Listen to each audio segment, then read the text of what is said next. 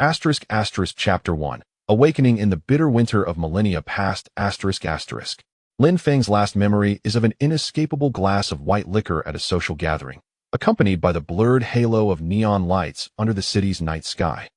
His head throbbed painfully, and his stomach churned violently as he collapsed onto a soft mattress, too exhausted to even muster the strength to remove his tie, succumbing to an overwhelming fatigue that dragged him into darkness. Yet, sleep did not bring solace. A warmth was replaced by an excruciating chill, as though icy needles pierced through every pore of his skin. Instinctively, Lin Feng curled his body, reaching for the down comforter, only to grasp a damp, coarse, and gritty texture instead, cold. No, this is not right. This was not the familiar mattress he had slept on for 5 years, slightly sagging in the middle. The bed beneath him was unyielding, the cold seeping through the thin fabric of his suit, slithering into his bones like a venomous serpent. With great difficulty, he managed to lift his seemingly leaden eyelids in his blurred vision. There were no familiar cracks in the ceiling, no neon light pollution seeping through the curtain's gaps, only an endless, disquieting expanse of grayish-white snow. He thought he might be hallucinating or still trapped in an odd dream. He blinked vigorously, attempting to gain focus that it was indeed snow. Fluffy flakes drifted silently down, clinging to his eyelashes and blurring his vision further. He lay in a shallow pit, surrounded by thick layers of snow, beneath a low-hanging, leaden sky that seemed ready to crush him. The chilling wind sliced across his cheeks, ears, and neck like countless icy daggers, stealing away every ounce of warmth. Ugh, he attempted to speak, but only a hoarse groan escaped his throat. The frigid air filled his lungs, inducing a violent cough that reverberated through his entire body, especially his nearly frozen chest. Where am I? This question struck like lightning, cleaving through the muddled haze of intoxication and cold in his mind. Panic surged like a cold tide, instantly engulfing his limbs. Lin Feng desperately tried to sit up, only to find his body unresponsive, his limbs seemingly frozen to the ground, heavy and numb, with only uncontrollable shivers betraying their existence. His teeth began to chatter violently, producing a sound that echoed ominously in the stillness. Cold. So cold. This was a chill unlike any he had ever experienced. Not the damp cold of a southern winter that could be warded off with down jackets and heating. This was a dry, merciless chill, as if it sought to drain every last drop of warmth from his blood. His suit and wool coat felt as thin as paper against this temperature, the biting wind easily penetrating them, attacking his skin, muscles, and even reaching his marrow. A nightmare. It must be a nightmare.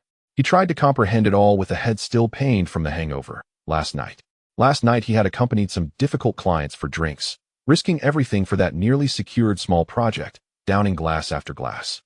What happened next? It seemed a colleague had stuffed him into a taxi. He recalled stumbling up the stairs, fumbling with the key for what felt like an eternity before finally opening the door, and then collapsing onto the bed, shoes still on. Yes, the bed.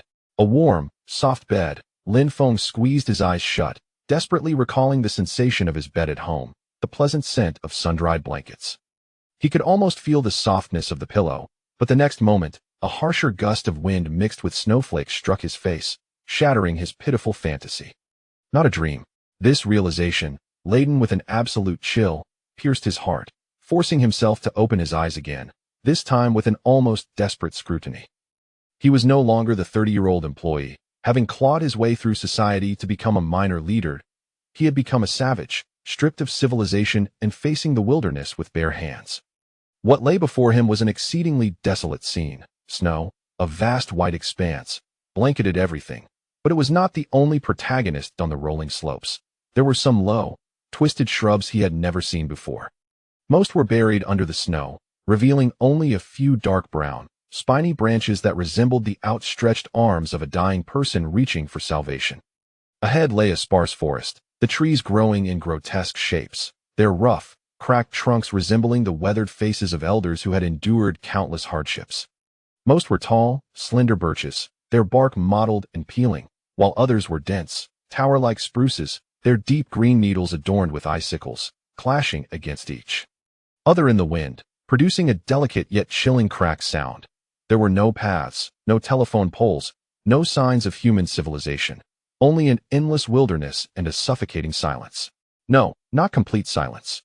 The wind served as the eternal backdrop, howling across the plains, lifting the snow into swirling eddies, creating a white-haired wind that wailed mournfully.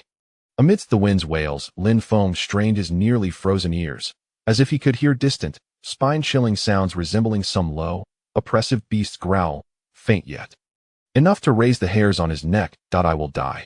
If I stay here, I will surely perish. The instinct for survival finally overpowered his initial shock and fear. He could not lie here and await death. He had to move. Summoning every ounce of strength, he propped himself up with his elbows, attempting to crawl out of the snowy pit. This simple action drained him of tremendous energy. His muscles, weakened by the cold and alcohol, ached with each movement, accompanied by stabbing pain and uncontrollable shivers. Lin Feng struggled, using hands and feet, barely managing to sit up on his knees. At that moment, his gaze was drawn to a mark in the snow beside him. That was not his own footprint. This imprint was much larger and deeper. As he leaned closer, the icy snowflakes brushed against his nose. It was a massive, circular depression, nearly the size of his outstretched palm. Along the edge of the circle were distinct, deep, sharp claw marks, still visible despite being slowly covered by falling snow, revealing their astonishing power and size. What creature left these tracks? Lin Feng's breath hitched. Though not an expert on wildlife, he knew that ordinary wolves or bears could not possibly leave such enormous and terrifying footprints. This thing exuded an aura of primal ferocity merely from its tracks. Fear gripped his heart like an icy hand, momentarily overpowering the chill in his body. He abruptly looked up, following the direction of the prints, the trail of enormous impressions clearly extending into the depths of the sparse and eerie woods, disappearing into the dim light, the forest. He had to go to that forest. Previously, the search for shelter had been a vague thought. Now, the footprints rendered that decision urgent and clear. The woods could at least offer some cover, shielding him from the deadly cold wind, and perhaps he might find a cave or crevice to hide in. More importantly, lingering in the open would leave him vulnerable should the enormous beast that made these tracks return, turning him into an easy meal. The cold and fear became his dual driving forces. Lin Feng gritted his teeth, enduring the stabbing pains and numbness coursing through his body, and shakily rose to his feet. His legs felt as soft as overcooked noodles, and he had to lean against a snow-covered rock to steady himself. Fortunately, he still wore the leather gloves from the previous night, which, though nearly soaked, offered some protection against the biting cold that seeped through, stinging the palms of his hands. Lin Feng inhaled a deep breath of the frigid air, striving to calm his racing thoughts. As a mechanical engineering student, logic and analysis were his strong suits. Although the environment had drastically changed, his approach to problem-solving must remain steadfast. The first priority, warmth, and to seek shelter. The second priority, to ignite a fire. The third priority, water and food. He patted his pockets. His phone remained, yet the screen was dark, unresponsive to any button he pressed, likely frozen and powered down long ago. His wallet was intact, but the red bills within were as useless as scraps of paper in this desolate place. His cigarette pack was slightly crushed, and he clumsily extracted a cigarette, placing it between his lips. Then, he retrieved the familiar Zippo lighter. Just yesterday, he had impressed a client with a one-handed flip to ignite it, and now it was his sole artifact of modern civilization. Shaking, he attempted to spark the lighter.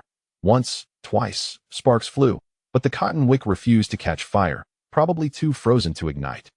Lin Feng clutched it tightly in his palm, holding it close to his chest, hoping his body heat could revive its functionality. His fingers brushed against the keychain on his belt, a multifunctional keyring with a bottle opener, both for beer and wine. Lin Feng, accustomed to social gatherings, appreciated this portable tool, even if he usually drank liquor. There was also a small multi-tool knife attached, which contained a tiny blade, scissors, and other minor implements. Better than nothing. After checking his gear, Lin Feng again cast his gaze toward the foreboding forest, the only glimmer of hope in his current predicament. He took a deep breath of the icy air, steadied his trembling wrist with his other hand, and made another attempt. Click! A faint flicker of flame finally emerged, bravely swaying in the cold wind and emitting a slight warmth. He hurriedly leaned in, igniting the cigarette at his lips. Taking a deep drag, the familiar, slightly spicy smoke filled his lungs, although it made him cough. An odd, almost ritualistic sense of calm enveloped him as the nicotine coursed through his veins. In this absolute wilderness, this spark of familiar modernity became his sole anchor of sanity. Lin Feng set his feet in motion, each step sinking deeply into the snow, producing a crunching sound. The biting wind lashed at him, nearly forcing his eyes shut, his body swaying like a candle flickering in the breeze. He was uncertain of his location, how he had arrived here, or what awaited him ahead. All he knew was that he must press forward, to find a semblance of life before the monstrous beast that left terrifying footprints discovered him, before the merciless cold completely consumed him. After trudging awkwardly toward the forest for about 10 minutes, the deep snow making each step laborious, he paused to catch his breath against a peculiar tree, its bark cracked and scaly-eye in the distance. A sight caused his blood to run cold. Through swirling snowflakes and sparse shadows of trees, a group of colossal figures emerged on the vast expanse of ice at the edge of his vision. They were unimaginably massive, resembling moving hills. Their rough, thick skin bore a gray-brown hue, covered in long, shaggy fur. Their enormous heads hung low, but what captured his attention were the upward curving tusks resembling gigantic scythes, glinting with a ghastly sheen in the pale daylight. Mammoth? Lin Feng's mind buzzed, involuntarily voicing a name he had only encountered in museums, documentaries, and animated films like Ice Age. This herd of prehistoric giants moved in a loose formation, their heavy, deliberate steps slow yet resolute as they traversed the icy plain. Their colossal footprints pressed into the frozen ground, causing the earth to tremble ever so slightly, a raw, primal spectacle of life that starkly contrasted with Lin Feng's understanding of the world, plunging him into despair. Impossible. This cannot be, he murmured, his teeth chattering more violently, though this time it was not solely from the cold. Mammoths, creatures that had long since perished thousands of years ago, stood before him in the flesh. The shock of this revelation was 1,000 times more intense than the fear he had felt from the monstrous footprints. Footprints, right, those footprints. Could they belong to another long-extinct giant? A saber-toothed tiger? Or something even more terrifying? A chilling, soul-shaking conclusion crashed into his mind like an avalanche.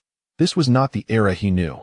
There were no cities, no civilization, perhaps not even other humans. The biting cold in the air, the peculiar vegetation, the terrifying beast tracks, and this group of prehistoric creatures, which should only exist in fossils and imagination, all pointed to a mad, desperate truth. He, Lin Feng, for reasons unknown, had traversed through millennia, awakening in the frigid grip of the last ice age, a savage prehistoric world fraught with lethal dangers for humanity. In that moment, all his concerns about KPIs, promotions, and mortgages dissolved into nothingness. Chapter 2. Sanctuary. Lin Feng gingerly stepped into the edge of the forest, as if he had just clawed his way up from a vast, desolate sea of white death to a meager rock that barely offered respite. However, the woods were not the vibrant oasis he had envisioned. Instead, they revealed another realm dominated by silence and cold. The sight before him was one of extreme desolation. The trees were sparse, predominantly consisting of hardy birches and spruces, standing crookedly upon the snow-covered expanse like frozen giants. The birches, with their mottled and peeling bark, glimmered a ghastly pallor under the grayish light, while the deep green needles of the spruces were encased in thick layers of ice, producing a brittle, chilling crackle with every gust of wind. The low shrubs were nearly entirely swallowed by the snow, with only a few spindly, thorny branches daring to pierce through the snowy veil, desperately indicating that life might still be struggling beneath. The snow-covered ground was uneven. Alongside his own unsteady footprints, delicate paw prints were faintly imprinted, likely left by rabbits or foxes, adding a fleeting trace of vitality to this lifeless world, yet contrasting sharply with his solitary intrusion. He searched diligently, his gaze sweeping across every nook and cranny where food might be concealed, at the roots of bushes, behind tree trunks, in the crevices of rocks. Yet, aside from the pristine white snow and the resilient thorns, he found no remnants of berries, no signs of edible roots or wild vegetables. It was a world thoroughly ravaged by the cold, where plant-based sustenance seemed but a distant, blurred memory of a warm summer. A searing thirst ignited in his throat, akin to a burning flame. His lips, parched and cracked from the cold, made every swallow feel like sandpaper scraping against his insides. His stomach was hollow. The earlier tumultuous sensation of drunkenness long replaced by a primal urge for survival. Lin Feng licked his chapped lips, the frigid air only exacerbating his thirst. Finally, he could no longer resist. He crouched down, removed his already soaked leather gloves, and with his numbed, crimson fingers, scooped a handful of seemingly clean snow and clumsily stuffed it into his mouth. The icy texture sent shivers through his jaw, and he yearned for even the slightest relief of moisture. However, in this extreme cold, the snow was as dry as sand. Upon entry, it not only failed to melt immediately, but greedily absorbed the meager saliva from his mouth, leaving behind an even more unbearable dryness.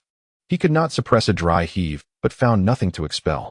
He had to keep his mouth shut, relying on his body heat to slowly melt the icy mass.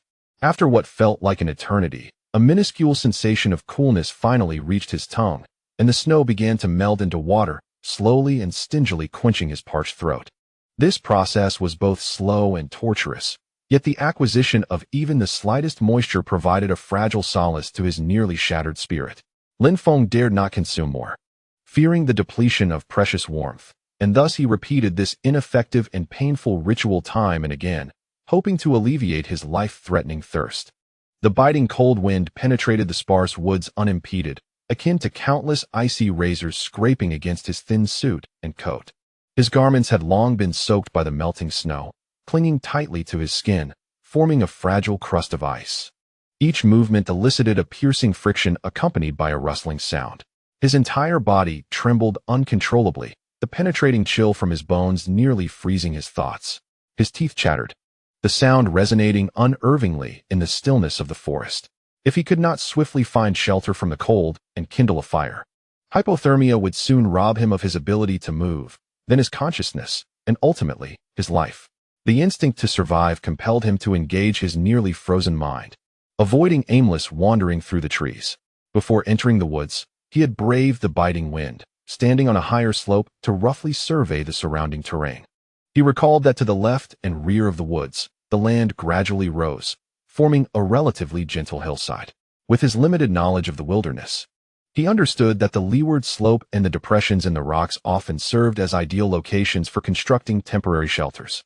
With a clear objective in mind, each step became an arduous challenge. The snow reached up to his calves, and each lift of his leg felt akin to performing a deep squat, depleting his already scant reserves of strength. His lungs heaved like a battered bellows, the frigid air stinging his alveoli. Leaning on a long branch that had broken at the edge of the woods and barely served as a walking stick, he trudged forward, each step sinking into the snow, moving in the direction of his memories. Time lost all meaning. He could not ascertain how long had passed, perhaps an hour, or possibly longer, when he finally struggled through the sparse woodland, arriving at the foot of the hillside. The slope was not steep, blanketed in thick snow, resembling a vast white shroud. A few massive, dark rocks defiantly emerged from the snow, like the exposed spines of a colossal beast adorned with icicles. The hillside faced away from the predominant wind direction, instilling in him a flicker of hope. His gaze meticulously swept across every inch of the snowy surface, searching for any potential depressions or shelters. Suddenly, his eyes fixated on a side of the slope where the contours of the snow appeared peculiar, revealing a distinct indentation. A rush of urgency surged within him as he laboriously made his way over, only to discover that it was not merely a simple depression, but a naturally formed crevice. The opening of the fissure was approximately 1 meter wide, its edges jagged, extending inward for 2 or 3 meters, with the base slightly wider than the opening, though it had accumulated some snow. Nevertheless, the overall space was sufficient to accommodate an adult curled up within. Most importantly, it offered 3 sides of natural rock barriers, requiring only to seal the opening to create an excellent windbreak. This was it. The realization nearly brought him to tears of joy. Although the dryness of his eyes yielded no drops, hope surged through him like a potent stimulant, temporarily overshadowing his profound fatigue and the relentless cold. He immediately sprang into action, first needing to clear the accumulated snow from the crevice. Using his cane and even his hands, he began to roughly scrape away the snow at the bottom of the fissure. Once a sufficient space was cleared, he proceeded to gather materials for construction. He returned to the adjacent woods, his gaze fixed on the low-hanging dead branches and the robust boughs that had been broken by the wind and snow. For those thicker branches that he could not break by hand or foot, he had no choice but to abandon them, turning instead to seek out the relatively dry twigs that had already fallen to the ground. After collecting a sufficient amount of materials, the true construction began. He first placed several of the sturdiest and longest branches as the main beams, resting one end on the upper edge of the crevice's opening and the other end slanted into the snow before the fissure, forming a stable triangular structure. Next, he tightly laid somewhat thinner and more branched twigs horizontally across the main beams, akin to weaving a fence, striving to fill in the gaps. With the framework taking initial shape, he needed to add a windbreak layer. He ventured deeper into the woods once more, this time specifically searching for branches of spruce laden with dense needles, as these leafy twigs made excellent windbreak material. With all his strength, he gathered a substantial quantity of these leafy branches, layering them thickly over the twig framework with the needles facing downward, akin to draping a thick green blanket over the shelter. During the covering process, he intentionally left a small gap at the top of the crevice, reserved for the smoke to escape when he would later light a fire. Finally, on the wall facing the wind, he fashioned a small opening just large enough for him to crawl in and out, using a larger leafy branch as a makeshift curtain that could be drawn down to shield against the wind and lifted when entering or exiting. When this rudimentary yet hope-filled refuge was finally completed, Lin Feng was nearly exhausted, his sweat quickly turning icy as it emerged from his pores. Yet he could not afford to rest. The moment he crawled inside, the world seemed to fall silent, although the chill still seeped up from the rocky walls and ground. The bone-cutting cold wind was finally kept at bay. This fleeting yet comparatively warm moment nearly coaxed a sigh of satisfaction from him. In one corner of the shelter lay the driest pile of twigs he had collected, the crucial fuel for his survival. Trembling, he retrieved a Zippo lighter from his inner pocket, having warmed it with his body heat for so long, and it finally regained its vitality. Taking a deep breath, he pressed the switch. With a click, a flicker of orange flame leaped forth, burning steadily in the relatively windless space, radiating an enticing glow and warmth. He carefully cupped his hands around this precious spark, moving it towards the pile of dry twigs. However, these twigs, long exposed to the ice and snow, bore moisture on their surfaces, making it challenging to ignite even the thinnest of branches. The flame licked at the twigs, leaving only charred marks and emitting acrid smoke.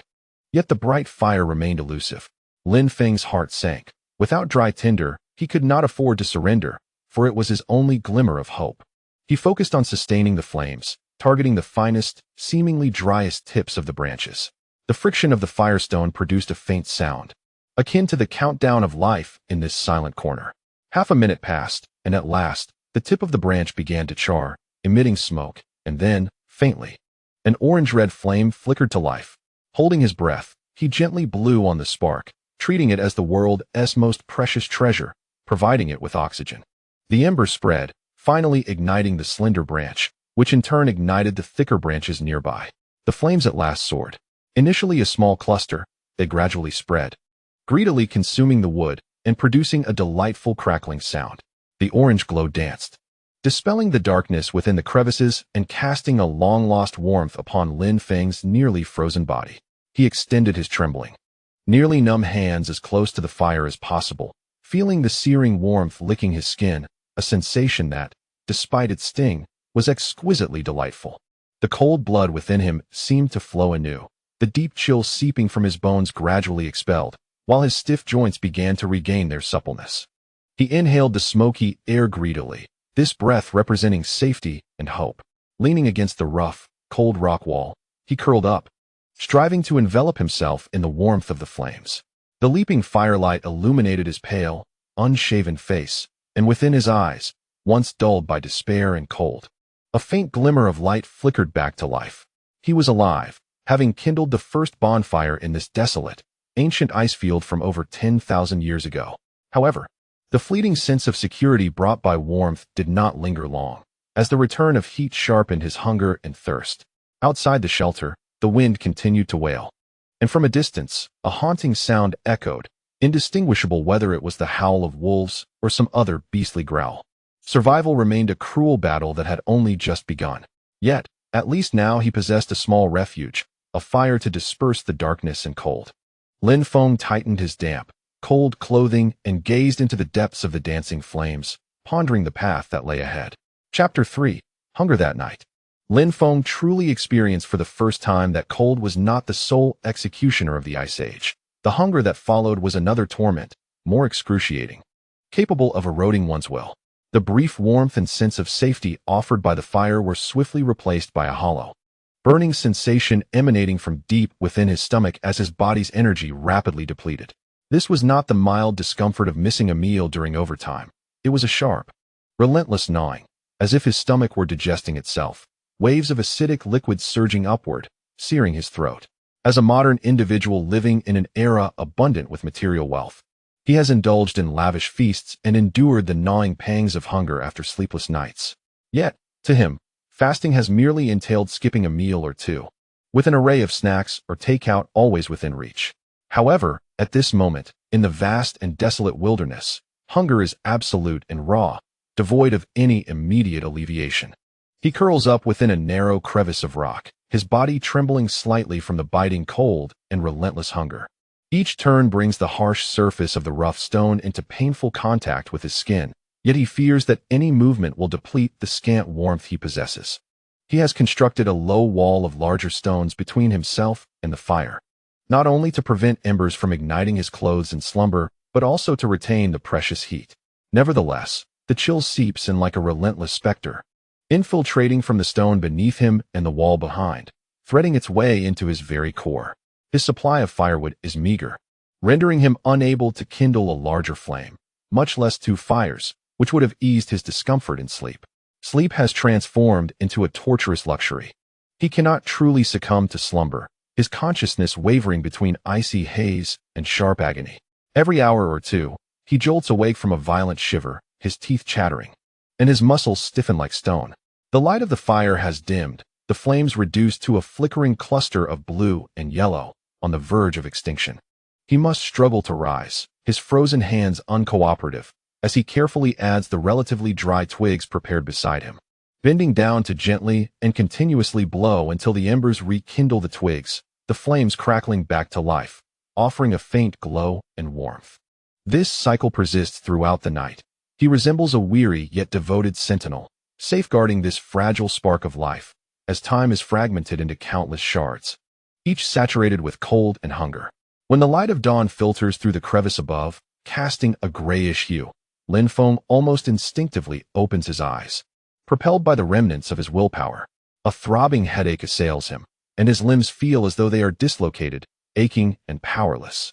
The burning sensation in his stomach has not eased with the passage of time. Rather, it has intensified, sharp and specific, as if an invisible hand were vigorously stirring within. He experiences waves of dizziness, intermittent flashes of golden stars dancing before his eyes, a hallmark of hypoglycemia.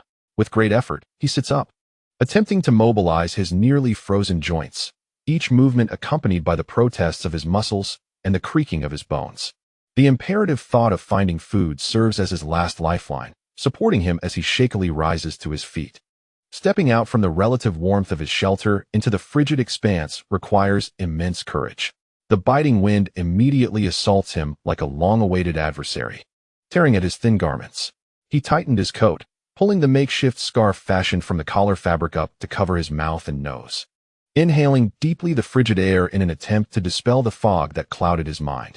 Once more, he ventured toward the grove, his gaze more urgent and meticulous than the day before, scrutinizing every thicket, the roots of each tree, even the moss on the bark, wishing he could peel away a layer with his eyes for closer inspection. Yet, despair lingered as the outcome remained bleak. Beneath the snow, only the hardened, frozen earth and the dead grass roots lay in wait. The berries had long been foraged by creatures of the wild, and he could find none. As for edible roots, he was utterly oblivious to which plants in this era and region were safe to consume, not to mention the daunting challenge of excavating them from the frozen soil. Hunger gnawed at him like a rampant vine, tightening its grip on his sanity. The spasms in his stomach intensified, rendering him nearly unable to stand upright. His vision began to blur, his focus waned, and he finally grasped the true essence of desperation born from starvation. His gaze fell upon the tender branches and bark of the spruce and birch trees, and he recalled fragments of survival knowledge that suggested the inner layer of bark could stave off hunger in certain circumstances. Driven by the instinct to survive, he approached a relatively young birch tree, laboriously scraping away the rough, dark outer bark with his small knife to reveal the softer, pale green inner layer beneath. He carved off a small piece, hesitating momentarily before placing it in his mouth to chew. An indescribable bitterness enveloped him instantly. The fibrous texture was as coarse as sawdust, scraping against his throat, making it difficult to swallow. Yet, he forced himself to ingest it, the roughness sliding down his esophagus, bringing a peculiar, filling satisfaction that momentarily quelled the gnawing pain in his stomach. He then attempted to pluck a few tender shoots from the spruce, equally bitter and laden with a greasy flavor that turned his stomach, but he swallowed them nonetheless. This meager sustenance, which might even pose unknown risks, temporarily alleviated his most acute hunger, yet it failed to provide any real energy. His throat burned painfully from the scraping, but he paid it no mind. The emptiness within him subsided slightly, and his sanity began to return. Relying solely on bark and tender shoots was utterly unsustainable. He needed to procure genuine sustenance rich in protein and fat. Memories of his childhood surfaced, of a small village in the south where, during summer breaks, he was adept at catching fish in the ditches and skilled at setting snares for sparrows and hares along the field ridges. Those skills, long buried beneath the dust of urban living, now emerged as his sole hope. However, the icy landscape before him thwarted any possibility of fishing or shrimping, with all water sources ensconced beneath thick layers of ice. His only glimmer of hope lay in the tiny footprints of small animals left in the snow, rabbits, weasels, or anything that could be ensnared. Yet, without bait, he faced the greatest challenge of all. He could not lure prey with non-existent food. He could only rely on discerning the paths of animals to set up trigger-based mechanical traps. The snares and rockfall traps were the ones he had mastered during his childhood. The former employed the elasticity of branches to swiftly lift the noose, ensnaring the legs or neck of the prey, while the latter utilized levers or triggering mechanisms to drop heavy objects upon unsuspecting quarry. With a plan in place, action became the sole means of resisting despair. First, he needed materials. Resilient branches would serve as the power source for the traps. He meticulously searched the woods, selecting young saplings, primarily birch and some unknown shrubs, that were about the thickness of his thumb, sturdy and elastic. After considerable effort, he managed to break off 5 or 6 straight branches, each approximately 1.5 meters in length, removing any extraneous side branches. This laborious process drained much of his strength, leaving his arms weary and beads of perspiration forming on his forehead. The biting wind chilled him to the bone.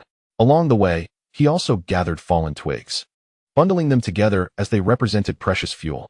After nearly 2 hours, he returned to the shelter, cradling the branches and firewood. The fire pit lay extinguished, reduced to a pile of warm ashes and a few dark red coals.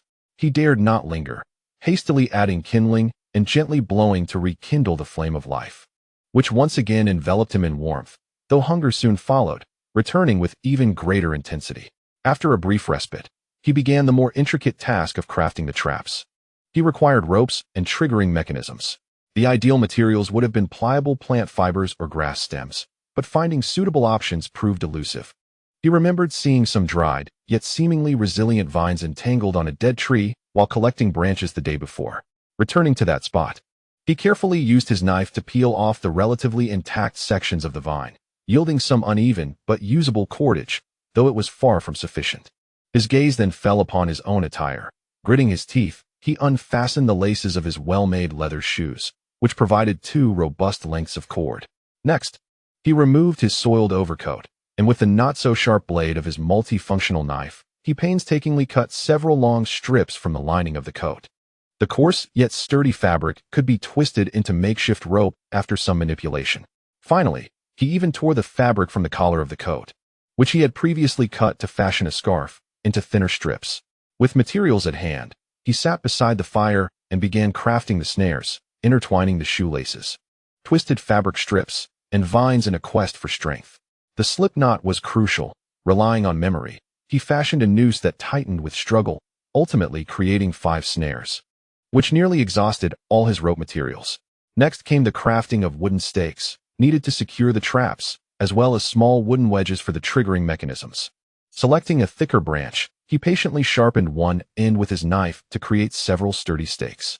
He sought out some slender, sturdy branches and deftly carved them into petite triggering mechanisms, some fashioned as simple notches, while others required meticulous balance at their fulcrum. By the time the 5 rudimentary noose traps were finally completed, the daylight had begun to wane. for the duration of daylight in this realm was particularly brief. Chapter 4. The Watcher beneath the veil of night. The leaden gray sky seemed to be drawn swiftly across by an invisible hand, the remaining light retreating with reluctance, rendering the contours of the forest obscure and sinister, akin to a multitude of lurking beasts. The cold, with the departure of light, became increasingly penetrating, weaving its way into the marrow. Lin Feng's heart tightened. He must complete the trap set up before darkness enveloped the land entirely. Suppressing the dizziness brought on by hunger and fatigue, he grasped the 5 meticulously crafted nooses and several sharpened stakes, inhaling a breath of frigid air, and once more ventured into the perilous woods. This time, his objective was clear, and his movements were particularly cautious.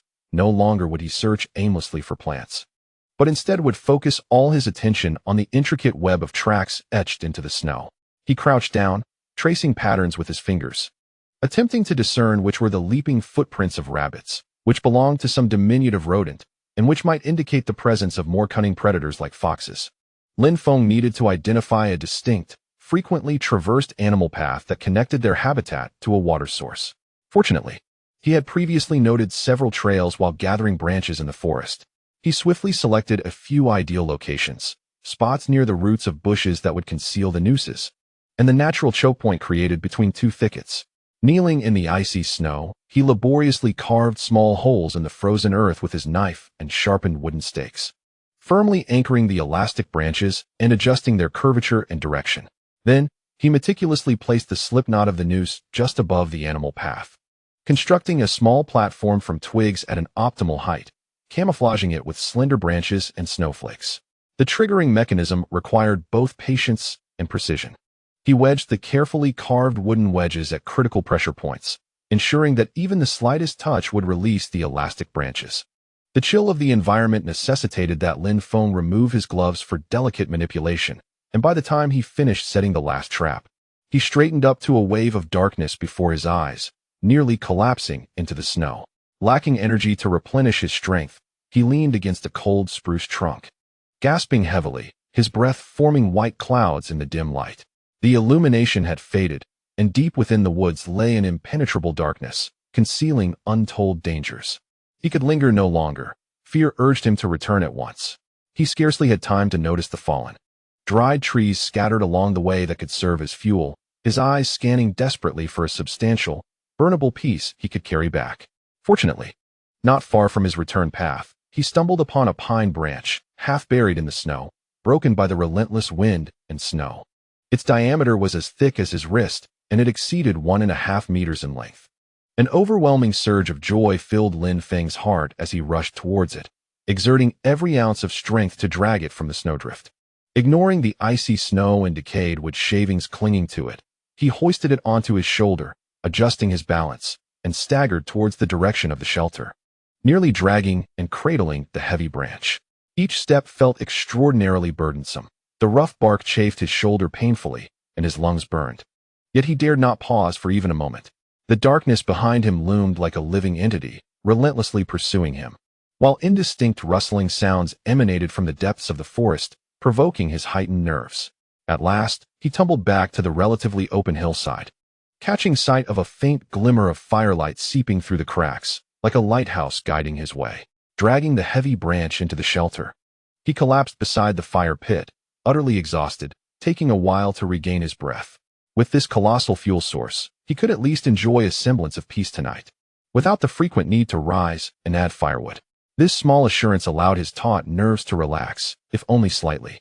Before night completely enveloped the sky, Lin Feng ventured to the edge of the nearby woods to gather more leafy branches, even pressing down on slender, straight saplings to break them with his weight.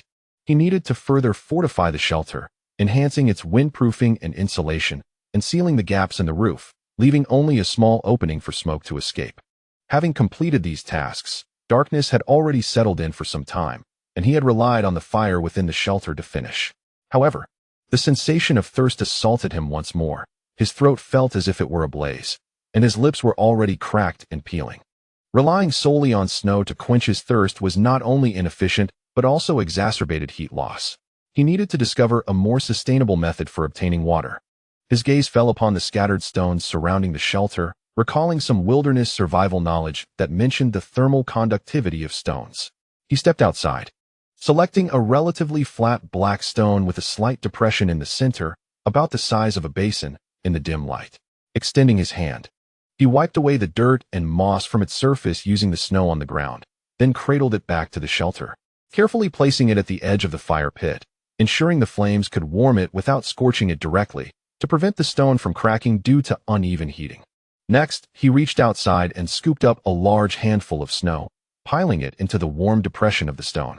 The cold snow made contact with the heated stone, beginning to melt, and soon, clear droplets of water coalesced into a small pool of shimmering liquid. Lin Feng eagerly bent down, like a parched animal, pressing his lips against the stone's surface and cautiously sipping. The water, imbued with the stone's gentle warmth and a faint earthy taste, was infinitely more soothing to his parched throat than swallowing the icy snow powder. Though the melted water was scant, barely enough to moisten his throat, he glimpsed a flicker of hope. He persistently repeated the process, gathering snow, placing it upon the stone, waiting for it to melt, and then sipping.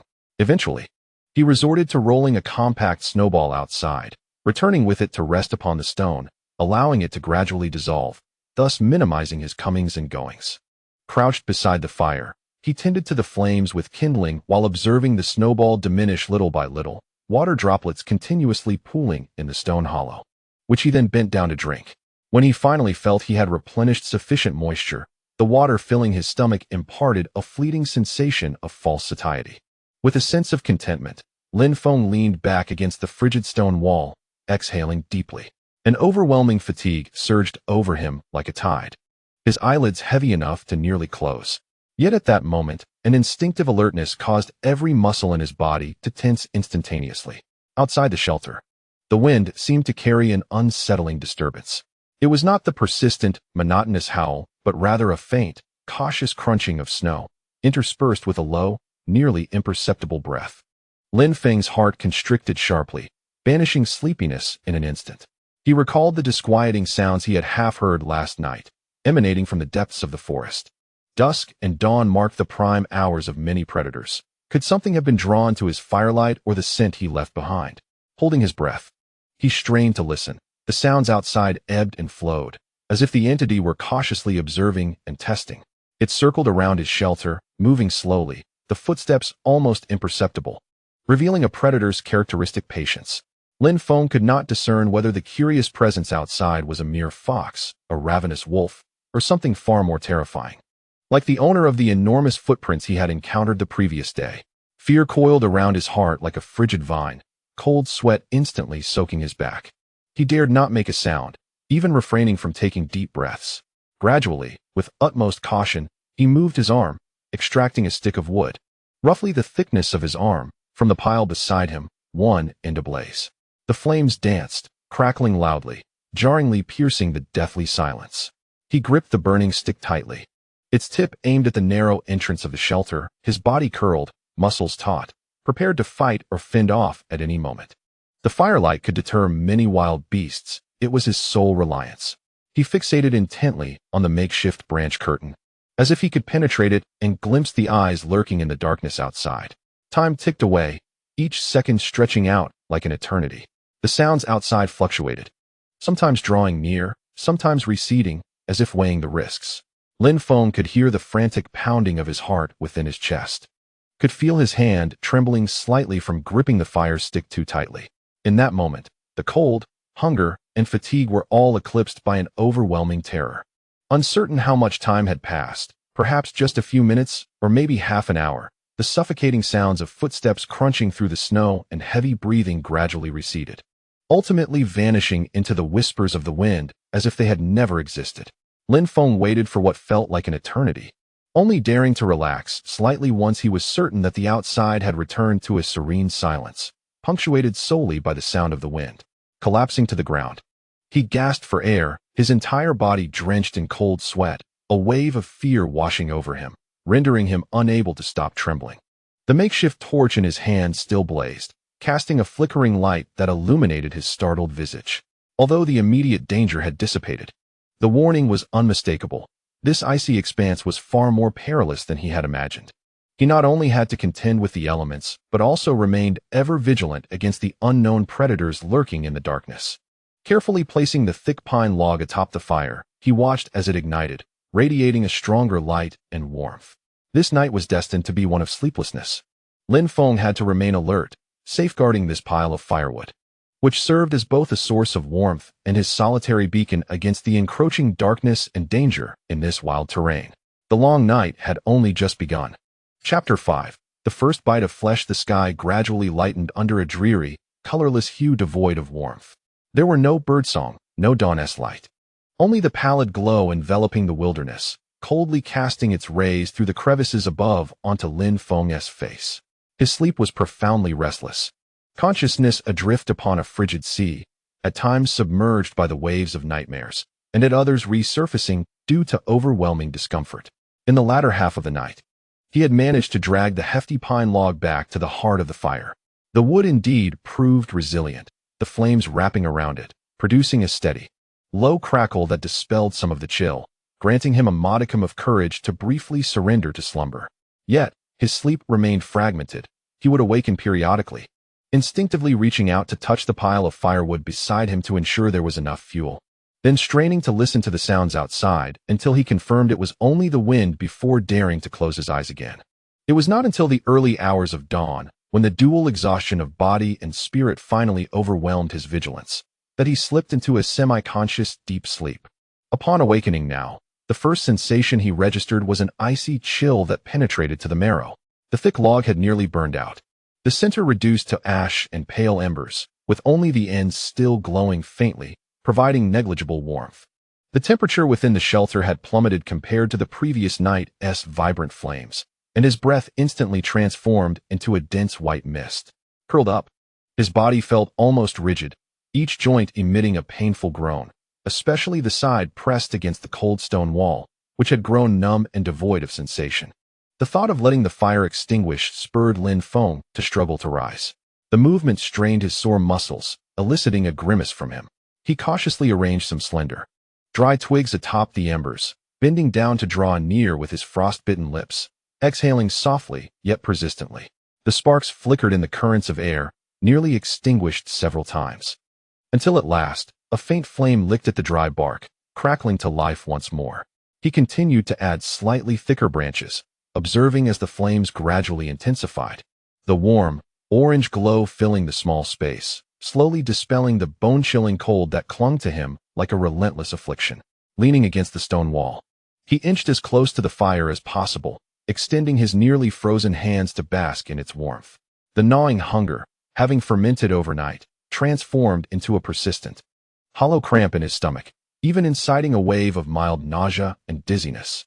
He licked his cracked lips, contemplating the vital task that lay ahead, checking the traps that could determine his very survival.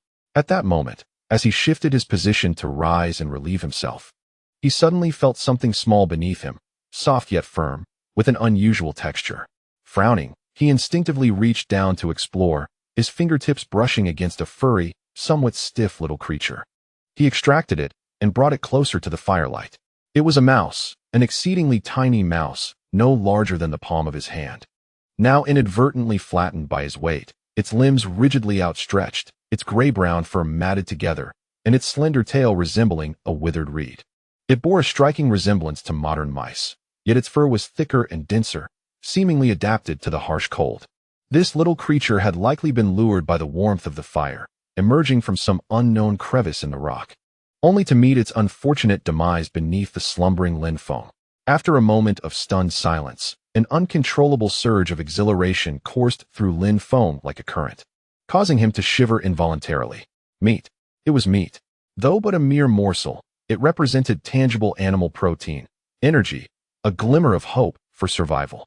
On the third day of hunger, the vestiges of his civilized restraint and hygiene had been entirely eroded.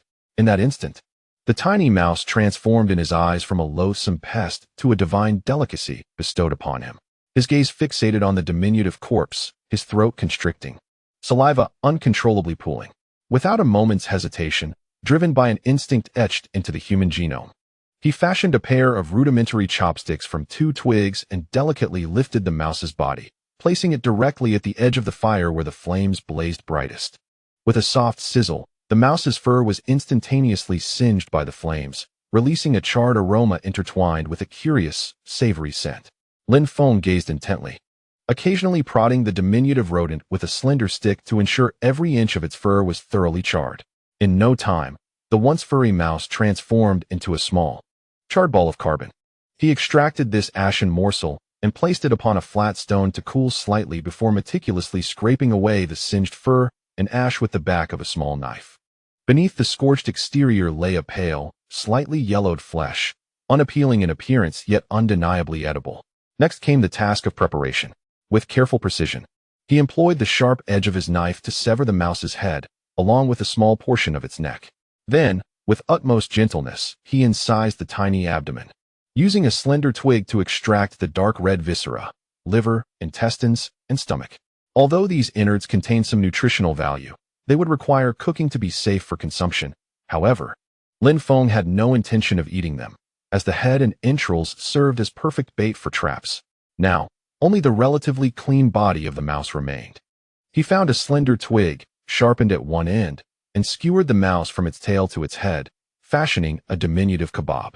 Holding this roasted mouse skewer above the flames, not directly in contact, but rather utilizing the searing heat of the coals and radiant warmth, he soon detected a distinct aroma, purer than that of singed fur, mingled with the unique scent of rendered fat. To Lin Feng, who was ravenous, this fragrance was an irresistible temptation. His stomach convulsed violently, emitting loud growls that urged him to consume the food immediately. Yet, he forced himself to endure. In the wilderness, the fundamental principle of survival dictated that food must be thoroughly cooked to avoid illness. Patiently, he rotated the skewer, ensuring each side of the meat received even heat, watching as it transitioned from pale pink to a delicate golden hue, the scant fat beneath the skin sizzling and occasionally releasing a droplet that produced a wisp of blue smoke upon contact with the coals. These fleeting minutes felt interminable, as if a century had passed. Every sense was attuned to the tiny skewer. The alluring aroma flooded his nostrils, his eyes tracked every slight alteration in color, and his ears captured the soft sounds of fat dripping. At long last, he deemed it sufficiently cooked. The mouse meat appeared slightly charred, its size diminished. Unable to restrain himself any longer and disregarding the heat, he swiftly removed the skewer from the flames and brought it to his lips. He cautiously took a small bite. The exterior was somewhat crisp, while the interior flesh was firm, imbued with a potent, unrefined flavor he had never encountered before, lacking any salt or seasoning to enhance it. This primal taste was far from delightful, even somewhat abrasive to his throat. However, faced with overwhelming hunger, the finickiness of his taste buds seemed trivial. The tangible sensation of meat, the faint satisfaction of fat melting in his mouth, swiftly conquered all his resistance. He devoured the remaining mouse meat, bones and all, with an almost ravenous fervor. It was far too small, indeed excessively so. After just 2 or 3 bites, all that remained in his hand was a bare twig. Lingering in the aftertaste, he licked the remnants of oil from his fingers, leaning against the stone wall, savoring the faint yet genuine warmth that the morsel of meat brought to his empty stomach. Though far from satiated, the sharp, tormenting pangs of hunger had notably lessened.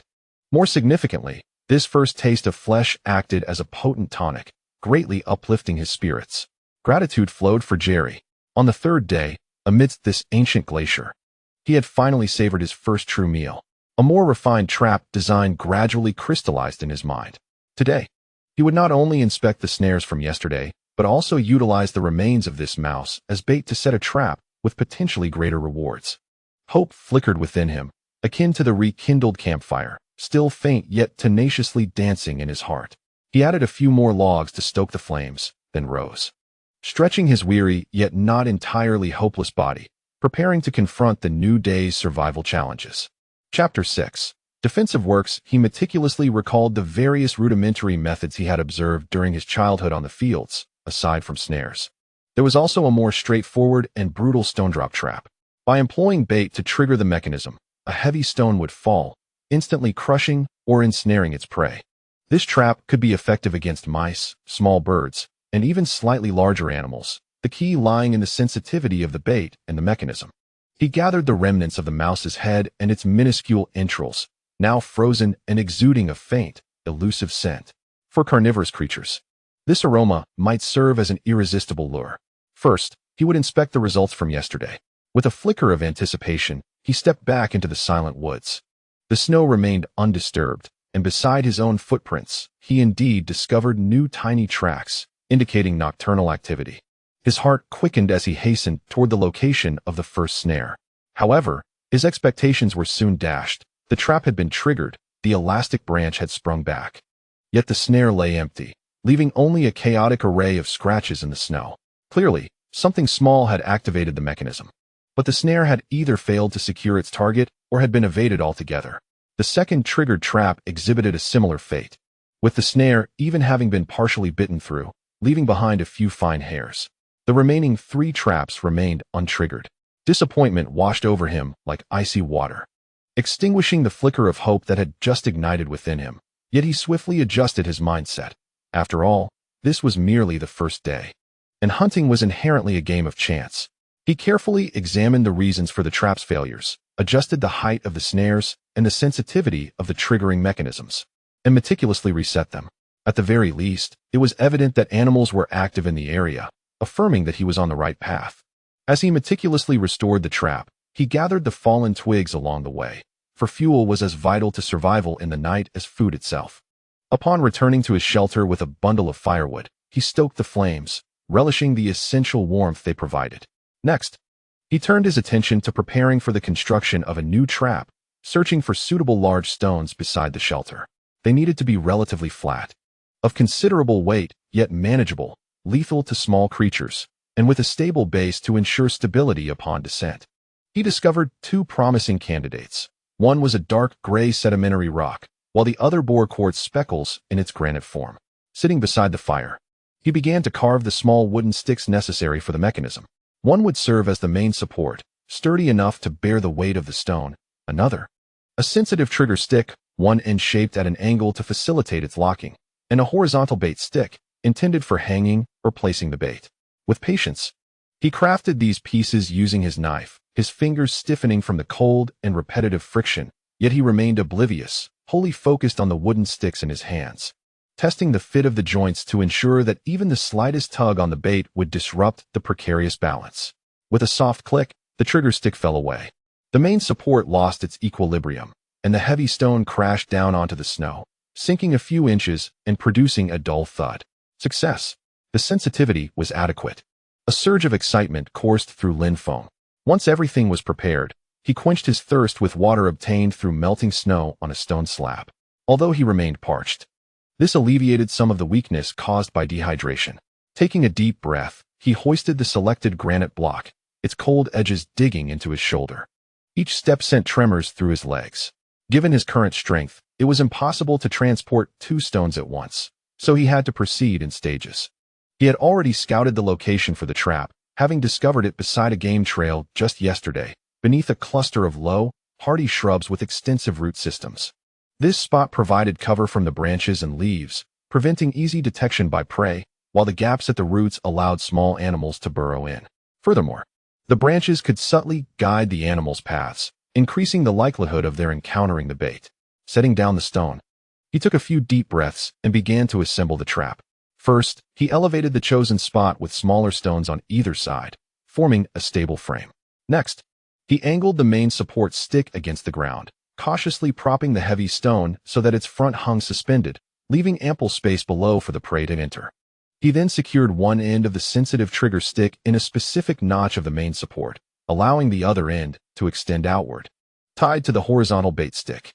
Finally, he firmly affixed a frozen mouse head to the bait stick, placing the entrails carefully in the snow beneath it to emit an even more potent aroma. Stepping back to observe, he noted that the entire apparatus appeared to blend seamlessly into its surroundings, the heavy stone precariously poised above the enticing feast below. Having set the trap, he returned to the shelter and, with renewed determination, hoisted a second stone to craft another pressure trap in a concealed part of the beast's path. After this laborious endeavor, he found himself nearly depleted of the energy he had stored throughout the morning. His shirt was drenched in sweat, and the cold wind pierced him to the core. Yet, he could not afford to rest. The lurking presence of an unknown creature from the previous night hung over him like a sword of Damocles. A stark reminder that his refuge was not entirely secure. He needed a defensive line. The concept of fortifications began to take shape in his mind, a makeshift fence. Or more precisely, a barrier adorned with sharp obstacles. He ventured back into the woods, this time seeking sturdy branches over 2 meters long, relatively straight and wrist-thick. He required a substantial amount of such materials, and with a small knife, he labored to cut, and, using his weight, to snap them, expending immense effort to gather a dozen suitable sticks. Upon returning to the hillside, he embarked on yet another strenuous task. First, he shattered one end of each long stick with a stone, then patiently sharpened them with his knife to fashion rough, yet pointed spears. He selected a relatively flat area about 2 or 3 meters in front of the shelter's entrance, and, with a thicker stick, laboriously carved a series of small holes approximately 10 centimeters apart, deep enough to secure the wooden rods. One by one, he inserted the sharpened spears into the holes, their tips facing outward, angled at 45 degrees towards the slope below, from which potential threats may approach. To reinforce the structure, he used the thick vines he had collected to bind the adjacent sticks together at their midsections, creating a more cohesive barrier. As this rudimentary spear fence finally stood before the shelter, twilight had clearly descended. The gray-white sky slowly transformed into a deep blue, and the temperature dropped sharply. Leaning against an extra stick, he panted, surveying the fruits of his labor. Though primitive, this obstacle would not withstand the charge of a large beast. It could at least serve as a warning and a delay, granting him precious moments to react during the night and somewhat deterring smaller predators. The days are far too short, he murmured to himself, feeling as if he had been busy since rising, yet it seemed scarcely 8 hours had elapsed. The light was fleeting, while the night loomed long and perilous. Weary and drained, he crawled back into the shelter and hurriedly added large logs to the fire. The flickering flames illuminated his dirt-streaked and sweat-soaked face, casting shadows of the sharp fence that pointed ominously toward the encroaching darkness. Survival was a relentless cycle of labor, waiting, and yearning, gradually expanding the boundaries of existence. He curled up beside the fire, listening to the increasingly fierce wind outside. His stomach still hungry, but feeling slightly more robust than the day before. The long night stretched ahead, yet with the presence of this fence and the roaring bonfire, he could at least find some solace as he awaited the dawn of a new day. Chapter 7. The harvest. The dawn of the 6th day arrived amidst a bout of severe stomach cramps. Lin Feng curled up beside the frigid stone wall, his consciousness not yet fully awakened, yet his body had already sounded the alarm of hunger. His stomach, akin to a deflated pouch, spasmed helplessly within his abdomen, while acidic bile scorched the stomach lining, bringing waves of hollow, cramping pain. He could distinctly hear the sound of his intestines churning, reminiscent of dry leaves rustling.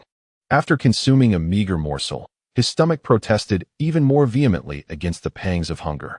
Struggling to open his eyes, he observed that the dim light filtering through the crevice above was slightly brighter than in previous days. The fire was nearly extinguished, reduced to flickering embers, and the last remnants of warmth in the shelter had long since been devoured by the cold night.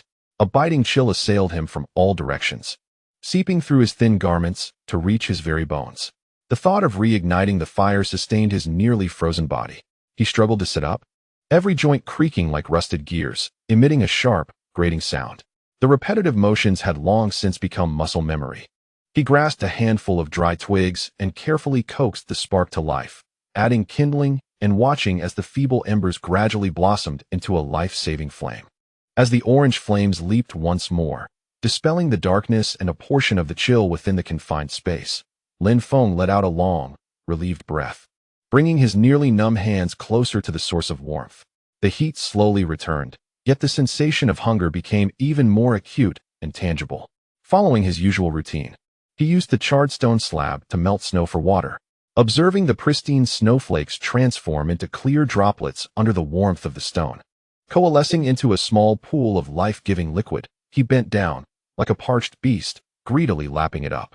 The lukewarm water, imbued with a faint smoky aroma and earthy taste, coursed down his cracked throat, temporarily alleviating his thirst, yet it only served to accentuate the emptiness in his stomach.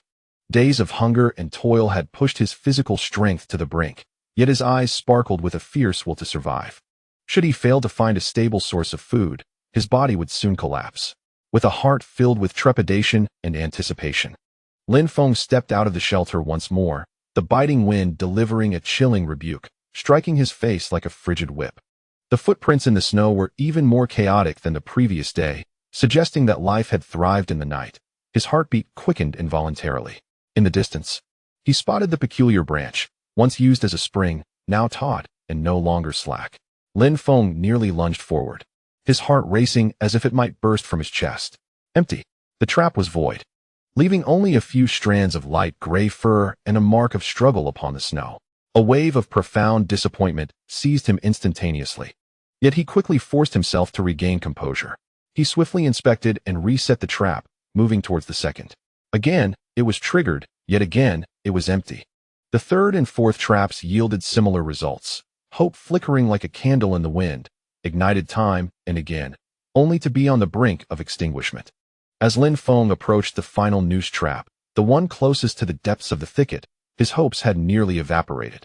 Yet, just as he brushed aside the spruce branches adorned with icicles that obscured his view, a vivid splash of color suddenly struck his gaze. At the end of the taut noose hung a vividly hued bird, frozen in rigidity, its neck ensnared tightly by the trap, while its slender legs dangled helplessly. Slightly smaller than a modern domestic chicken, its plumage was astonishingly resplendent. The feathers on its neck and chest shimmered in a brilliant copper green, reflecting metallic luster against a gray-white backdrop. Its back displayed an intricate pattern of brown and black, but what captivated the eye most was the elongated tail feathers. A deep brown adorned with regular white stripes, which, even in their drooping state, hinted at the elegance they possessed when fully extended. A wild chicken? No. It resembled some ancient pheasant. Overwhelmed with joy, Lin Feng trembled with excitement. Carefully detaching this precious prize, he held it in his hands. Its weight substantial. He estimated it would yield over a pound of meat once the feathers and entrails were removed. His euphoria nearly clouded his mind. Yet he did not forget the other hope, the stone press trap. Suppressing the urge to rush back to the shelter with his catch, he turned and hurried to the location of the stone press trap. The first trap, baited with a mouse head, remained utterly still. The stones lay firmly in place, and the bait was unharmed. Holding his breath, he approached the second trap, which contained entrails as bait. From a distance, he noticed that the granite slab had collapsed, firmly pressing down into the snow. There was something trapped. Lin Feng exclaimed in delight and rushed over. With great effort, he lifted the heavy stone, revealing a slender, furry creature beneath. It was the size of a large rat, but exhibited a more streamlined form. Its limbs were short, with a pointed snout and rounded ears, covered in thick, smooth, brownish-yellow fur, and its tail was of moderate length. At first glance, it resembled a weasel, but upon closer inspection, it bore distinct differences. Its snout was shorter, its ears rounder, and notably, its eyes, still slightly open even in death, lacked the cunning glint typical of a weasel, instead conveying a sense of innocence. This was a type of small mustelid he had never encountered before, likely long extinct. Regardless of its identity, it was meat. Lin Feng was so moved, he nearly shed tears. A double blessing in a single day. He examined the small creature thoroughly. The stone press trap had been highly effective, delivering a fatal blow with almost no signs of struggle. Resisting the immediate urge to feast, he efficiently checked and reset all the traps. Once he completed this task, he cradled the two frozen, rigid trophies tightly in his arms, as if he were holding the most precious treasures in the world, and made his way back to the shelter, nearly running. Upon returning to the relative safety of the refuge, he placed his catch on the stone slab covered with dry straw. Only then did Lin Feng allow himself to relax completely, leaning against the stone wall, taking deep breaths, his face aglow with uncontainable joy. However, reason soon regained its dominance, and the crucial task ahead was how to handle these prey. The creature resembling a weasel lay frozen like a stone, its fur hardened by the cold. Lin Feng pondered for a moment and decided to place it not far from the bonfire, allowing the persistent warmth to gradually soften its fur and muscles for easier subsequent processing. He resolved to first attend to the pheasant, as plucking its feathers was a delicate endeavor, rendered even more challenging by the frigid air. He grasped the long, stiff feathers of its tail and wings, carefully extracting them one by one. These feathers, particularly those of the tail and flight, were straight and resilient. He meticulously gathered them together and set them aside on a dry stone. A fine resource, These shall serve as arrows in the future, he mused to himself. Next, he began to deal with the fine, soft down. Though unsuitable for arrows, collecting these feathers would undoubtedly provide excellent insulation when stuffed into the layers of his clothing. He plucked them in small tufts, careful not to tear the skin in the process. As the splendid plumage was removed, it revealed the pale pink skin beneath. The pheasant's form appeared substantial, yet, as anticipated, it appeared somewhat lean once divested of its feathers. With a small knife, he meticulously incised the abdomen, extracting the entrails. A wave of pungent odor emanated from the innards, particularly pronounced in the biting cold. He discarded the less desirable parts, such as the intestines and stomach, reserving them for bait. However, he carefully set aside the dark red liver and heart on a flat stone. These organs were rich in vitamins and trace elements, vital for sustaining bodily functions. Having completed the preparation of the pheasant, he estimated that the weasel's fur should have softened by now. He reached out to touch it, and, indeed, it was no longer rigid. He commenced the skinning process, using his knife to make a careful incision along the midline of the abdomen, gently separating the skin from the muscles. This required both patience and skill, as he aimed to preserve the integrity of the hide, which was accompanied by a thin layer of pale yellow fat. He delicately scraped this fat off with the tip of his knife, collecting it on the stone. Fat, a treasure of high caloric value, he exclaimed, his eyes gleaming at the sight of the meager oil. Next, he treated the entrails. Retaining the stomach and intestine, he continuously rotated the branch, preventing it from charring, while watching the meat transition from a delicate pink to an enticing golden hue, with droplets of fat occasionally falling and igniting tiny sparks upon the charcoal. At long last, the meat was ready. He disregarded the heat, blew gently on it, and eagerly took a bite.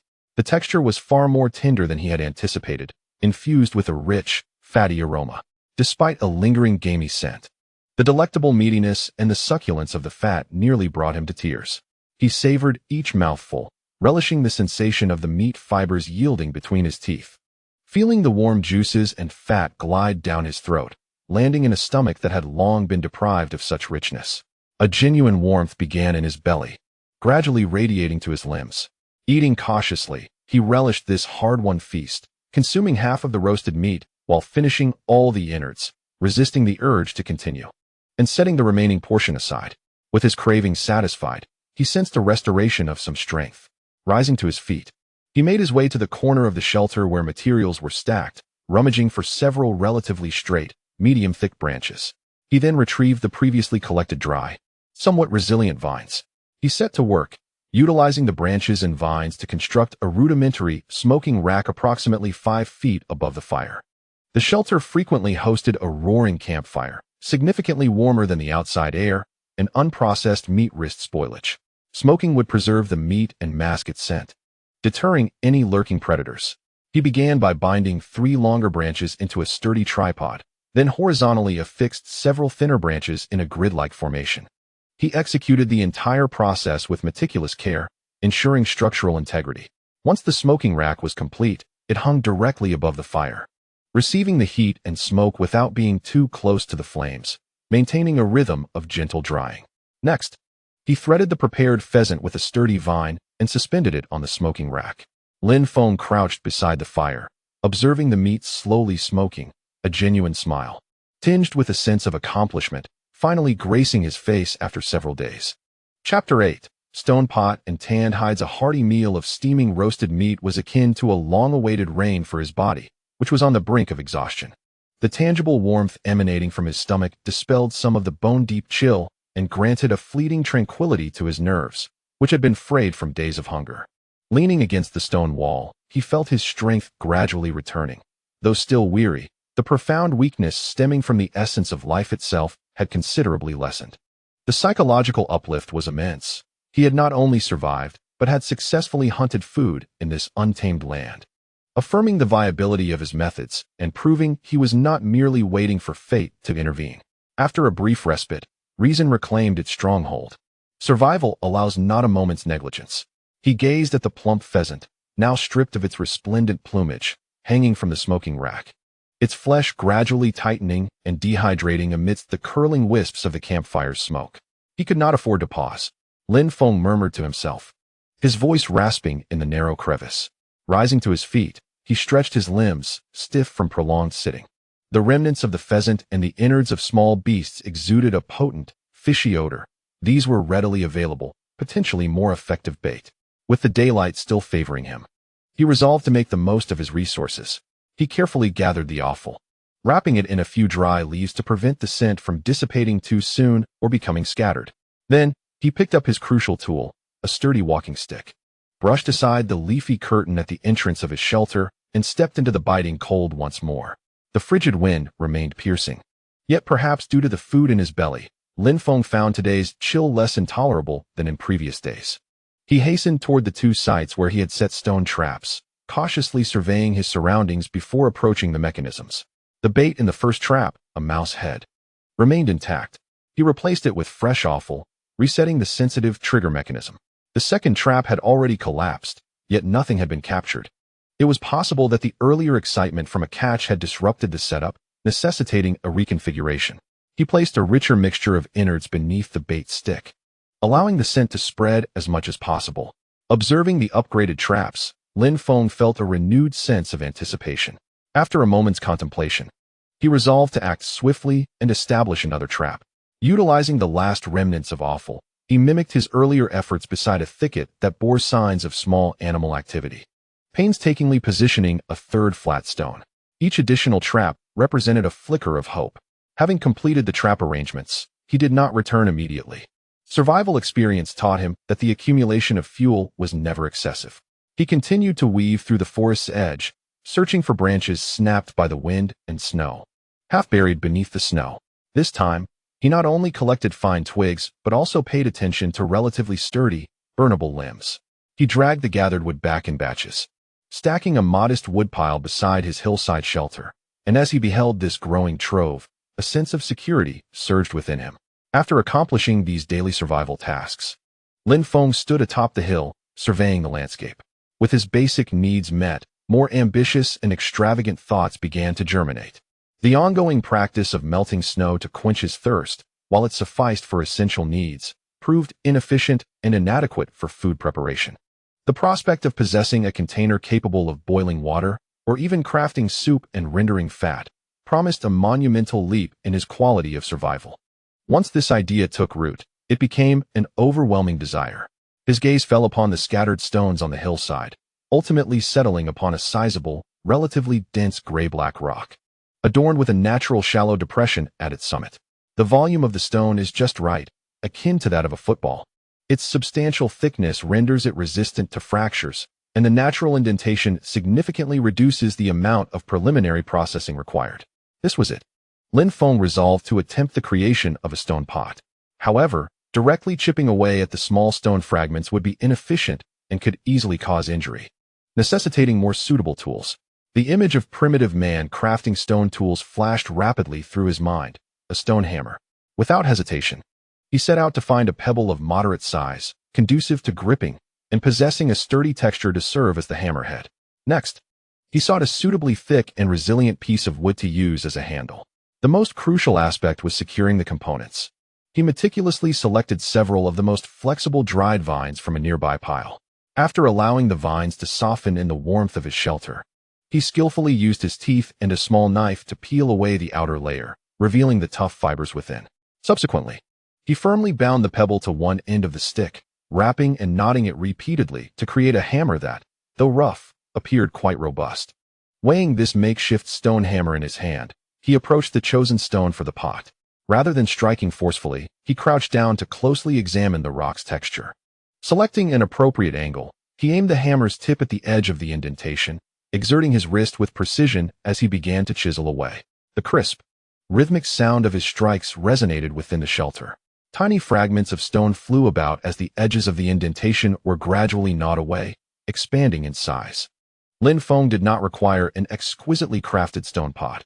He merely sought to carve out a substantial hollow capable of simmering a pot of soup. The vines binding the hammerhead withstood the repeated impacts for approximately half an hour before beginning to loosen and ultimately break.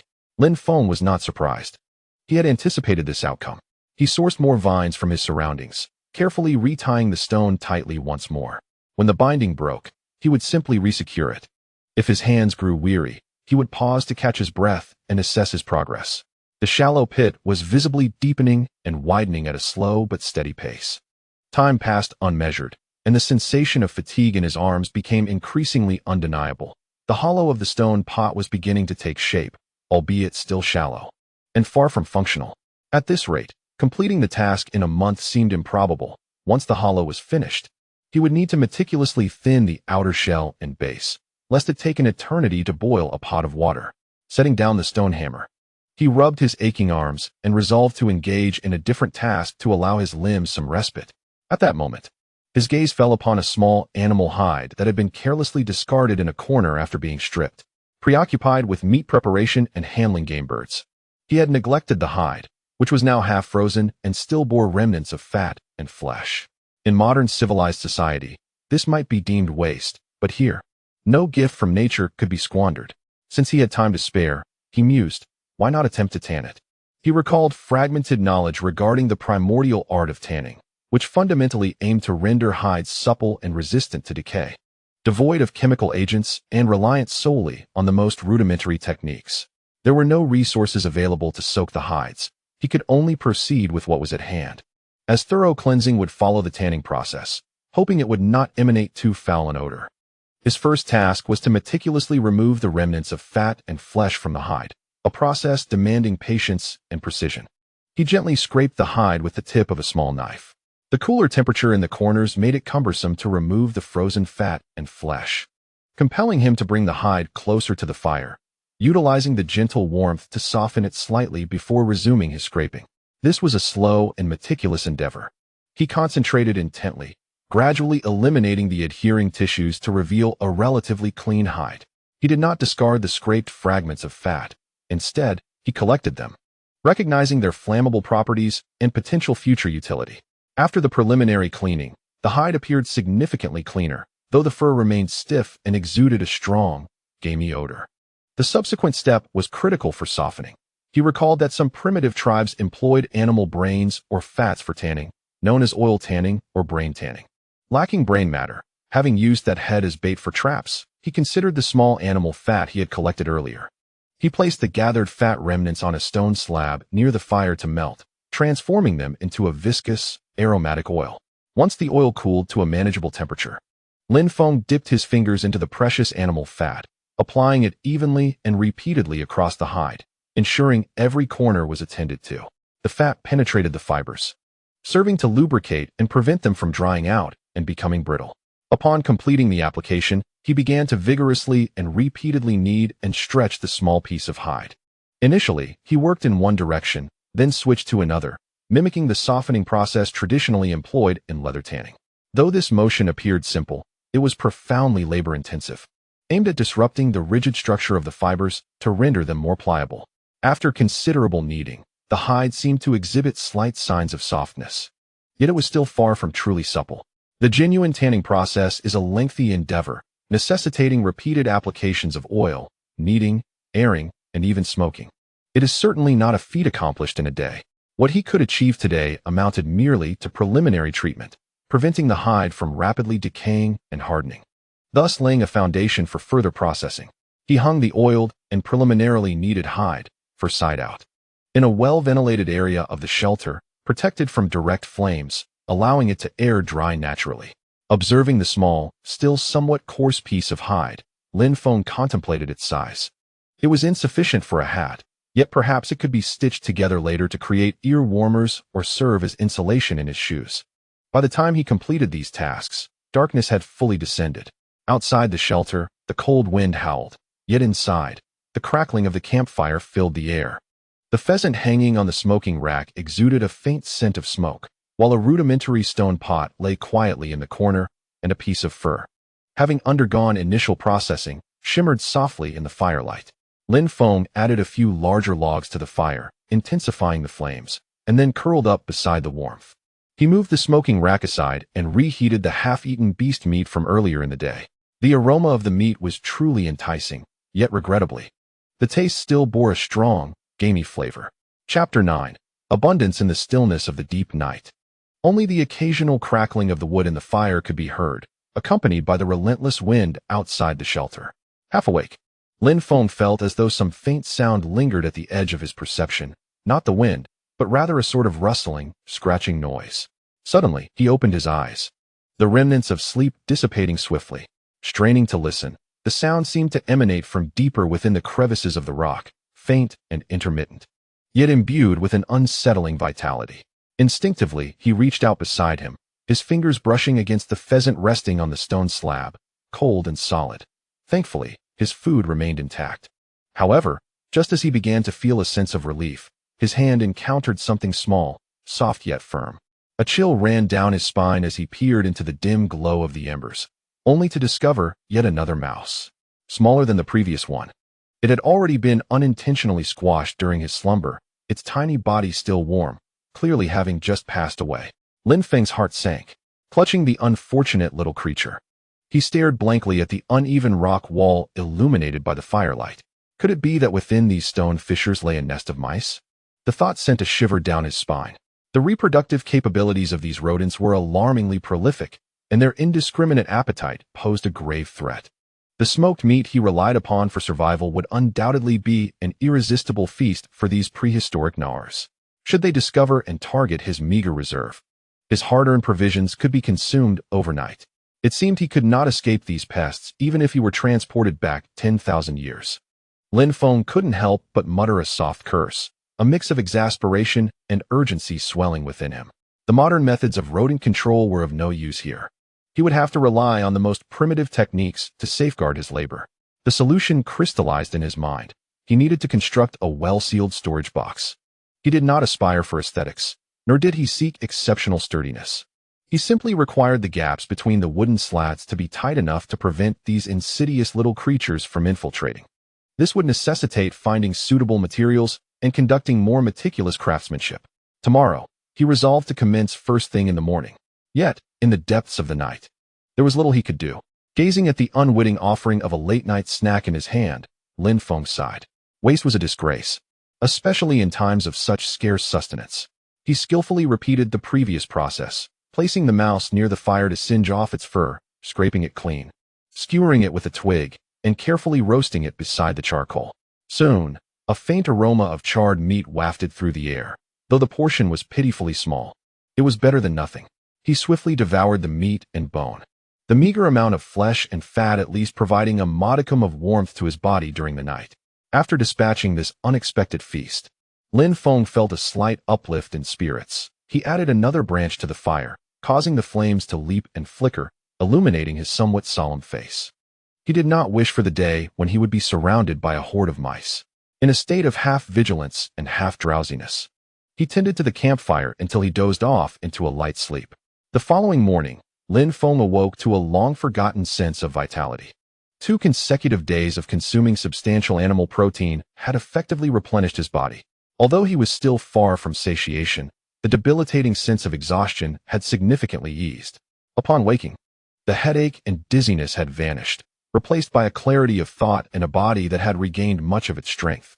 He dutifully maintained the fire before melting snow with a stone slab, indulging in a refreshing drink of lukewarm water. His chapped lips were soothed, and the hollow ache in his stomach was alleviated, evoking an almost tearful sense of normalcy. Equipped with his staff and tools, he stepped out of the shelter with eager anticipation. The morning air was crisp and invigorating, the snow reflecting the gray-white light of the sky. He made his way directly to the 3 stone-pressed traps he had high hopes for.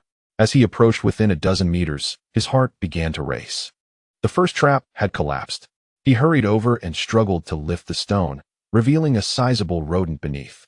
It was nearly the size of an adult's hand, covered in dense gray-brown fur, with a short, stout tail, rounded ears, and exceptionally developed incisors, which protruded even in death.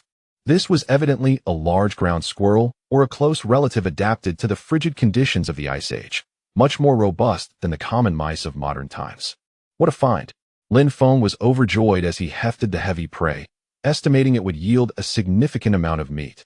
The second trap had also fallen, and upon lifting the stone, he discovered another creature almost identical to the first, albeit slightly smaller, but equally plump.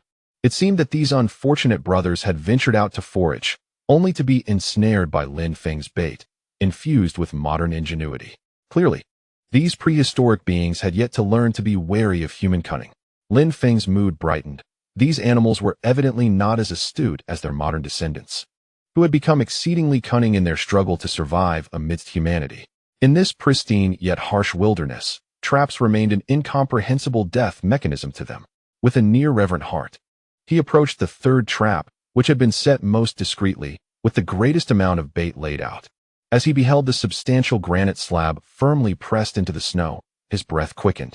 Drawing in a deep breath, he exerted all his strength to shift a corner of the stone, revealing a vibrant russet hue. It was not a rodent, but rather an animal resembling a fox in size, yet distinct in detail. Slightly smaller than the modern red fox, it appeared more robust, with stout limbs and an astonishingly dense coat of warm russet fur, adorned with flecks of grayish-white on its back and the tip of its tail, as if cloaked in a delicate frost.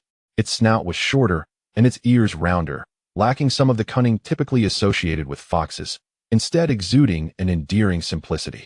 This was an ancient canid, long extinct, adapted to the tundra environment, perhaps best referred to as the tundra fox. Fortune smiles upon me. Lin Feng could not help but exclaim softly.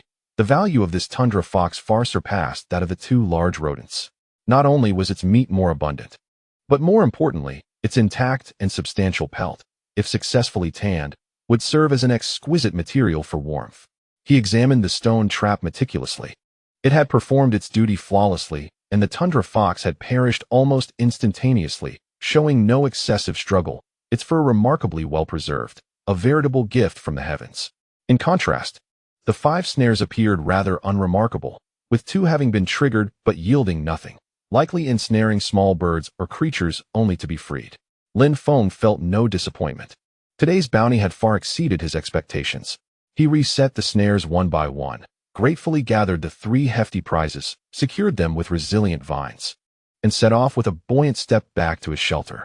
Upon returning to his refuge, he arranged the game neatly upon the flat stone slab he used as a workstation, his heart brimming with the joy of harvest and the vigor of labor. He began with the most prized tundra fox, taking special care in skinning it. Utilizing a small knife and sharpened bone shards from previous meals, he carefully made incisions along the midline of the abdomen, striving to detach the pelt as completely as possible. The removed hide bore a layer of pale yellow fat, thick and supple. This time, he possessed superior tanning material, the animal's brain. He meticulously extracted the skull of the tundra fox, cracking it open with a stone, and carefully scraped the grayish-white brain matter into a piece of bark. Next, he gathered some fat from the fox meat. The combination of brain matter and fat would serve as a more effective tanning agent than mere oil. After initially cleaning the precious fox pelt, he used a rudimentary scraper, a flat stone with a sharp edge, to remove excess fat and flesh from the hide. He then evenly applied the mixture of brain matter and fat, beginning to knead and stretch it repeatedly. Subsequently, he attended to the 2 large rodents, whose pelts were comparatively ordinary, though their meat was substantial. With deftness, he skinned them and removed their entrails. This time, he did not discard the skulls. Instead, he crushed them with a stone, allowing the scent of brain matter and blood to emanate, an enticing bait for future traps. The internal organs, including the stomach and intestines, were retained as bait, while he set aside the relatively clean heart and liver. By the time he completed these tasks, the sun had risen high in the sky, and a wave of hunger washed over him once more. He resolved to prepare a sumptuous breakfast using the organs, meticulously cleaning the heart and liver of 2 rodents, then skewering them on a branch to roast over the charcoal fire. Soon, the rich aroma of the organs filled the shelter, and once cooked, he savored this delectable high-protein, vitamin-rich feast, feeling the energy coursing through his body. After breakfast, he felt invigorated. He skewered the meat of the 2 rodents onto a branch, ready to serve as sustenance for the day, cooking it as hunger dictated. The sizable Arctic fox, after the removal of its organs and pelt, still yielded a substantial amount of meat. He divided it into appropriately sized chunks, suspending them with vines to add to the ever-growing smoking rack. As he gazed upon the increasing stockpile on the rack, alongside the robust fox pelt being processed and the mixture of brain fat prepared for tanning on the stone slab, Lin Feng felt an unprecedented sense of stability. His food reserves were increasing, and materials for warmth were within reach. Chapter 10. The elk with ample sleep and a continuous supply of food, he possessed the strength and energy to confront new challenges. As his life resembled that of a farming simulation game, requiring constant diligence. Satisfying his hunger was the wellspring of his motivation. He skewered a rodent onto a branch, roasting it over the campfire until it was crispy on the outside and tender within, the fat dripping onto the coals with a sizzling sound, exuding an enticing aroma. Accompanied by melted snow water, he leisurely enjoyed this hearty breakfast, feeling warmth spreading through his limbs, dispelling the morning chill. Next, he needed to gather materials to construct a box that would keep those pesky little creatures at bay, requiring a substantial number of uniformly thick and relatively straight sticks. Armed with his handmade stone axe, he ventured once more into the familiar woods.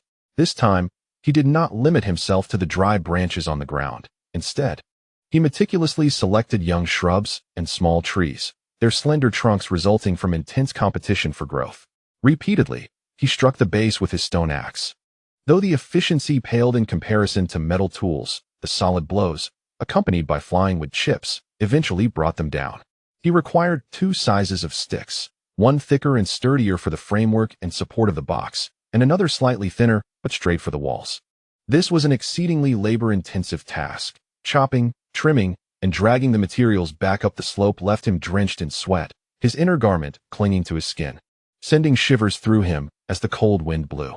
Yet, gazing at the growing pile of wood beside the shelter filled him with a fervent desire to create. After a brief midday rest and a bit of roasted meat to replenish his energy, he commenced the formal construction. First, he crafted a sturdy base by selecting several of the most robust wooden sticks, arranging them parallel to the ground. Then, using flexible bark fibers, he securely bound 2 transverse reinforcing sticks atop the base, forming a resilient, grid-like foundation. Next, he erected the 4 walls, employing 4 relatively straight and stout wooden poles as corner posts, firmly fastening them to the corners of the base. He then began to position the meticulously chosen slender sticks, closely aligned and densely arranged, vertically between the corner posts. With each few sticks secured, he pressed them down with horizontal wooden slats and wove vine-like threads in a sewing manner, tightly binding them together. He endeavored to minimize the gaps between the sticks, ensuring that even the smallest of mouse heads could not infiltrate. This monotonous and intricate process was a significant test of dexterity and patience, gradually allowing the box to take shape, a slightly skewed yet remarkably tight wooden container. For the lid, he similarly arranged slender sticks closely, creating a flat panel slightly larger than the opening of the box, and added 2 horizontal braces on the inner side of the lid to ensure it would securely rest atop the box. For added security, he sourced a flat stone slab to place atop the lid at night, increasing its weight to prevent larger animals from prying it open. When this rudimentary yet exceedingly practical storage box was finally completed and stood firmly in the corner of the shelter, Lin Feng let out a long sigh of relief. Filled with a profound sense of accomplishment, he eagerly placed the dried and hardened pheasant and chunks of fox meat that he had smoked onto the rack, carefully stowing them within the box, closing the lid, and pressing the stone slab atop it. "Now, let's see how you dare to steal," he chuckled, patting the box in satisfaction. In the subsequent hours, he tended to the fire, adding a gentle flame for the smoking meat while continuing to work on the Arctic fox pelt, repeatedly tanning and kneading the mixture of collected brain matter and fat. The hide indeed became softer. He also took the opportunity to set up miniature stone traps in the dim corners of the shelter, using small flat stones and offal as bait, hoping to eliminate any lurking threats. Amidst his busyness, the day slipped quietly away and night descended. The next morning, the first task Lin Feng undertook upon waking was to check the miniature traps he had set within the shelter. The results left him with mixed feelings. 2 small stones had each trapped a mouse. Indeed, with the increasing food supplies and the persistent warmth within the shelter, these little nuisances had become more frequent. Frowning, he disposed of the mouse carcasses, which served both as a meal and a means of clearing out the area. This further solidified his resolve to elevate his survival level as swiftly as possible. Perhaps finding a safer, less rodent-infested long-term refuge should be prioritized. After routinely checking the external traps and collecting 2 common prehistoric giant rats, Lin Feng decided that today he would embark on a more distant exploration. He was perpetually confined to this small area, akin to a frog in a well, necessitating a profound understanding of the environment in which he found himself, its resources, potential dangers, and opportunities. Before embarking on his journey, he indulged in a hearty meal, ensuring his stomach was filled to the brim. Subsequently, he fashioned 2 rudimentary snowshoes from the pliant twigs he had gathered, inspired by the principles of modern snowshoes. The structure was simplistic, comprising several bent branches forming an oval frame, with finer vines intricately woven into a mesh at the center, ultimately secured beneath his leather boots. This contraption significantly increased the surface area of his feet in contact with the snow, preventing excessive sinking in the deep drifts and conserving precious energy. Armed with a sturdy wooden staff as a makeshift cane and his self-made stone axe securely fastened, he inhaled the crisp, cold air and set forth on his exploration. With the snowshoes strapped to his feet, he found walking considerably easier. Although his gait appeared somewhat peculiar, each step firmly pressed upon the snow surface, no longer requiring the great exertion of lifting and plunging as before. He ascended the slope, heading toward the high ground he had never before reached. The incline proved steeper than it appeared from a distance, concealing beneath the snow shards of rock and slippery roots. Leaning on his staff, he steadily climbed toward the summit, reassured by the estimated elevation of merely 100 meters. The biting cold wind was even more fierce on the slope, nearly blinding him. He raised the collar of his animal skin to shield much of his face. Finally, as he pushed through the last thicket adorned with icicles and stepped onto the flat rock of the summit, a breathtaking panorama unfolded before him. A grand spectacle, seemingly from the dawn of time, was laid bare before his eyes. He stood at the edge of an expansive plateau, with a gently undulating slope beneath him, blanketed in endless white snow extending into the horizon. Gazing into the distance, at the horizon's end, a profound, dark green forest loomed like a formidable fortress wall against the sky. The scale of the forest was beyond imagination. Its towering, dense trees retained a deep, mysterious green even in winter. This verdant expanse covered the sprawling mountain range, only extending downwards toward the gentle slope facing the plateau, necessitating departure from this plain to access other entry points into the forest, either by scaling steep cliffs or descending perilous slopes. Turning around, he looked back toward the direction from which he had come. Below the slope lay the small area that served as his refuge, where the trees were relatively sparse, providing him with space to maneuver and gather resources. Yet farther afield was the forest he had previously traversed, its depths indeed as he had anticipated, cloaked in an overwhelming density that evoked a sense of trepidation. To the right of the woods, in the direction he had initially faced upon awakening, stood several majestic snow-capped peaks, like silent giants, towering between heaven and earth. Their formidable presence, with summits shrouded in low-hanging clouds, lay an estimated 10 kilometers away, exuding an awe-inspiring and formidable aura. The most exhilarating discovery that quickened his heartbeat was deep within the plains atop the hillside, near the edge of the distant forest, where an expanse of snow lay open. There stood a herd of deer, yet they were unlike any species he had encountered in modern zoos. Their physiques were more robust and imposing, with shoulders that typically exceeded those of contemporary elk. Their bodies were cloaked in thick, long fur, the hues a blend of gray, white, and brown, perfectly suited to the snowy terrain. Most astonishing were the antlers atop their heads, which were not merely branch-like, but rather exaggeratedly colossal, with bases as broad as a palm, extending upward into a multitude of sharp points, forming vast and intricate bony fans. They moved slowly across the snow, using their hooves to dig through the drifts, gracefully lowering their heads to graze on the dried grasses and moss hidden beneath, exuding an air of serene majesty as if they were the sovereigns of this icy realm.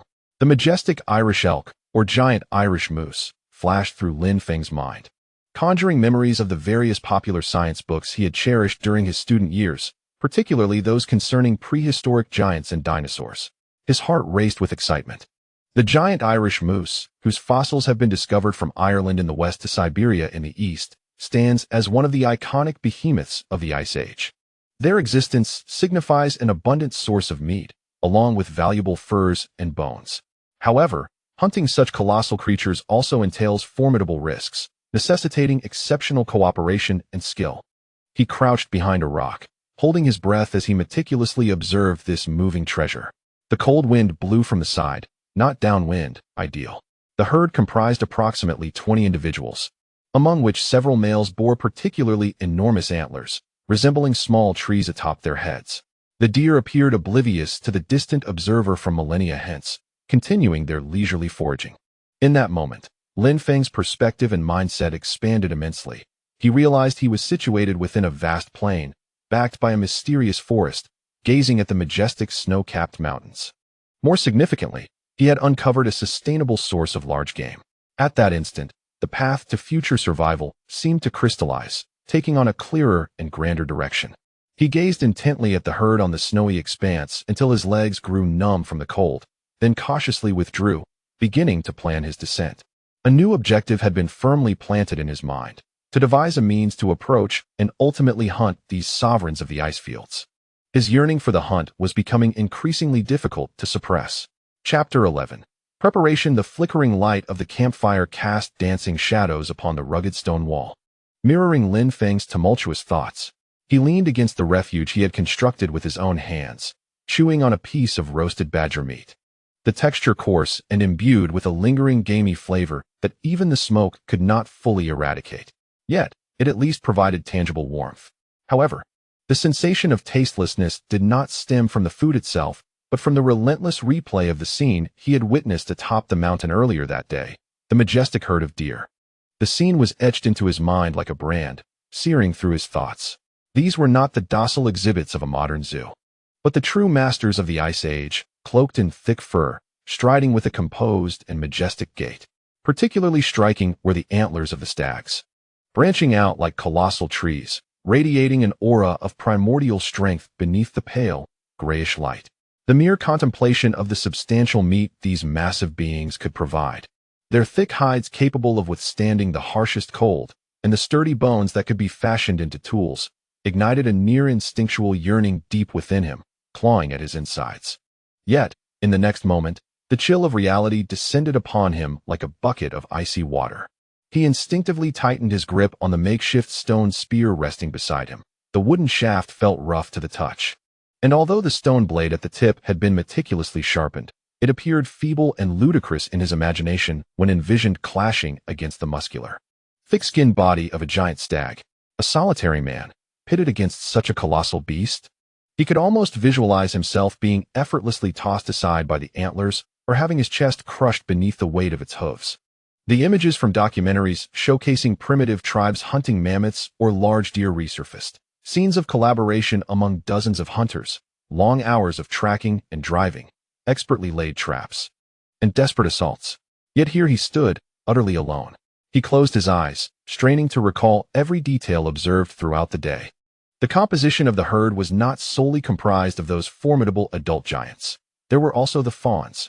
They trailed closely behind their mothers, their sizes merely a third or even less than that of the adults, with slender legs and softer down, their antlers just beginning to sprout, mere little bumps resembling tender shoots.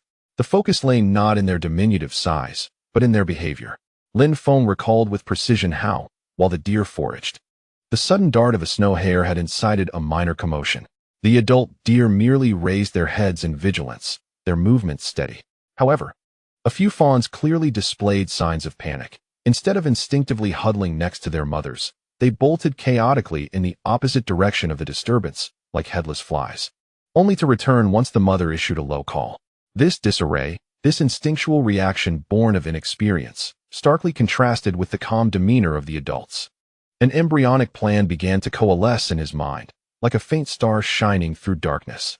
The target was not the adults, nor even the nearly mature subadults. His aim was these more easily startled, weaker creatures, those fawns that might stray from the herd amid chaos. A snare. The thought of employing a noose against adult deer had seemed absurd, but what of the fawns? Their momentum, their weight, might indeed lie within the limits of what that carefully woven vine could endure. The crux lay in orchestrating a sufficiently convincing scene capable of inciting panic among the fawns, leading them astray from their correct path. Once the idea took root, a myriad of details cascaded forth. He needed to harness the environment, leverage the behavioral patterns of the deer, and exploit the psychological vulnerabilities of the fawns.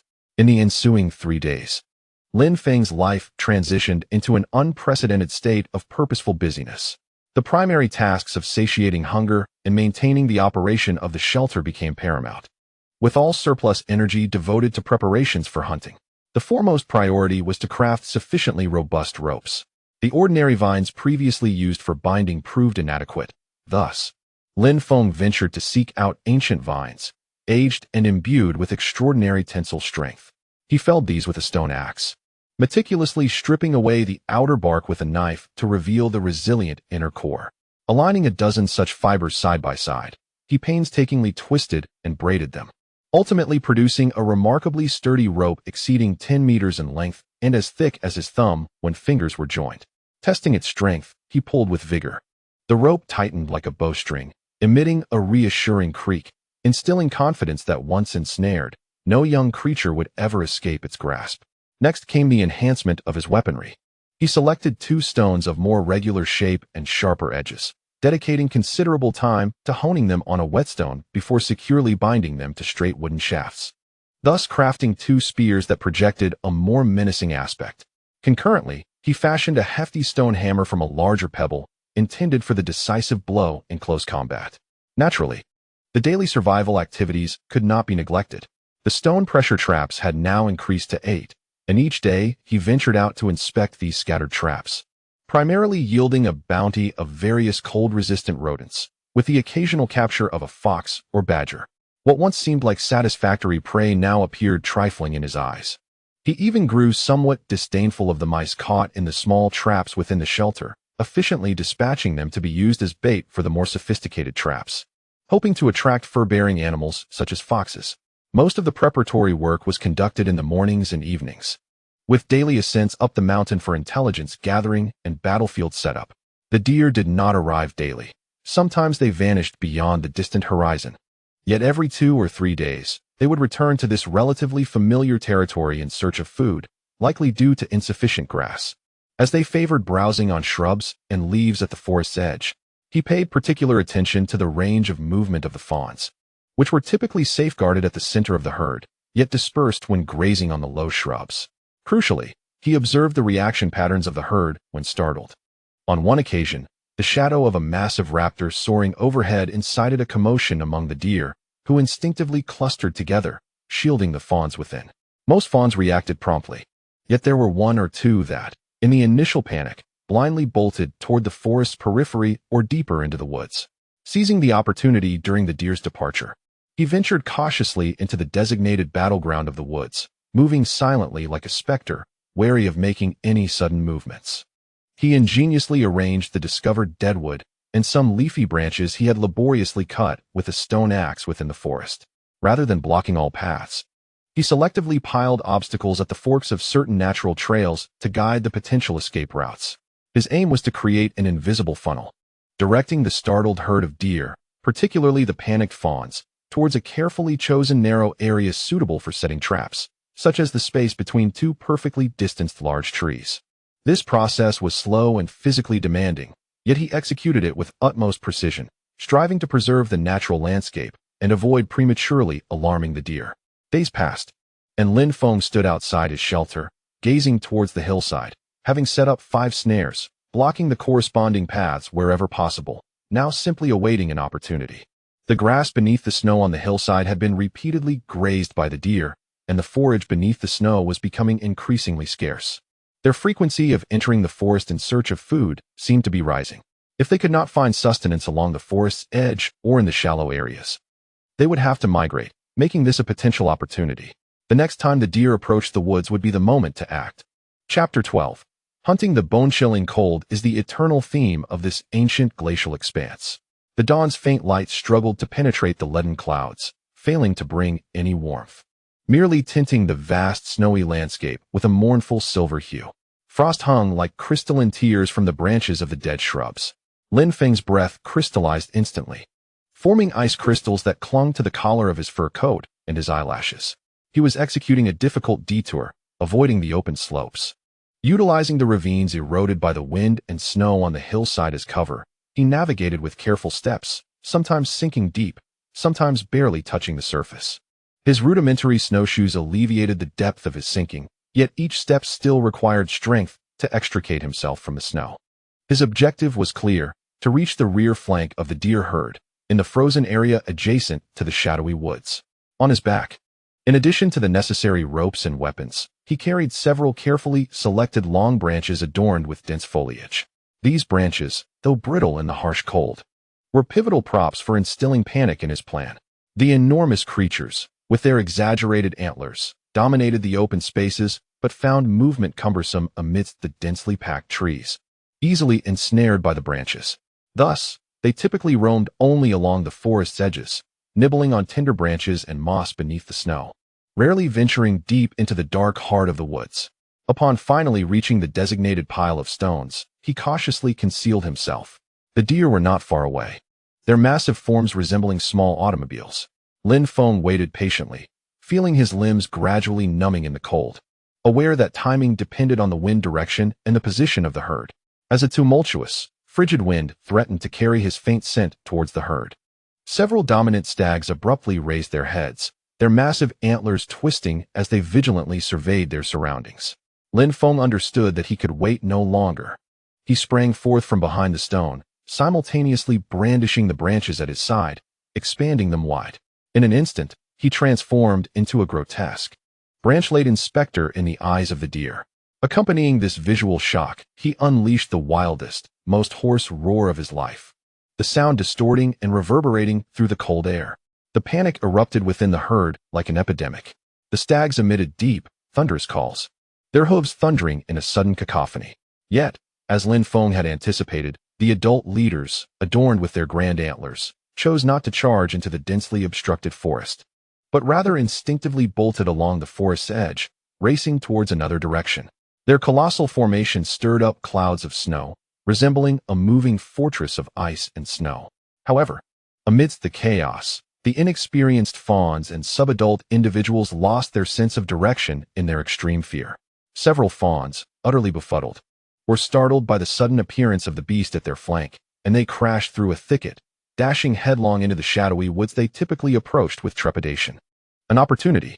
Lin Feng's heart raced as he discarded the branches, seized his stone spear, and plunged into the forest.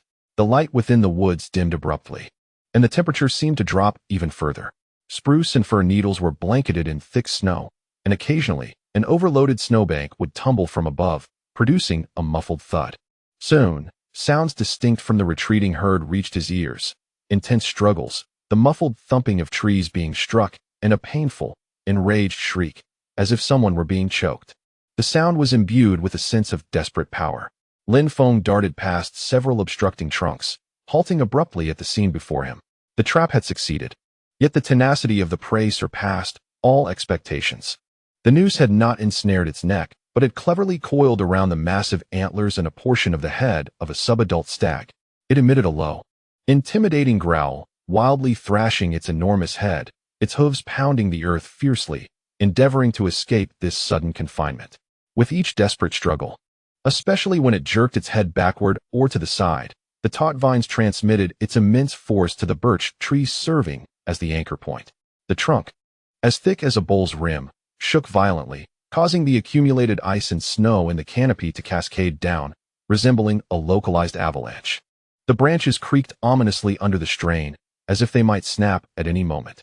The rope itself, under the relentless tugging, tightened and loosened erratically, grinding against the bony antlers and emitting a piercing squeal.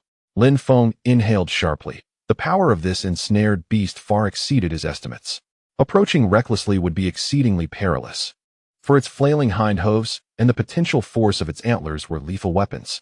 He gripped the stone spear tightly, maneuvering around the periphery in search of an opportunity.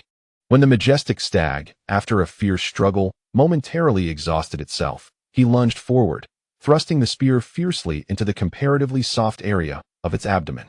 The stone tip tore through fur and flesh, inflicting excruciating pain that elicited a haunting cry from the stag, which then struggled more violently, flinging up snow and mud with its kicking hooves, narrowly missing Lin Feng.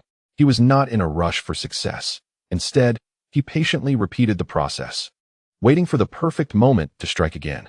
The second spear, the third spear, blood gushed from the wounds, staining its pale belly fur and the snow beneath it a deep crimson. This war of attrition lasted nearly half an hour, the cold forest thick with the scent of blood. The stag's cries transitioned from furious bellows to pained whimpers, its strength visibly waning until it could only stand with the aid of the rope, heaving heavily with its breath, its gaze beginning to dull. Lin Feng knew the final moment had arrived. He set down the spear and picked up the heavy stone hammer, moving to the side to avoid the stag's still twitching antlers. He inhaled a deep breath of the frigid air, laced with the metallic scent of blood, and with all his might, he swung the hammer down upon its cranial side. A dull thud echoed through the clearing.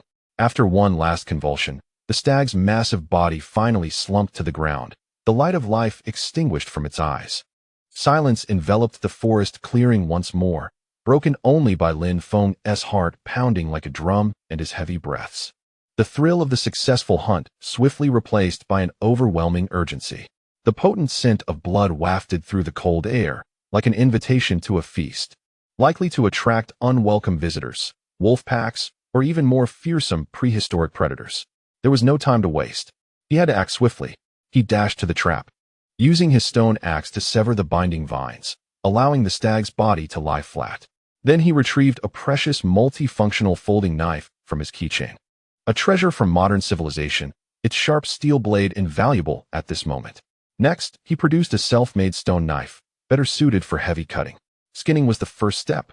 He carefully made incisions in the stag's abdomen with the small knife before switching to the stone knife, using its sharp tip to painstakingly detach the thick hide from the muscle and fat beneath. The biting cold made the skin taut, complicating the task. Even for a subadult stag, its sheer size rendered it impossible for a man to flip over unaided.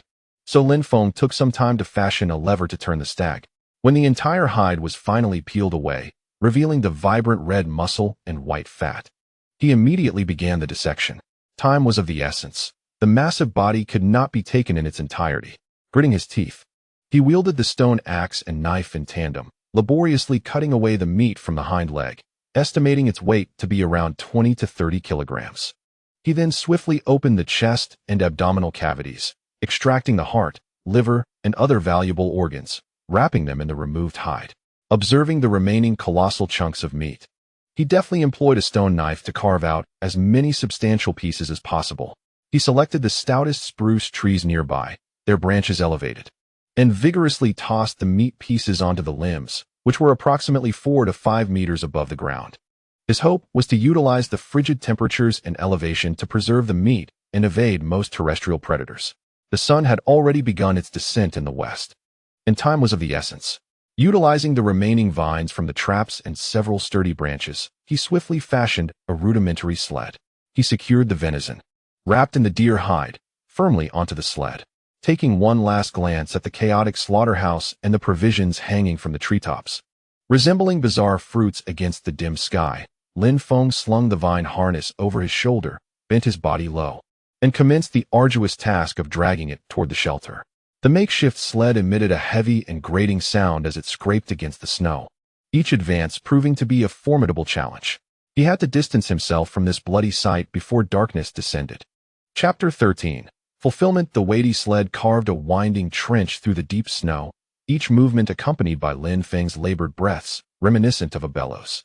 The portions of meat from the subadult stag, along with its precious entrails and the exceptionally thick hide, rendered this rudimentary sled exceedingly cumbersome. Clenching his teeth, the frigid air pierced his lungs, bringing a stinging clarity. In this wild, icy expanse, the scent was the most perilous signal. Capable of attracting the deadliest hunters lurking in the night, he needed to return to the relatively safe haven as swiftly as possible. Sweat trickled down his brow, quickly crystallizing into icicles at his temples. With every step, the makeshift snowshoes sank deeply into the snow, and he struggled to extricate them. An exhausting cycle that drained his already waning energy from the hunt. At last, after a grueling effort, he reached a relatively gentle slope, and before him lay the familiar hillside, with the shelter not far below. Lin Feng paused, releasing the drag line, and leaned on his knees, gasping for breath. His white exhalations thick like fog in the twilight. After a brief respite, he realized he could no longer continue dragging the sled with sheer force. Although the slope was not steep, descending would save considerable effort. He adjusted the sled's direction, aiming for a snow-laden area with fewer rocks below. And with his last ounce of strength, he gave the sled a vigorous push. It began to glide downwards, initially slow, but soon accelerating. leaving a white trail on the snow's surface. Lin Feng's heart raced, anxiously tracking its path, fearful it might collide with hidden rocks or veer uncontrollably into the unknown darkness. Fortunately, this stretch of terrain seemed particularly accommodating. The sled glided smoothly for a considerable distance until the incline lessened, gradually coming to a halt in a snow-covered hollow. Lin Feng dared not linger, hastily pursuing it down the slope, checking the sled and its cargo, relieved to find that, despite some jostling, all was well. This brief descent conserved his immense energy and allowed him to glimpse a faint light of hope for an imminent return home. He exerted himself on the flat stretches, cautiously propelling himself downhill when the opportunity arose. Several times, the sled collided with hidden stones beneath the snow, jolting violently and nearly toppling over. On another occasion, he veered slightly off course and became ensnared between two bushes, expending considerable effort to extricate himself. Nevertheless, this method significantly expedited his journey homeward. As the final vestiges of twilight were devoured by the inky blue of night, and the cold stars began to twinkle overhead, Lin Feng finally returned to the familiar crevice, dragging the sled laden with dreams of sudden wealth and the weight of harsh reality. The well-known scenery instantly relaxed his taut nerves, followed by an overwhelming wave of fatigue. He nearly crawled into the shelter, where a melange of smoke, dust, and remnants of yesterday's blood greeted him. Yet this scent symbolized the safety of home. The interior was enveloped in darkness and chill. The campfire had long extinguished, leaving behind only a mound of lifeless ashes. The cold and darkness enveloped him, and Lin Feng fumbled to extract the Zippo lighter from his inner pocket. With trembling hands, he clicked it a few times, and a flicker of flame finally emerged defiantly. Utilizing this precious source of light, he swiftly ignited the relatively dry kindling he had prepared, and the orange flames surged anew, dispelling the darkness and bringing a long-awaited, comforting warmth. The firelight illuminated his weary, snow-drenched, and mud-streaked face. Rather than immediately attending to his haul from outside, he first lifted the unrefined stone, which had yet to be completed but already resembled a pot, and brushed away the surface dust with a twig. He then stepped outside the shelter, scooped several handfuls of snow from a cleaner spot by the entrance, compacted them into firm snowballs, and carefully placed them in the hollow of the stone pot beside the fire. After accomplishing this, he felt as if all his strength had been drained. Leaning against the cold, rough rock wall, and slowly sliding down to a seated position, every cell in his body screamed of exhaustion and cold. Today, in his pursuit of hunting and travel, he had hastily gnawed on a few bites of the dry, hard-smoked meat he had brought, and quenched his thirst by grabbing handfuls of snow to shove into his mouth. Now, in this moment of relaxation, he sensed a chilling essence coursing through him, leaving his limbs weak and languid. He sat quietly by the fire, listening to the crackling of the burning wood, watching as the snowballs in the stone pot gradually melted under the heat of the flames, the crystalline droplets coalescing and dripping into the modest basin below. The waiting time was slow and tranquil. After about 10 minutes, the snowballs had completely dissolved, accumulating a small pool of clear, gently warm snow melt in the stone pot. Lin Feng cautiously lifted the stone pot, disregarding the rough, scalding edges. He drew his lips close, gently sipping the warm liquid, which glided down his parched and painful throat, flowing into his cold abdomen, spreading an indescribable wave of comfort and warmth, as if the frozen blood within him began to flow anew. In that moment, this simple cup of hot water surpassed any exquisite nectar. It rehydrated him, warmed his body, and revitalized his spirit. Taking a deep breath, he rose and stepped out of the shelter once more, beginning to bring in the spoils of the day. The frozen chunks of meat, as hard as stone, were piled in a corner. The enormous, thick deer hide, even when folded, measured a staggering 20 centimeters, resembling a massive, cold slab of stone. He strained to drag it inside, leaning it against the rock wall. Although the temperature within the shelter could hardly be described as warm, it was significantly higher than outside, sufficient for the frozen goods to begin thawing. Gazing at his bounty, particularly the immense deer hide, a flicker of satisfaction crossed Lin Feng's eyes. The storage box he had previously crafted could clearly not accommodate all the meat, forcing the excess to be temporarily piled atop the box.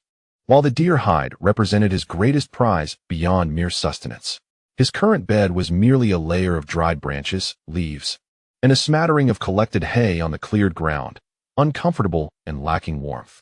With this thick, soft deer hide, he could finally possess a truly comfortable and warm bed, crucial for restoring his strength and fending off the night's chill. More importantly, the clothing he wore, a modern suit and coat, had long since succumbed to the extreme cold, allowing moisture to seep through and drastically diminishing their thermal insulation. Leather, however, is a natural and exceptional insulator. Although this piece was insufficient to create both a mattress and a complete leather outfit, if cleverly tailored and reinforced within the lining of his current coat, or fashioned into leggings and a vest, the thermal properties would experience a significant enhancement. He even began to mentally sketch out how to utilize that small knife to craft a bone needle for this prehistoric garment modification. While contemplating his future plans, he skewered the enormous heart of the deer onto a thick branch, propping it over the fire to roast slowly. The heart's muscle was firm, rich with blood and nutrients, and as it was caressed by the flames, it began to emit a rich and unique aroma, distinct from ordinary meat. The fat sizzled and dripped onto the embers, creating an enticing crackle. This heart was substantial enough to sustain him for an entire evening. Patiently, he turned the roasting heart, ensuring it cooked evenly, with a crispy, fragrant exterior while maintaining its tender juiciness inside. When the heart was finally done, its outer layer boasting an irresistible golden brown hue, he eagerly sliced off a generous piece with his stone knife. The meat was dense, with a robust texture, imbued with the rich flavor characteristic of organ meats. Though devoid of salt, in his state of extreme hunger and fatigue, it was undoubtedly a supreme delicacy. He slowly savored his meal, relishing the sense of fulfillment brought by the high protein and caloric richness. The massive liver was set aside, reserved for tomorrow's sustenance. Having satiated his hunger, a profound drowsiness washed over him like a tide, the warmth in his belly and the relaxation of his spirit revealing the consequences of prolonged tension and physical exhaustion. He added substantial, burn-resistant logs to the fire, ensuring the flames would endure into the late hours of the night. Then, he spread out the still-frozen deer hide, which bore faint signs of thawing, and curled up beside the fire, cushioning himself with some hay, draping a corner of the now less frigid hide over his body. The flickering firelight cast a dance of shadows across his closed eyelids, while outside the shelter, the wind continued its haunting song, occasionally mingled with the distant howls of unknown beasts from a primordial wilderness. Yet, in this moment, with food, fire, and the promise of warm fur in the future, Lin Feng felt a fleeting tranquility and a faint, yet palpable hope. Chapter 14. Cured meat. The dawn did not arrive with gentle sunlight and birdsong, but rather with a chilling white light seeping through the crevices of the rocks, accompanied by the ache of his muscles, as if they had been disassembled and reassembled anew. Lin Feng awakened amidst a profound fatigue and discomfort, every slight movement eliciting sharp protests from his shoulders and thighs. The chase, the struggle, and the arduous journey back had left imprints on his body far beyond anything his life in the modern city could have prepared him for. Groaning, he struggled to lift himself, his joints creaking softly. Inside the shelter, the remnants of the fire still held a trace of warmth, yet the cold penetrated relentlessly. His first task was to perform the essential ritual of survival, to kindle a fire and boil water. He placed snowballs into the nascent stone pot, watching as they slowly melted beside the rekindled flames, transforming into a small pool of life-giving warm water. Cradling the warm edge of the stone pot with both hands, he sipped carefully, feeling the gentle warmth soothe his parched throat, alleviating the stiffness and internal chill that coursed through him. Hunger soon followed, prompting him to slice a thick piece from the large liver of the elk he had brought back yesterday. The liver, soft and rich with blood, released a unique and intense aroma as it roasted over the fire. Its fat dripped into the flames with a satisfying crackle. This high-protein, vitamin-rich breakfast was the fuel desperately needed to restore his ravaged body. He chewed slowly, savoring the primal and bountiful energy coursing into him. Once his hunger was quelled and his strength somewhat regained, the lingering soreness remained. Lin Feng was preoccupied with the traps scattered outside, having neglected to check them all day yesterday while hunting the majestic elk, worrying that his quarry might have been claimed by other keen predators. Leaning on his faithful staff, he stepped hesitantly out of the shelter, beginning his daily patrol. The snow reflected the cold light of day, the footprints scattered and irregular. Within several snares, one had successfully captured a plump snowshoe hare, suspended in midair, long since frozen stiff, alongside an unfortunate squirrel, its fur fluffy and lifeless from being hanged. 2 additional weight traps yielded a pair of sizable rodents. These catches were commendable, providing a consistent source of meat and pelts. However, his concerns materialized when he discovered ominous signs near the other 2 weight traps. The stones had indeed fallen, yet the ground beneath them was a chaotic mess. With only a few drag marks and scattered bloodstains remaining, the prey had vanished without a trace. Judging by the footprints and lingering scents, it was highly probable that cunning and formidable creatures, such as badgers or foxes, had seized the spoils in his absence. It seemed that the local inhabitants were quick learners. Lin Feng shook his head in resignation, recording this loss. He gathered today's bounty, the snowshoe hare, 2 sizable rodents, and the squirrel, then skillfully reset the damaged traps, replenishing them with fresh entrails as bait. Upon returning to his shelter, he immediately commenced processing the newly acquired game, skinning and gutting with a dexterity that had markedly improved since his initial attempts. The skin of the snowshoe hare was intact and supple, while the squirrel's tail was adorably fluffy, both being excellent materials for future garments or warm accessories. Gazing at the amassed piles of meat and pelts, and recalling the substantial haul of venison he had brought back the previous day, he realized that his original small smoking rack was now overwhelmed. An expansion was imperative. Thus, Lin Feng resolved to construct a large, outdoor smoking rack. He envisioned a conical structure that would accommodate more meat while facilitating smoke accumulation. Selecting several longer and sturdier branches for the main framework, he bound one end together while fanning out the other, creating a stable conical skeleton. Next, he gathered a multitude of dense spruce and fir boughs, layering them thickly around the conical frame like a woven fence, leaving only an opening at the top for smoke to escape. This verdant exterior would not only effectively retain heat, but also allow the smoke to circulate thoroughly, ensuring an optimal curing process. When this towering smoking rack, nearly 1.5 times his height, stood proudly beside the shelter, Lin Feng felt a profound sense of accomplishment. Inside the smoking rack, he tied several layers of thinner branches horizontally, forming platforms from which to hang the meat. He then meticulously cut the game meat he had gathered today, along with most of the venison from yesterday, into strips and chunks, layering them within the smoking rack. Soon, the conical interior was densely filled with meat strips across 3 levels. At the center of the smoking rack's base, he kindled a small fire, deliberately allowing it to smolder rather than burn brightly, by adding semi-dry, resin-rich pine branches to produce copious amounts of thick smoke instead of open flames. The dense white smoke wafted upward from the opening, carrying a rich woody aroma, beginning to slowly and steadfastly cure the hanging meat. After completing all these tasks, he treated himself to a skewer of freshly roasted venison to replenish his strength. Though his mind lingered on the remnants of deer meat left in the woods from the previous day, reason dictated that that area was now exceedingly perilous. The heavy scent of blood, akin to an announcement of a feast, would inevitably attract predators. Lin Feng dared not venture forth recklessly. The consequences of an encounter with a pack of wolves or other ferocious beasts in the dense forest were too dire to contemplate. Weighing his options, he resolved that today's primary objective was to secure the food he had already acquired, while simultaneously conducting reconnaissance from a distance. Armed with the finest stone spear at his disposal, he set out once more toward the hillside that overlooked the forest and the snowy expanse.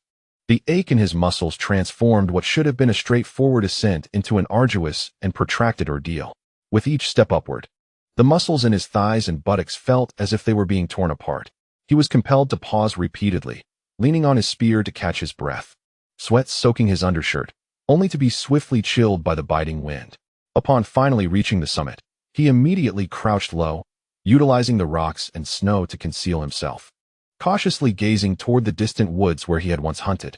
In the sky, several large raptors, resembling eagles or hawks, ominously circled above the forest. They showed no urgency to descend, patiently tracing circles, which typically indicated the presence of something they regarded with caution below, or perhaps they were waiting for the opportune moment. The forest's edge lay in silence, devoid of any evident large animal activity. The cold wind whipped through the open fields, producing a mournful sound. As Lin Feng patiently lay in the frigid snow, motionless and observant, the bitter cold began to seep into his fur coat, causing his limbs to grow numb. He found it necessary to move his toes and fingers slowly from time to time, or to quietly raise his body and lightly stomp his feet in place to prevent frostbite. Time passed slowly in the stillness and chill, and by observing the sun's trajectory in the pale sky, he estimated it had shifted from his upper left to his upper right, suggesting it was now afternoon. The prolonged crouching and cold had brought him to the brink of endurance, and just as he was preparing to abandon his post and retreat to shelter, movement finally stirred at the forest's edge. A few fluffy, medium-sized wolf pups tumbled out from the shadowy thickets, playfully chasing and wrestling one another in the snow, exuding a sense of mischief and vitality. Shortly thereafter, an exceptionally large adult wolf emerged, moving with a steady and powerful gait. It stood at the forest's edge, vigilantly scanning the open terrain. Even from a considerable distance, Lin Feng could sense the oppressive aura emanating from the adult wolf. Its shoulder height likely approached or even exceeded that of modern large wolf dogs, with a physique that was robust and muscular, the sinewy lines of its form rippling beneath its thick fur. Its coat exhibited a blend of gray and light brown, perfectly adapted to the icy environment, nearly merging with the snowy backdrop. The most heart-stopping aspect lies in its robust head and muzzle, with a jaw that exudes a formidable strength, as if it could effortlessly shatter the bones of large prey. Its gaze is frigid and piercing, imbued with an ancient predator's indifference and lethal intent. Compared to modern wolves, it resembles a fur-clad war machine, born for slaughter. This is the fearsome dire wolf of the Ice Age. Lin Feng's heart raced to his throat, and his breath nearly ceased. He lay motionless on the ground, paralyzed by fear, terrified that even the slightest reflection or sound could draw the attention of the dire wolf. Having been in this world for half a month, he noted that despite the absence of heavy snowfall, a light dusting fell each night. Covering the ground with a thin layer of snow, he hoped it would mask his scent. Daring not to look further, he began to inch backward like a snail, utilizing the undulations of the terrain to conceal his presence. Only when he had retreated to the opposite side of the hill, entirely out of sight of the forest and snowy expanse, did he dare to rise, feeling his back drenched in cold sweat. His greatest fears had indeed materialized, sending a chill through his heart. The emergence of the dire wolf signified that the area had become a no-go zone, at least in the short term. The remaining venison hanging in the trees was likely doomed, and how much would remain was a matter of luck. He sighed, suppressing his regrets. Bringing back 20 to 30 kilograms of meat was a stroke of fortune amidst misfortune. In such harsh conditions, ample food was a luxury, and greed was inadvisable.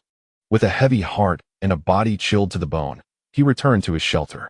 Outside, the smokehouse's fire had extinguished, yet residual warmth lingered. The strips of meat inside had noticeably shrunk after several hours of smoking. Their color deepened and surfaces dried to a semi-dry state. With some time before dusk, he rekindled the smoking fire, deciding to continue smoking for a while longer to ensure better preservation. During this interlude, he took out the pelts of the snow hares, rodents, and large squirrels he had caught that day for preliminary tanning. He scraped off the remaining fat and flesh membranes, applying a mixture of brain oil he had previously collected, kneading it repeatedly. The enormous elk hide would have to wait for tomorrow, as he could not attend to it now.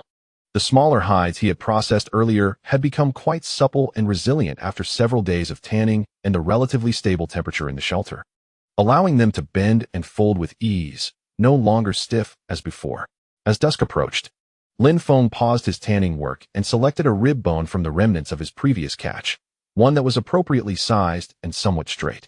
Sitting by the fire, he began patiently to sand down one end of the bone with a rough piece of sandstone, aiming to craft a bone needle.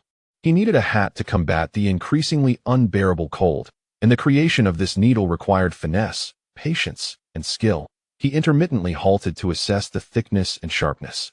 During this period, he occasionally rose to add firewood to the smoking rack outside, sustaining the delicate tendril of smoke that preserved his food supplies.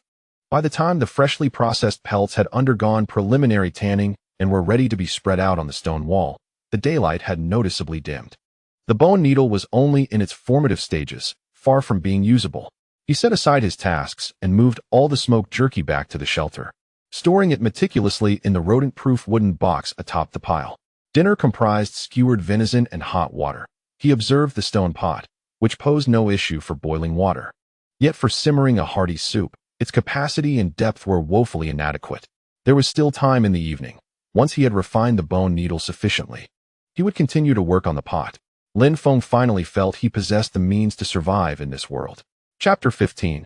Sauna Awakening in the Morning. His body still bore the residual fatigue from the previous day's hunt, yet his spirit was invigorated by plentiful sleep and food reserves. Lin Feng stretched his still sore shoulders and neck, his gaze inevitably drawn to the folded, enormous antlered deer hide leaning against the rock wall, resembling a massive stone slab. After gradually thawing in the relatively warm confines of the shelter, it was no longer as rigid as when he first brought it back. The edges could now bend slightly, and it no longer bore the bone-chilling coldness, but instead exuded a hint of the leather's inherent suppleness. This hide was the key to his future comfort, promising a warm bed and a foundational garment capable of withstanding the bitter cold.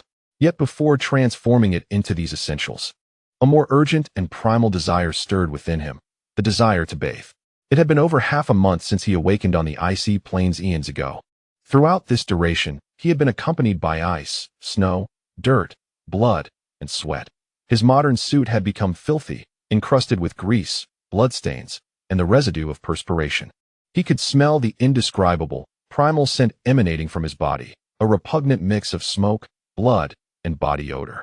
His hair was matted and sticky, his skin itching uncomfortably.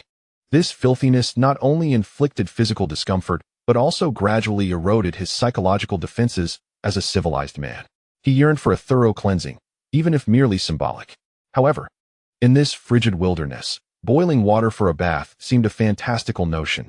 Heat dissipated too quickly, risking hypothermia. A bold idea took shape in his mind: to utilize the vast deer hide and the conical smoking rack he had constructed yesterday to create a rudimentary steam bath. The conical structure of the smoking rack was an ideal framework. Removing the internal crossbars used for hanging meat would yield sufficient space for an adult to curl up inside. Then, by enveloping the expansive deer hide around it and securing the lower edges with stones, he could form a relatively enclosed space. Next, by heating several large stones in the campfire until they are searing hot, inserting branches into the leather tent, and splashing some pre-melted snow water, one could instantaneously create the effect of a sauna. This notion exhilarated him.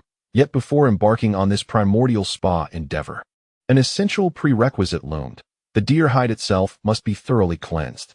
The freshly skinned hide, even after preliminary scraping, still bore an abundance of fat, capillaries, fragments of flesh, and fascia. Should it be used in such a state, the organic matter would not only emit an intolerable, fetid odor under the high-temperature steam, but would also adhere to the skin, transforming the experience into a nightmare, while simultaneously fostering bacterial growth that could lead to the hide's decay prior to further treatment. It was imperative to cleanse it first, otherwise it would not be a sauna but a plunge into a filthy barrel, he mused, resolutely determined. He rose to complete his daily trap inspections, return with his catch, enjoy a cup of warm water, and have breakfast before commencing his labor. He spread the enormous deer hide flat on a relatively smooth expanse of snow outside the shelter, the grayish-white fur side facing down, revealing the inner pale pink surface, adorned with fatty textures and remnants of tissue. Even as the frozen state began to relent, the hide remained cumbersome and unwieldy. He fetched a relatively flat stone to serve as a workstation and dragged a portion of the hide onto it. His tools comprised a homemade stone scraper, a flat piece of flint with a sharp edge, and a small knife from modern times, which now seemed exceedingly precious. The work commenced. He began with the stone scraper, vigorously scraping the surface of the hide to remove large, conspicuous layers of fat and adhered muscle tissue. The frozen fat crackled as it was scraped away, disintegrating into fragments. When confronted with particularly stubborn areas or those requiring meticulous attention, he employed the small knife, carefully prying open the fascia and detaching the tissues embedded deep within the fibers of the hide. This was an extraordinarily labor-intensive and patience-testing endeavor. He had to continuously adjust the position of the hide to ensure that every inch of the surface was attended to. The air was saturated with the distinctive scent of raw hide, a blend of blood and fat. As the work progressed, the color of the hide transformed from a pale pink marred with stains to a more uniform, lighter flesh tone, while the texture shifted from greasy to somewhat dry. Occasionally, he would grasp a handful of clean snow to wipe the areas he had scraped, effectively removing debris while utilizing the cold to maintain the hide's tautness for easier handling. Throughout the morning, he wrestled with the massive deer hide. When the sun reached its zenith, casting a brief and feeble shadow, he finally completed the initial cleansing of the hide. Although still far from the pristine standards of modern tanning, the large chunks of fat and tissue were visibly removed, rendering the hide relatively smooth, clean, and devoid of any apparent slickness or residue. Lin Feng exhaled deeply, using snow to cleanse the grease from his hands and tools. As he gazed upon the giant deer hide spread across the snow, appearing rejuvenated, a wave of accomplishment washed over him. Next came the transformation of the smokehouse. He dismantled the intricate lattice of branches within, leaving only the sturdy conical main framework intact. Then, with considerable effort, he dragged the clean deer hide over, fur side inward, and began the meticulous process of wrapping it around the framework. This was a clumsy yet skillful endeavor. The hide was heavy, and the framework cumbersome. He had to constantly adjust the angles, guiding the edges of the hide around the supports, trying to ensure that the seams overlap to minimize steam leakage. Finally, he used several appropriately sized stones to securely press the lower edge of the hide into the snow, ensuring the bottom was as sealed as possible. Thus, a rudimentary yet effective steam chamber, a sealed skin pouch, was born, standing in the snow like a peculiar white conical tent, exuding a faint scent of raw hide. Next, he selected 5 or 6 fist-sized, dense dark stones, pushing them into the center of the still-burning campfire, allowing the flames to envelop them completely. Simultaneously, he took the previously tanned, relatively dense smaller animal hides and stitched them into a makeshift, waterproof pouch. With a small knife, he deftly cut strips from the hides, continuously melting snow in a stone pot to fill it with warm water, thus storing a considerable amount for his bath. With everything prepared, the sun began its descent, and the temperature gradually fell. Lin Feng inhaled deeply, shedding his suit, which had long lost its original hue and felt as rigid as armor, along with his coat, shirt, and trousers until he stood entirely bare. The biting cold wind instantly enveloped his naked body, raising a dense layer of goosebumps, and he couldn't help but shiver violently. He swiftly grasped a sturdy, forked branch, carefully extracting a red-hot stone from the fire, its surface radiating intense heat. The stone was exceedingly heavy. His arm muscles tensed as he steadily maneuvered this thermal core toward the steam chamber. He quickly lifted one corner of the hide to roll it into the center. Following this, he added a second, a third, until 5 searing stones accumulated in the center of the skin tent, forming a small mound that emanated heat. He immediately picked up the pouch filled with he dared not linger, swiftly grasping the pouch and carefully pouring the tepid water onto the searing stones. With a resounding hiss, a violent explosion echoed, reminiscent of cold droplets hitting hot oil, as a tremendous plume of white steam erupted, enveloping the entire space within the pouch. The scorching, humid vapor struck against his skin like an invisible wall, delivering a slight sting, soon followed by an indescribable, penetrating heat that seeped into his pores. Visibility plummeted to 0, casting him into a realm of blinding whiteness. Sweat surged forth like a deluge, pouring from every pore of his body, washing away the grime accumulated over the past fortnight. He found it difficult to breathe. The air was suffocatingly hot and moist, infused with the distinct scent of scorched stone and a faint, primal musk lingering from the deer hide. Fortunately, he had cleaned beforehand. Otherwise, the situation would have been unimaginable. He closed his eyes, enduring the stifling heat, desperately attempting to regulate his breath, allowing his body to acclimate to the sudden surge of temperature. Sweat streamed down his forehead, cheeks, chest, and back, pooling beneath him. He sensed the dirt adhering to him softening and peeling away, as if his skin were breathing, a novel clarity beginning to blossom amidst the extreme discomfort. He intermittently splashed water onto the stones, maintaining the steam's intensity. Each hiss was followed by an even fiercer wave of heat. Time became a vague notion. Perhaps only a few minutes passed, yet for Lin Feng, it felt like an eternity. It was not until a slight dizziness washed over him that he realized he could no longer remain. Groping about, he managed to lift a corner of the deer hide, and a rush of cool air surged in, creating a vigorous convection with the internal steam. He nearly tumbled out of this white steam chamber, re-emerging into the frigid air of the ice field. The extreme fluctuations between heat and cold made his body tremble violently. His skin flushed a vivid red, resembling a boiled shrimp. Yet, he did not perceive coldness. Instead, an unusual refreshment and lightness enveloped him. The grime clinging to him seemed to be entirely swept away with the sweat, his skin inhaling the crisp air, each pore singing in delight. He swiftly utilized the relatively clean snow he had reserved, vigorously wiping his body to remove any lingering sweat and stains, the icy sensation invigorating his spirit.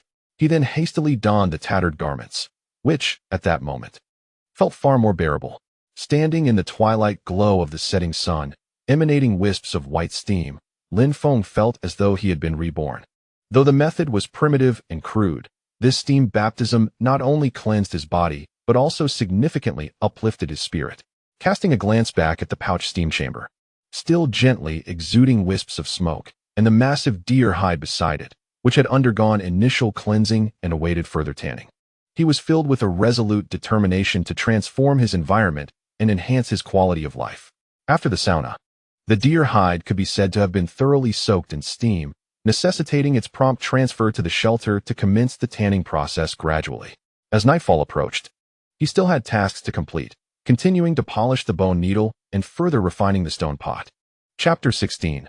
Clothing 3 days slipped silently by amidst the ever-changing skies and relentless winds of the icy expanse. At this moment, he stood outside the shelter, cradling the now rejuvenated giant deer hide in his hands. Through repeated tanning, prolonged exposure in the relatively warm shelter, and meticulous washing and scraping with pristine snow earlier that morning, this once heavy, rigid, and pungent raw hide had undergone a remarkable transformation. Its leather had become relatively supple and resilient, exhibiting a uniform light brown hue. Although it still bore the primal, rugged texture of leather, it no longer felt cold and stiff to the touch. Instead, it emanated a dry yet warm quality. The thick fur side, interwoven with shades of gray and light brown, was fluffy and dense, as if imbued with boundless warmth. At last, it was complete. Lin Feng exhaled deeply, carefully cradling this weighty yet promising outcome in his hands, heralding a comfortable future. This night, he would finally bid farewell to the unforgiving, icy branch bed and embrace a truly warm and soft mattress. The mere thought of stretching out his limbs and resting upon such a fur-covered surface alleviated much of the fatigue accumulated over the past days. Just yesterday, an unexpected blizzard had swept across the icy plains. The howling winds carried downy snowflakes, veiling the world in a chaotic white, with visibility plummeting to almost nothing. Such treacherous weather rendered venturing outside tantamount to suicide. Lin Feng found himself trapped within a narrow rock crevice, listening to the wind's haunting wails outside, feeling the cold attempting to breach the fortress of the bonfire and stone walls. Yet, it was precisely this snowstorm that provided him with an exceptional opportunity to focus on indoor tasks. He first completed the hat, skillfully stitching together the previously tanned, softest and fluffiest snow rabbit fur and Arctic fox hide. The rabbit fur served as the lining, while the fox fur formed the outer layer and brim. The extensively polished bone needle proved invaluable at this moment. He carefully drilled a small hole at the tail end of the needle with a knife, threading flexible animal tendon fibers through as a makeshift thread. Once the hat took shape, its design was rudimentary, yet upon donning it, it instantaneously shielded him from the biting cold wind and swirling snow, bringing warmth back to his ears and forehead with immediate effect. Next came his tattered suit and coat. Utilizing the remaining assorted animal hides, primarily composed of squirrel pelts and some rodent skins, he meticulously tanned them until they became quite supple. He painstakingly stitched these pieces onto the inner sides of the coat and trousers. As the final piece of hide was securely sewn in place, he donned this upgraded attire once more, experiencing a starkly different sensation.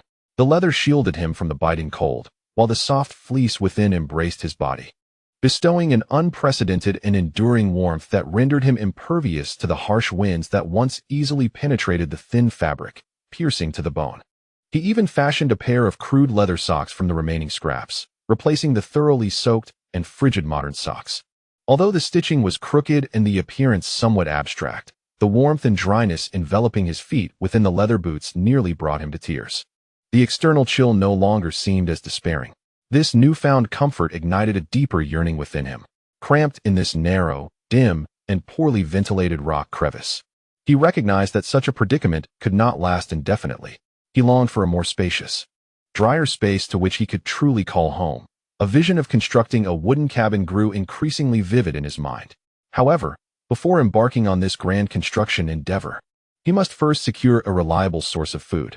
The efficacy of fixed traps would wane over time as animals learned to be wary or altered their paths. Thus, 3 days prior, he had relocated most of his traps to seemingly more promising sites further afield. Treading through the newly fallen snow that reached his calves, Lin Feng once again ventured into the familiar woods. Adorned with a new leather hat, clad in a coat lined with leather, and donning warm leather socks, he felt his resilience against the cold had dramatically improved. His steps were steady, and the mist of his breath curled beneath the brim of his hat, as the biting chill outside seemed effectively thwarted by his self-made fur attire, allowing him to move with greater ease than ever before. The heavy snowfall from the previous night had blanketed everything, thoroughly concealing the traces of the traps he had meticulously set. Relying solely on memory and rough direction, he navigated through the snow, repeatedly probing and excavating with his walking stick, a process that proved exceptionally arduous and consumed considerable time and energy. Ultimately, he managed to recover only 3 snares and 4 stone traps, a loss of over half. Moreover, these traps yielded nothing, with barely any signs of having been triggered. Whether the new locations had been poorly chosen, the snowfall had affected animal activity, or the traps had been rendered ineffective by being buried too deep, remained uncertain. Gazing at the empty traps, Lin Feng sighed, though he did not succumb to discouragement. Hunting was inherently a game of chance, particularly in such extreme conditions. Habitually, he had brought along small animal entrails as bait, which now proved fortuitously useful. He meticulously reset the recovered traps and redeployed the bait. Returning to his shelter empty-handed by midday, he took a brief respite to replenish his strength with some smoked meat. A thought flickered in his mind, to revisit the site where he had previously hunted the majestic stag. Although aware that hope was slim, he pondered the possibility of remnants of meat still hanging from the trees. After all, that represented dozens of kilograms of sustenance, and the gnawing hunger compelled him to tempt fate once more. Equipped with a stone spear and some smoked meat as a precaution, he embarked once more on his arduous journey to the woods. With his fur attire, the trek was no longer as excruciating as it had been on his previous expedition.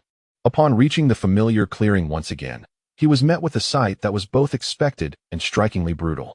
The very spot where the subadult stag had once fallen was now merely a vast, unburied skeleton, gnawed to the bone, its stark white frame laid bare against the snow.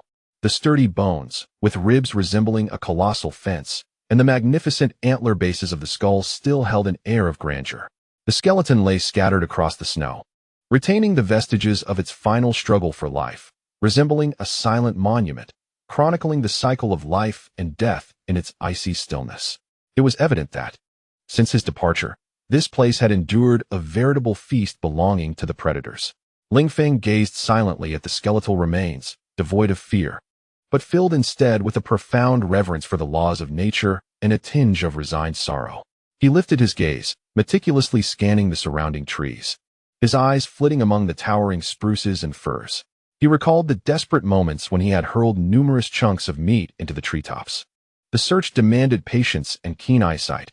Many branches were bare, or held only remnants pecked at by birds. He climbed and descended, navigating the snow-laden forest floor with difficulty. However, diligent effort bore fruit, and ultimately, he discovered a survivor nestled within the dense branches of 3 trees, hidden in a natural platform formed by their intertwining limbs. 3 pieces of venison, varying in size, had fortuitously escaped the notice of most scavengers and birds, ensnared and obscured by the tight-knit branches. They were frozen solid, their surfaces adorned with a delicate layer of frost. With utmost care, Lin Feng retrieved them, weighing them in his hands, and estimated their total to be around 7 or 8 pounds. While this was far from compensating for his losses, this unexpected boon filled him with delight. Thank goodness, he murmured to himself, a hint of bittersweet humor lacing his relief. Perhaps the sole advantage of this ice age is that food does not spoil easily. With the 3 salvaged pieces of frozen meat in tow, he set off on his return journey.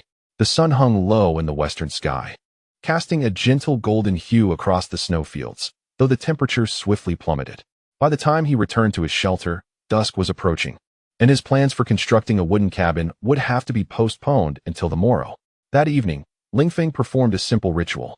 He carefully spread the thick, soft, tanned deer hide, placing it atop the branches and leaves that served as his mattress, with the first side facing up. As he removed his leather boots and coat by the campfire, the first moment his bare feet touched the deer-hide mattress. An indescribable sensation of comfort radiated from the soles of his feet, enveloping his entire being. The supple and resilient fur yielded beneath him, cradling him gently as he slowly reclined, stretching his form across this warm and spacious bed that belonged solely to him. The thick fur insulated him from the cold and hardness of the ground, bringing a long-lost, heartwarming softness and warmth. The flickering glow of the campfire danced, illuminating the content and serene expression on his face. For the first time in more than half a month, he truly felt the essence of restful slumber. The comfort of his body greatly soothed his spirit as he gazed at the night sky, where twinkling cold stars shone through the crevice above, intensifying his yearning to build a wooden house. A good bed was merely the beginning. He desired a true home. In this modern world, where owning a standalone house was out of reach, he could still craft one with his own hands in this wretched place. Chapter 17. The Dream of the Wooden House Dam. This is what life is all about, Lin Feng exclaimed as he sat up from the deerskin mattress, unable to suppress his exclamation of delight. Since arriving in this strange land, he had never felt so unburdened. The oppressive emotions and temperament that had plagued him were instantly released after a comfortable slumber. This meticulously tanned deerskin was undoubtedly his proudest creation since his arrival. Sleeping on it meant no longer worrying about the painful stones beneath. He stretched lazily, his bones cracking in delightful symphony. Although his muscles still ached, his spirit had transformed entirely. It was hard to believe that just half a month ago, he had curled up like a wild man in the crevices of stones. And now he could lie on soft fur and enjoy a peaceful sleep. Today would be a day of great endeavor. Excitedly rubbing his hands together, his eyes sparkled with enthusiasm. Building a house. In this ice age of 10,000 years ago, he intended to construct a finely furnished little villa for himself. His initial design envisioned an internal area of approximately 3 by 3 meters, with a height of around 2 meters, allowing him to stand upright within and providing ample space for storage and daily living. This plan had been swirling in his mind for several days, though modest in size. It was sufficient for him to stand tall and accommodate all his belongings. Most importantly, the fireplace would serve both as a source of warmth and a means of cooking. This was the life of a civilized person. He had already chosen the location, right on the hillside opposite his current stone nest. That spot featured a flat area backed by a cliff over 10 meters high, naturally providing a shield from the wind. Unfortunately, lacking a power drill, he could not simply bore holes into the rock face to support the beams, which was a pity. He shook his head in regret and decided to build 4 wooden walls honestly. In these times, having a place to shield from the wind and rain was already a blessing. Who needed anything more extravagant? For breakfast, he had roasted venison paired with hot water, which he devoured with great efficiency, even gnawing the meat scraps from the bones clean. Time to get to work. He strode boldly towards the chosen site, feeling like a general preparing for battle. The first task was to clear the area, as the snow was nearly knee-deep. He temporarily fashioned a wooden plank into a shovel, scooping up the snow and piling it to the side. If only he had a shovel, he could have muttered to himself while working. Oh, what was the use in wishing? In these times, having wood to work with was already a stroke of fortune. After clearing the snow, the frozen ground lay exposed, hard and unyielding, strewn with gravel of varying sizes, some as large as a basin, others akin to a fist. Damn it, how long will this take? Gritting his teeth, he hoisted a sizable rock and staggered toward the edge of the site. Despite the frigid temperatures, he worked up a sweat, beads trickling down his forehead, crystallizing into frost on his brows. By the time he had cleared a 20 square meter patch, the sun was already high in the sky. Damn, it took the entire morning just to clear this space? Wiping the sweat from his brow, he examined his crimson palms, already blistered. This was merely the beginning, with more arduous tasks awaiting him. Grasping his stone axe, he inhaled deeply and strode towards the woods. Building a house requires timber, and a substantial amount at that. He calculated he would need at least 30 or 40 logs, and that was just for the primary structure. Wandering through the forest for half the day, he scrutinized each tree like a discerning foreman. This one is too slender, unsuitable. This one leans, pass. This one is straight, but too thick to fell. Ultimately, he settled on a few types, spruce and fir, with diameters ranging from 15 to 20 centimeters, tall and straight, ideal for walls and beams, along with some slightly thinner birch, whose hardwood was suited for auxiliary structures. This one will do. He selected the first unfortunate spruce, of a bowl-like thickness, remarkably straight. A veritable model among the trees in this grove. With a swift swing, the stone axe sliced through the air, striking the trunk. Thud! A dull sound echoed as the blade left merely a shallow dent in the bark, sending vibrations through his hand. Is it really that hard? Undeterred, he swung the axe again. Thud! Thud! Thud! The monotonous sound of chopping reverberated through the forest, a primal struggle between man and nature. Each strike sent jolts through his arms, yet the efficiency was painfully low. This stone axe was no match for a modern tool, and after what felt like an eternity, only a small chunk had been severed, with shavings flying everywhere. Sweat trickled into his eyes, stinging and causing him to blink rapidly, while his breath formed white crystals that clung to his lashes and beard, giving him the appearance of a jolly Santa Claus. The most frustrating part was that after just a few dozen strikes, the axe had dulled. No way. Already? Cursing under his breath, he searched for a place to sharpen the axe, finding a rough piece of sandstone, and began to grind it, mixing it with snow. It felt akin to playing a never-ending, frustrating game of equipment repair. He then noticed that the vine binding the axe was starting to loosen. Damn, what poor quality. He hurriedly secured it once more, cursing the productivity of the stone age 100 times over, wishing for a piece of iron wire, a nail, or even a chainsaw. Forget it, dreaming one to help. Shaking his head, he returned to the battle with the tree. With the axe sharpened, he resumed his toil. He continued to chop, grind, and tighten the vines, making progress as slow as a snail. He felt akin to Sisyphus, eternally engaged in futile labor. Uncertain of how many times he had swung the axe, his arms were long past numbness, yet he could not afford to pause. Stopping would only breed greater inertia. Just as he was on the verge of surrender, with a resounding crack and groan, the spruce finally succumbed, crashing to the ground with a thunderous impact, scattering snowflakes into the air. Success! Lin Feng leaned against his stone axe, panting like a dog. This was merely the first step. He still needed to chop off the branches and transform the trunk into smooth logs. By the time he dragged the first log to the clearing, the sun had already begun its descent. Gazing at the 3-meter-long log, he felt an overwhelming urge to weep. This was no small feat at noon. He gnawed on a few pieces of smoked meat, foregoing a return to rest, relying on a stone to lean against for a moment before resuming his labor. Time waits for no one. Each day the weather grew colder, and he needed to complete the house before the heavy snow sealed the mountains. The afternoon proved even more arduous, with his arm aches intensifying, blisters forming in his palms, and each swing of the axe causing him to grimace in pain.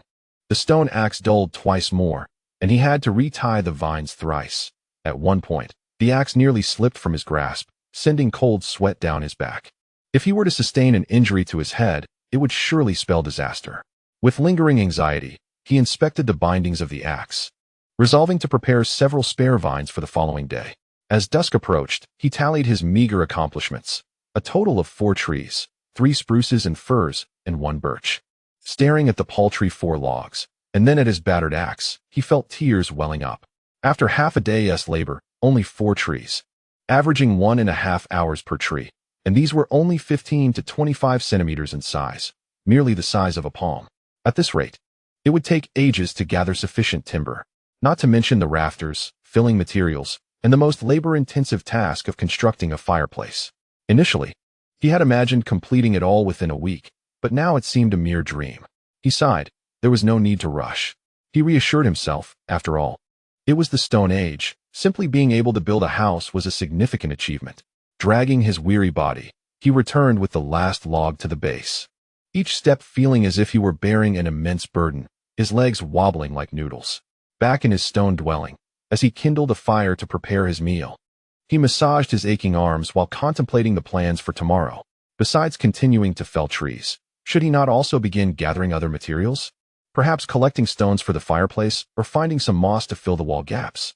Gazing at the flickering campfire, he envisioned that little wooden cabin rising amidst the icy expanse, complete with a warm fireplace and a comfortable deerhide bed. No longer needing to worry about waking in the night from the cold, he reminded himself to take it slow. After all, time was abundant. In this ice age, thousands of years ago, what he possessed most was, perhaps, time itself. As long as one is alive, hope persists. One day, he shall establish a true home in this desolate land. Chapter 18. The completion of the wooden cabin. The first home of the Ice Age days past. and Lin Feng felt himself transform entirely into a lumberjack. This wretched stone axe had become the greatest torment since his arrival. With an average of one rendered useless each day, merely finding suitable flint, sharpening it on sandstone, and repeatedly binding it with vines consumed nearly half a day. Fortunately, the evenings were devoid of tasks, allowing him to craft a few spare axes. If only he possessed a modern axe, he could have already constructed a spacious 3-bedroom apartment. As he honed the new stone axe, he gazed at the layers of blisters and calluses on his palms. The most painful ordeal was at the base of his thumb. Each swing of the axe sent tingles through his hand, and several times he nearly lost his grip on the handle. However, the sight of more than 60 logs piled high in the clearing brought him a sense of balance. The merit of the boreal forest lay in its trees, which, in their quest for sunlight, grew tall and straight, with diameters averaging several centimeters, ideal for walls and beams. He meticulously selected spruce and fir, two types of wood known for their resilience and straight trunks. Felling trees was merely the initial step. The subsequent mortise and tenon processing was the true test of endurance. Lacking professional tools, he resorted to a small knife from the modern world and a few sharpened stones, painstakingly carving out the interlocking structures at both ends of the wood. How he wished for a chisel, he often muttered as he toiled. His fingers were raw from the coarse wood shavings, and at times, he would inadvertently nick himself with the knife. The so-called mortise and tenon joints were crooked and uneven, hardly meeting the standards of even an apprentice in the modern age. Yet, he thought, as long as they fit together, that sufficed. Lin Feng held practical expectations of his craftsmanship. For a full 8 days, he wrestled with these logs. And when the last joint finally took shape, he was nearly propelled into a leap of joy. He had done it. Next came the most gratifying part, assembly. That morning, he indulged in a few extra pieces of roasted deer meat and meticulously checked his tools. Standing on the chosen homestead, he took a deep breath and began his construction. Thud! The first grooved log fit snugly into the protruding tenon of the base. Thud! Thud! Thud! The more he worked, the easier it became. One log after another stood erect, interlocking seamlessly, each strike driving them into place. Watching the walls rise at a visible pace brought an unparalleled sense of accomplishment. Of course, challenges abounded. Some joints were too tight, requiring him to carefully tap them with stones, while others were too loose, necessitating the crafting of wooden wedges for reinforcement. The gaps between the logs varied, some wide enough for a fist to fit through, while others were merely finger width. Fortunately, he had prepared in advance. Gathering moss he had collected earlier, he stuffed it into every crevice as if dressing the house in a warm coat. This moss not only provided wind resistance, but also insulation, making it an ideal natural building material in this ice age. To his own astonishment, the walls had risen within a mere morning. Observing the designated doorways, windows, and the sizable gap left for the fireplace, Lin Feng exuberantly clenched his fists, declaring himself a genius. After a modest lunch of smoked meat, he eagerly commenced the construction of the core project, the fireplace. This would serve as his future source of warmth and cooking. The stones were already at hand. The challenge lay in the soil. This cursed place was riddled with frozen earth, as hard as stone. He devised a method. First, selecting an appropriate location, he ignited bonfires around it to heat the surroundings. The waiting was excruciating, requiring vigilance to prevent the fire from extinguishing while also monitoring the thawing of the frozen ground. If only he had a shovel. Instead, he pried at the semi-melted frozen soil with a wooden stick, unable to resist the lure of daydreaming. The excavated soil still contained ice shards and had to be used immediately. To prevent it from refreezing during construction, he kindled a fire inside, as well to maintain warmth. Water was not a concern. He had fashioned several water bags from the animal hides he had previously collected, hanging them in the house to thaw for later use. Lacking containers, he simply dug a pit in the ground, poured in water, added soil, and then mixed it with a stick. The fireplace featured a double-layered structure. First, he built the inner wall with large stones and mud, leaving a combustion chamber, and then he erected an outer stone wall. This way, even if the inner mud cracked, the outer wall would still stand firm. He applauded his ingenuity. The construction of the roof was the true test of skill. Knowing he could not create an arched top, he cleverly spent most of the day searching for several naturally flat stones nearby, which he simply laid atop. Perfect. Admiring the snug fit of the stones, he could not help but whistle in pride. The main body of the fireplace extended over 30 centimeters outside the house, where he casually built a chimney from stones. During the fire test, his palms were clammy with sweat, but when he saw the smoke obediently wafting through the flue instead of back into the house, he could not contain his joy. It was a success. Next came the roofing. He used the stoutest timber as the main beam, propping it on the front and back walls with short posts. The sloped roof was constructed using the old method, piecing together the prepared timber. As he reached the filling stage, he glanced up at the height and decisively abandoned the idea of stuffing moss. The covering method proved effective. He altered his strategy, carpeting the entire roof with large pieces of moss, followed by a thick layer of spruce branches, and finally laying 2 long wooden beams diagonally across both sides of the roof for cross-bracing. When the last gap was sealed, this 3-meter-square little wooden cabin was finally completed. Though its appearance was rough, with bark still clinging to the logs and a chaotic array of branches atop, in Lin Feng's eyes, it was the most luxurious villa on the ice field. In the following 2 days, he crafted a simple door and windows from slender branches. Although the door may not close tightly, it is still better than having none at all. By binding some branches adorned with lush leaves, one can achieve a commendable windbreak. The windows are shielded with tanned animal hides, which can be rolled up during the day to allow light to flood in. On the day of the move, he deliberately chose a fine weather, transporting the deerskin mattress, smoked meat, and tools into his new abode. With each item he placed down, he felt a growing sense of security. When the last piece of his belongings was settled, he solemnly lit the fireplace. The vibrant orange flames danced joyfully within the stone hearth, instantly filling the small house with warmth. He sprawled out on the soft deer hide, relishing the comforting warmth beneath him, while gazing at the beams of daylight filtering through the gaps in the roof. At last, he had a proper home. That night, he slept particularly soundly. Outside, the cold wind continued to howl, but the thick walls and the cozy fireplace kept the bitter chill firmly at bay. Chapter 19. Berries. In the 2 days following the completion of the wooden cabin, Lin Feng finally experienced a remarkable leap in quality of life. No longer did he have to squeeze into the drafty stone crevices. Each morning, he awoke to the sight of a sturdy wooden roof rather than the icy rocks above. The warm flames in the fireplace flickered continuously, maintaining a pleasantly comfortable temperature throughout the room. With a stable residence, he could finally devote his attention to enhancing his living conditions. The first task he undertook was to craft a rudimentary wooden bed, constructed from several thick logs for legs. With slender branches arranged atop, layered with twigs and leaves, and finally topped with his treasured deer hide. Though it could not compare to a plush mattress, it was a far cry from sleeping directly on the ground. Indeed, this was what one might call living.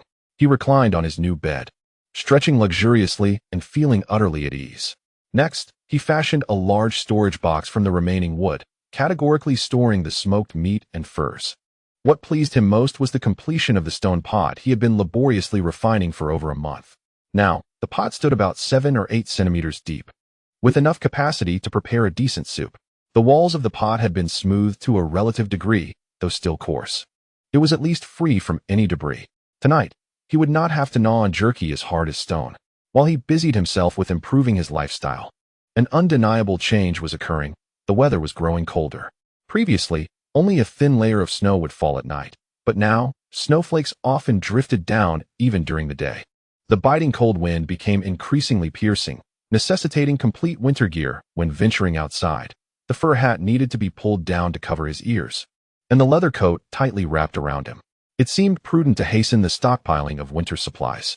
Lin Feng stood by the window, gazing at the ever-thickening snowfall, his brow furrowed in concern.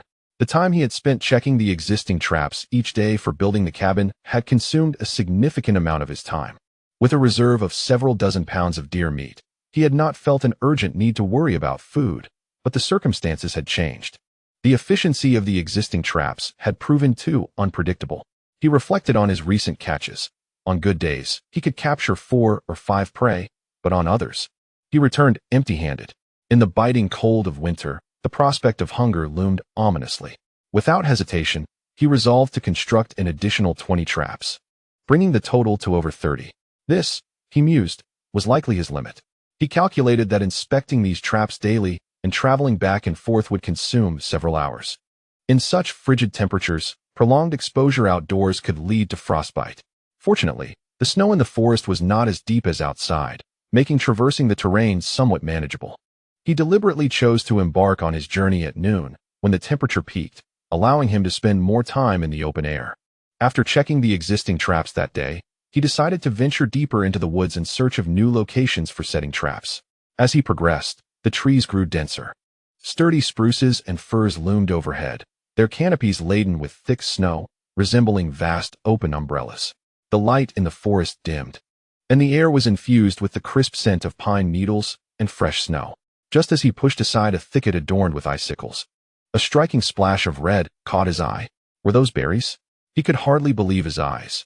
It was a low shrub sparsely draped with small, red berries that stood out vividly against the white snow. With utmost care, he plucked one and examined it in his palm. The berry was no larger than a fingernail, its surface a brilliant crimson, dusted with a delicate layer of frost. Could it be poisonous? He hesitated momentarily, but soon dismissed his concern as he noticed the ground around the shrub was dotted with the tracks of small animals, clearly indicating that these berries were a source of food for them. If rabbits could safely consume them, surely he would be fine. This discovery filled him with elation. Having spent over a month in this world subsisting on roasted or smoked meats, occasionally finding edible roots, the notion of fruit was a luxury he had scarcely dared to imagine. Like a treasure hunter, he meticulously scoured the area and indeed found several more clusters of the same berry-laden shrubs. Regrettably, most of the berries had already been claimed by nimble creatures, and he managed to gather less than a pound. Nevertheless, this was enough to thrill him. Tonight, he would prepare a pot of berry soup. He carefully wrapped the berries in animal hide, safeguarding them as if they were precious gems. Marking the spot where he discovered the berries, he carved distinct notches into several large trees with his stone axe. The following day, he intended to set several more traps in the vicinity, with berries present. It was certain that small animals would be drawn to the area in search of food. On his return journey, he noticed a pressing concern. The efficiency of his snares had markedly declined with the drop in temperature. This damned cold. Inspecting a malfunctioning snare, he discovered that the branch providing the spring action had become rigid in the frigid air, its elasticity severely compromised. Many animals that should have been ensnared had escaped due to the inadequate spring action of the branch. It was clear that future traps would need to be constructed as stone-press models. He was resolute. Although more labor-intensive to build, stone-press traps were unaffected by the cold and proved highly effective against medium to small-sized animals. Most importantly, once successfully triggered, the chances of prey escaping were virtually non-existent. Upon returning to the log cabin, twilight had begun to descend. He eagerly set about kindling a fire to prepare a meal. For today he intended to savor his first bowl of hot soup since arriving in this world. First, he meticulously chopped the frozen venison into small chunks and placed them into a stone pot, adding water to bring it to a boil. The rich aroma of the meat soon enveloped the entire cabin, prompting him to swallow in anticipation. Once the meat was nearly cooked, he carefully added the washed berries, their vibrant red hue swirling in the bubbling broth, quickly tinting the soup a delicate shade of crimson. Finally, he sprinkled in some wild herbs he had previously gathered and dried, releasing an indescribable fragrance that filled the air. As he scooped a spoonful of the steaming soup with his homemade wooden ladle and brought it to his lips, he was nearly moved to tears. The savory essence of the meat, the tartness of the fruit, and the fresh scent of the herbs melded harmoniously on his palate, warmth cascading from his throat to his stomach. This was the most satisfying meal he had experienced since entering this realm. Exhilarating. It was utterly delightful. He sipped the hot soup slowly, feeling revitalized. The remaining berries were carefully stored away, intended as a leisurely snack. In this vitamin-deficient ice age, these berries were more precious than meat. As night fell, the howling winds outside and the gentle patter of snowflakes against the cabin created a symphonic backdrop, yet within, it felt as warm as spring, with the firelight casting dancing shadows upon the walls. Lin Feng lay contentedly on his deerskin bed, contemplating his plans for the morrow, setting more traps, searching for additional berries, and perhaps exploring the possibility of discovering other edible plants. Winter loomed ahead, yet he felt prepared. Equipped with a cabin, a fireplace, and a stable food source, he firmly believed he would endure this winter. When spring arrived, perhaps he could cultivate a small plot of land and experiment with planting something. With visions of the future dancing in his mind, he drifted into slumber. Chapter 20. The gathering storm in the early morning, he awoke from his thickly furred deerskin bed, unable to suppress a satisfied sigh. The embers of last night's fire still radiated warmth in the hearth. The cabin was delightfully cozy, a far cry from his former mornings spent shivering in stone crevices. He rose leisurely, adding more wood to the fireplace and watching as the flames joyfully leapt back to life before commencing his daily routines. In the newly constructed large storage chest in the corner, his belongings were meticulously organized. One side housed neatly stacked, glistening cured meats, primarily rabbit, venison, badger, marten, and various unidentifiable small rodent meats. The other side was piled high with an assortment of furs, soft rabbit pelts, and thick fox hides, gathered during this time. A satisfied click of his tongue escaped him. He had indeed amassed a modest fortune. He patted the storage chest with pride, feeling a greater sense of accomplishment than when. In his previous life as an office worker, he gazed at his meager bank account. Outside, on the newly constructed meat rack, hung a dozen freshly caught snow hares and 2 foxes. These are the fruits of yesterday's inspection of the traps. Now, by merely maintaining these 30-odd traps each day, he can ensure a basic supply of meat and pelts, freeing himself from the relentless struggle for sustenance. He has even found the time to craft a decent frying pan from a stone slab he has been polishing for nearly a month. Although it remains somewhat crude, it suffices for frying a steak, sparing him from gnawing on the hard jerky that could threaten his teeth. If only he had some salt, he mused while frying the freshly cut venison steak. The days devoid of seasoning always leave even the finest ingredients feeling lacking. The steak sizzled upon the stone slab, its savory aroma wafting throughout the small dwelling. He gazed contentedly at the scene, feeling that he had finally found his footing in this damned ice age. However, this tranquil existence was soon disrupted by some unusual signs. That morning, as he stepped outside to check the traps, an unsettling feeling washed over him. It was too quiet. At this hour, the forest was usually alive with the calls of unknown birds or the rustling of small creatures scurrying through the snow. Yet today, an eerie silence enveloped the woods, with even the wind's whispers seeming oddly out of place. Furrowing his brow, he continued toward the first trap, a stone-press mechanism nestled beneath a thicket, which typically ensnared the occasional gluttonous critter. Today, however, the trap remained intact, yet the bait had vanished without a trace. Perplexed, he crouched down for a closer inspection. The snow bore only a scattering of small, erratic footprints, suggesting that some creature had pilfered the bait while deftly avoiding the trap's mechanism. Such occurrences had transpired before, but never with such frequency. After inspecting several traps, he encountered the same scenario.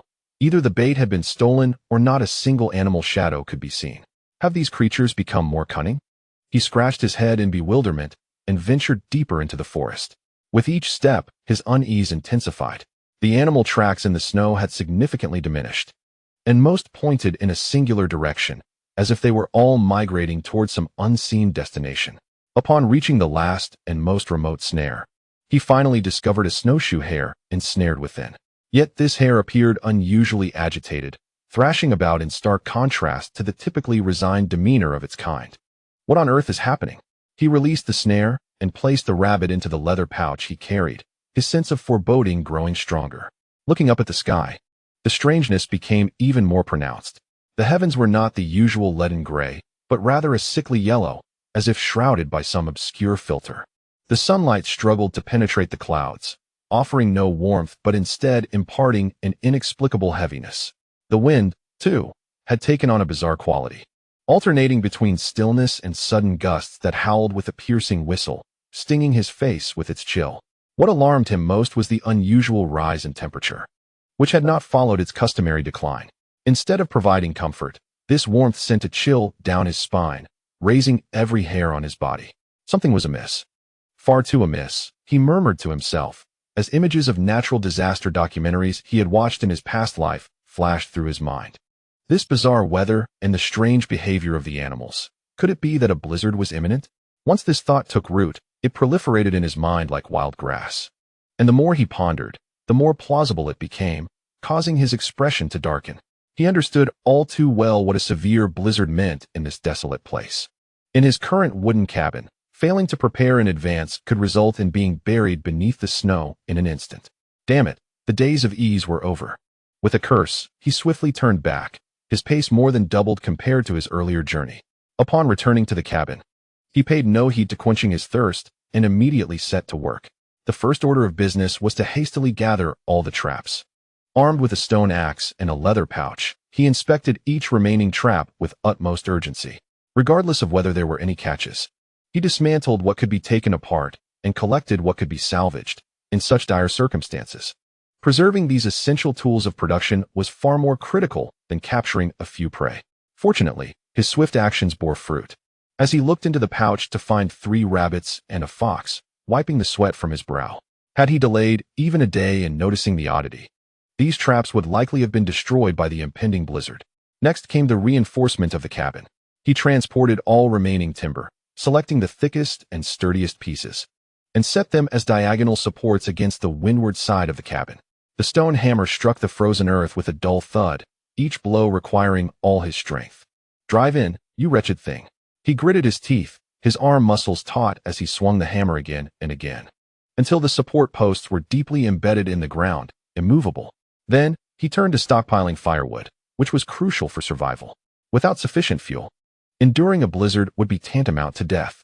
He swung the stone axe with frenzied determination, chopping down every dead tree and bush within reach. His arms had long since grown numb from fatigue, yet he dared not pause. The split firewood formed a wall taller than himself beneath the eaves, and the interior was filled to half a room's capacity. "This should suffice for 10 days to 2 weeks, he gasped, surveying the pile of life-giving fuel, feeling a slight sense of reassurance. Finally, he meticulously inspected the chimney, using a homemade wooden brush to clear out the accumulated soot, ensuring that the airflow was unobstructed with a few gestures of his hand. "Let us not have any mishaps at a critical moment," he muttered, aware that this was the cabin's sole smoke outlet. If blocked by snow, he would either freeze to death or suffocate. By the time he completed all these tasks, darkness was nearly upon him. He was so exhausted that he could hardly straighten his back, yet gazing at the sturdily reinforced cabin and the ample woodpile, he finally felt a modicum of security. He sat before the fireplace, adding several hefty logs to the blaze, which immediately sprang to life, casting a warm glow throughout the entire room. With a stone pot in hand, he prepared himself a lavish dinner of venison stew with berries, deliberately adding extra meat. Who could tell how long the blizzard would last? Now was the time to indulge and stockpile energy. After his meal, he planned to take a moment to craft a wooden window, using animal hides for insulation, which should prove quite effective. Previously, the window had been covered by a single hide, sufficient for its modest size, but with the impending storm, such minimal protection would surely be inadequate. Just as he cradled the stone bowl, ready to savor what might be his last tranquil meal before the storm arrived, a colossal snowflake silently adhered to the window pane. Soon after, a second and a third followed. The wind's howl intensified, morphing from a low moan into a piercing roar, reminiscent of countless tormented souls wailing outside. Lin Feng set down his bowl and approached the window, watching as the world outside swiftly transformed into a white abyss, as if an invisible hand had turned the heavens and earth upside down. "Come now, let me witness the true might of your ancient blizzard," he declared, tilting his head to drink the last sip of warm soup, feeling the comforting warmth spread from his throat throughout his entire body. Chapter 21. The siege of snow and wind. The wooden cabin emitted a dull thudding sound as it was battered by the gale, akin to a giant relentlessly pounding on its walls. Lin Feng awoke from his snug bed, layered with thick deer hides, yawning and rubbing his eyes. The wind had howled all night without respite. He mumbled, yet there was no trace of panic on his face, only a calm acceptance that the storm had indeed arrived. Rising leisurely, he first approached the fireplace, using a stick to stir the ash, revealing the glowing embers beneath, before methodically adding several substantial logs. The dry pine crackled eagerly upon contact with the flames, cheerfully igniting and dispelling the last remnants of chill from the room, illuminating the space with a warm, bright glow.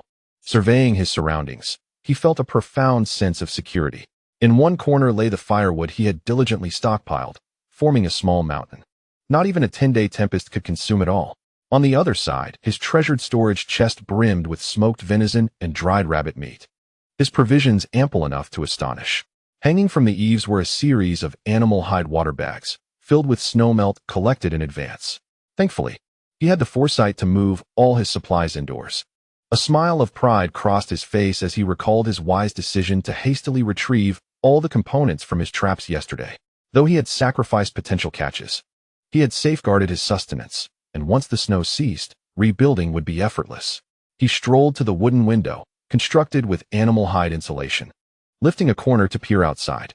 The outside world has transformed into a vast expanse of white, as if an invisible hand has filled the realm with thick cotton-like snow, accumulating to the point where it nearly reaches the waist of the door. The howling wind whips up snowflakes, unleashing a tempest akin to a white sandstorm, rendering visibility pitifully low. Had I found myself in such a scenario upon my arrival, I would have surely succumbed to despair. He laid down the animal skin, void of any fear, instead experiencing a peculiar sensation akin to observing a disaster film from the safety of his abode. Outside lay a chaotic purgatory, where the raging wind transformed from a mere breeze into a tangible hammer, violently battering the wooden walls and roof of the cabin, producing a deep, thunderous sound that seemed to vow the erasure of humanity's minuscule imprint from the icy expanse. The snow was lifted into the air, no longer gentle flakes but billions of hard, fast-moving ice crystals, mercilessly assaulting everything in their path, creating an incessant, nerve-wracking rustle. The world lost all its colors, reduced to a despairing, swirling whiteness, with visibility nearly non-existent, as if the entire realm had been consumed and digested by this colossal white beast. Yet, merely a door away, the interior offered a stark contrast.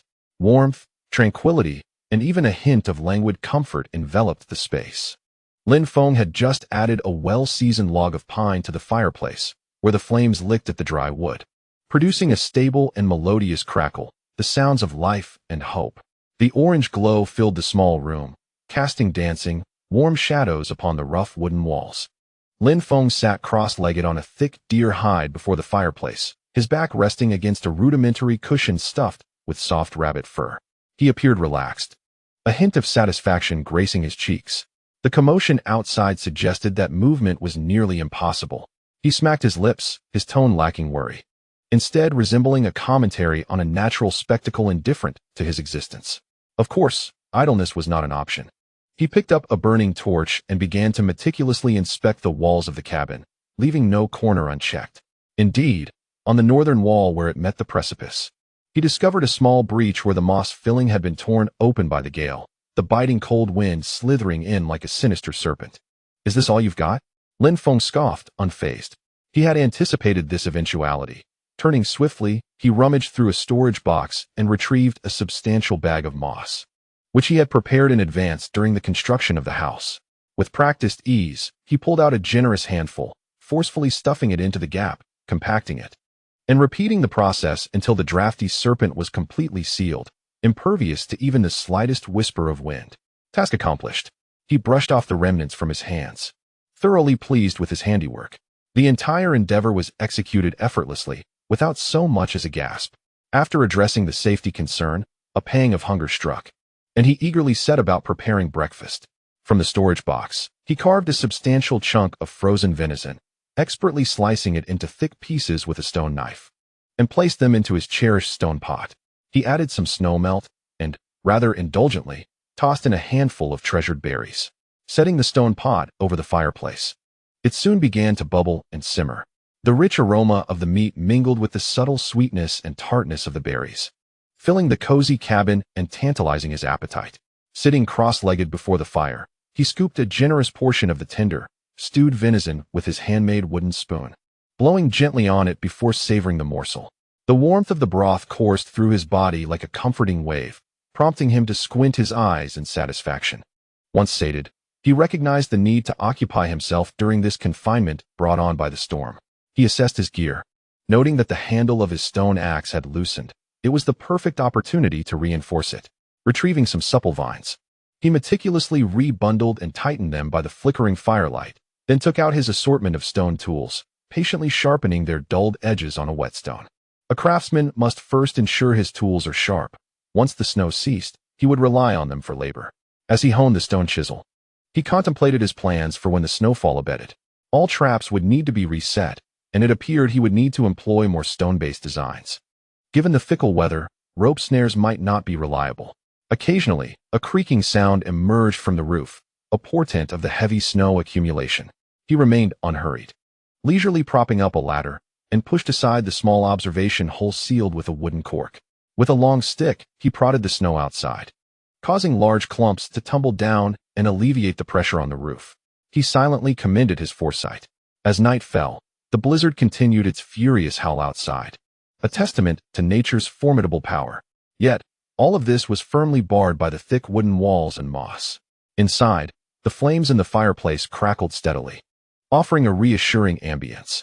Lin Feng even found leisure in the glow, stitching a new, thicker leather hat with the long polished bone needle and animal sinew. Although his technique remained somewhat rudimentary, it had improved significantly since his initial attempts. When the snow cleared, the outside world would undoubtedly unveil a fresh panorama. Perhaps he might even stumble upon a hapless deer frozen in its tracks. He relished the thought, feeling a sense of anticipation for the post-snow landscape. These 5 days, catastrophic as they may have been for the outside world, felt to Lin Feng like a forced yet bountiful retreat at home, well prepared. One morning, awakening to the long-awaited sunlight streaming through the window's cracks, and the once thunderous roar outside transformed into a low murmur. He knew the siege of the storm had come to an end. Rising, he stretched his limbs, a relaxed and confident smile gracing his face. The holiday was over. It was time to venture out and see what had become of his domain. He grasped the well-maintained stone axe and approached the door, preparing to push open the entrance sealed by a thick layer of snow. Chapter 22. After the snow. As Lin Feng exerted force to open the wooden door, partially obstructed by the snow, a rush of invigoratingly crisp air surged in, revitalizing his spirit. Outside lay a world utterly transformed. The sunlight poured unrestrainedly over the boundless expanse of snow, reflecting a dazzling white light that instinctively caused him to squint. The snow was remarkably deep, nearly reaching his thighs, and the once familiar slopes, thickets, and even some shorter trees had vanished beneath this ocean of pristine white. The entire realm was enveloped in profound silence. Not even a whisper of wind could be heard. Only the sound of his own labored breaths and the crunching of snow beneath his feet resonated in the stillness. His little wooden cabin stood like a solitary white fortress in the heart of this vast, snowy wilderness. "My goodness, this is quite a task," Lin Feng remarked, gazing at the nearly buried porch, his tongue clicking in disbelief. Yet, there was no hint of trepidation on his face. Rather, he bore the excitement of a pioneer encountering new territory. He turned back into the cabin, retrieved a wooden shovel, and commenced the first task of clearing the snow from before the door.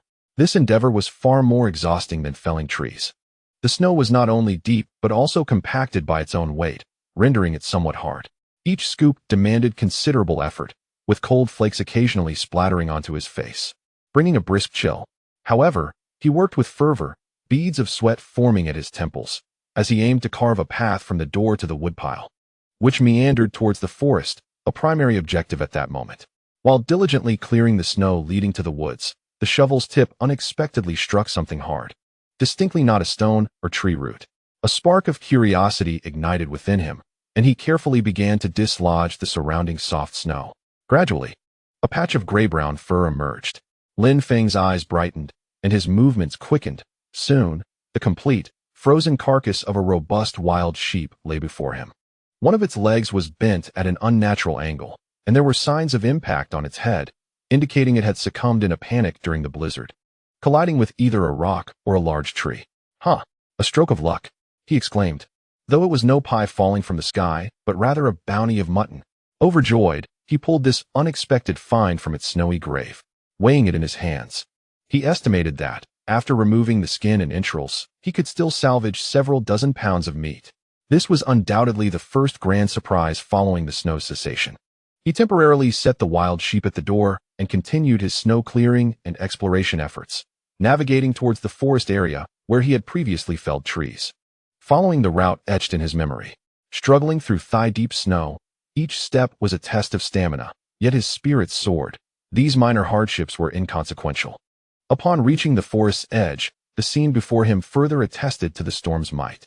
Several robust spruce and fir trees were uprooted or broken, sprawled haphazardly across the snow, their exposed roots entangled with clumps of frozen earth and stones, presenting a scene of utter disarray. Lin Feng approached the fallen timber, intending to ascertain whether any portions could be salvaged. However, as his gaze fell upon the gaping holes forcibly created by the uprooted roots and the surrounding soil and rocks, his breath caught in his throat.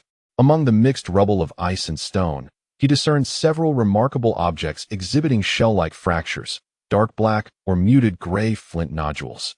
Their texture was exquisite, with sharp edges, clearly prime materials for crafting tools. They far surpassed the varied, inferior fragments he had previously scoured the mountains for. Even more exhilarating was his discovery of a patch of lighter yellow, seemingly fine and viscous frozen soil adjacent to the flint layer. He struck off a small piece with his stone axe, held it in his palm for a meticulous examination, and confirmed with a pinch of his fingers that it was indeed likely clay, although presently frozen solid, once softened indoors. It heralded the possibility of bidding farewell to monotonous stone cookware and entering a new era of crafting ceramic bowls and pots. This was a true stroke of fortune. Lin Feng was so elated he nearly leapt in the snow. This was nothing short of nature's generous gift. The storm had destroyed some trees, yet it had unveiled a glimpse of the treasures hidden beneath the earth. He immediately set to work, disregarding the need to clear a path, carefully excavating the exposed finest flint nodules with sticks in his hands, and laboriously chipping away at several large clumps of frozen clay, wrapping them meticulously in a spare hide. Naturally, he did not overlook assessing his losses. He endeavored to locate the traps he had previously set, but most markers were entirely buried under thick snow, shifted, and even a few traps near the fallen timber had been obliterated by the crashing trunks, leaving not a trace. Out with the old, in with the new. Lin Feng remained remarkably composed. With this new supply of high-quality flint, he could craft more durable and efficient stone axes and chisels, significantly enhancing the efficiency of rebuilding traps. Furthermore, the discovery of clay would allow for pottery creation, elevating his quality of life to new heights. This minor loss was entirely within acceptable bounds. Laden with his precious bounty, he retraced the path he had forged, returning contentedly to his wooden cabin. Gazing at the frozen sheep and then at the flint and clay wrapped in the hide, he could not suppress the smile that spread across his face.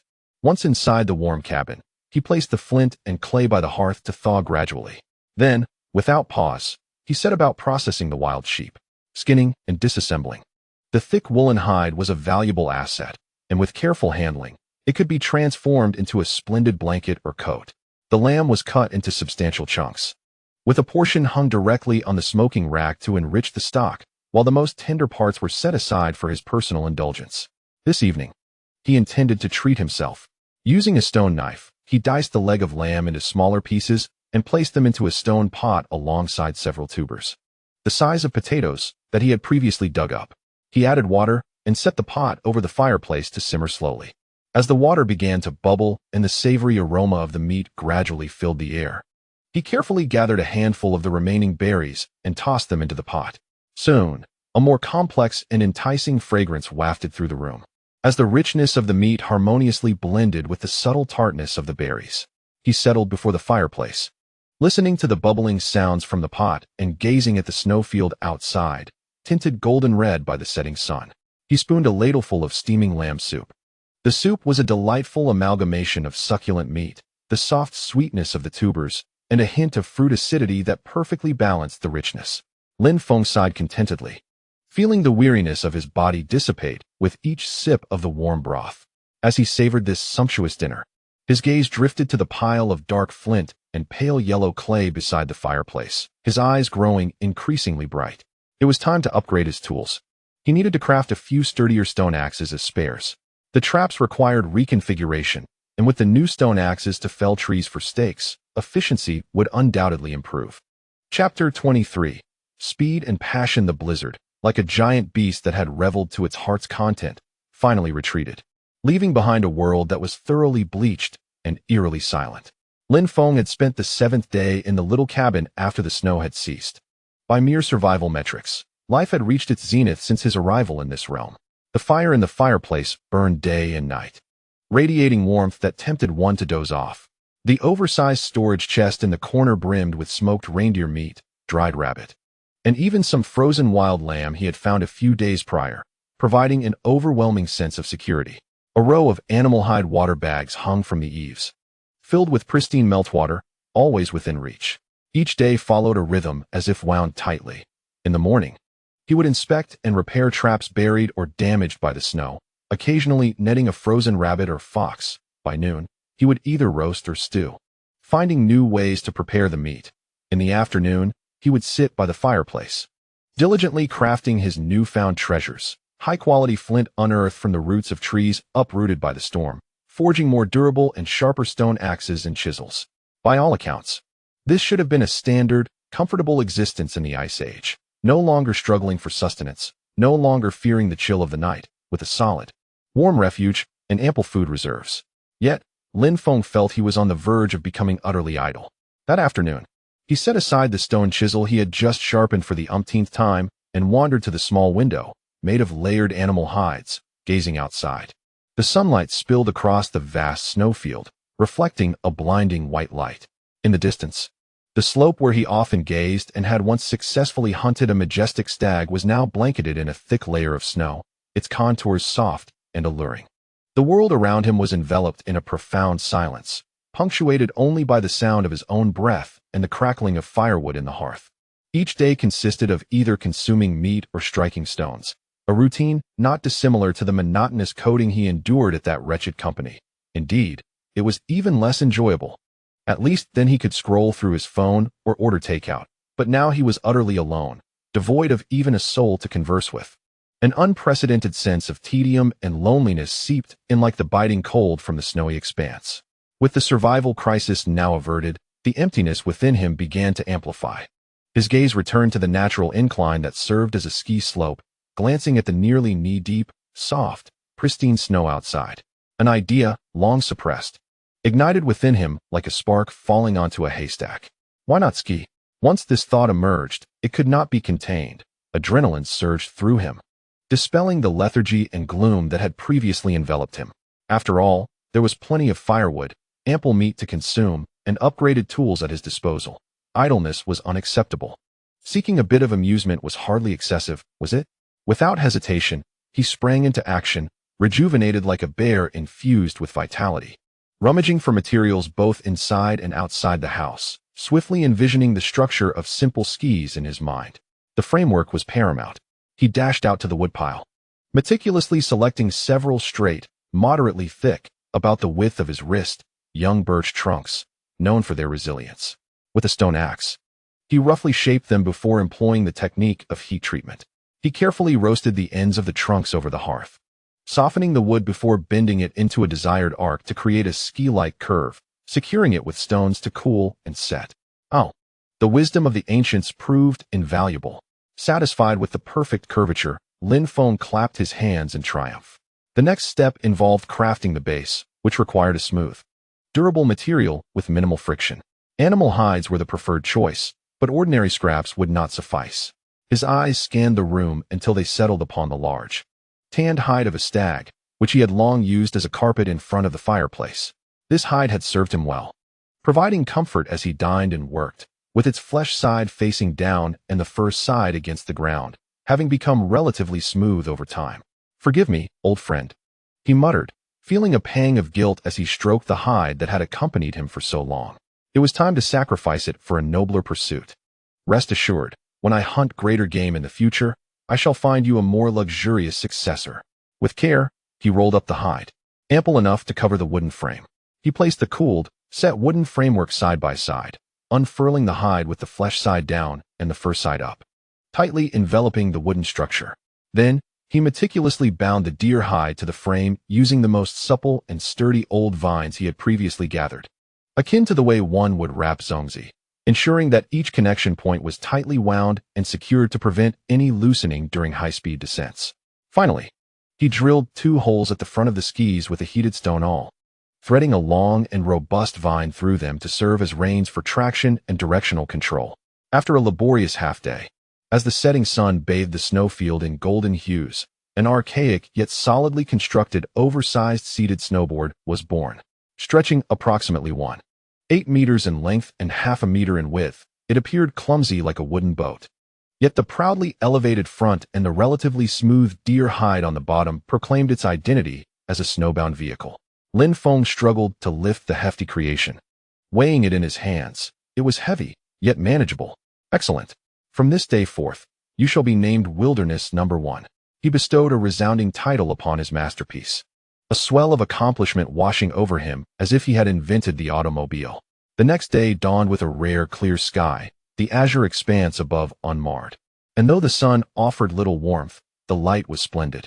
Lin Feng could hardly contain his excitement as he commenced his inaugural voyage. Fully equipped, he donned a self-made rabbit fur hat, an upgraded coat lined with various small animal pelts, and wore leather socks and boots. Strapped to his back were essential tools, a stone axe, a small knife, just in case, while he dragged the weighty Wilderness No. 1, trudging unevenly toward the chosen slope. The snow was deep, and by the midway point of the hill, he was already slightly perspiring. He sought a slope of moderate gradient, clear below with no evident obstacles. All right, Wilderness No. 1, let us see what you can do. He placed the snowboard on the snow and cautiously sat down. The rough wooden frame and deer hide beneath him far from comfortable, yet stable. He grasped a short wooden stick in each hand for support and braking. His heart began to race, a blend of anticipation tinged with a hint of anxiety for the unknown. He inhaled the frigid air deeply and forcefully pushed the sticks back into the snow at his sides. Off we go. Whoosh. An undeniable thrust surged from behind, and Wilderness No. 1 sprang to life, gliding down the slope. Initially, the speed was leisurely, allowing Lin Feng to savor the slowly receding snowy landscape on either side. But soon, the acceleration of gravity took hold, and his velocity increased dramatically. The sound of wind began to roar in his ears. The snowy scenery on both sides transformed into a blur of white lines racing past, while the icy air sliced across his cheeks, bringing an indescribable thrill. The snowboard's bottom scraped against the snow, producing a distinctive rustling sound, accompanied by the gentle creaking of the wooden frame, creating a rousing symphony of ice and snow. Dopamine surged within him, washing away all feelings of monotony, solitude, and gloom, leaving only a euphoric sense of freedom in its wake. Oh, what a thrill!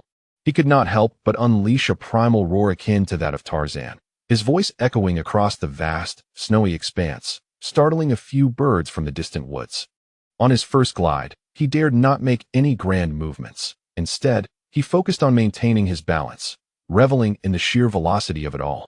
After gliding for over 100 meters, the slope began to level out.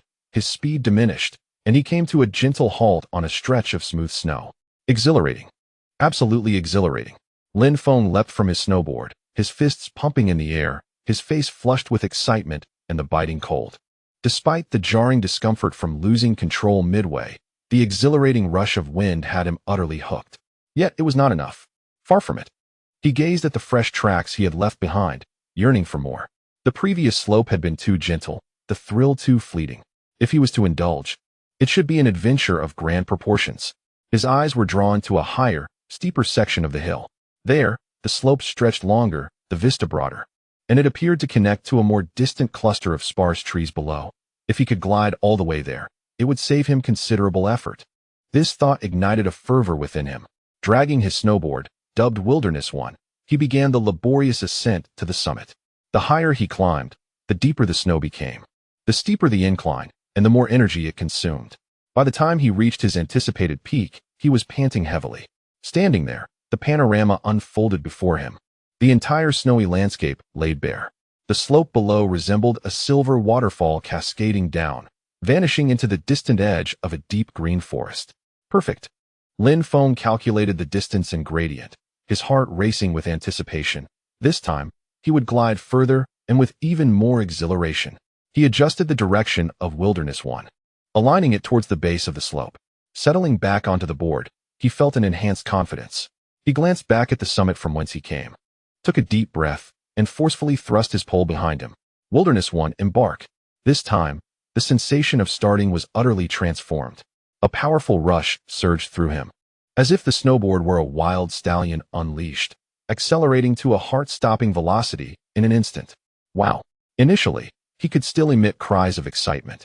Feeling the wind pressure much more intense than before, the scenery whizzing by at several times the speed, a potent mix of weightlessness and exhilaration flooding his senses.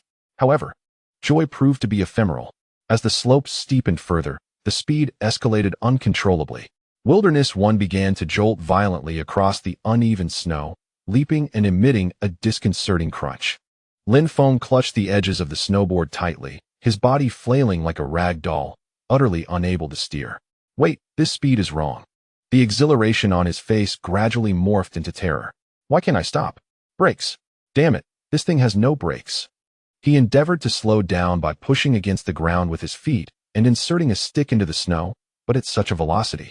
These actions were as futile as a mantis attempting to stop a chariot. The stick nearly slipped from his grasp. The speed only intensified, transforming the sound of the wind from a howl into a deafening roar that made it nearly impossible for him to keep his eyes open. The lines of snow along both sides had merged into a blinding expanse of white, while the trees ahead loomed ominously, approaching with terrifying rapidity. Slow down. Slow down. Oh no, we are going to crash. The exhilarated howls had devolved into piercing screams. The Wilderness One had completely spiraled out of control, hurtling like a bolt from a bough towards the trees at the bottom of the slope, with its passengers in a state of sheer terror, racing forward without hesitation. Chapter 24. Collision with the primitive. Slow down. Slow down. Oh no, we are going to crash. Lin Feng's screams were torn apart by the howling wind. As the Wilderness One morphed into a frenzied beast, accelerating wildly down the steep slope.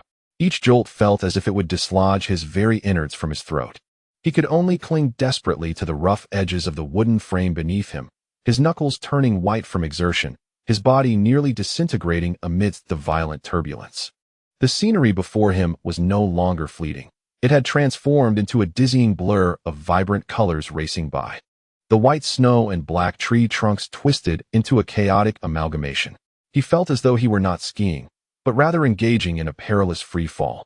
The only distinction being that something beneath him was furiously scraping against the snow, emitting a deathly creak. Damn it! Joy turned to sorrow. My ancestors do not deceive me. Just as the thought of regret surfaced, it was shattered by an even more violent jolt, just when he believed he would be thrown off. Plowing a human-shaped trench into the snow, his vision suddenly widened as he descended from the steepest part of the slope into an area of relative gentleness, albeit with deeper snow. However, the speed had barely diminished. The Wilderness One, propelled by its immense inertia, charged through the knee-deep soft snow like an icebreaker, relentlessly barreling toward a dense thicket of shrubs adorned with icicles. Crash! The heavy impact reverberated through the wooden frame, and Lin Feng felt an overwhelming force emanating from the front, as if he had collided with a soft wall. Accompanied by the crisp sounds of breaking branches and the soft plummet of accumulated snow, he distinctly witnessed a vague figure, previously hidden in the thicket, being struck squarely by the Wilderness One, soaring through the air like a ragged sack. It traced a brief arc before landing with a thud, a sound that resonated painfully. It crashed heavily against the trunk of a stout spruce tree, causing the snow atop its crown to tumble down, before softly settling into a snowdrift at the base, motionless. Meanwhile, Lin Feng himself was propelled from the Wilderness One by the force of the collision, akin to a stone flung from a catapult, hurtling through the air. In the dizzying turmoil, he tumbled in the snow for several revolutions before finally being halted by a snowdrift, landing face down. The world fell silent. Only the sound of his heavy, labored breaths, reminiscent of a broken bellows, and the persistent ringing in his ears remained. He coughed and spat out the snow that had choked him, feeling as if every bone in his body had been disassembled and haphazardly reassembled, causing pain to radiate from every part. Struggling, he propped himself up with trembling arms, shaking his buzzing head. Had he survived? His first reaction was one of relief. Having fallen from such a speed, to be merely sore without any broken limbs was nothing short of miraculous. Then, he recalled the object that had sent him flying. A bear? A moose? Suddenly, a chill of foreboding gripped him. Gritting his teeth, he clambered to his feet and limped toward the spruce tree. As he drew nearer, he beheld a grayish-brown, coarse hide that was not the thick fur of a beast, but rather resembled tanned leather. Then, he discerned a vague human silhouette. Lin Feng's steps faltered, his heart constricted as if gripped by an invisible hand. He quickened his pace, almost lunging toward the tree. Upon closer inspection, he realized it was not a beast at all, but a human, a living person clad in animal skins. The figure lay curled in the snow, motionless, and appeared to be a half-grown youth. The crude leather attire was sewn together with unknown tendons, resembling a patchwork of deer hide and some smaller animal skins, so filthy that its original color was nearly indiscernible. Hair, as if ravaged by a tempest, was greasy, tangled, and formed stiff, clumped strands that obscured much of the face. The exposed skin, wrists, ankles, and the parts of the face not hidden by hair, was caked in thick grime, blending almost seamlessly with the surrounding snow. At this moment, the person lay with eyes tightly shut, a strikingly swollen bruise at the center of the forehead, bulging ominously like a budding horn. A direct result of the recent collision with the tree trunk. Had he truly struck a person? A local native? Lin Feng's mind buzzed, blank with disbelief. Since his arrival in this era, he had envisioned countless scenarios of encountering humanity, perhaps a distant standoff or cautious interaction, but never had he imagined an encounter that involved careening into someone like a bulldozer. Just as his mind short-circuited in confusion, a shrill, furious cry, tinged with a youthful pitch, erupted from behind him. Startled, Lin Feng spun around. From an inconspicuous thicket nearby, a smaller figure burst forth like an enraged cub, fierce determination radiating from its stance, positioning itself between the unconscious wild person and Lin Feng. This was a much smaller child, standing only about to Lin Feng's chest, approximately 1 meter and 40 centimeters tall. Amidst the disheveled locks and tangled hair, a small face appeared, its dirtiness allowing only the glimmer of fiercely bright eyes to be discerned. The tattered animal hide, draped over his form, barely concealed his body, and he donned a pair of ragged leather boots, while his exposed limbs were reddened from the cold. Yet, what captivated attention the most were his eyes. Devoid of any childlike innocence, filled solely with a primal, beast-like vigilance and fury, he glared intensely at Lin Feng, the towering figure before him. His lips curled back to reveal a set of less than perfect teeth, emitting a low, menacing growl. His small yet bony hands gripped tightly onto a weapon, a dagger meticulously crafted from flint, its edges glinting with a sharp, icy sheen.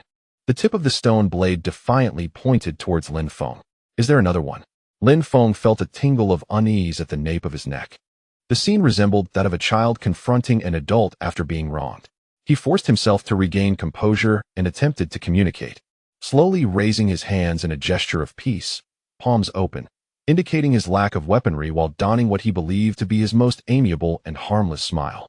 Hey there, little one, don't be agitated, calm down, please. He endeavored to soften his tone, insisting it was all a misunderstanding. I did not mean to offend you. Can you comprehend my words? Hello? Bonjour? Annyeonghaseyo? Konnichiwa?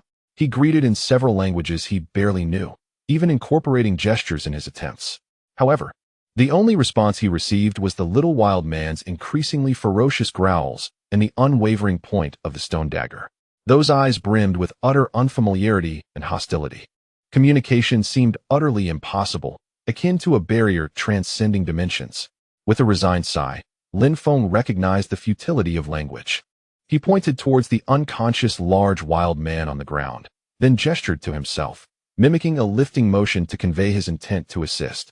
Just as he tentatively took a small step forward, the little wild man emitted a sharp, sudden shout, and without hesitation, he lunged forward. The stone dagger aimed with fierce intent at Lin Feng's thigh. The action was as swift as lightning, driven by a resolve honed from a life spent on the edge of survival. Goodness, you are serious. Lin Feng felt the hairs on his neck stand on end. Thankful for his vigilance, he quickly sidestepped, narrowly avoiding the sharp blade that grazed his trousers, pulling a few fibers loose. Unfazed by the miss, the little wild man pivoted his wrist, swinging the dagger horizontally towards Lin Feng's abdomen. You little rascal, is this never-ending? Seizing the opportune moment, Lin Feng's left hand shot out with lightning speed, deftly grasping the little wild man's wrist, feeling the bone beneath his grip, though the strength was considerable. As the wild man's wrist was captured, his ferocity erupted completely. Just as Lin Feng anticipated, he opened his mouth, baring his white teeth, and aimed to bite at Lin Feng's arm. Biting too. What are you, a dog? Lin Feng's other hand moved even faster, seizing the boy's cheeks, applying pressure to ensure his mouth could not close. The little wildling could only emit a series of pitiful whines, thrashing about like a fish out of water. Having subdued this diminutive menace, Lin Feng breathed a sigh of relief. He briefly examined the unconscious giant, noting a contusion upon his forehead. As he peeled back the tattered, blood-stained hide, he discovered numerous bruises across the body, and on the side of the ribs, a wound with reddened edges, stained and resembling a gash made by a stone axe or spear. TSK, another injured soul, Lin Feng frowned. With the sun beginning its descent, the temperature noticeably dropped. Leaving these two behind, especially the unconscious one, would surely spell doom for them before nightfall. What a stroke of bad luck, he muttered, ultimately unable to harden his heart against the plight of others. He first tucked the still struggling little wildling under his left arm like a bundle. Then, with considerable effort, he dragged the unconscious giant onto the overturned sled, securing him with a thick vine. Now, with one hand clutching the writhing creature and the other pulling the heavy sled bearing his comrade, he commenced what could only be described as the most arduous journey home. Each step sank deep into the snow, the wildling's struggles draining his strength, and the sled felt increasingly burdensome. After barely 100 meters, Lin Feng felt his arms grow sore and his breath come in ragged gasps. I can't go on like this, I'm exhausted. He paused, panting heavily, casting a frustrated glance at the filthy, fierce little burden beneath his arm. With a huff, he released his grip, letting the wildling tumble into the snow. Go on your own, he snapped. The wildling rolled once in the snow, quickly regained his footing, and instinctively bolted in the direction from whence they had come. Much like a startled rabbit, Lin Feng observed the creature's retreating form without pursuing, merely shaking his head as he continued to laboriously drag the sled forward, confident that the little one would not venture far. Indeed, after sprinting a mere 10 meters, the wildling abruptly halted. He stood in the snow, glancing back at his unconscious companion, then at the receding Lin Feng, his dirty little face contorted with inner turmoil.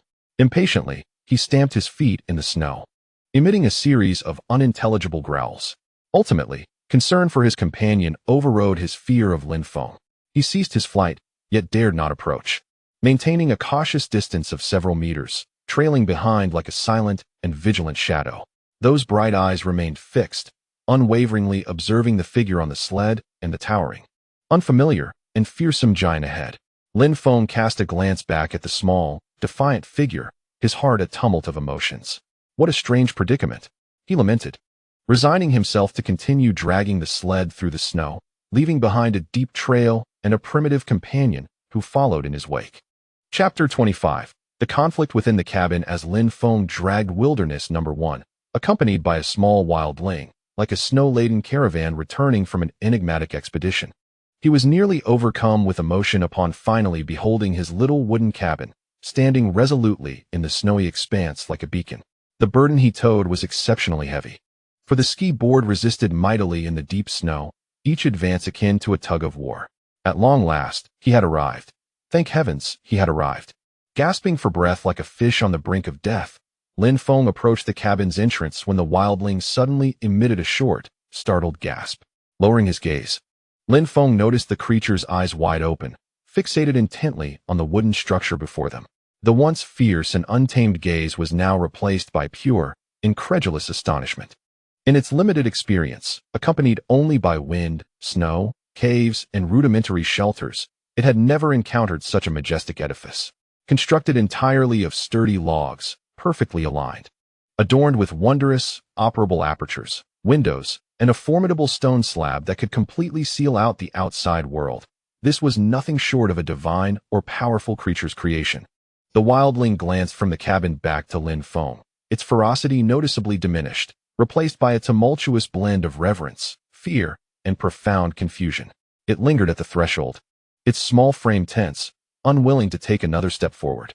Lin Feng, lacking patience to linger in the frigid wind, seized the wildling and propelled it toward the door, kicking open the ajar wooden entrance.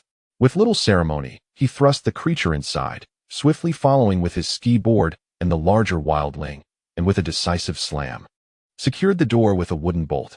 In an instant, the world fell into silence. The howling wind outside was muted by the thick wooden walls, leaving only the comforting crackle of smoldering embers from the fireplace. The air, warm and dry, was infused with a subtle smokiness and the scent of leather, enveloping the three occupants. The wildling, bewildered by the abrupt change in environment, stood at the threshold like a startled creature, its body trembling slightly. The grimy visage filled with vigilance as it scanned the interior, the dancing flames, the rough wooden walls, the hanging cured meats, and the enormous storage chest. Lin Feng had no time to attend to its bewilderment. He first unfastened the unconscious larger wildling from the ski board, laboriously moving it to the warmth of the fireplace. Straightening his back and rubbing his sore arms, he glanced at the still-dazed wildling lingering at the door. from a nearby storage chest. He retrieved a tough piece of rabbit jerky and, akin to tossing a bone to a puppy, flung it to the ground at the wildling's feet. Here, have something to eat. Don't starve to death and accuse me of child abuse.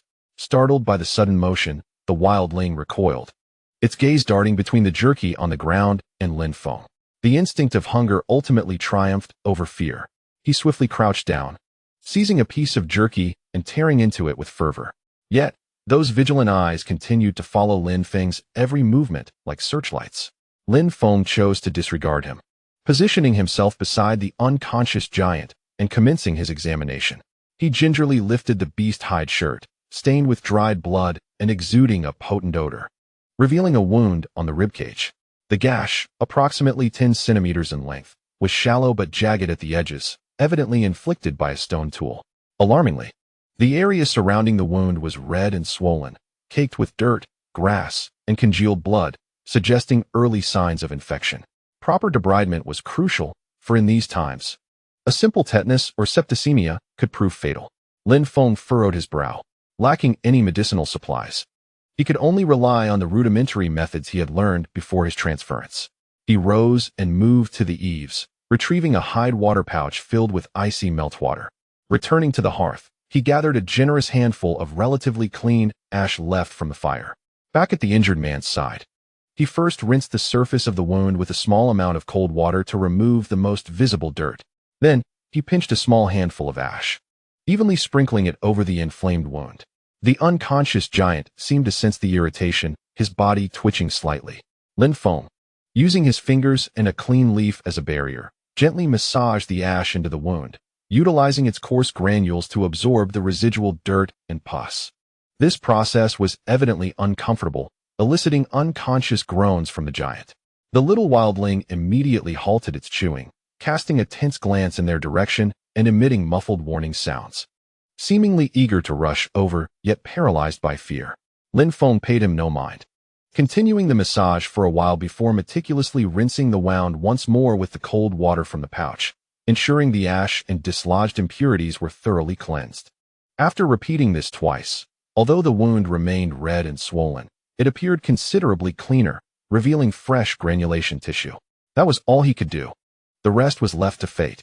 Lin Feng sighed in relief, drying the area around the wound with a relatively clean piece of soft leather. After completing this arduous task, he felt utterly drained, his stomach growling in protest. He glanced at the little wildling, still gnawing on jerky but occasionally casting furtive glances toward the hearth, and decided to occupy himself further. He sliced several pieces of deer meat and placed them into the precious stone pot, filling it with water and setting it over the fire. After a moment's thought, he reluctantly added a small handful of cherished dried berries. Gradually, the cold stone pot began to warm, steam rising. Soon, bubbling sounds emerged, accompanied by the rich aroma of the meat, and the faintly sweet and sour scent from the berries wafted through the air, akin to an invisible hand filling the cozy little dwelling. This fragrance, a stark contrast to the raw meat or simply charred fare that composed the primitive diet, was undoubtedly a sensory revelation. The little wild man had completely forgotten the jerky in his hand. He twitched his nose, his eyes wide with astonishment, fixated on the steaming stone pot that emitted enticing sounds. Saliva nearly dripped from the corners of his mouth. He glanced at the pot and then at Lin Feng, his initial wariness and ferocity swiftly being supplanted by a more primitive yearning for sustenance. At that moment, the large wild man, lying on the deer skin, let out a louder groan from his throat, his eyelids twitching violently before slowly opening. His gaze was initially dazed and vacant, reflecting the flickering firelight. After blinking a few times, as if taking a moment to focus, he beheld the unfamiliar wooden roof and inhaled the captivating aroma of stewed meat. Finally, his gaze fixed on Lin Feng, who was seated at the bedside, stirring the stone pot with a wooden spoon. A stranger, a towering giant clad in odd attire from his perspective. Meanwhile, his brother cowered in the corner, clutching food in his hands. Yet his eyes were wide with terror as he looked over. Suddenly, the large wild man struggled to sit up, emitting a series of sharp, urgent, and hostile sounds. The confusion on his face was instantly replaced by a fierce glint of wildness, his brow ridge appearing even more pronounced with agitation. Lin Feng, startled by the sudden commotion, instinctively turned his head, attempting to communicate. "Hey, you're awake?" How do you feel? Don't get agitated. It's me." Before he could finish his sentence, the large wild man erupted with a force seemingly from nowhere, akin to a provoked beast, springing from the deer skin with a roar and lunging towards Lin Feng. Goodness. Not again. Lin Feng was completely unprepared for such ferocity upon the wild man's awakening and was caught off guard, knocked to the ground. The large wild man mounted him, his eyes ablaze, swinging his fists towards Lin Feng's face. Those blows cut through the air with tremendous force, entirely unlike that of an injured individual.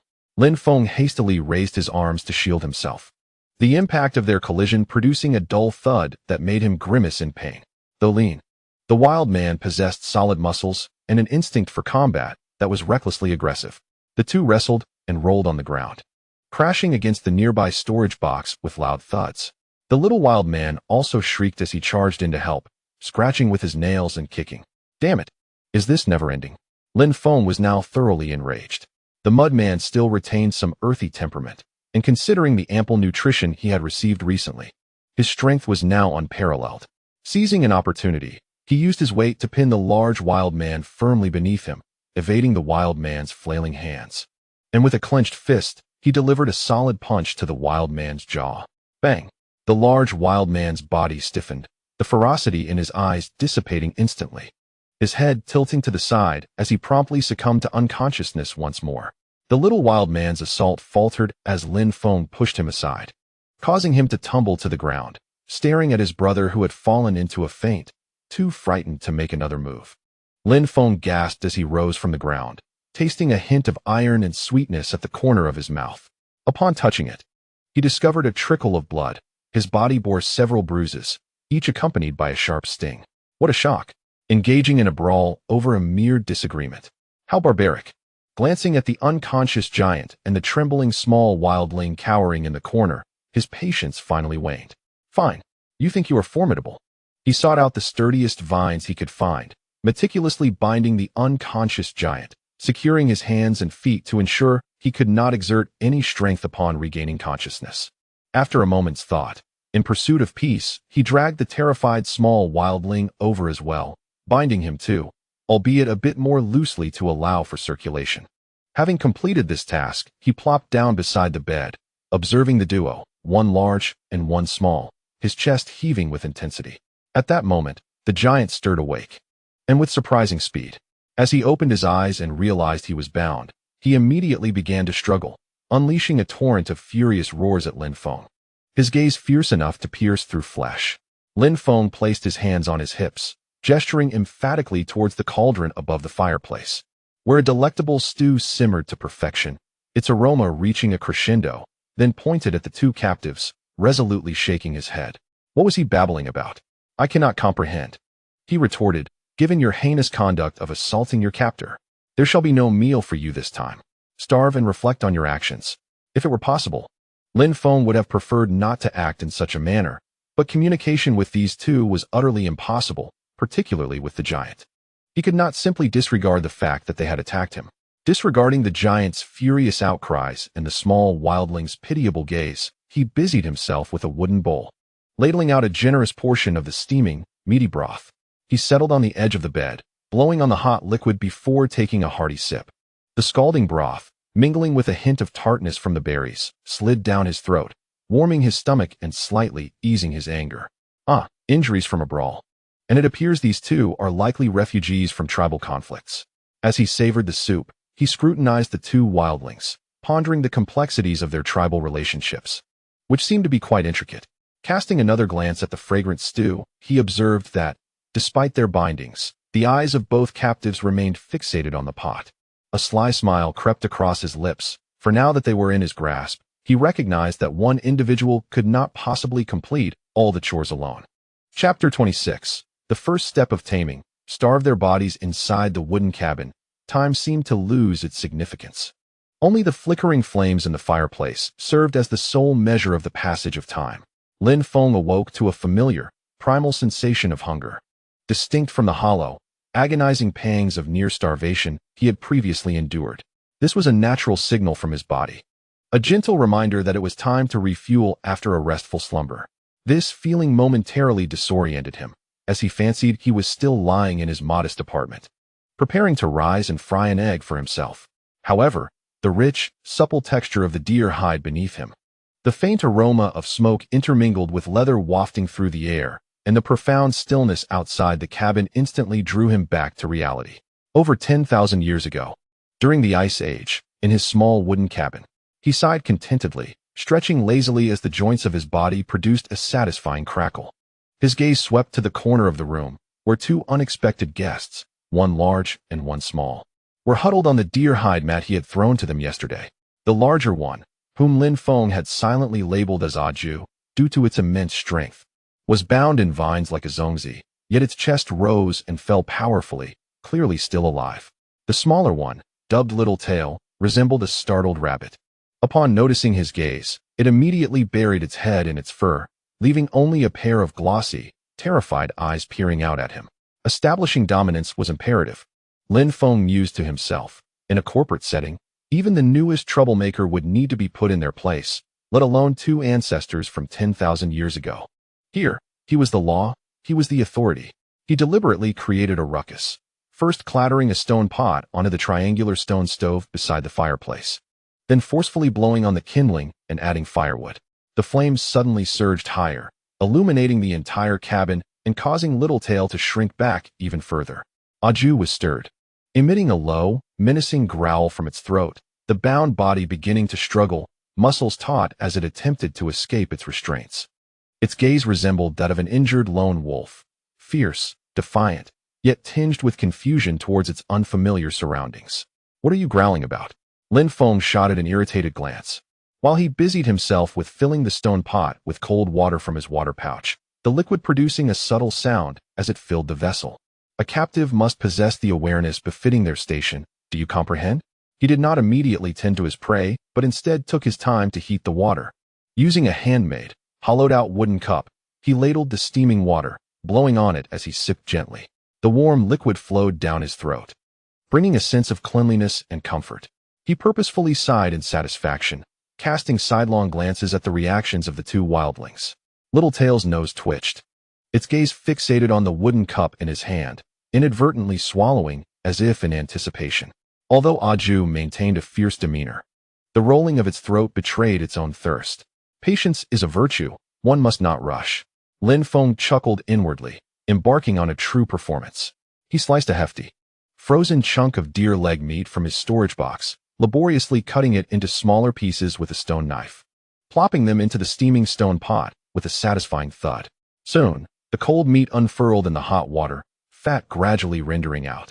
The sound of boiling water transitioned from a gentle simmer to a clear, bubbling cadence, akin to the most enticing rhythm in the world. As the rich aroma of the meat began to permeate the cabin like living tendrils, swiftly claiming every corner of the wooden abode, the Littletail's eyes widened in an instant, and he unconsciously leaned forward, his delicate nose quivering with excitement, almost drooling at the corners of his mouth. Resembling a kitten enticed by a tempting cat toy, even the usually fierce Aju seemed to struggle less vigorously. Lin Feng observed their reactions keenly, feeling a sense of assurance. He knew that half of his plan had succeeded. However, before indulging in a meal, he needed to attend to some pressing matters first, so he rose and approached Aju. Aju immediately became alert, a low growl emanating from his throat, and his body writhed intensely, attempting to distance himself from Lin Feng. "What are you hiding from?" "I'm just here to change your bandages," Lin Feng retorted, attempting to examine the wound on Aju's side. Aju clearly did not comprehend the meaning of changing bandages. In his simplistic understanding, the approach of this powerful, unfamiliar giant signified danger. He resisted more fiercely, his bound body thrashing like a giant fish out of water, desperately writhing and even attempting to ram Lin Feng with his head. "Goodness, this is akin to medical harassment. In our place, we would simply call the authorities to take you away. Do you believe it?" Lin Feng nearly got knocked over by Aju's frantic movements, and his temper flared. No longer holding back, he utilized his weight advantage, lunging forward to pin Aju's waist with his knee while pressing down on the only shoulder capable of significant movement. After an immense struggle, he finally managed to lift the tattered beast skin shirt, revealing the wound on Aju's side. To his astonishment, merely after one night, the originally swollen wound had significantly lightened in color, the swelling reduced, with only a slight redness remaining at the center. Goodness! Is this recovery ability enhanced by some kind of elixir or cheat? Lin Feng mentally scoffed, contemplating that such physical prowess could serve as a prototype for modern superheroes. Despite his amazement, the necessary cleaning could not be overlooked. He procured some plant ash and cold water, repeating the cleansing process from the previous day. As the rough particles of ash grazed the wound, Aju tensed every muscle, his body trembling uncontrollably, and a suppressed, pained moan escaped his throat. The little tail watched anxiously from the side, whimpering softly yet too afraid to approach. Seeing Aju in such a pitiful and distressed state, Lin Feng's irritation diminished considerably, replaced by a sense of amusement. Now you realize pain, do you?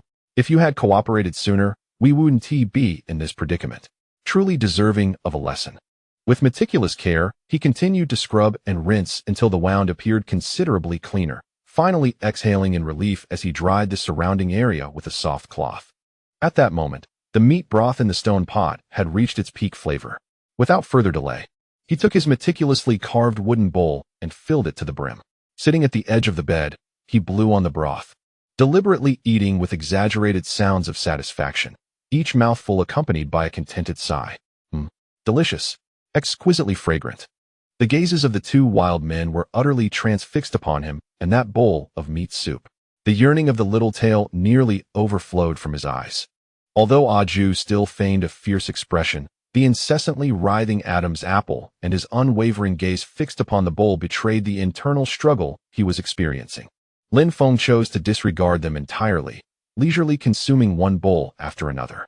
It was not until the third bowl filled his stomach with warmth and satisfaction that he contentedly burped. He set down the bowl and turned his attention to the two wildlings. The little tail's eyes had transformed from desire to a pitiful plea, reminiscent of a starving puppy. Aju remained silent, though the rapid rise and fall of his chest revealed his agitation. The moment had arrived.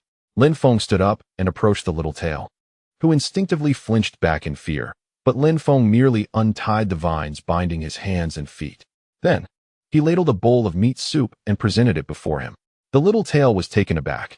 He glanced at the soup, then at Lin Feng, and finally at his brother, his dirty little face reflecting disbelief. Go ahead and eat. Lin Feng spoke in the gentlest tone he could muster, aware that the child could not comprehend his words. After a few seconds of hesitation, the overwhelming desire for food triumphed over fear, and the little tail abruptly seized the wooden bowl, disregarding the heat, and eagerly took a large sip. Instinctively, he devoured it ravenously, finishing half the bowl in just 2 gulps. However, at that moment, he paused, glancing at the remaining soup and chunks of meat, then at his brother, who was similarly bound and gazing longingly. Without a moment's hesitation, he cautiously crawled over to Aju's side, picked up a piece of meat, and stuffed it into his brother's mouth, then raised the bowl to feed him the remaining soup bit by bit. Aju did not resist, submissively accepting the feeding, his gaze fixed intently on his brother, casting a complex glance at Lin Feng. This gesture stirred something within Lin Feng. He approached and took the empty bowl from the little tail's hands. The child, slightly anxious, assumed he intended to reclaim the food. Yet, Lin Feng simply filled it again to the brim and handed it back to him, gesturing towards Aju. There's plenty more in the pot. Why fear me? His tone softened, assuring them that he would not deprive them. The little tail seemed to grasp his intent, and a spark of joy lit up his eyes as he quickly accepted the bowl and resumed feeding his brother. Lin Feng continued to serve them several more bowls until they had consumed every last morsel of meat and soup, leaving not a trace behind. After their meal, the two, especially the little tail, visibly lowered their guard against Lin Feng, curling up on the deerskin mat, their faces adorned with a hint of languor from satisfaction. Although Aju remained silent, the hostility and ferocity in his eyes had been supplanted by a deeper confusion and an almost imperceptible, ineffable gratitude. Observing this scene while tidying up the dishes, Lin Feng contemplated. Employing both kindness and authority appears effective. Indeed, the path to the hearts of these primitives must first traverse through their stomachs. Thus, the initiation of this cultural endeavor had commenced smoothly. Who has cast me as a vile outsider? Chapter 27, Wilderness Education. A night devoid of conversation. Only the occasional crackle of firewood in the hearth and the steady breaths of 2 primitive beings. When Lin Feng awoke the following day, he felt invigorated. A night of ample slumber and a steady supply of sustenance had him feeling capable of battling saber-toothed tigers and kicking mammoths, though it was merely a fleeting sensation. He first tended to the fireplace, adding wood to maintain a comfortable warmth within the dwelling. Then, he set about preparing breakfast, once again, a stew. But today he incorporated more root vegetables and reduced the meat, striving for a balanced diet stemming from the stubbornness of a modern individual. As the water in the pot began to steam, the two wild men gradually stirred from their slumber. The small-tailed one, whom Lin Feng had decided to call temporarily, instinctively searched for Lin Feng upon awakening. Upon seeing him busily engaged, she quietly curled up on the deerskin mat, her gaze trailing after him. As for Aju, following the enlightening experience of the previous day and the comforting warmth of the stew, his hostility had noticeably diminished. Though bound and unable to move freely, his gaze toward Lin Feng now contained more curiosity and a primal assessment of an adversary rather than pure ferocity. It seemed the corporate culture training was yielding initial results, and Lin Feng felt a twinge of pride. Today, he planned to venture out to inspect the traps. Although his food reserves were satisfactory, idly consuming what he had was not in his nature. He glanced at the two potential assistants in the corner of the room and began to deliberate. Aju remained an unpredictable factor. Taking him along posed considerable risks. Should he suddenly act out or flee, it would spell trouble. The small-tailed one, however, appeared far more docile and timid, an ideal candidate to accompany him as a laborer, assisting in carrying any game they might procure. Lin Feng approached the small-tailed one, pointed at her, then gestured toward the door, mimicking the act of walking. With me, we shall go out. Though she did not fully comprehend, the notion of going outside was apparent to her. She glanced at her brother and then back at Lin Feng, her face revealing a hint of hesitation and fear. Lin Feng did not afford her much time for contemplation. He simply took hold of her and lifted her up. As his eyes swept over her attire, which could scarcely be deemed clothing, merely a few tattered animal skins awkwardly stitched together into a primitive bikini, he frowned. In this frigid climate, it appeared woefully inadequate, and its efficiency was lacking. A gust of wind would render it useless for work. He approached the storage chest and unearthed a piece of goat skin. Although the tanning was not of the finest quality, it was thick and the wool was dense, providing excellent warmth. Grasping his stone dagger, he made a few swift motions and, without much ceremony, sliced two armholes into the center of the goat skin, thus crafting a garment reminiscent of postmodern abstract art.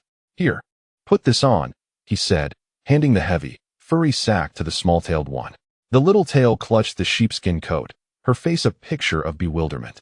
She stroked the soft, thick wool and glanced at the peculiar attire adorning Lin Feng, whose tailored coat was lined with an assortment of small animal pelts. As if a realization began to dawn upon her. Clumsily, she pushed her head through the central opening, extending her slender arms through the side holes. Indeed, the coat was far too large, its hem draped down to her knees, and the sleeves hung excessively long, rendering her akin to a child who had pilfered an adult's clothing, or perhaps a mobile, fluffy, rotund creature. Lin Feng stroked his chin, circling around her. Although the silhouette appeared somewhat saggy, resembling a thickened garbage bag, its warmth was undeniably commendable. Thus, the inaugural Ice Age limited edition sheepskin fashion statement was born. The little tail seemed to take a liking to her new attire, continuously petting the soft, warm wool, and for the first time, her face displayed an expression beyond fear and hunger, a subtle, novel smile. With their preparations complete, Lin Feng too donned his gear, securing a stone axe on his back. Fastening a small knife, and grasping the large leather bag meant for carrying their catch, signaling for the little tail to follow. He cast a glance at the bound Aju, gesturing towards the pot, then indicating himself, implying that he should remain patient, as there would be food upon their return. As he pushed open the heavy wooden door, a crisp, frigid breeze surged in, sunlight glinting off the snow, casting a blinding white glare. The little tail instinctively tightened her grip on the oversized sheepskin coat, trailing closely behind Lin Feng. Within moments of stepping outside, she halted abruptly, glancing around before hastening to a sheltered snowdrift beside the wooden cabin, crouching down to untie the grass rope serving as her makeshift belt. Initially, Lin Feng presumed she had discovered something or intended to flee, ready to admonish her. However, upon witnessing her crouched position, an absurd thought struck him like lightning. Wait a moment. Crouching. His prior focus had been solely on survival and asserting dominance, never considering this aspect. In his subconscious, those capable of surviving on the icy plains, who dared to wield a stone dagger against him, must surely be male, right? What the hell? Crouching to relieve oneself. You're a girl. Lin Feng blurted out, his eyes widening in shock, feeling his worldview ever so slightly shaken by this prehistoric revelation. The little tail was startled by his sudden exclamation, turning to look at him in confusion, yet her hands remained in motion. Hey, wait, don't. Not there. Lin Feng quickly gestured, his expression darkening, exclaiming, have some decency. This is the front door. We'll be drinking and cooking around here in the future. Unfortunately, his linguistic barrier reared its head once more. The little tail evidently could not grasp the profound concepts of environmental cleanliness and designated living areas. In her simplistic understanding, fulfilling a physiological need merely required finding a sheltered spot to squat.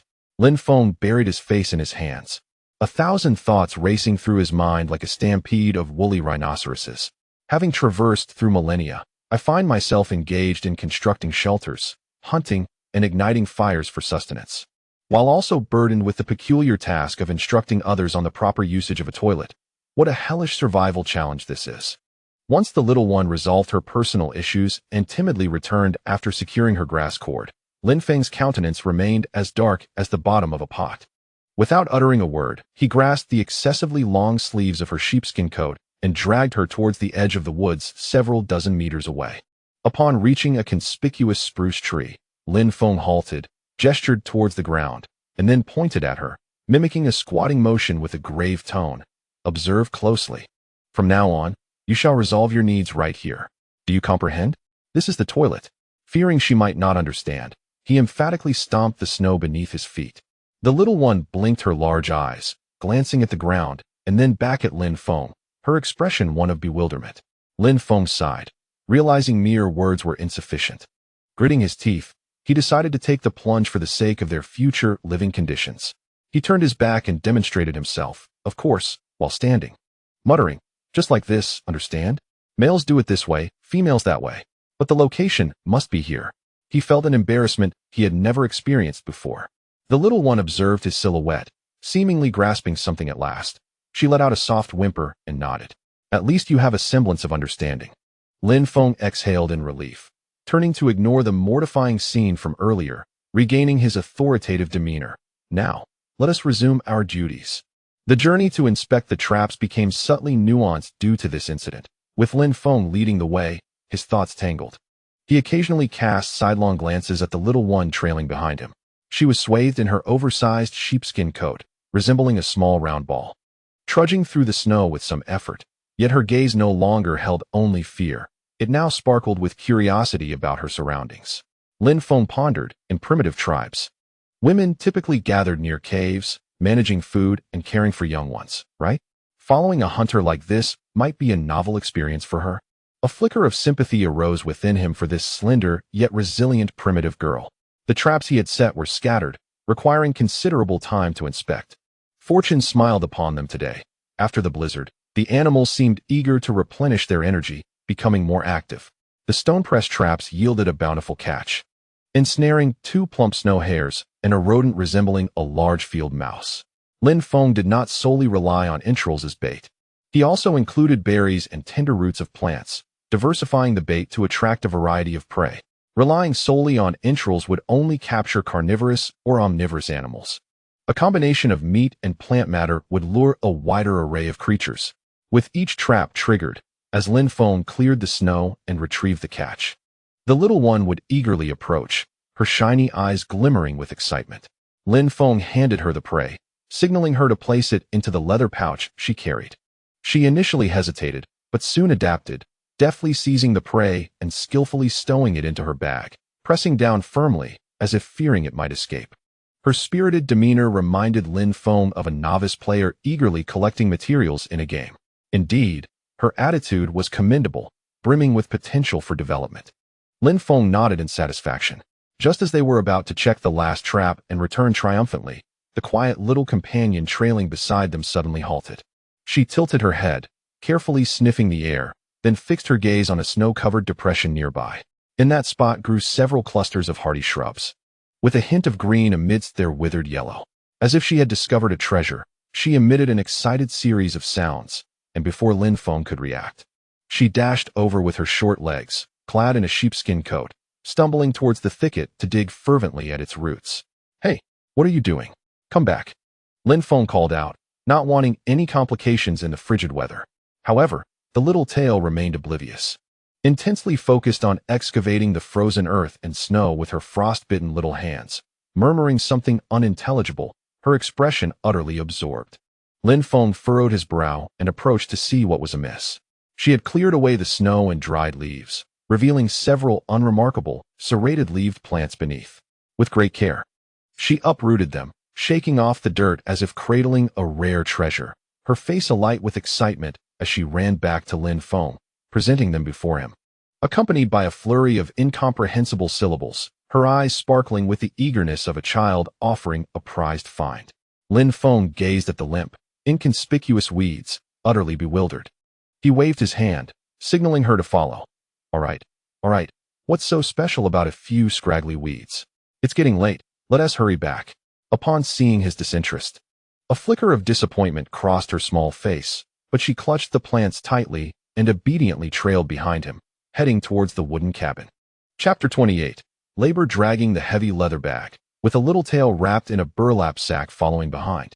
Lin Feng finally caught sight of the wooden cabin emitting thin wisps of smoke.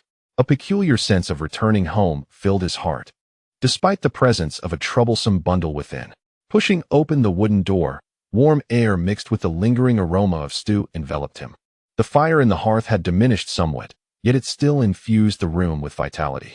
A Jew immediately lifted his head, his sharp gaze sweeping over, momentarily resting on Lin Feng before firmly locking onto his sister, who trailed safely behind him. The tension in his body seemed to subtly ease. Upon entering the cabin, the little tail transformed, like a small creature finally returning to a safe nest, the traces of restraint and fear she had exhibited outside dissipating in an instant. She hurriedly rushed to Aju's side, emitting cheerful, chattering sounds, as if proudly presenting the heavy leather bag she had laboriously unloaded from her back. With a flourish, she dumped its contents onto the deerskin mat before her brother. 2 plump snow hares and a rather sizable rodent, its fur still speckled with traces of ice and blood. Aju's eyes widened in astonishment. His primal instincts as a hunter surged forth, fully awakened. So much game, in such a brief span of time. The look in his eyes as he glanced at Lin Feng was one of shock and confusion, overshadowing all other emotions. The hunting prowess of this giant surpassed that of the most skilled hunters in his tribe by an unfathomable margin. But that was not the end of it. After flaunting her catch, Littletail carefully retrieved a few withered yet intact wild grasses from the overly spacious pocket of her sheepskin coat. She animatedly explained to Aju, then unhesitatingly stuffed several leaves into her mouth, chewing vigorously. Lin Feng, having just leaned his stone axe against the wall, raised an eyebrow at the scene. She hasn't discarded the wild grasses? Surely, hunger can't drive her to such extremes. He assumed Littletail was merely supplementing her vitamins or indulging a craving. However, the next moment rendered him utterly speechless. Littletail spat the chewed, greenish, saliva-coated pulp into her palm, then, with utmost care and a solemn expression, knelt down and gently applied it to the wound on Aju's side. Aju offered no resistance. Instead, he slightly turned to facilitate his sister's actions, his gaze towards her brimming with trust. Herbal medicine. For so long, he had prided himself on his modern knowledge, viewing these two primitives through the lens of a civilized superiority, considering them ignorant and barbaric, in need of his guidance and training. He had forgotten that humanity's survival in this harsh tundra was not solely reliant on brute strength, but also on an ancient wisdom passed down through generations, coexisting with nature. These seemingly inconspicuous wild grasses were their medicine, the invaluable experience that allowed them to survive injuries and illness. This was not ignorance. It was the simplest form of science, tested through countless lives. As he observed Littletail's focused and practiced movements, and the maturity reflected in her clear eyes that belied her age, he truly realized that he was not facing beasts, but living beings with their own culture and philosophy of survival. How could I have overlooked this?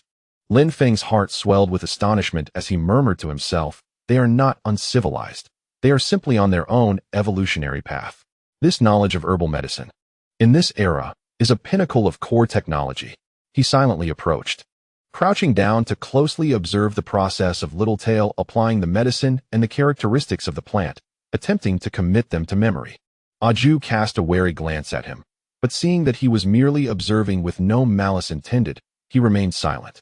Having applied the medicine, Littletail exhaled in relief, wiping her forehead with the grimy back of her hand, despite the absence of any perspiration.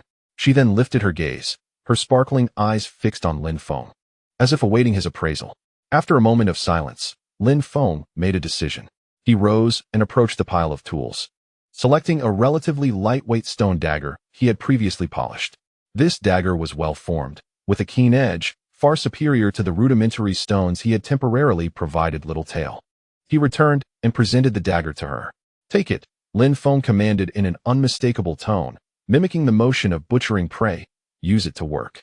Littletail hesitated, glancing at her brother, while Aju emitted a muffled sound, seemingly urging her to accept. Cautiously, she extended her hands and cradled the stone dagger. Next, she picked up a snow-white rabbit and made her way to the corner of the room, where Lin Feng typically processed his catches, crouching down. With a deft flick of her wrist, the dagger came alive in her grasp, slicing through the skin with precision, skillfully removing the innards with a fluidity that showcased an extraordinary efficiency, surpassing even Lin Feng's own technique with the smaller knife. Lin Feng watched in astonishment, exclaiming internally, "Incredible! Such expertise is truly professional." Indeed, the skill of skinning in this primitive society was evidently mastered. Meanwhile, he busied himself. As soon as Littletail had cleaned a prey, he took it from her, using his heavier stone axe to chop the meat into suitable pieces for stewing, tossing them into the stone pot that had been replenished with water. Once all the prey had been processed and the meat was bubbling in the pot, Lin Feng glanced at Aju, still bound, contemplating the unfeasibility of making him resolve personal matters indoors. He approached, poking Aju with the wooden handle of the axe. Gesturing towards the door, Aju paused momentarily, then comprehended Lin Feng's intent. A flicker of complexity crossed his eyes, yet this time he exhibited no aggression, merely nodding silently in agreement. Lin Feng guided him to the designated toilet, situated several meters outside. Aju promptly attended to his needs without exhibiting any unusual behavior. Upon their return, he even took the lead, walking steadily with no signs of attempting to escape. "Well, the compliance test is passed," Lin Feng assessed inwardly. Dinner consisted of steaming meat soup once again. This time, Lin Feng loosened Aju's restraints but limited his range of movement. The three of them sat around the hearth, each sipping soup from wooden bowls. After the meal, Lin Feng observed Littletail's warm, yet tattered primitive leather pants, noting the severe wear on the knees and backside. Nearly indecently insufficient. He pondered for a moment, then rummaged through the storage box, retrieving several pieces of tanned, relatively soft rabbit hide and the supple skin from a fox's belly, along with a bone needle and some twisted tendons for stitching. He settled beside the Littletail, handing her the leather and needle, then gesturing towards her tattered trousers before indicating the leather in his hands, mimicking a sewing motion. The Littletail blinked, glancing at the bone needle and leather, then lowering her gaze to her trousers. She instantly comprehended. A look of realization spread across her face, accompanied by a spark of eager excitement. She accepted the needle and leather, requiring no further instruction from Lin Feng, and immediately transformed into a skilled seamstress. Bowing her head, she began to stitch with a fervor illuminated by the bright light of the fireplace.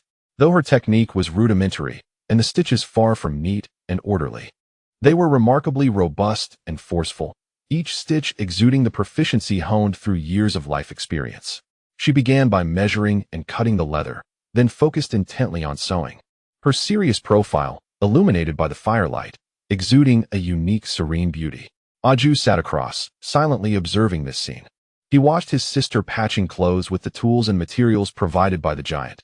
He watched the steaming pot that offered warmth and sustenance. He gazed at the sturdy, warm wooden cabin filled with wonders, and recalled the astonishing catches of the day and the herbs his sister had brought back. The last remnants of doubt and ferocity in his eyes dissipated completely, replaced by a profound contemplation and a sense of acceptance and belonging. Lin Feng poured himself a cup of hot water, pretending it was post-meal tea, relishing a sip. He observed the harmonious scene before him, the Littletail sewing, Aju quietly nursing his injuries, and the crackling fire in the hearth. It seemed that mere fists and food were insufficient. A semblance of corporate culture was necessary. He contentedly squinted, pondering that the roles of nurse, skinner, and seamstress had been filled, and the security captain seemed poised to take his position soon. Yes, it was time for the next phase of training. Tomorrow, he would teach them some simple phrases, like "How is the boss?" Chapter 29. An unexpected harvest as night deepened. The firelight from the hearth cast the shadows of the three figures upon the rough wooden walls, flickering uncertainly. Although the collaboration during the day had proceeded smoothly, and Aju had displayed considerable compliance, Lin Feng adhered to the modern management principle of safety first. Before retiring for the night, he approached Aju with the vine in hand. Aju, upon seeing the rope in Lin Feng's grasp, exhibited a calm demeanor, devoid of any surprise, nor did he struggle or roar as he had initially. He merely extended his hands silently, cooperating as Lin Feng bound his wrists, followed by his ankles, the entire process so quiet that it astonished Lin Feng. Was this a realization of reality, a surrender to resistance? Or was he concealing some grand scheme? Lin Feng mused internally, yet his hands moved decisively, tying knots that were both secure and allowed for a degree of movement, ensuring blood circulation was not compromised. The little tail watched quietly from the side, offering no indication. She seemed to have come to terms with Lin Feng's act of binding her brother, or rather, within her simplistic understanding, this giant, who provided warmth, sustenance, and wondrous tools, possessed an intrinsic authority that demanded compliance. After securely fastening Aju, Lin Feng reclined back onto the comfortable deerskin bed, basking in the suitable warmth of the room, while the fire crackled merrily in the hearth. To his astonishment, in the midst of the night, he drowsily perceived faint rustling sounds. Upon opening his eyes, he beheld Xiao Wei cautiously rising to add a couple of logs to the fireplace before retreating back beside her brother, snuggling deeper into her sheepskin coat to continue her slumber. Well, this certainly makes things easier, Lin Feng thought to himself, filled with delight. He had finally liberated himself from the arduous task of waking multiple times each night to stoke the fire since his arrival in this world. Being able to sleep soundly until dawn was a remarkable enhancement to his quality of life. With a contented sigh, he turned over and succumbed to the embrace of warmth and tranquility, feeling that employing this individual had truly been a worthy decision. The following morning, sunlight filtered through the gaps in the window. Lin Feng awoke feeling refreshed and immediately untied Aju. Aju flexed his limbs, which had grown somewhat numb from the bindings, and regarded Lin Feng with a gaze that, while still lacking in emotion, seemed to possess a hint of diminished distance. Breakfast consisted of reheated meat broth from the previous night, and the three of them consumed it in silence. Lin Feng contemplated the dwindling supply of firewood, which had been significantly depleted during the blizzard and in the days since. It was high time to replenish this essential resource.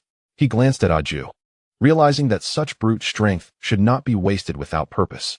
"You," Lin Feng declared, picking up two large stone axes, gesturing towards Aju and then towards the woods outside. "Come with me, we have work to do." Aju examined the axes, then looked at Lin Feng, rising to indicate his understanding.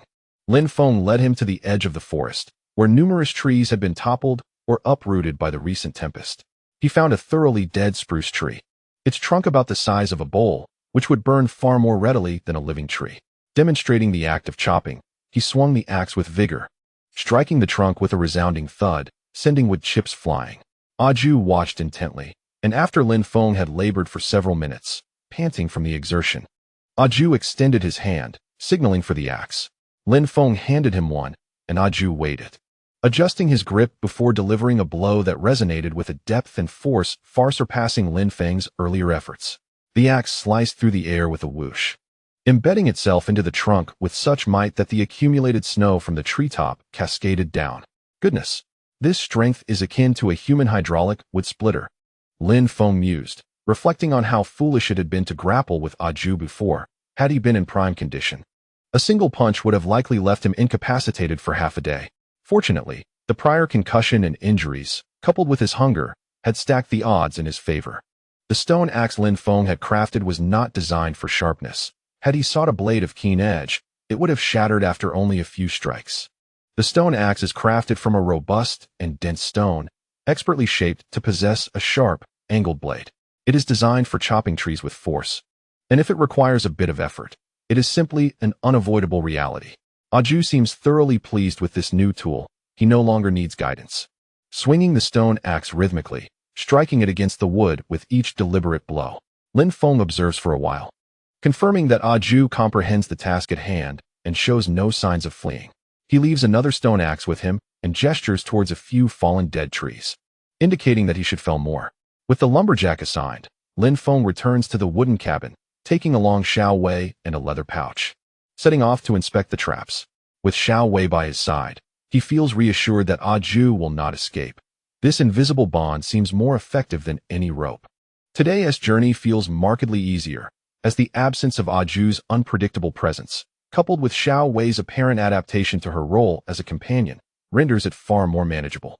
Wrapped in a warm sheepskin coat, Xiao Wei no longer clings tightly as she did the day before. Instead, she begins to exhibit a childlike curiosity. To Lin Feng's astonishment, she discovers scattered, pale yellow berries, smaller than peanuts, nestled beneath a low shrub he frequently passes without a second glance.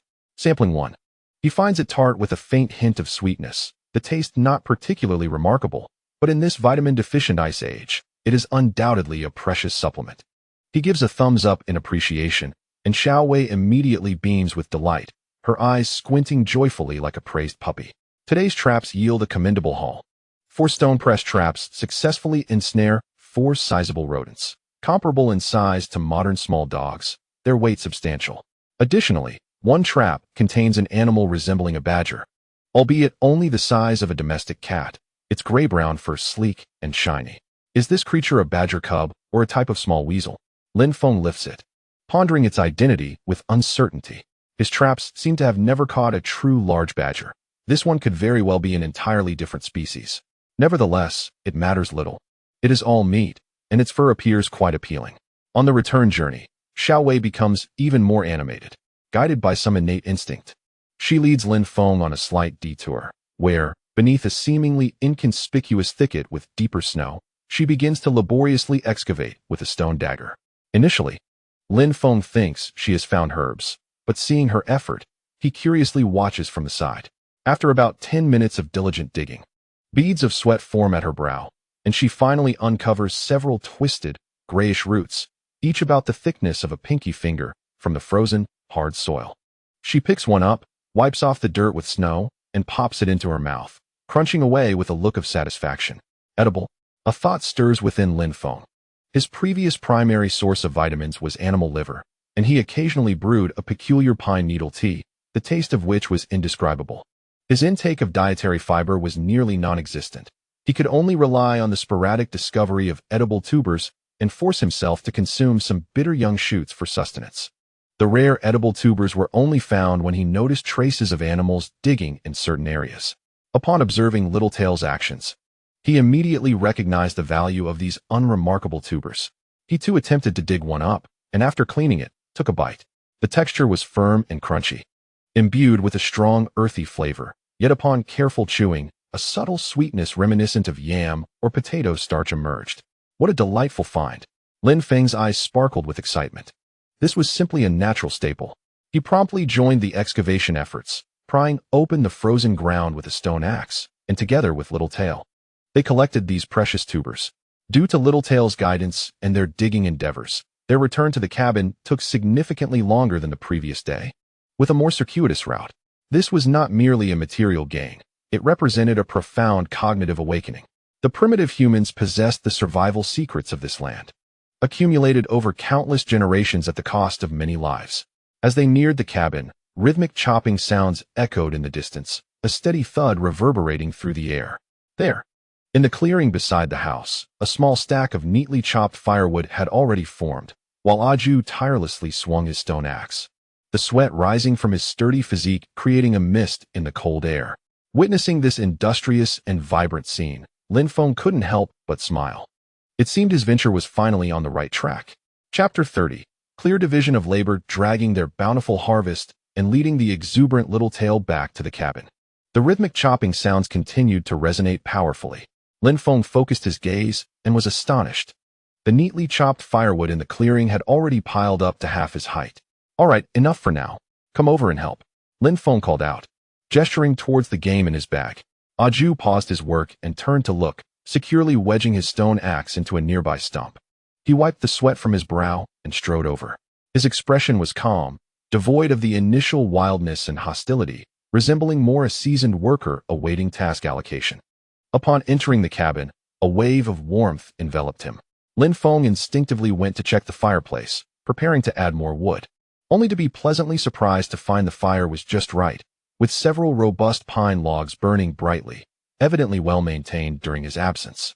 He paused for a moment, immediately turning his gaze to Aju, who, upon catching Lin Feng's eye, seemed to understand his unspoken question. With an impassive demeanor, he pointed towards the fireplace, then himself, mimicking the action of adding firewood. Wow, impressive, brother. Lin Feng felt a genuine sense of surprise. Did your tribe uphold such a fine tradition? The guards maintained the fire of their own accord? In an instant, he envisioned a scene within the primitive tribe's cave, where a designated individual tended to the flickering flames, ensuring that the lifeblood of the clan never extinguished. This undoubtedly reflects an instinctual survival mechanism and discipline etched into their very genes. It appears that Aju is not only endowed with great strength, but also possesses a remarkable sense of responsibility and adherence to rules that far exceeds his expectations. This is indeed a pleasant surprise. Perhaps the task of gathering firewood during the night watch can gradually be entrusted to him? Quite commendable indeed. At the year's end, I shall reward you with a bonus, perhaps an extra piece of meat. Lin Feng patted Aju's robust shoulder, feeling as if he were encouraging an outstanding subordinate. Although Aju did not comprehend the concept of a bonus, he could sense the approval in Lin Feng's tone, responding with a vague sound akin to a semblance of acknowledgement. Next came the processing of their catch. Lin Feng pointed at the badger-like creature in the leather pouch and then gestured towards the stone pot, indicating that they would consume this today. He estimated that, once the fur and entrails were removed, the net meat would amount to a substantial weight of over 10 pounds. Considering the high-protein diet of the Ice Age, the three of them had considerable appetites, and this meat would suffice for a day's consumption. The remaining 4 large rodents, however, required preservation through smoking. Within the wooden cabin, the fireplace burned continuously, creating a warm environment conducive to bacterial growth, making it unsuitable for storing fresh meat.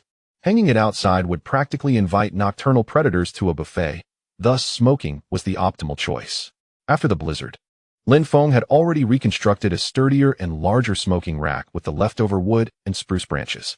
Let's get to work, Lin Feng commanded, as he laid the prey on the deer hide mat. Aju and Littletail, these 2 siblings, seemed inherently suited for this task.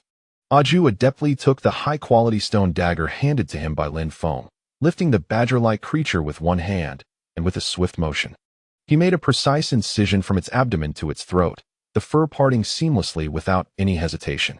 Littletail, in perfect synchrony, began to handle the rodents, her nimble hands skillfully maneuvering the stone dagger as she skinned, eviscerated, and separated the useful organs with fluidity, far exceeding the time Lin Feng would take with his own meager knife.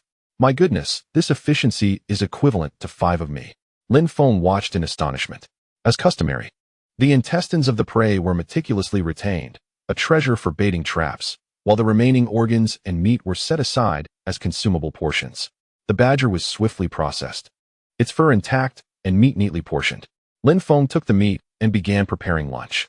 In his signature stew style, he combined chunks of badger meat, freshly unearthed roots, and a small handful of precious berries into the stone pot, adding water and placing it over the fire. As the water heated, the bubbling sound once again became the dominant melody within the wooden cabin, and a rich aroma began to waft through the air. This simple meal represented survival for Lin Feng, while for the 2 primitive individuals, it was likely an unimaginable feast of exquisite flavors. The meat was cooked to perfection, its fragrance intoxicating.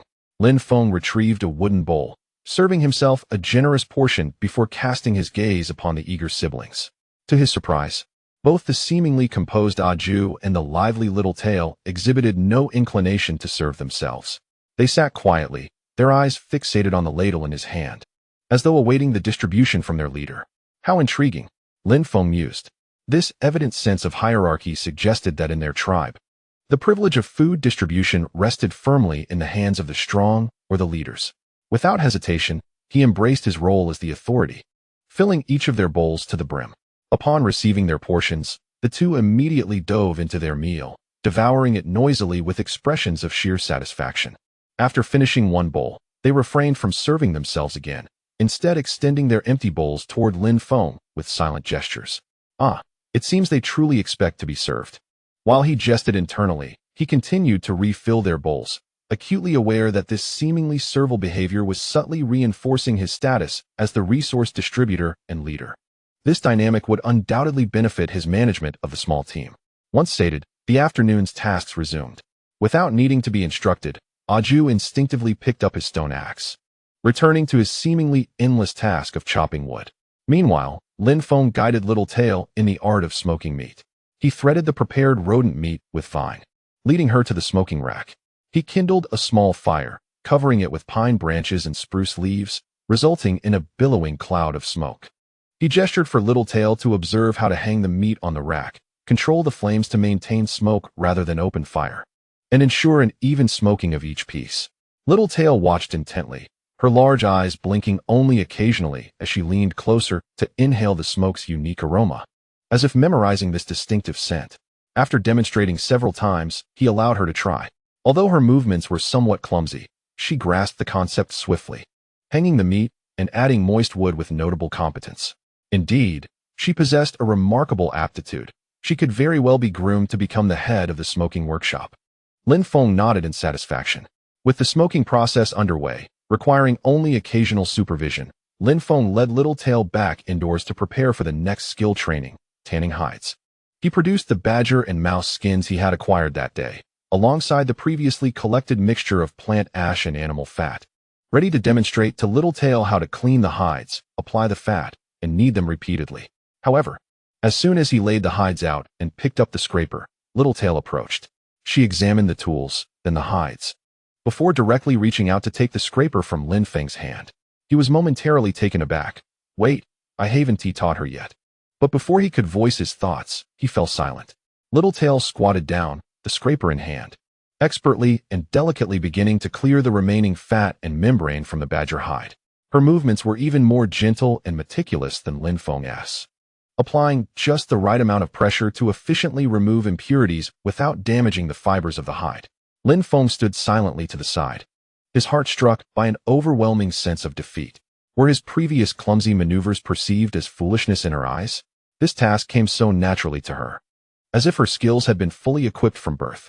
He had initially intended to impart some techniques for applying grease and kneading, but now it seemed he would merely be overstepping. He simply pushed the materials towards the Little Tail and gestured for her to proceed. The Little Tail glanced up at him, seemingly puzzled by his lack of demonstration, yet she did not inquire further and busied herself. As she meticulously cleaned, applied, and kneaded, the result appeared even softer and cleaner than what Lin Feng had managed.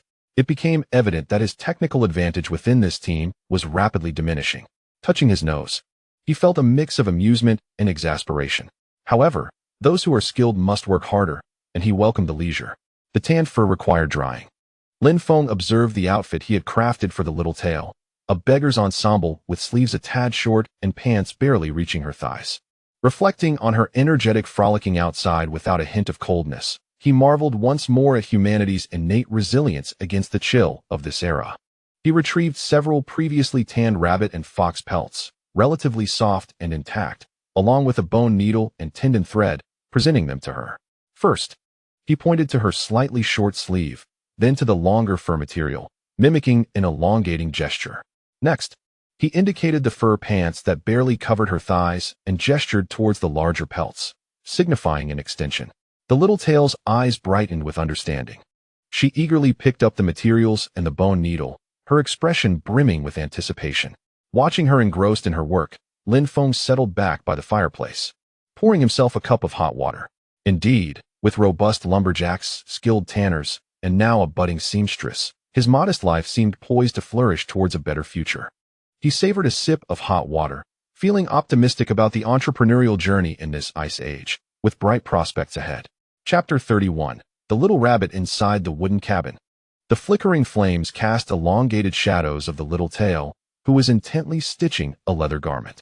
Clutching the bone needle, she traversed the supple firefox pelt with a rhythm that, despite its primitive and rough nature, revealed a deep-rooted mastery of the craft. Lin Feng watched in awe, simultaneously aware that his meager technical advantage was swiftly evaporating. It seemed that henceforth, he would have to rely on knowledge to maintain his standing, he mused. Rising to seek another task, he first approached the smoking rack outside, brushing aside the layer of ash, and added a few half-dried pine branches, ensuring a steady stream of smoke enveloped the hanging strips of meat. Observing the gradually deepening smoke color on the meat, a sense of solidity filled him. This was his assurance for winter. Subsequently, he strolled into the adjacent forest. After the snowstorm, the ground lay strewn with broken branches of dense needled spruce and fir. He meticulously selected leaves that were intact and relatively dry, gathering a substantial bundle before carrying it back to the wooden cabin. This was not for his own comfort. His deerskin bed was already quite cozy. Rather, he sought to enhance the living conditions of his two new employees, who had been forced to curl up on a single deerskin on the floor. Although humanity's resilience had strengthened over the years, as a leader hailing from a civilized society, he felt a sense of moral obligation to provide some semblance of humane care. After all, how else could he foster team cohesion and loyalty? In a corner of the cabin, away from the draft of the fireplace, yet sufficiently warm, he laid down a thick layer of soft branches to create a plush base, upon which he placed the deerskin that had previously served as their makeshift mattress. Thus, a rudimentary yet infinitely more comfortable employee bed was completed, 100 times better than sleeping directly on the ground. Indeed, with meals and lodging provided, he prided himself on being a benevolent employer. Dusting off his hands, he felt a sense of satisfaction. Before bedtime, Lin Feng observed Aju sitting on the newly laid bed, curiously pressing the soft branches with his hands, and hesitated for a moment. He approached the pile of tools, gathering all the potentially dangerous items like the stone axe and stone dagger, and placed them within easy reach of his own bed. Then, he gestured towards Aju, pointing to the new bed and mimicking a sleeping motion, refraining from picking up the vine as he had done on the previous nights. Aju regarded his actions with a flicker of surprise in his eyes, quickly regaining his composure. He made no further movements, simply laying down on the newly prepared bed, his considerable bulk causing the thick branches to sink significantly. His tail curled up obediently beside his brother, snugging tightly into her sheepskin coat. Lin Feng also lay down, though he did not fully relax. After all, it was the first time he had completely removed the constraints. With his eyes closed, he kept his ears attentive to the sounds in the corner of the cabin. In the middle of the night, as the firelight from the fireplace dimmed, a faint rustling sound reached his ears. Lin Feng instantly awoke, his heart skipping a beat, yet he refrained from immediate action, instead cracking his eyes open just a sliver to peer into the darkness. By the faint glow of the embers, he saw Aju's towering figure rise. He did not move towards the door or glance at the tool pile. Instead, he walked directly to the woodpile in the corner, bent down to lift several sizable logs, and quietly returned to the fireplace, skillfully adding them to the flames. With a long branch, he poked at the fire, coaxing it back to a lively blaze. Once he had completed this task, he returned to his bed and lay down, the entire process executed quietly and seamlessly. Witnessing this scene, Lin Feng felt his last shred of doubt evaporate, replaced by an inexplicable sense of comfort. Indeed, this employee showed remarkable awareness, understanding the importance of actively maintaining the company's fixed assets, the fire source. The following morning dawned bright and sunny. Lin Feng awoke feeling refreshed, noticing Aju seated at the edge of the bed, as if waiting for instructions. The little tail was also awake, clumsily attempting to tidy up her nearly complete new pair of leather trousers. Breakfast once again consisted of meat broth. After finishing, Lin Feng issued a clear directive to Aju to continue chopping wood. He gestured towards the pile of firewood outside and raised his hand higher, emphasizing that the more, the better. It must be at least 1.5 times that height. He contemplated the necessity of storing enough firewood to last over 2 weeks, thereby preparing for the potential return of harsh weather. This would also free up manpower for the next phase of their plans, such as taking Aju, their top combatant, to attempt proactive hunting, rather than perpetually relying on the meager returns of traps. Aju nodded in understanding, grabbed his stone axe, and strode out with purpose. Soon, the rhythmic sound of chopping echoed outside once more. With the lumberjack arranged, Lin Feng, accompanied by Littletail, set out to inspect their traps as per their daily routine. After yesterday's experiences, Littletail appeared significantly more relaxed and outgoing today. Dressed in her oversized sheepskin coat, she resembled a fluffy little bear, bouncing ahead of Lin Feng. Filled with curiosity about her surroundings, she occasionally crouched to examine the tracks in the snow, and at times looked up at the icicles hanging from the treetops, emitting cheerful sounds that Lin Feng could not comprehend, clearly in high spirits. Watching her lively figure, Lin Feng found himself unwittingly infected by her simple joy, his own steps becoming lighter. As they traversed a relatively sparse section of the forest, a sudden rustle from the nearby bushes startled them, and a white shadow darted out like a flash of lightning. It was a plump snow hare. Clearly disturbed, it propelled itself with its hind legs, preparing to vanish into a denser thicket. Oh! Little Tail's eyes lit up instantly, resembling two glistening obsidian stones. Without a moment's hesitation, she let out a short, sharp cry and shot off like an arrow in pursuit. Her agility was nothing short of astonishing. In the snowy, bush-laden forest, she moved like a nimble cheetah, deftly weaving around the protruding branches, closely tailing the fleeing snow hare, her speed nearly matching that of the rabbit. "Hey, slow down. Don't chase. It's dangerous," Lin Feng exclaimed in alarm, startled. Who knows what else lurks in this forest? What if they encounter wolves or bear cubs? Although he had never encountered large predatory animals in these woods, he clearly underestimated the primal hunting instincts awakened in the young girl from the tribe. Little Tail paid no heed to his shouts. Her small figure flickered between the trees, rapidly nearing the edge of Lin Feng's vision. Damn it! Lin Feng had no choice but to muster his courage and pursue her. However, his own bulk struggled to navigate through the dense forest. The branches seemed to conspire against him, relentlessly whipping at his face and body, while his sheepskin coat frequently snagged on the underbrush, leaving him panting and in a rather disheveled state. The physical prowess displayed was truly incomparable. After much effort in following the sounds and footprints, he finally arrived at an area cluttered with fallen timber, where he discovered the Little Tail sprawled on the ground, her upper body nearly entirely ensconced within a narrow crevice beneath a colossal log, leaving only her small legs flailing outside. "If you can't reach it, then let it be. Come out, it's dirty in there," Lin Feng called out, panting, finding the situation rather amusing. Indeed, she still possessed the innocence of a child. The sight of a living creature sent her into a frenzy, and now she appeared to be stuck. However, the Little Tail showed no signs of surrender, exerting herself with a series of muffled grunts, her body inching further into the hollow, as if she were determined to extract the rabbit nestled in its sanctuary. "Hey, don't get truly stuck. I would have a hard time pulling you out." Lin Feng placed his hands on his hips, entertained by the scene, reminiscent of an unrefined children's documentary. Just as he contemplated whether to lend a hand in extricating her, the Little Tail abruptly ceased her wriggling and began to retreat slowly. Soon, she emerged from the tree hollow, her hair and face smeared with dead leaves and spider webs, yet triumphantly clutching a half-grown snow rabbit that was struggling in her grasp. "Ha! Chitter-chatter." The Little Tail beamed with excitement, brandishing her prize like a heroic figure as she dashed towards Lin Feng, her dirty little face radiating a sense of immense achievement and the anticipation of praise. Lin Feng observed the hapless rabbit flailing in her hands, then glanced at the Little Tail's sparkling eyes. Feeling a softness in his heart, he instinctively inquired, "What? Do you wish to keep it as a pet?" He presumed it was merely the typical affection a child had for furry creatures. However, no sooner had he spoken than the Little Tail's expression remained unchanged. She firmly gripped the rabbit's head and body, twisting her wrist with a sudden force. A sharp, crisp crack echoed through the tranquil woods, startlingly clear. The once lively snow rabbit fell limp, utterly silent. Lin Feng's smile froze on his face. The lecture he had prepared about the troubles of pet ownership lodged in his throat. He gazed at the Little Tail, who appeared nonchalant, even displaying a hint of delight at the prospect of an evening meal. A chill rose from the soles of his feet, swiftly transforming into a resigned smile. He had completely miscalculated. In these times, who possessed the notion of pets? The food chain was starkly simple and mundane. Watching the Little Tail skillfully stow away the lifeless rabbit into her leather pouch, as if she merely picked up a stone, Lin Feng's thoughts drifted far afield.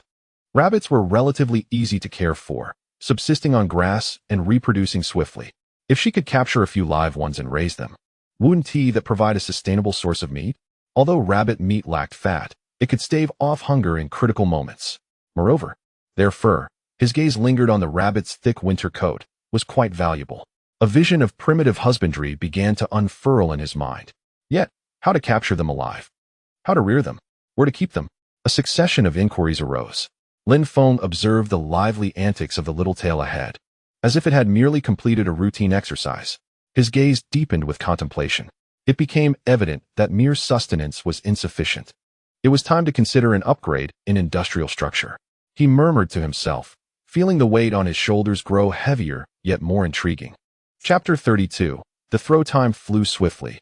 A week had elapsed since he took in Aju and the little tail, the two primitive employees.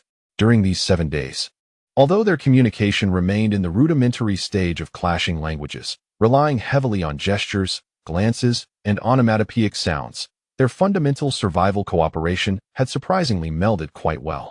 For instance, when Lin Feng pointed to the pot and then to his stomach, the little tail understood it was time to fetch water for cooking.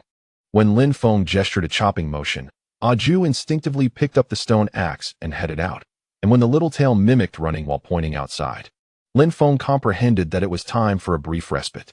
Indeed, communication relied largely on shouting, understanding on guessing, and collaboration on unspoken agreement.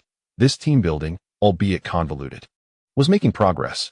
Lin Feng observed the two diligently collaborating, finding solace in his thoughts.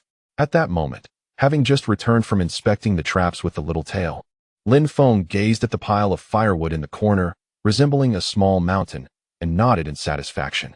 Aju, true to form as a human lumberjack, had, in just a few days, managed to chop enough wood with a few stone axes to last for half a month, providing a profound sense of security.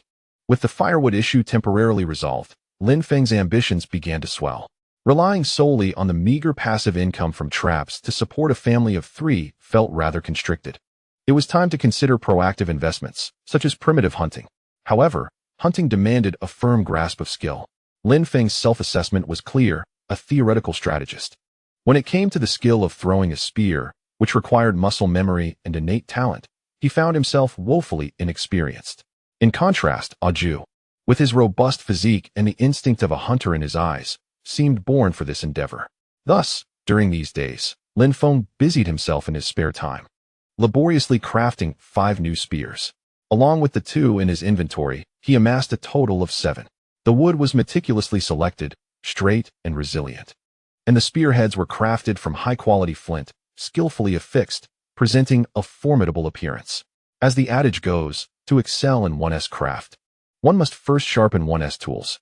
Lin Feng gazed at the 7 spears standing against the wall, filled with a sense of heroic anticipation, as if preparing to embark on a quest. At that moment, Aju set aside the stone axe he had been shaping, surrounded by 5 others that had succumbed to excessive use, and naturally joined the little tail in processing today's catch. A plump snow rabbit and 2 large rodents were swiftly dismantled in his hands. Fur was separated from flesh, and internal organs were categorized with the efficiency of a mechanical arm on an assembly line. Lin Feng watched this impressive display and once again marveled at the talent displayed before him. In the modern context, Aju is undoubtedly suited to be a 5-star chef, while the little tail could easily excel as the chief leather craftsman. Unfortunately, he was born in an unsuitable era, and thus he could only share his sentiments with me in this snowfield. After enjoying a lunch prepared by the little tail, with Lin Feng responsible for the seasoning, Lin Feng signaled for the little tail to remain indoors to continue working on the pelts. He then picked up the 7 prized spears and waved towards Aju, gesturing towards the door. Instantly, Aju's eyes sparkled with excitement. He glanced at the spear, then at Lin Feng, displaying the most vivid expression of exhilaration he had shown in days, emitting deep, expectant sounds from his throat. In his simple mind, when the leader summoned him with weapons, there was no need for questions. Surely they were off to partake in a grand and thrilling hunt. He could finally showcase his worth as a tribal hunter. He could almost envision the scene of a mammoth crashing to the ground.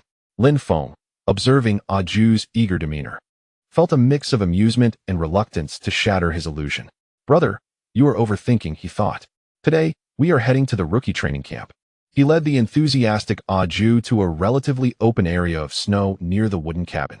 The visibility was excellent here, devoid of many obstacles, making it ideal for an embarrassing display. Lin Feng chose a spot and forcefully planted a sturdy, dead tree trunk into the snow to serve as a target. He brushed the snow from his hands, retreated about 30 meters, took a deep breath, and assumed what he believed to be an impressively heroic throwing stance. a fusion of an Olympic javelin thrower and a Spartan warrior. "Here it goes," he shouted, channeling all his strength from his waist and arms to hurl the spear with vigor. The spear traced an exceedingly erratic arc in the air, resembling a drunken sparrow as it wobbled through the sky, ultimately landing with a soft thud in the snow, a good 7 or 8 meters away from the target. The shaft quivering slightly, as if it were silently mocking him. "Lin Feng, Aju." The atmosphere suddenly fell silent. Aju's excitement and anticipation were doused like a bucket of icy water, swiftly freezing and shattering into extreme confusion and disbelief. He gazed at the solitary spear, misplaced in the distance, then turned to see Lin Feng, frozen in his throwing pose, wearing an awkward expression, his eyes filled with a multitude of question marks. The expression clearly conveyed, with such skill, in our tribe, he would not even qualify to carry the game for the hunting party, let alone participate in the hunt. Lin Feng felt his cheeks flush under Aju's unabashed scrutiny, clearing his throat twice in a bid to regain his dignity. "Ahem, that was merely a mistake. Just a slip. My touch hasn't warmed up yet." Unyielding, he grasped another spear, adjusted his breathing, and threw it once more. This time, it flew more straight, but lacked the necessary force, landing lightly 3 or 4 meters short of the target. The third spear veered to the left, while the fourth sailed right over the target entirely. From the initial shock to a state of numbness, and ultimately to a point where he could hardly bear to look, Aju felt the image of the omnipotent giant in his heart, one that could provide warmth, shelter, and miraculous sustenance, crumbling before him. The spear-throwing technique was utterly disheartening. Lin Feng gazed at the 7 long spears scattered around the target, reminiscent of celestial maidens scattering flowers, and he was entirely devoid of temper. While aspirations bloomed beautifully, reality was starkly unadorned. With a sense of resignation, he gestured toward the spears, indicating for Aju to retrieve them. Silently, Aju approached, picking up each spear one by one as if collecting refuse, and handed them to Lin Feng. Lin Feng did not accept them, but instead pointed at Aju and then at the distant target, suggesting he give it a try. Aju paused momentarily, then comprehended. He grasped the spear, weighing it in his hand as if sensing its balance. Then, he turned sideways, bent his waist, stepped back with his right foot. His entire body taut like a drawn bow. His arm muscles tightened instantaneously, and his gaze became as sharp as that of a hawk, firmly locking onto the distant target. Whoosh! The sound of the spear slicing through the air erupted. The spear transformed into a streak of black lightning, propelled by an unyielding momentum, striking the center of the coarse wooden target with precision. A dull thud resounded as the spearhead embedded deeply into the wood, its tail quivering violently. Lin Feng watched, wide-eyed in astonishment. "Wow." Aju remained expressionless, continuing to throw. His second spear hit the edge. The third slightly missed. The fourth struck true again. The fifth landed firmly near the bullseye. 3 hits out of 5. Moreover, his movements were clean and decisive, his force fluid and natural, exuding a raw, primal beauty of strength. "Incredible. Brother, you are amazing." Lin Feng couldn't help but give a thumbs up, genuinely impressed. The disparity was akin to an amateur encountering a national team athlete. He gestured for Aju to teach him, mimicking Aju's stance and the mechanics of his throw. Aju observed Lin Feng's awkward imitation, first puzzled, then seemingly grasping Lin Feng's intent. He stepped forward to provide hands-on corrections. He pressed down on Lin Feng's shoulders to adjust his angle, patted his waist to indicate where to exert force, and repositioned his grip on the spear for optimal placement. Lin Feng was earnest in his learning, recognizing this as a crucial skill for survival and enhancing team combat effectiveness. After practicing until his arms felt leaden, Lin Feng paused for a respite. Gasping for breath, he pointed to the distant snowfield, where a herd of deer, resembling specks of sesame, grazed on moss. Mimicking the action of throwing a spear toward them, Aju followed his gaze, his eyes sharpening with desire once more. He looked at the deer, then back at Lin Feng, nodding vigorously, emitting a deep and resolute sound from his throat. After roughly 10 more rounds of practice, Lin Feng felt as though his arms were filled with lead, aching and swollen, lifting them with great difficulty, grimacing with every throw. "Enough, enough, I'm done." He waved his hand dismissively and collapsed onto the snow, gasping for breath. The stamina of modern individuals is indeed woefully inadequate. In contrast, Aju, aside from a slight sheen of perspiration on his forehead, continued to breathe steadily. as if the recent warm-up had merely served as a mere prelude. Lin Feng observed Aju's effortless demeanor, and upon comparing it to his own visibly exhausted state, he inwardly lamented, "The revolution has yet to succeed. Comrades must continue to train vigorously." Chapter 33. Elevating life quality, dragging his seemingly alien, sore, and limp arms. Lin Feng resembled a desiccated fish as he stumbled back to the wooden cabin, following the composed Aju. The moment he pushed open the door, a wave of warmth and the familiar scent of smoked leather enveloped him, nearly bringing him to tears. "Home truly is the best," he sighed, throwing himself onto the soft deerskin bed, feeling every muscle fiber protest. Inside, Littletail was seated by the fireplace, diligently mending Aju's severely worn leather jacket with a bone needle and sinew thread. Hearing the commotion, she looked up, and, upon seeing Lin Feng's disheveled appearance, a flicker of curiosity sparkled in her large, dark eyes. However, she quickly returned her focus to her task. Meanwhile, Aju walked straight to the pile of tools, picked up an unrefined flint and a pebble to use as a hammer, and settled in the corner, beginning his daily ritual of crafting and repairing stone axes with a rhythmic clatter. Lin Feng lay sprawled on the bed, observing the harmonious scene of his industrious companions willingly extending their hours of work. The gloom that had settled in his heart due to his training failures swiftly dissipated, replaced by a sense of satisfaction akin to that of a capitalist. "Ah, splendid. Such a commendable attitude and an admirable initiative. Comrade Aju is responsible for weapon maintenance, while Comrade Littletail handles logistics and clothing design. As for me, the proprietor," he turned to the side, contentedly scooping himself a bowl of warm water, tossing in a few dried pine needles to brew a cup of tea with an indescribable flavor yet ample psychological comfort. "I shall focus on strategic planning and technical guidance." As he sipped his self-created health tea, Lin Feng's mind began to race once more. After recruiting these two voracious eaters, the pace of food consumption had skyrocketed exponentially. Traps are much like blind boxes, their outcomes unpredictable. At times they yield in abundance, while at others, one must scrupulously ration their meals. The stock of smoked meat diminished without replenishment, leaving him feeling quite insecure. Relying solely on passive waiting was no longer viable. He needed to take the initiative and open a second front. His gaze shifted towards the corner, where several spears stood as symbols of hope. The pursuit of hunting must be expedited. His attention drifted back to Aju and Littletail. After these days of civilizing influence, both their spirits and appearances had undergone remarkable transformations. The most significant change was their warm attire. Under Lin Feng's firm encouragement, Littletail had crafted thick leather hats for both herself and Aju from the soft rabbit skin she had previously tanned. Aju's headgear appeared somewhat rugged, yet it comfortably covered her ears without any strain. On the other hand, Xiatail's headpiece was more delicate, complementing her dirt-smudged little face significantly. Furthermore, Shoutail ingeniously utilized various scraps of leather she had gathered to reinforce the critical areas of Aju's previously tattered and drafty leather coat. Although the stitching remained coarse, the warmth it provided had markedly improved. Observing the transformation of the two from ragged, primitive beings to fully equipped warriors instilled a sense of accomplishment in Lin Feng. Indeed, the image of the team held great importance. Stepping out like this, they resembled a formidable fighting force. Lin Feng had not neglected his own gear either. His modern leather shoes had long succumbed to wear and tear. Shoutail, ever observant, had crafted a pair of high-top leather boots for him from a thick and resilient fox hide. Unbeknownst to him, the craftsmanship was solid, with dense stitching and a perfect fit, providing excellent comfort and warmth while traversing snowy terrain. When Lin Feng first donned the boots, he was pleasantly surprised and affectionately ruffled Xiatail's hair, despite her shrinking back in trepidation. "What exquisite craftsmanship! Splendid! Our Shoutail truly is a thoughtful little treasure." However, as he stepped out of the wooden cabin, brimming with enthusiasm for a new day of spear training, his expression soon soured. A sharp intake of breath escaped him as he felt the biting sensation beneath his feet. The hidden pebbles and broken branches beneath the snow conveyed their discomfort through the thin soles of the boots. Alas, what a miscalculation!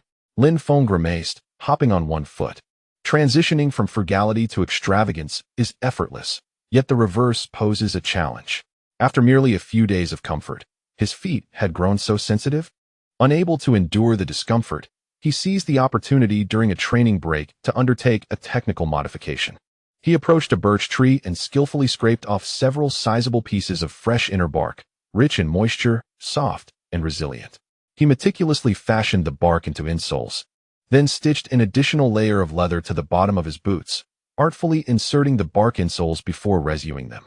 Upon completion, slipping on the boots transformed his world. The soft bark insoles absorbed the impact and discomfort from the ground beautifully, enhancing the comfort of his strides significantly, while the inherent resilience of the bark provided essential support. Mission accomplished. Lin Feng triumphantly stamped his foot. It seemed that no matter the era, it was not technology, but rather innovative thinking that constituted the primary driver of productivity. For an entire week thereafter, Lin Feng's life adhered to a clockwork routine. Every afternoon, without fail, he would take Aju to the vast, open snowfield for intensive spear training. The sweat was not shed in vain, nor the soreness endured without purpose. Under Aju's expert tutelage, Lin Feng's throwing technique improved at an astonishing pace. From the initial chaotic scatter to a stage where he could barely control direction and distance, he reached a point where, after a week, his accuracy for long-distance throws, approximately 50 meters, stabilized at around 50%, within the relatively safe distance of 30 meters for initiating a hunt. He managed to achieve an impressive success rate of 90%.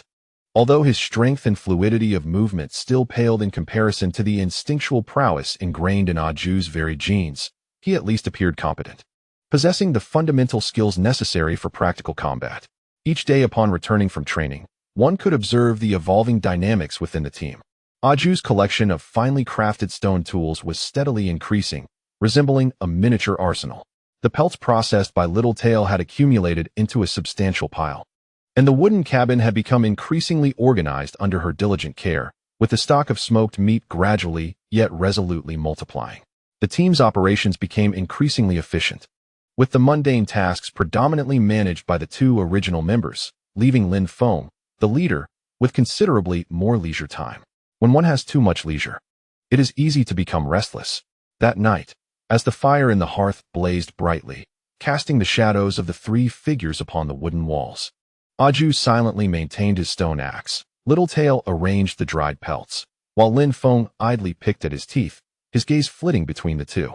Observing their occasional exchanges of simple sounds and gestures, Lin Feng was struck by an epiphany regarding the necessity of resolving the language barrier. Relying on guesswork was far too inefficient, significantly impeding the team's advancement to a higher level. Moreover, as a civilized individual hailing from the information age, the urge to disseminate knowledge stirred within him. It was decided. He slapped his thigh and declared that from this very night, the cabin would host evening classes, officially commencing. He immediately summoned Aju and Littletail, both of whom appeared bewildered, uncertain of what new endeavor their leader was embarking upon. Lin Feng pointed to the dancing flames, articulating in a clear and deliberate tone, "Fire, fire." Then he pointed to himself. "I, Lin Feng." Next, he gestured towards Aju. "You, Aju." Finally, he indicated Littletail. "You." Littletail. Aju and Littletail exchanged puzzled glances, entirely perplexed by Lin Feng's actions, their eyes brimming with confusion. Undeterred, Lin Feng repeated the phrases tirelessly, urging them to mimic his words. Littletail, demonstrating a higher aptitude, hesitated briefly before tentatively opening her mouth to produce a vague sound resembling hua. "Yes, yes. Fire. Fire." Lin Feng immediately encouraged her, then pointed to himself. "Lin Feng." Littletail observed his mouth movements intently, striving to imitate. "Lin Hong?" "Close, very close." Lin Feng. Aju, however, furrowed his brow, his expression as grave as if confronting a saber-toothed tiger. His lips moved without sound, seemingly finding the act peculiar and detrimental to his tough guy image. Lin Feng then picked up a piece of meat, enunciating meat, and grabbed the stone axe, articulating axe. Littletail diligently attempted to learn, her pronunciations awkward yet bold. Unafraid to try, Aju, under Lin Feng's persistent gaze, reluctantly followed suit, uttering the words with great reluctance. After teaching nouns, Lin Feng began to venture into more intricate concepts. He pointed at himself, Aju, and Xiao Wei Ba, repeatedly uttering, "We are human." Aju observed Lin Feng's gestures, his expression contemplative, as if comprehending this pronunciation as a notion of tribe or kinship. When Lin Feng once again pointed at the flames and uttered the word for fire, Both the Jew and Xiao Wei Ba exhibited an almost instinctual reverence in their eyes. Clearly, in their minds, fire symbolized warmth, illumination, cooked food, and safety. It was something profoundly sacred. Witnessing this peculiar scene, where one was ardently teaching, another was eagerly imitating, and a third was awkwardly attempting to follow along, an indescribable sense of achievement surged within Lin Feng. He stroked his chin, observing a Jew's clumsy attempts at learning. And a mischievous thought crossed his mind. Should he make the bosses truly wonderful their first complete sentence? This notion involuntarily coaxed a sly smile to the corners of his lips. Chapter 34. The impulse to hunt inside the wooden cabin. It was warm and cozy. The fireplace crackling cheerfully. Lin Feng sat on his cherished deerskin bed, his hands busily engaged in refining a stone spearhead from a piece of fine sandstone. This spearhead, crafted from the newly acquired high-quality flint, had taken him the better part of a day to chip and polish. Its form was more regular than the previous one, with a sharper edge, and he had deliberately thickened the base before binding it to a hardwood shaft that stood 1.5 times his height, heavy and substantial in his grasp. As he polished, he could not help but glance out the window. A Jew, robust as a small bear, was outside in the clearing, swinging a stone axe against a stout, withered tree trunk. Thud, thud, thud. The rhythmic sound of chopping resonated, seemingly tireless. Observing a Jew's boundless energy, and then glancing at the bulging storage box in the corner of the room, filled to the brim with smoked meat and furs, Lin Feng felt an inexplicable restlessness stir within him. Life had certainly become stable. There was no worry for food or drink, sheltered from the wind and snow. And at night he could sleep on the soft, warm deerskin. Compared to the days of hunger and uncertainty he had once endured, this existence felt like a heavenly reprieve. The traps yielded some returns daily, akin to a steady income source. Yet, for reasons unknown, he sensed that something was amiss. Each day was spent checking traps, striking stones, or tending to the fire while simmering broth.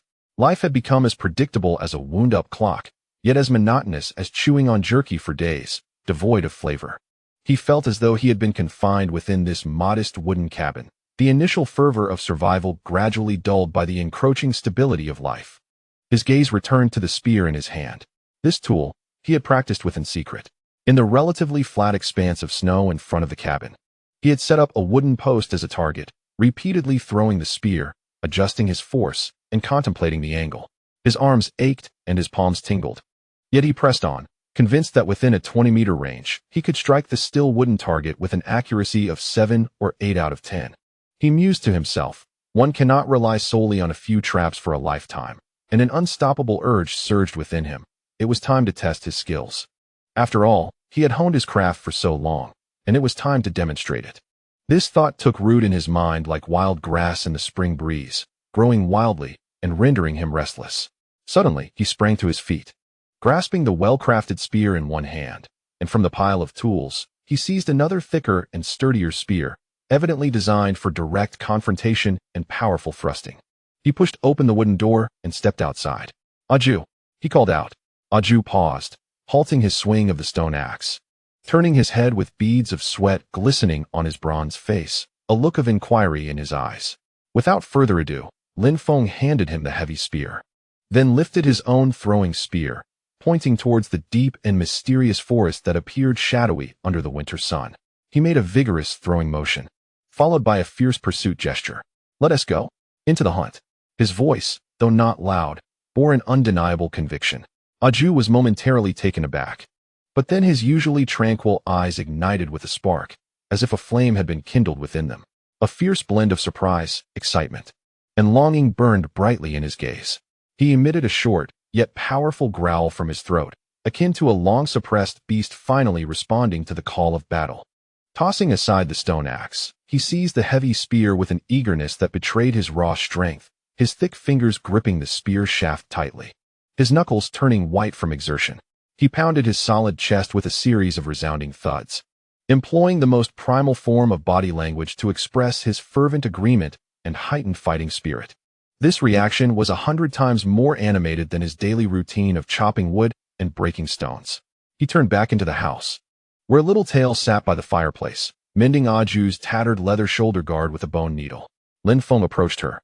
gesturing to convey that he and Aju would be venturing deep into the forest to hunt and might return late, urging her to keep an eye on the home and the fire. Littletail lifted her dirty little face, her large, glistening eyes darting between Lin Feng's spear and the excited Aju outside, nodding obediently. She pointed to the corner of the room where the smoked meat hung and the steaming stone pot bubbled, tapping her chest to indicate she would prepare food for their return. Seeing her understanding demeanor softened Lin Feng's heart. He reached out to tousle her messy hair, which felt slightly greasy to the touch. Taking a deep breath, he turned and stepped out of the wooden house once more. Let us set forth. The sunlight filtered through the bare branches, casting dappled shadows on the snowy ground. The two men ventured into the forest, which was markedly denser than the sparse thicket before their home. The sound of crunching snow and dry leaves echoed beneath their feet. With the formidable presence of Aju, a towering figure exuding an aura of intimidation, Lin Feng felt a surge of confidence. In the past, when he ventured alone into such dense woods, he would instinctively hunch over, ever vigilant, his heart racing with trepidation. Now, he stood tall, breathing more freely, and even found leisure to observe his surroundings attentively, mimicking Aju's demeanor. "Look there," Lin Feng whispered, pointing to a patch of bark beneath a thicket that had been gnawed away. "It appears to be nibbled by a rabbit or a deer." After walking a short distance, he halted again, indicating several scattered gray feathers on the snow, suggesting the possible presence of wild chickens or other birds nearby. Aju followed his gesture, understanding Lin Feng's observations, often responding with a silent nod, occasionally emitting a vague sound from his throat in affirmation. Yet, his eyes remained sharply alert, scanning the environment like a radar, as if Lin Feng's insights were merely rudimentary knowledge to him. As they ventured deeper, the trees grew taller, and the light dimmed. Vines twisted around their feet, and fallen branches obstructed their path, making progress arduous. In this primal hunting ground, Lin Feng's scant knowledge derived from the animal kingdom and survival manuals felt woefully inadequate. Tracking prey required the innate instincts that Aju possessed, seemingly ingrained in his very being. He paused, patting Aju on the shoulder, and gestured for him to lead the way, slowing his pace to fall half a step behind. In that moment, the dynamics of leadership subtly shifted. Aju made no show of modesty. He stepped confidently to the forefront. The instant he took his first stride, Lin Feng distinctly sensed a profound transformation in the demeanor of this taciturn man. If Aju had previously resembled a domesticated bear, reined in and restrained, now he appeared as a fully awakened sovereign of the wild, reclaiming his territory. His back arched slightly, skillfully avoiding the crackling leaves. His head held high, neck agilely turning, and his keen eyes functioned like the most sophisticated of scanners, missing no hint of anomaly. Following closely behind, Lin Feng had once prided himself on his observational skills, but in comparison to Aju, he felt like a blind man. After approximately half an hour, they arrived at a moist area near a stream, where Aju suddenly halted, crouching down, his gaze fixed intently on the ground. Lin Feng leaned in closer, catching sight of several distinct hoof prints embedded in the muddy, partially thawed earth.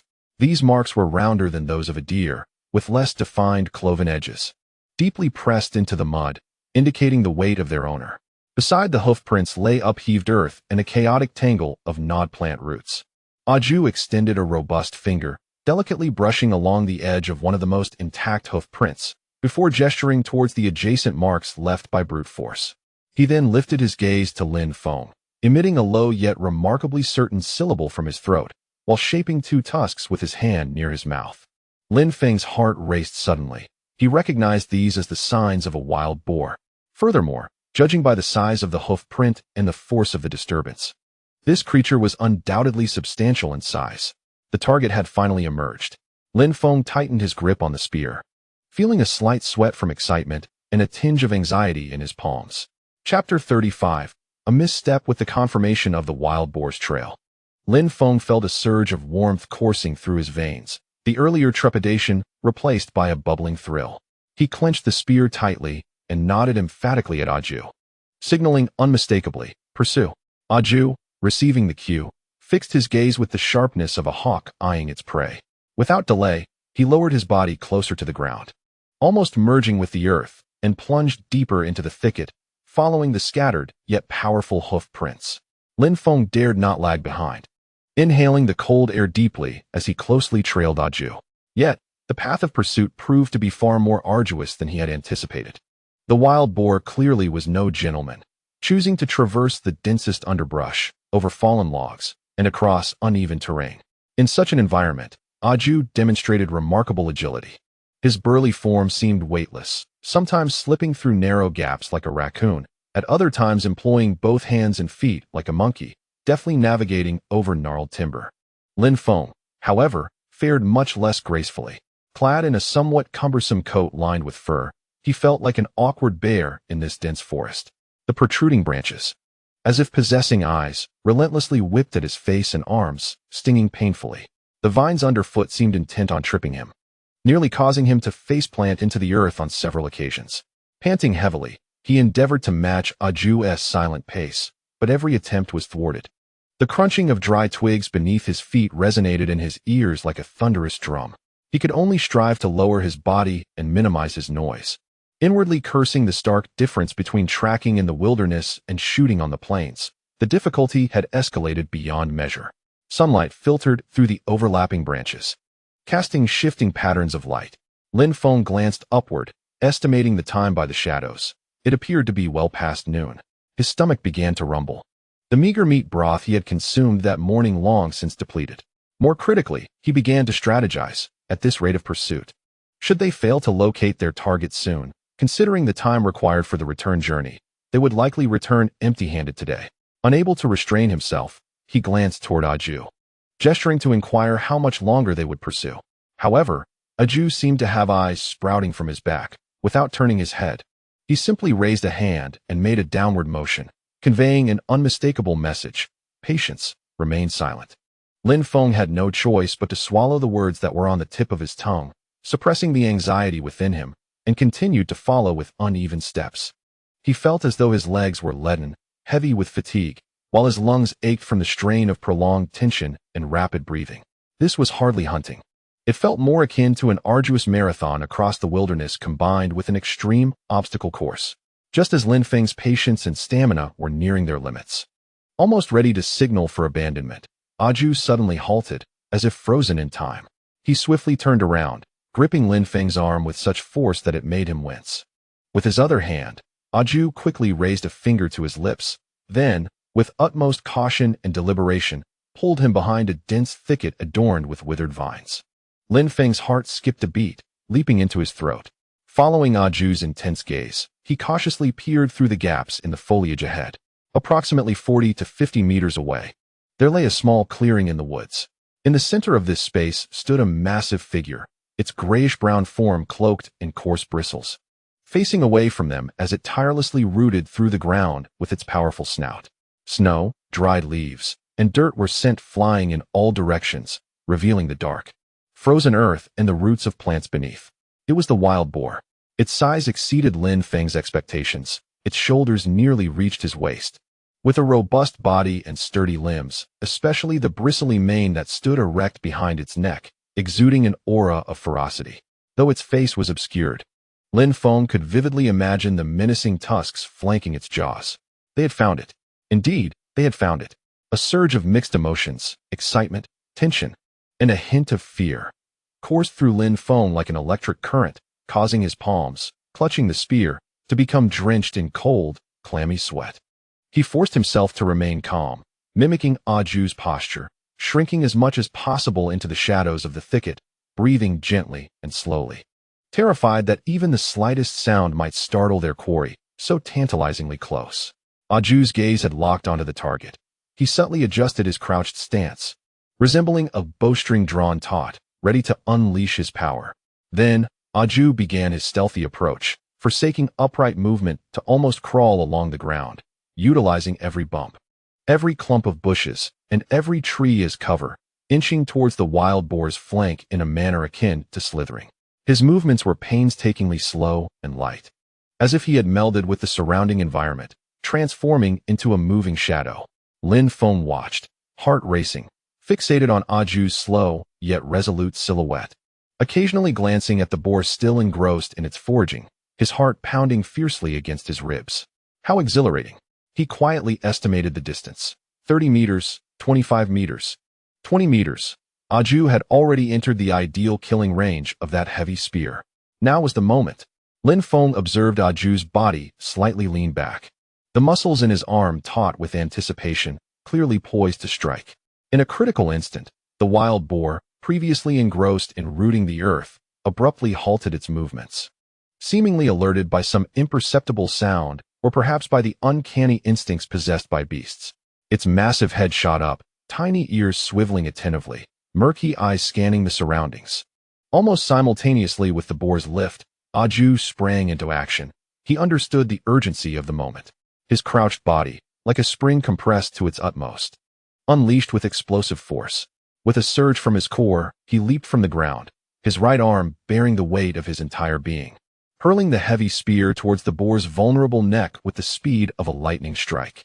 The spear whistled through the air with a chilling sound, hurtling forward with astonishing velocity. However, the boar's reaction was equally swift. At the very instant the spear left Aju's hand, it seemed to sense the impending threat. Its stout legs propelled it powerfully off the ground.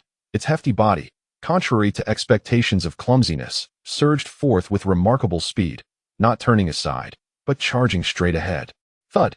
The spear missed its intended target, glancing past the boar's rear leg as it bolted. The sharp stone tip tore a gash, leaving a trail of blood and a few coarse bristles, but ultimately failed to inflict a fatal wound. The spear continued its trajectory, embedding itself deeply into the frozen earth behind where the boar had just been, vibrating violently and emitting a buzzing sound, roaring in a mix of alarm and fury. The boar, now wounded and frightened, fled into the depths of the forest like a gray whirlwind, not daring to linger. Damn it! Lin Feng, witnessing this, felt a surge of adrenaline and, disregarding caution, instinctively leapt from his hiding place. With every ounce of strength, he hurled his throwing spear towards the direction of the fleeing boar. Yet, he neglected to account for the dense underbrush, which became his greatest obstacle. In pursuit of power and speed, his throw was high and arcing. Within mere meters, it was abruptly intercepted by a stout branch that jutted out, thwacking it aside. The spear spun helplessly in the air before plummeting to the ground, failing to graze even a single bristle of the boar. Damn it! Lin Feng was so enraged he nearly spat blood. Aju let out a low growl and dashed forward like a cheetah, racing towards the spear embedded in the ground. Lin Feng quickly regained his wits and hurried after him, retrieving his embarrassing spear, and together they pursued the direction where the boar had vanished. The injured and startled boar fled with astonishing speed, weaving expertly between the bushes and trees. Lin Feng and Aju exerted every ounce of their strength, barely managing to follow the intermittent trail of blood and the marks left by the boar as it dashed away, unable to close the distance. After pursuing for less than 200 meters, the forest ahead grew denser, and the wild boar's presence vanished completely, leaving not even a sound in its wake. Only the scattered, frozen droplets of blood on the snow testified that it had indeed fled in a panic from this very spot. The two men paused, leaning on their knees, gasping for breath, their white exhales thick in the frigid air like steam rising from a boiling pot. Aju stepped forward and pulled his spear out of the frozen ground, glancing at the blood and bristles clinging to the tip, his expression tinged with disappointment. The forest fell silent, save for their heavy breaths. "Let us go," Lin Feng said, wiping the sweat and blood trickling from his scratches off his face, his voice heavy with fatigue and disillusionment. "It's getting dark. We should return." Aju nodded silently, hoisting his spear and turning to lead the way.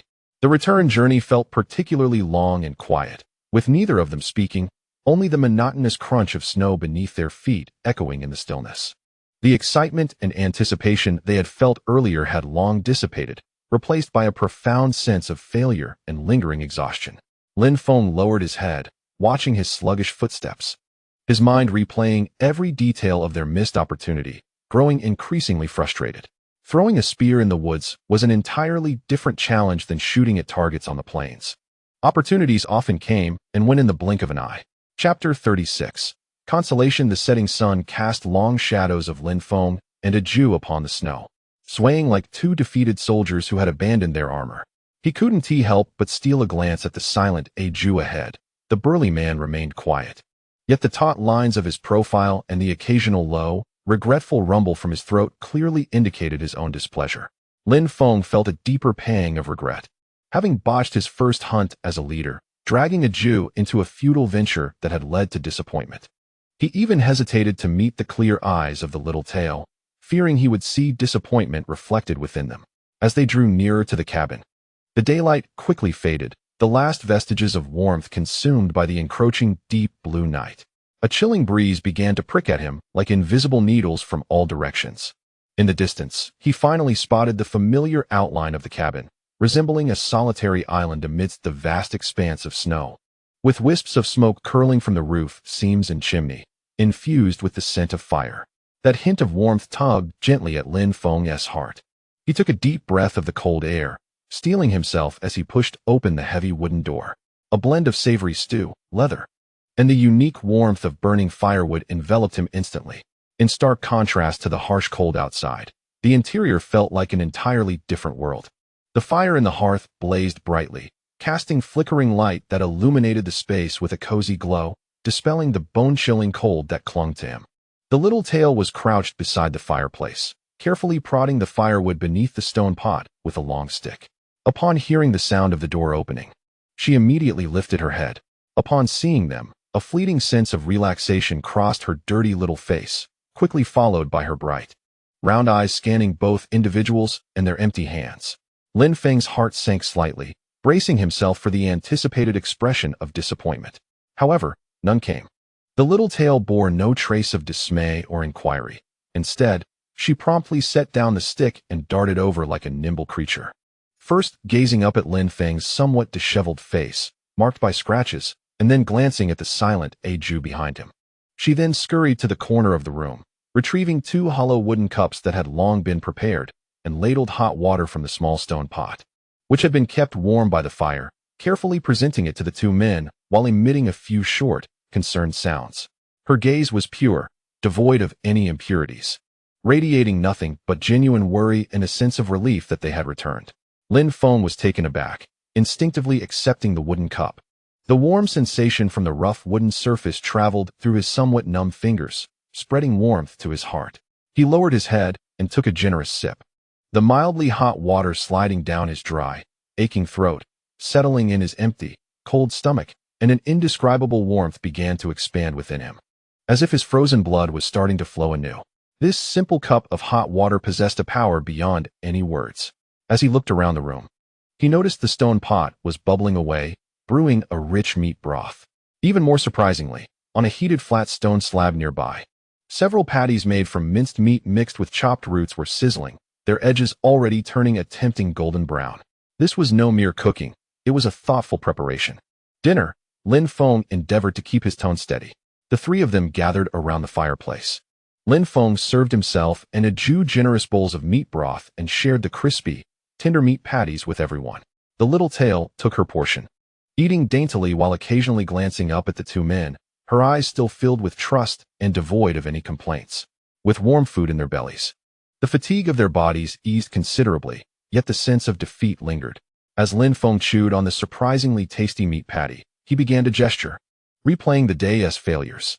He picked up a small twig and drew a simple diagram of a forest in the dirt, then pointed at himself and a Jew, mimicking a spear-throwing motion, before indicating the densely packed trees in the drawing, shaking his head with an expression of helplessness and frustration. The forest was too thick. He attempted to convey with simple words and gestures that throwing a spear was difficult. The opportunity had been fleeting, too swift. He then pointed to a Jew, giving a thumbs up, and mimicked a stealthy approach, indicating, "You are formidable." Next, he pointed in the direction where his spear had been deflected by branches, offering a wry smile and shaking his head. "I cannot." I panicked and threw inaccurately.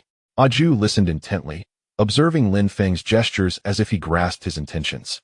A vague sound emanated from his throat, serving as a response, while a hint of agreement flickered in his eyes. It was evident that he fully comprehended the challenges of hunting in a complex environment. Lin Feng continued to gesture, pointing towards the inky darkness of the sky outside, then indicating their direction of return with a back-and-forth walking motion, followed by a dismissive wave of his hand. Time was of the essence. Pursuing prey would take considerable duration, and they could not afford to run back and forth daily. He paused momentarily, his gaze shifting between the little tail and Jew. as a thought that had been brewing throughout their journey crystallized in his mind. Picking up a small stone representing the little tail, he placed it within the circle symbolizing the cabin, then pointed towards a nearby direction outside, mimicking the action of checking and collecting traps. He looked at the little tail, his tone earnest. Stay at home, tend the fire, check the traps. He repeated the motion of checking traps several times, a skill that the little tail had already mastered. Then, he took the stones representing himself and Aju and placed them in the area denoting the depths of the forest. He mimicked the action of carrying a pack and tracking for an extended period, will go in, hunt, and not return daily. This new division of labor was predicated on a core idea: liberate the strongest hunting forces, allowing them to delve deeper into the forest without the constraints of daily returns, enabling more sustained and professional hunting. Concurrently, entrust the relatively stable yet limited efficiency of trap maintenance to the meticulous little tail, ensuring the smooth operation of their base. The little tail widened her eyes, closely observing every gesture from Lin Feng. She seemed to grasp most of it, particularly regarding her own responsibilities.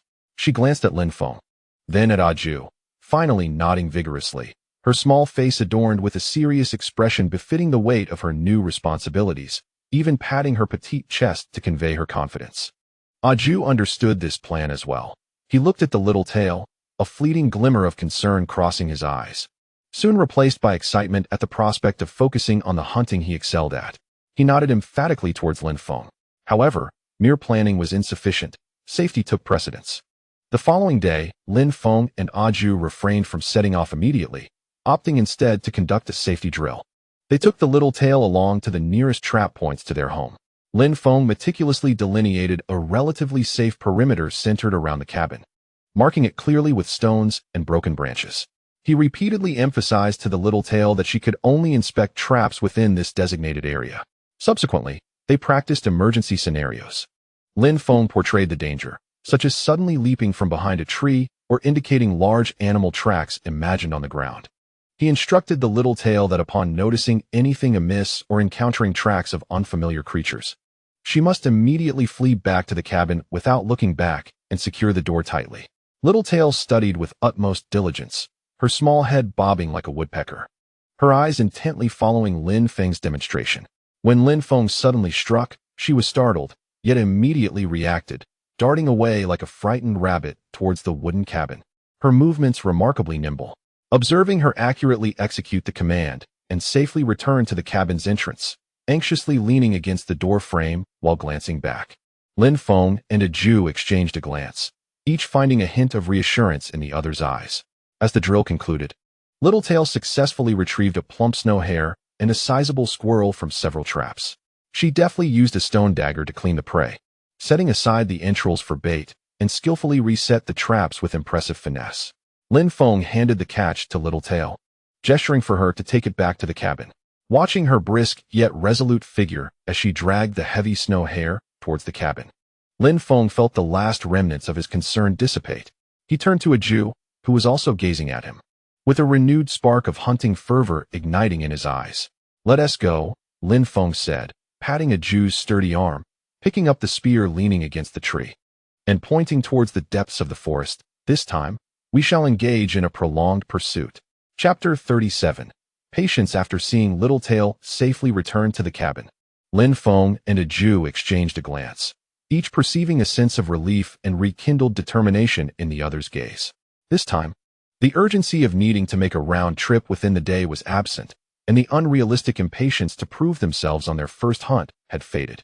They carried enough smoked jerky for 2 or 3 days, with water pouches at their waists, resolutely aiming to locate the herd of roe deer and engage in a prolonged pursuit. Aju resumed his role as guide and primary hunter. He did not hastily plunge deeper into the woods. Instead, he led Lin Feng along a winding path, returning to the vicinity of the creek where they had discovered fresh signs of the roe deer the day before. Like the most seasoned detective, he meticulously examined the ground, the dew traces on the bushes, and the nibbled plant remnants, ultimately deducing the general direction of the herd's movement. The tracking commenced, this time at a pace considerably slower than when they had pursued the wild boar the day before. Aju displayed a level of patience that left Lin Feng in awe, nearly to the extreme. He no longer sought speed, but rather absolute stealth and silence. Many times, despite the clear hoof prints visible not far ahead, a Jew would suddenly halt, urging Lin Feng to crouch into the dense underbrush or behind the shadow of a massive fallen tree, remaining utterly still, as if transformed into two cold stones. Initially, Lin Feng was perplexed, wondering why they did not hasten forward, but he soon understood. Often, mere minutes after they had concealed themselves, faint, nearly imperceptible sounds of rustling leaves would emerge from a bend in the forest or a hillside flanking them, followed by one or two alert roe deer cautiously peeking out, surveying their surroundings before resuming their foraging. Had they rashly advanced, they undoubtedly would have been discovered. They repeatedly confirmed their safety, and Lin Feng suddenly experienced a moment of enlightenment. The process of stealthily approaching was a formidable test of willpower. To advance toward the herd of roe deer from an ideal, headwind perspective, Aju chose a path that required climbing a steep slope littered with stones, then meandering along the ridge. This route was exceedingly difficult. Lin Feng used both hands and feet, panting heavily, and slipped several times, sending stones tumbling down, which sent his heart racing. Yet, Aju always managed to halt him with a glance or a subtle gesture just before he could create any greater disturbance. At last, as the afternoon sun took on a languid quality, they once again spotted the roe deer. This time, the herd was resting and foraging in a sunlit glade adorned with low, hardy shrubs. Situated approximately 60 to 70 meters farther than when they had encountered the wild boars the previous day, Aju signaled, and the two of them glided into a patch of tall, dried needle grass like melting snow, which effectively concealed their forms. The opportunity seemed to lie before them. Lin Feng could even discern the deer's light brown coats, marked with white hindquarters, their slender limbs, and the occasionally raised, adorably daft heads. He suppressed his excitement and slowly raised his spear, seeking a target. A medium-sized roe deer, relatively close to them, appeared to be a suitable choice. He regulated his breathing, mimicking Aju's teachings, striving to relax his taut muscles, gradually channeling strength into his spear-bearing arm. Just as he was about to unleash his throw, an unexpected disturbance occurred. A sudden, chaotic gust of wind swept through the forest, rustling the dry leaves and producing a crisp sound. The roe deer, previously nibbling on the shrubs, simultaneously lifted their heads, their ears swiveling like radar, warily directing their gaze toward the very direction of their hiding place in the grass. Lin Feng's heart sank in an instant, and his arm, poised with the spear, froze midair. Several adult roe deer emitted short, warning snorts, and the entire herd immediately became agitated. Instead of bolting away, they retreated in cautious, quick steps towards the dense forest on the opposite side of the clearing, vanishing in an instant, leaving behind only the empty glade and a few fresh hoof prints. Damn it, Lin Feng couldn't help but curse internally. After all this preparation and arduous stealth, they had been thwarted by a mere gust of wind. Frustrated, he lowered his spear and glanced at Aju. Aju's expression bore little surprise, as if such occurrences were commonplace. Subsequently, they attempted to approach another small, scattered group of roe deer twice more. Once, Lin Feng inadvertently snapped a dry twig while moving, the faint crack echoing like thunder in the profound silence of the forest, causing the prey to scatter instantly. On another occasion, a reckless snow hare suddenly darted from the underbrush, alerting the roe deer to their presence. Every approach consumed vast reserves of physical strength and mental fortitude. This challenge transcended mere displays of power and courage. It was a protracted struggle against the prey, the environment, and most dauntingly, against one's own impatience and despair. Hunting is an art of survival, etched into the very genes of our primitive ancestors, embodying both the harshest trials and the most rigorous tests of will. As the light in the forest rapidly waned, deep blue shadows spread from all directions, engulfing the outlines of the trees. The temperature began to plummet sharply, and the mist of breath became increasingly dense. Clearly, no bounty would be reaped today. Aju glanced at the sky and then at Lin Feng, whose fatigue and disappointment were palpable. He ultimately made a decision. No longer would he pursue the tracks of the roe deer. Instead, he guided Lin Feng along the marked route they had taken, leading them to a natural depression shielded from the wind, formed by several massive boulders. This elevated terrain offered protection from potential nocturnal predators and the threat of melting snow water during their slumber. Together, they cleared the accumulated snow from the depression and gathered relatively dry twigs and pine needles. Aju employed a rudimentary fire-starting tool crafted from dry fungi and flint, and after some effort, he finally ignited a small fire. The flames, though modest, served primarily to fend off the chill and any lurking beasts, while also providing a semblance of psychological comfort. They settled around the diminutive fire pit, extracting the cold, cured jerky and silently gnawing at it. The jerky was tough and salty, requiring considerable effort to consume. Lin Feng gazed at the flickering, orange-red flames. Feeling the penetrating cold emanating from the rocks behind him and the pervasive ache coursing through his body, a tumult of emotions swirling within him. He lifted his gaze to the irregular shapes of the deep blue night sky, fragmented by the silhouettes of rocks and treetops, where a scattering of cold stars had begun to emerge, twinkling with a frigid light. Beneath this ancient sky, untouched for over 10 millennia, far removed from the familiar wooden cabin and the warmth of a hearth, he experienced a profound sense of his own insignificance and the extraordinary resilience and sacrifices that prehistoric humans had to endure for survival, far exceeding anything he had previously imagined. He observed Aju across the fire, silently tending to the flames. This seemingly rugged primitive hunter possessed an inner strength far more formidable than Lin Feng had anticipated. The following day, as Lin Feng consumed the last morsel of jerky and drank a mouthful of biting cold snow melt, he turned to Aju and to himself, whispering with a tone laced with fatigue, yet underlined by an unwavering resolve forged through hardship. Continue. Chapter 38. Success Wrapped in Animal Hides. Lin Feng endured a restless night in the rocky hollow, feeling as if he had been disassembled and reconfigured.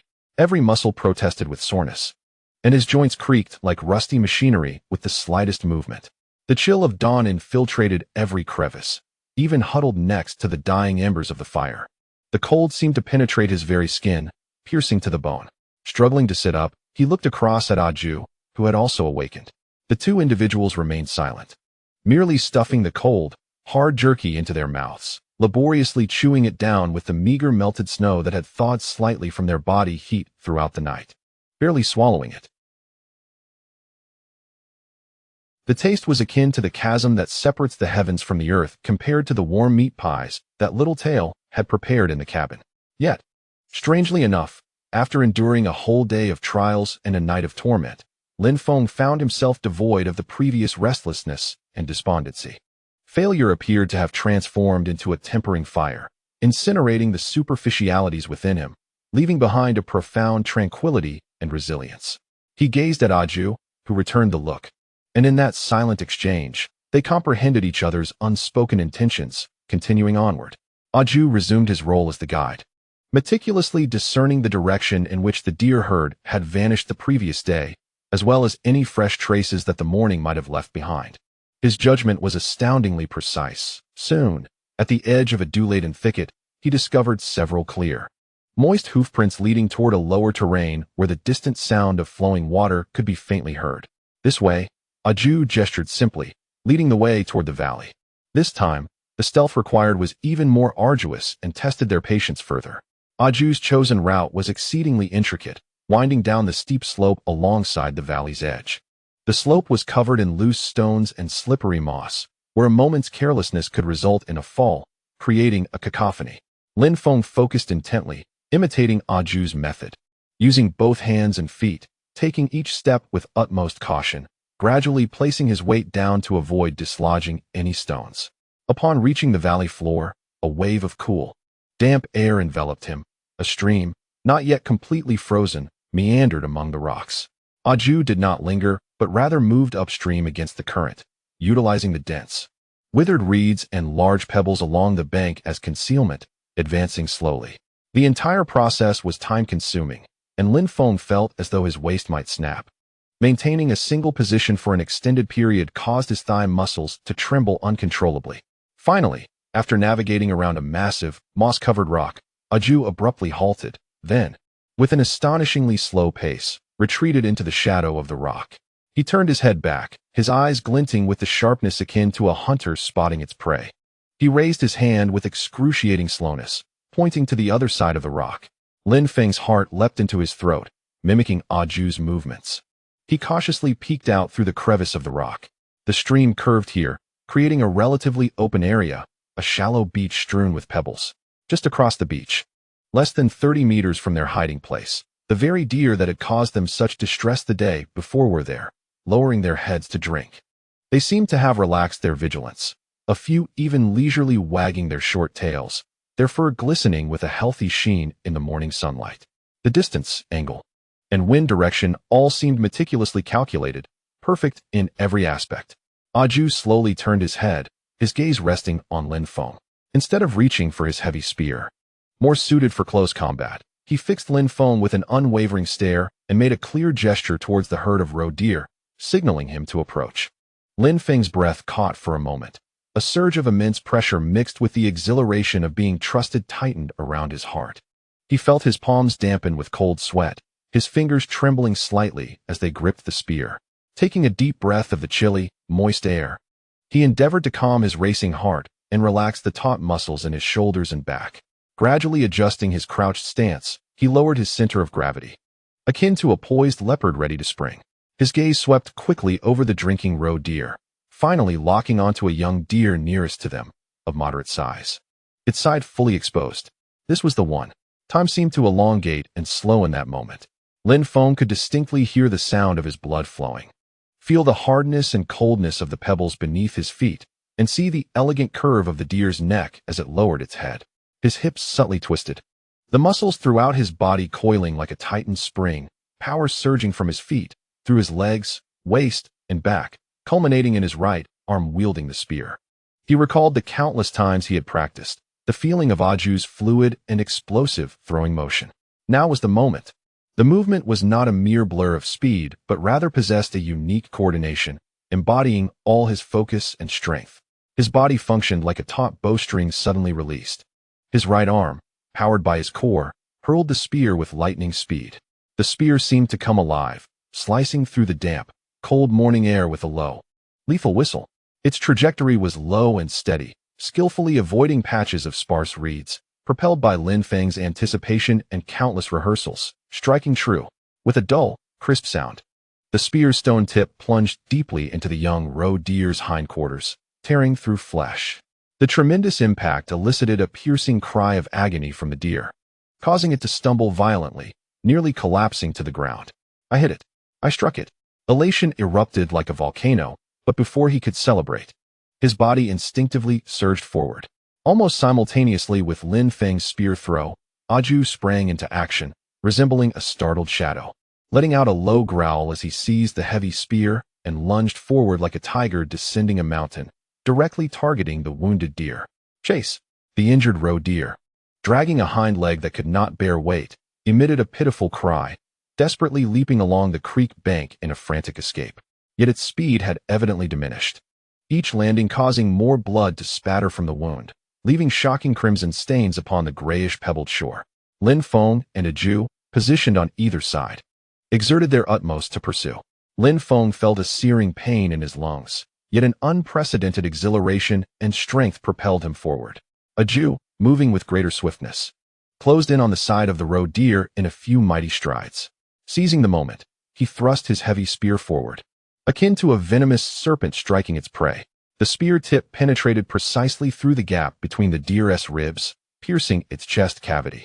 The deer emitted a final, desperate cry, its forelegs buckling as its body collapsed with a thud, convulsing upon the gravel bank of the stream, unable to rise again. Aju stepped forward, placing his foot upon the struggling deer, withdrew the spear, and delivered a final, decisive thrust to its vital area, thereby ending its suffering entirely. The world fell silent in an instant, leaving only the gentle gurgle of the stream and the labored breaths of the two men, akin to a bellows in fervor. Lin Feng rushed closer, gazing upon the lifeless form of the deer sprawled on the ground, observing the spear embedded deep in its hindquarters. His spear, while blood, not yet congealed, pulled around them. He abruptly halted, hands braced on his knees, gasping for breath as sweat dripped from his brow and nose. Then, lifting his gaze, he met Aju's equally breathless yet smiling face. Unable to contain his inner elation any longer, he stood upright and let out a long, triumphant roar that echoed through the tranquil valley, startling several birds from the distant woods. He dashed over, exuberantly patting Aju's sturdy arm, who, in a rare display, broke into a hearty smile, and playfully thumped Lin Feng's chest. They circled around their hard-earned prize, akin to two children, faces radiant with pure, immense joy and a sense of accomplishment. All fatigue, all frustrations, all trials, in that moment, seemed utterly worthwhile. Together, Lin Feng and a Jew hoisted the heavy roe deer onto their shoulders. Its warmth had yet to dissipate entirely, and its weight pressed down upon them, imparting a profound sense of reassurance and satisfaction. "Home!" Lin Feng exclaimed, wiping the sweat and perhaps a few excited tears from his face, his voice resonant with enthusiasm. Chapter 39. The stream. As they returned to the wooden cabin bearing the weighty roe deer, the setting sun cast its final golden hues across the snowy expanse. The little tail had long awaited their arrival, and upon spotting the immense quarry on their shoulders, her mouth fell agape in astonishment. She then darted toward them like a joyous little bird, bouncing around in excitement, emitting gleeful chirps, her bright eyes brimming with admiration and delight. "Ha! Look! What shall we feast upon today?" Lin Feng proclaimed grandly, releasing the deer with a thud upon the open ground before the cabin, sending a spray of snow into the air.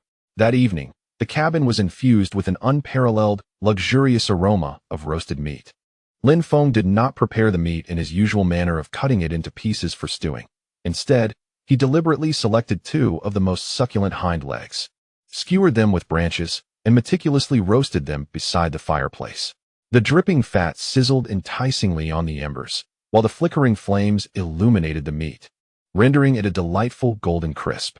Without unnecessary pleasantries, the three of them gathered around the fire, clutching the steaming, oil-laden roasted venison legs, tearing into the meat with abandon, their mouths glistening with juices. The texture was firm, imbued with a rich gamey aroma, mingled with the scent of char, creating an unparalleled gastronomic delight since their arrival in this realm. The little one, with a smudged face, squinted in satisfaction, resembling a kitten that had pilfered a treat, while a Jew devoured with such fervor that the bones were left utterly bare. The contentment following their feast enveloped them like a warm current, soothing their weary limbs. Leaning against the soft deer hide, Lin Feng caressed his distended belly, watching the dancing flames as the excitement and exhilaration from the day's hunt gradually settled within him. Some overlooked details bubbled to the surface of his mind like air rising from the depths of water. The stream that flowed gently through the deep valley, not yet fully frozen. Previously consumed by the pursuit of tracking and hunting, he had not taken the time to reflect. Now, in a moment of clarity, he suddenly grasped the significance of that stream. This was the ice age from millennia past, and winter had not completely relinquished its grip. The surroundings remained a frozen expanse. How could a stream, not sourced from a hot spring and hidden deep within the forest, still be flowing unless the temperature had subtly begun to rise? That stream was the most direct evidence of the earth warming. This revelation stirred his heart, and after resting for 2 days in the wooden cabin, processing the venison hides and a substantial amount of meat, Lin Feng felt an increasing urgency regarding the stream. He resolved to set out once more, yet this time, hunting was secondary. His true objective was to explore the stream's downstream course and discover where it led. The two of them equipped themselves with gear and several days' worth of provisions, making their way effortlessly to that familiar valley. This time, they did not pursue their quarry upstream. Instead, they turned their direction downstream, following the stream. The water meandered at the valley's bottom, bordered by dense, hardy shrubs and towering spruces and firs. The journey was not without its challenges, often requiring them to climb over fallen logs or navigate around deeper water that was impassable. However, with a clear goal in mind, Lin Feng found his steps remarkably lighter. They followed the stream for a full 2 days, noticing subtle changes in the scenery along the way. The terrain began to flatten, and the forests on either side seemed less dense and oppressive than upstream, occasionally revealing larger expanses of snow-covered meadows. The biting chill in the air appeared to have lessened slightly. Although it remained cold, it was no longer the kind of bitter cold that could freeze one's marrow. On the afternoon of the second day, as they parted a particularly dense thicket of reeds adorned with icicles, the sight before them opened up dramatically. A vast and magnificent lake, akin to an enormous uncut sapphire nestled amidst the embrace of towering mountains, lay serenely before them. Most of the lake's surface remained cloaked under a thick layer of ice, which, contrary to expectations, was not crystalline and clear, but rather exhibited a murky whiteness, marked by the scars of wind and frost along with a covering of snow. As far as the eye could see, the expanse of the lake was immense, with the mountains on the opposite shore reduced to indistinct, slate-blue silhouettes. Lin Feng cautiously approached the lake's edge, testing the ice with his foot. It was remarkably solid and thick, seemingly more than capable of bearing their weight. He observed that only near the inlet of the stream they had traversed, where the flowing water continually fed into the lake, did the ice become thinner, some areas even fractured, revealing the unfathomable, dark waters below. The further one gazed towards the center of the lake, the deeper the hue of the ice became, suggesting an even greater solidity. One could only imagine the breathtaking spectacle that would unfold when summer arrived, melting the ice and snow, revealing the myriad resources and possibilities contained within this grand body of water. Gazing across the expanse of ice, a thought spontaneously arose: fish. In such a vast lake, there must surely be fish, and those from the Ice Age, having adapted to the frigid conditions, would likely be rich in fat. Undoubtedly a rare delicacy and a source of high-quality nourishment. He could almost envision succulent roasted fish beckoning him, his mouth watering at the thought. Excitedly, he dashed to the area where the ice was thinner at the stream's inlet, crouching down in an effort to peer through the fractured ice and the opaque surface to discern any signs of fish beneath. Regrettably, apart from the faint, dark ripples of water, he found nothing. It seemed the fish had retreated to the deeper, more secure parts of the lake's center. Lin Feng felt a twinge of disappointment. The stream they had followed was indeed too shallow and swift, hardly a suitable habitat for fish to dwell long-term. Rising to his feet, he regarded the iron-like hardness of the ice beneath him and glanced at the rough stone spear in his hand, shaking his head in resignation. The notion of breaking the ice to catch fish seemed futile. Without the proper tools, attempting to chip through this unknown thickness of ice was akin to chasing a mirage. Even if he were fortunate enough to create a small hole, luring the fish and capturing them would pose an equally formidable challenge. Alas, Lin Feng licked his lips, temporarily stifling his craving for fish, realizing he would have to wait for the ice to melt on its own before devising a plan. He estimated that, given the current trend of rising temperatures, the true summer of this ice age might not be far off. Though he had not succeeded in catching any fish, this exploration was not without merit. During their 2-day journey downstream along the creek, they had spotted small animals more than once, actively drinking from the waters on the opposite bank. A few exceptionally bold creatures, such as a glossy-coated badger and a fiery red fox, observed Lin Feng and a Jew from across the stream. Although they were clearly on high alert, their bodies tense and ears erect, they seemed to assess that these two bipedal beings could not easily traverse the several-meter-wide creek. Thus, instead of fleeing immediately, they maintained a vigilant watch while taking the opportunity to drink water. They evidently underestimated the lethal radius of the terrifying upright apes and the abundant martial prowess of their adversaries. For primitive humans adept in the art of throwing, a mere 2 or 3 meters of water posed no challenge. A delightful meal presented itself. Lin Feng grinned widely, exchanging a knowing glance with a Jew. Understanding the unspoken cue, both men swiftly raised their spears, requiring no effort to cross the creek. With a fluid motion, the spears whistled through the air, heralding death. The badger, slightly slower to react, was impaled by a Jew's forceful thrust, pinned to the snowy bank with a brief, pitiful cry before falling silent. The other fox, however, was far more cunning. At the moment Lin Feng launched his spear, it leaped sideways, narrowly evading the projectile that instead embedded itself in a tree trunk behind it.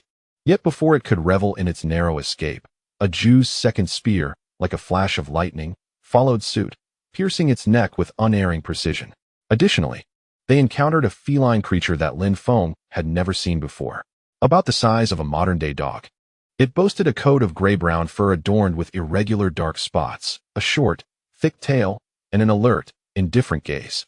Alone on the opposite bank, it drank water and, upon spotting Lin Feng and a Jew, merely arched its back slightly, emitting a low, threatening growl without retreating. The outcome, of course, was inevitable. The creature's threat was rendered feeble before the two seasoned hunters. Lin Feng and a Jew struck almost simultaneously, their spears arcing over the creek. One was deftly dodged, while the other found its mark, driving deep into the creature's shoulder. It let out a pained and furious roar, struggling to escape. But a Jew swiftly crossed the shallow stream and dispatched it with a stone axe. Upon their return from the expedition, they bore not only their original gear, but also a hefty badger, a pristine fox, and a uniquely shaped medium-sized feline, sufficient to provide a substantial quantity of meat. Although they did not procure the fish they had yearned for, their exploration confirmed the existence of a lake and the warming climate, while also yielding additional game. Lin Feng felt quite satisfied with the outcome of their venture. Chapter 40. Class is in session. Life in the wooden cabin, once it settled into a certain rhythm, felt as if time had been fast-forwarded. In the blink of an eye, a Jew and Little Tail, though Lin Feng now leaned towards calling them Big Guy and Little Sidekick, had been in their designated roles within the company for over a month. The Big Guy was undoubtedly the chief lumberjack and reserve security chief, his immense strength wasted if not put to the task of chopping wood. The towering stack of firewood outside, exceeding his own height, stood as a testament to his remarkable achievements. His loyal companion proved to be a versatile individual, adept at skinning, tanning leather, curing meat, mending garments, and even serving as a guide for foraging in the wild. His skill set was undeniably practical. In terms of daily life, Lin Feng had finally escaped the embarrassment of being a solitary commander. Each evening, someone would voluntarily add firewood, and by morning, he would find well-prepared game awaiting him. Even the patches on his tattered coat were sewn with greater finesse than his previous attempts. By all accounts, life should have been quite pleasant. Yet, an unease lingered within Lin Feng, growing ever more substantial. Communication relied primarily on conjecture. Management was rooted in shouting, and understanding hinged upon serendipity. For instance, this morning, he wished to ask the towering figure to clear the ashes accumulating beneath the meat rack to ensure proper ventilation. He gestured emphatically, pointing at the ashes and mimicking a sweeping motion, accompanied by exaggerated sound effects. Ah Ju, with his wide, innocent eyes, scrutinized him for a moment before suddenly comprehending, exclaiming with a light bulb moment, and then turning to swing his stone axe at the support leg of the meat rack. Stop, not to dismantle it. Lin Feng's heart raced, and he dashed forward to intervene, exclaiming, I meant to clear it. Clean the ashes. Ash, do you understand? Dust. Ah Ju, axe in hand, wore an expression of bewilderment, clearly questioning, didn't you instruct me to take action?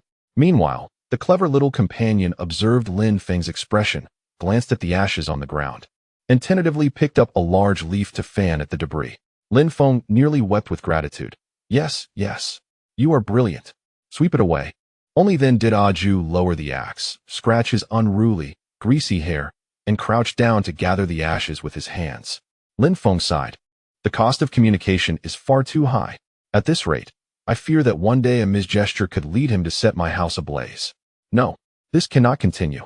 Literacy must be instilled immediately. Previously, Lin Feng had only held sporadic lessons at night, but now he resolved to establish a formal curriculum. He was weary of this cross-species communication and yearned to create a universal and precise system of dialogue. He aimed to ignite the first flicker of civilization's flame of knowledge upon this ancient, frozen plain.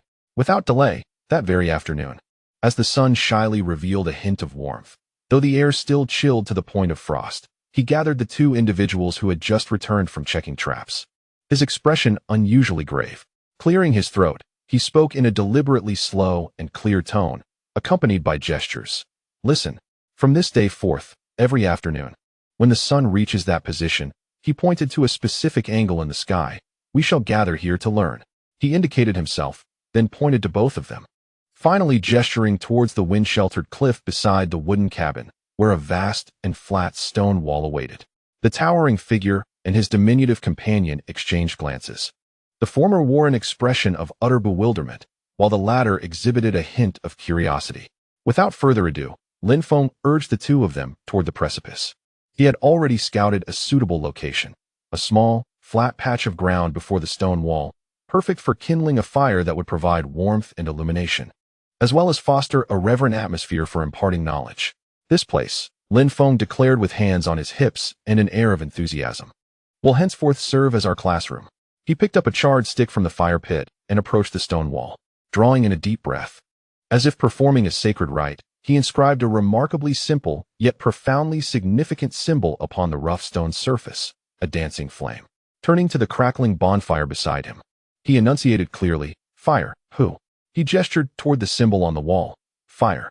Then, he glanced at his companion, offering her an encouraging look. She seemed innately attuned to such symbolic expressions. After studying the fire and the stone wall, she opened her mouth and produced a somewhat awkward, yet reasonably accurate syllable. What? Fire. Indeed. Fire. Lin Feng exclaimed, generously giving her a thumbs up. Children, he mused, learn swiftly. He then turned his attention to the towering figure, who was yawning lazily against the stone wall, his head nodding and his gaze vacant, clearly finding the current endeavor far less engaging than splitting wood. To compel him to observe this seemingly futile exercise was a gross misallocation of his valuable time, better spent hunting or chopping timber. Lin Feng's expression darkened. He picked up a slender, straight stick he had prepared earlier and approached the giant, gently prodding his arm with it. Pay attention. Look here, he urged, pointing at the stone wall. The giant lazily lifted his eyelids, a low rumble emanating from his throat as a response. Repeat after me. Fire. Who? Lin Feng patiently instructed. The giant responded with a perplexed, huh? No, it's fire. Shape your lips round. It's the third tone. Fire. Lin Feng insisted. The giant merely grunted in acknowledgement. Lin Feng felt his blood pressure rising. The disparity in aptitude among his students was staggering. He took a deep breath, reminding himself to remain calm and to tailor his teaching approach to each individual. He urged the giant to sit upright, pointing at the flame and repeating the word incessantly. The giant attempted to follow along, but his pronunciation was as muddled as if he had a walnut in his mouth. Within 3 repetitions, his attention began to drift, and he even reached for the stone axe propped nearby, perhaps deeming the lecture less rewarding than felling a couple of trees. With a sharp crack, Lin Feng's teaching stick landed, neither too gently nor too harshly, on the giant's muscular arm. Startled, the giant glanced down at the faint white mark on his arm, then looked up at Lin Feng, his face manifesting an expression that was neither anger nor fear, but rather pure, unabashed confusion. The gaze unmistakably conveyed the sentiment. Are you merely scratching my itch here? He even extended his other hand to scratch the spot he had just been struck, as if to verify whether any mosquitoes had bitten him. Lin Feng nearly choked on his breath. A grave miscalculation. A complete blunder. To compare one's resilience to adversity with that of a primitive man who could confront beasts in the icy wilderness while bearing the weight of a mere teaching rod. The intimidation factor of his teaching tool was likely less potent than the buzz of a mosquito. The classroom had descended into a stalemate. The top student, Little Tail, watched with amusement, while the delinquent, the large boy, remained audaciously unperturbed. Lin Feng narrowed his eyes. Physical punishment proving ineffective? No matter. As a civilized individual shaped by modern education and the harsh realities of the workplace, he understood well that the most brutal punishment was not pain, but rather boredom and the deprivation of core values. Very well. Lin Feng nodded, a smile gracing his face that inexplicably sent chills down the large boy's spine. He confiscated a Jew's stone axe and led him to the enormous, fallen, dead tree lying on the ground. You enjoy chopping wood, do you not? Lin Feng said with a wry smile. Today, you shall chop it here. Split it into pieces this small. He gestured to indicate a palm-sized measurement. Initially, a Jew was quite pleased, believing this punishment was rather agreeable, far better than sitting idly listening to drivel. He swung the axe with enthusiasm. Thud, thud, thud. Wood chips flew as logs were cleaved apart. Lin Feng stood nearby, arms crossed, watching intently, even calling Little Tail over to continue instructing on the fire symbol etched into the stone wall. Look, fire is used for warmth, for roasting meat, and for warding off beasts. Fire. Little Tail pronounced each word clearly. The large boy's chopping gradually slowed, stealing furtive glances toward Lin Feng and his companion. An hour passed. A small pile of chopped wood had formed, but his movements became increasingly lethargic. His expression shifted from relaxed joy to mild annoyance, and from mild annoyance to utter despair. This monotonous, mechanical task, devoid of skill and achievement, felt like a mental torment for him, a tribal warrior accustomed to hunting, chasing, and dancing with danger. He watched as Lin Feng and Little Tail chattered away, learning the mysterious symbols that seemed to embody power, while he felt like a foolish exile expending his energy on a dead piece of wood, particularly when he saw Lin Feng begin to teach the second character for meat. Producing a small piece of jerky as a visual aid, his stomach betrayed him with an embarrassing growl, and his psychological defenses crumbled completely. With a frustrated low growl, he threw the stone axe to the ground, approached Lin Feng, pointed at the pile of firewood, then at his head, and contorted his face into a pained expression. Lin Feng inwardly reveled in delight, maintaining an outwardly impassive demeanor. What? You no longer wish to chop? A Jew nodded vigorously. Would you like to learn this? Lin Feng pointed at the characters on the stone wall. A Jew hesitated for a moment, glancing at the small piece of jerky in the little tail's hand, then at Lin Feng's unwavering gaze. Ultimately, he nodded solemnly. If one wishes to learn, then so be it. Lin Feng picked up the stone axe and placed it back into his hands, stipulating that rules must be established. During lessons, one must be earnest. If one is not diligent, the consequence shall be to chop firewood continuously. He paused dramatically, delivering the most potent threat. If one fails to learn, they shall not accompany me on hunts, but will be relegated to chopping wood day in and day out. The mere mention of hunting struck the giant like a bolt of lightning. To be barred from hunting? For a warrior of the tribe, such a fate would strip away his identity and honor. It would be more painful than death itself. A look of terror spread across his face as he glanced between the stone axe and the stone wall. Ultimately, it seemed he made an exceedingly difficult decision. He trudged back to the wall, slumped down, placing his hands on his knees, his back straightened, and his eyes filled with a forced yet resolute focus. He resembled a schoolboy caught in the act by a stern teacher. Lin Feng nodded in satisfaction. Good, let us continue. He picked up the charcoal and, beside the fire symbol, sketched a simple outline of a piece of meat. Meat, Rue. The little follower immediately chimed in. Meat. The giant flushed crimson, his throat working as he struggled to produce a dull, yet clear syllable. Leaked meat. Lin Feng regarded him approvingly. Yes, meat. The twilight glow of the setting sun bathed the makeshift classroom beneath the cliff, the crackling of the campfire accompanying the crooked inscriptions on the stone wall, akin to the wedges of civilization driven into the ancient desolation. A stern teacher, a clever female student, and a male student, tormented by the trials of learning, yet compelled to submit to the threat of being barred from hunting. In this twilight of the Ice Age, the first lesson finally began to find its footing. Observing this scene, Lin Feng felt an inexplicable sense of accomplishment swelling within him. He could almost envision a day in the future when he would effortlessly direct the giant to inspect the third trap in the southeast corner, rather than gesticulating for ages, nearly dismantling the house in the process. The thought of such a vision was exhilarating. Chapter 41. The shattered homeland. Time flowed forward like a tamed beast, docile under the new rules established by Lin Feng. In the blink of an eye, over a month had passed within the established rhythm of working in the morning and attending lessons in the afternoon. Beneath the cliff adjacent to the wooden cabin, the once smooth surface of the enormous stone wall had transformed. It was now densely covered with symbols drawn by Lin Feng in charcoal, resembling a cryptic script from an alien civilization intruding into the primeval wilderness. The most fundamental pictographs, sun, moon, mountain, water, wood, person, hand, foot, mouth, ear, nearly filled half of the stone wall. Alongside, more practical symbols appeared. Walk, run, come, go, eat, drink, is not.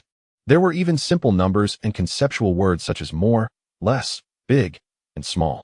The educational achievements were remarkable, despite the process being filled with moments that left Lin Feng both amused and exasperated. Little Tail, affectionately named Yun by Lin Feng due to her ever-curious gaze directed towards the clouds above, exhibited an extraordinary aptitude for language. Not only did she learn swiftly and articulate her sounds with precision, but she also began to experiment with simple word combinations to convey her needs. Lin meat, she would assert, pointing at the pot with clarity.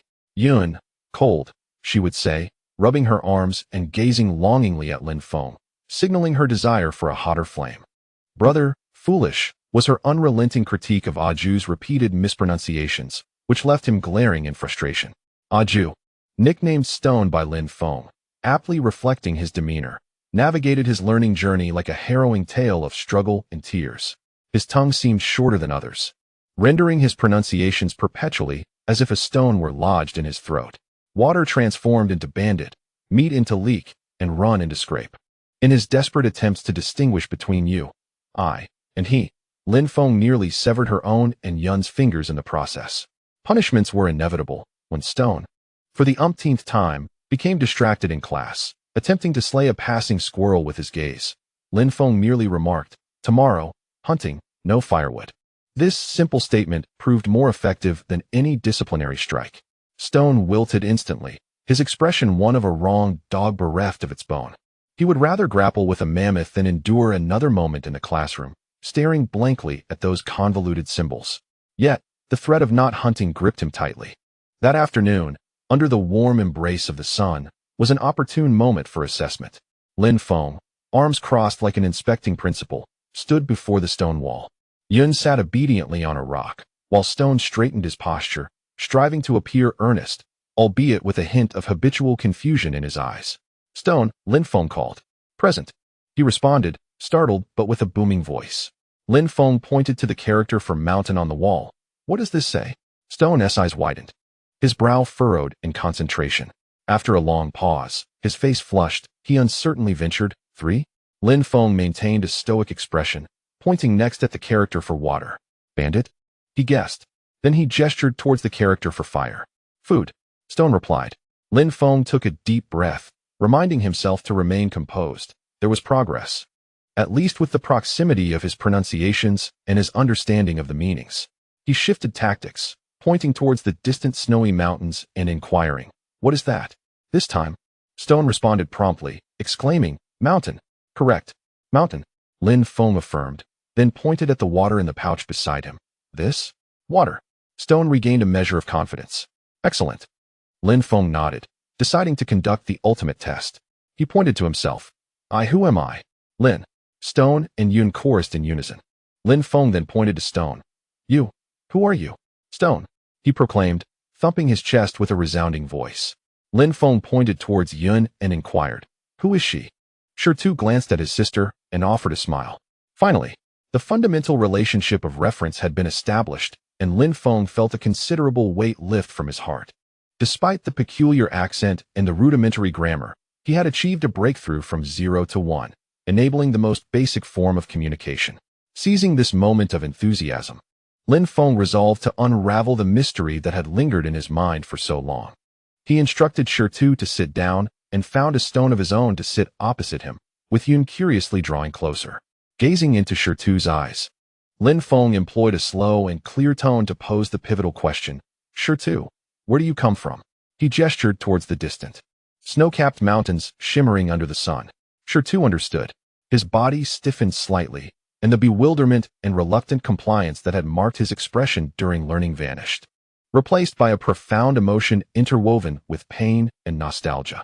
The muscles in his darkened face tightened as his gaze fixed on the distant mountains, as if he could pierce through the kilometers to glimpse the home he could no longer return to. "Over there." He raised his sturdy arm and pointed towards the snowy peaks, his voice low and hoarse. He did not indicate the frontal view of the mammoth herd Lin Feng had initially witnessed, but rather a more lateral expanse of the mountains. "Home, cave."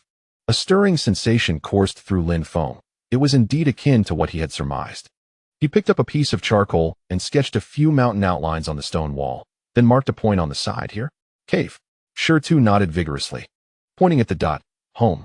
He then drew several crooked little figures nearby, counted them, and extended both hands, bending one finger down. 9 people. He mimicked the gesture of an embrace, indicating a family unit. Lin Feng nodded in understanding, envisioning a small kinship tribe. "Why leave home? Come here?" Lin Feng asked the crucial question, mimicking walking and then encountering someone. Shirtu's breathing became noticeably quickened, and a flicker of anger and sorrow crossed his eyes. A low growl emanated from his throat, as if he were suppressing his rage. "Bad people." He spat out the 2 words Lin Feng had taught him, denoting those of ill intent, through gritted teeth. He pointed in another direction of the snowy mountains, sketching 2 more clusters of little figures to signify other tribes. "Exchange."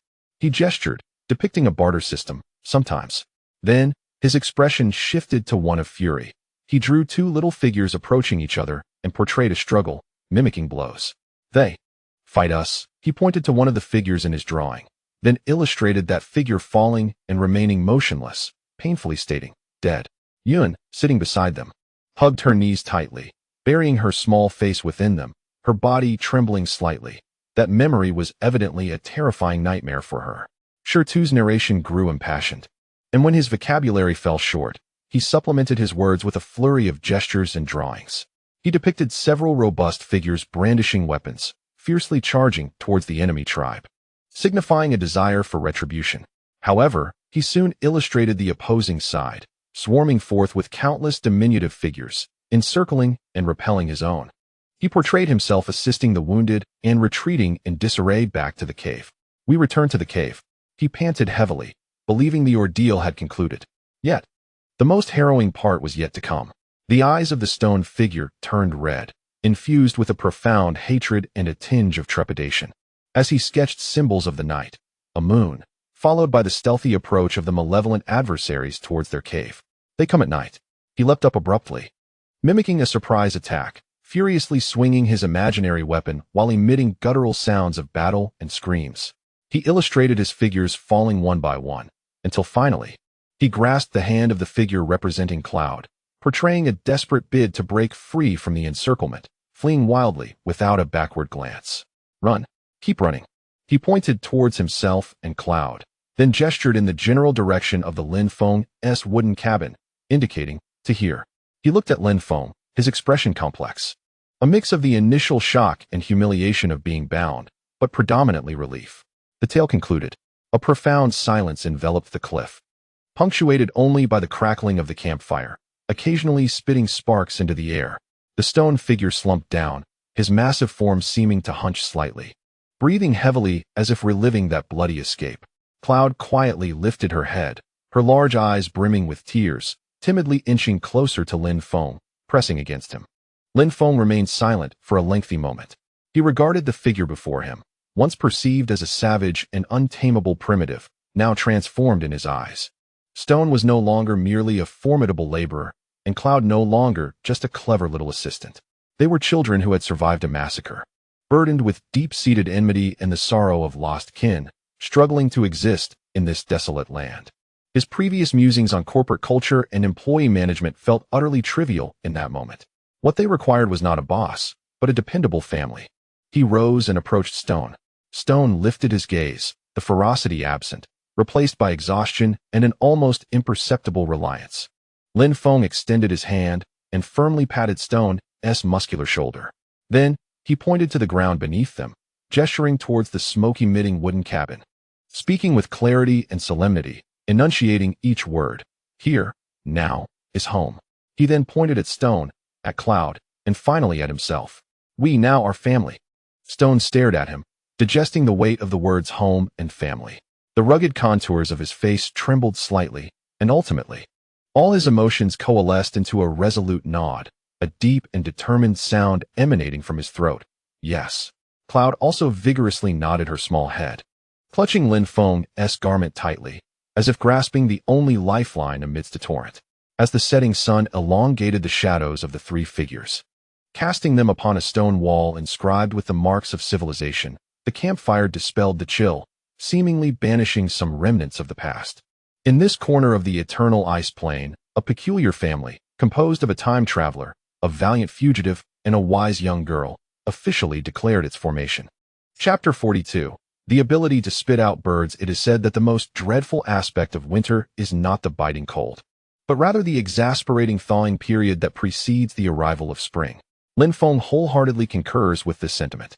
If the previous winter was a ruthless yet decisive tyrant, reigning with absolute frigidness, then the current days resemble a capricious and sticky little imp. The sun rose, shining brilliantly in the sky, appearing quite promising. Yet its warmth was akin to the hollow promises of a scoundrel, pleasing to the ear, but utterly devoid of substance. Not only did it fail to dry the earth, but like a clumsy magician, it transformed the solid snowfield into a vast, semi-melted mire. As Lin Feng ventured outside, the sensation beneath his feet had entirely altered. No longer was there the reassuring crunch of snow, but rather a squelching uncertainty. The surface, slightly melted and then refrozen overnight, formed a thin and fragile crust of ice, concealing a mixture of snowmelt, mud, and decayed grass beneath. With each step, he had to extricate his legs from this sticky trap before cautiously seeking out another potential foothold. Upon returning from an inspection of the traps, Lin Feng's leather boots and pant legs were soaked through to the knees, splattered with mud and ice shards. Heavy and cold against his skin, a sensation that was excruciatingly vivid. The primary task upon returning to the wooden cabin was no longer to leisurely bask by the fire with a cup of tea, but rather to hastily shed this icy, muddy armor and warm himself and his garments by the hearth. The air was suffused with a complex aroma of damp fur and smoke. Curse this wretched weather. It's more tormenting than the depths of winter. Lin Feng grumbled as he twisted the wet cuffs of his pants, directing his complaints toward Yun, who was assisting him in drying his leather boots. This was no mere chill. Stepping outside felt like surviving a calamity. Yun, affectionately known as Little Tail, had grown adept at understanding most of Lin Feng's grievances. She looked up, her large eyes blinking innocently, and offered him a bowl of warm water, her voice imbued with an archaic accent, but increasingly clear, chiming, "Lin, drink, water, don't be angry." Observing her obedient demeanor, Lin Feng's irritation diminished significantly. He accepted the bowl, affectionately ruffling her hair, which, though still a bit tousled, had become much cleaner and fluffier since her arrival. This child possessed an astonishing capacity for learning, now serving as the chief steward of the cabin and the representative for language instruction. In contrast, another family member exuded a sense of solemnity. Shertu, or a Jew, sat on the employee bed in the corner, awkwardly attempting to carve the character for home, which Lin Feng had just taught him, using a small wooden knife that Lin Feng had fashioned for him. His stout fingers grasped the slender wooden knife, presenting a comical sight. His brow furrowed as if he could crush a fly, and he unconsciously emitted grunting sounds of exertion. He began with a downward stroke, followed by a horizontal one, as Lin Feng approached to provide guidance. However, in a moment of tension, Shertu's hand trembled, and with a sharp crack, the wooden knife snapped, splintering the board as well. Shertu stared at the broken knife in his hand, then glanced at Lin Feng, wearing an expression of innocent blame, as if to say it was not his fault, but rather the knife's fragility. Lin Feng sighed, thinking there was no point in arguing with this human excavator. The fact that he could sit here diligently learning, rather than venturing out to chop trees or wrestle with bears, was already a significant triumph for the educational endeavor. Fortunately, despite the inconvenience of travel, the company was thriving, even reaching unprecedented heights since their arrival. The smokehouse was adorned with an array of cured meats, exuding an enticing aroma under the gentle heat, while the oversized storage box in the corner overflowed with neatly stacked jerky. Although the numerous traps outside required considerable effort to check, they consistently yielded a modest daily income of snow hares and gophers, comfortably covering everyday expenses. This abundance brought peace of mind, allowing the three of them to comfortably reside in their wooden cottage, engaging in the uplifting pursuit of knowledge, such as their afternoon literacy classes. That afternoon, the lessons proceeded as usual. Lin Feng inscribed the characters for run and walk on the stone wall, struggling to convey the distinction between the two. Run signifies speed, akin to chasing a rabbit. He demonstrated a high-knee running motion. Walk, on the other hand, is slow, much like our leisurely stroll to the woods. He mimicked a relaxed walking posture. Shertu stared intently, seemingly striving to comprehend the connection between these actions and the complex symbols on the wall. Meanwhile, Yun effortlessly crafted the same characters in the sand with a twig. Just then, a faint rustling came from outside. Yun, with her keen ears, dashed to the window, lifting a corner of the fur curtain to peer out. "A rabbit, white and large," she exclaimed excitedly, lowering her voice. Lin Feng and Shertu joined her, and indeed, a particularly plump snow hare, drawn by the warmth of the cabin, was peeking out from the nearby bushes. Under normal circumstances, Lin Feng might have let it be, as their larder was well stocked. However, Yun's childlike spirit ignited her hunting instincts upon seeing the lively creature. Her eyes sparkled as she looked at Lin Feng, her small hand already reaching for her favored stone dagger. Observing her eager demeanor, Lin Feng thought a little activity would be beneficial, and nodded, whispering, "Be careful. If you can't catch it, that's all right." With his permission, Yun, like a nimble raccoon, silently slipped out of the wooden cabin, with Lin Feng and Shertu trailing behind, ready to witness the spectacle. Utilizing the terrain, Yun cautiously approached. The rabbit, however, was remarkably alert, sensing danger. It propelled itself away with a powerful kick and darted into the depths of the forest. "Ah!" Yun called out, and without a moment's hesitation, he pursued. Lin Feng and Shertu naturally followed suit, initially keeping pace. Lin Feng even contemplated imparting a lesson to Shertu. "See, this is how one runs." Yet, after scarcely 50 meters, Lin Feng sensed something amiss. The snow underfoot was sodden and treacherous, each step a struggle between deep and shallow patches. What was truly alarming, however, was his own body. His heart felt as though it were gripped by an iron fist, pounding furiously within his chest at a pace that sent waves of panic coursing through him. His legs grew inexplicably heavy, as if they belonged to another, each lift requiring an immense effort. Breathing became labored, akin to a ruptured bellows. The frigid air searing his lungs with a burning sting, and his vision began to dim, speckled with shimmering stars. He watched helplessly as Shitu's towering figure, like an indefatigable bull, effortlessly vaulted over fallen logs and trampled through the mire, hot on Yun's heels. Meanwhile, Yun's slight form darted nimbly between the trees, maintaining a swift pace. Yet here he was, stumbling awkwardly, nearly toppling into the mud and snow, only managing to steady himself by grasping the icy trunk of a birch tree. He had no choice but to halt, leaning on his knees, gasping for breath as sweat poured from him, an unprecedented sense of weakness overwhelming him like a tidal wave. What the hell? His mind was a whirlwind of confusion. Surely not.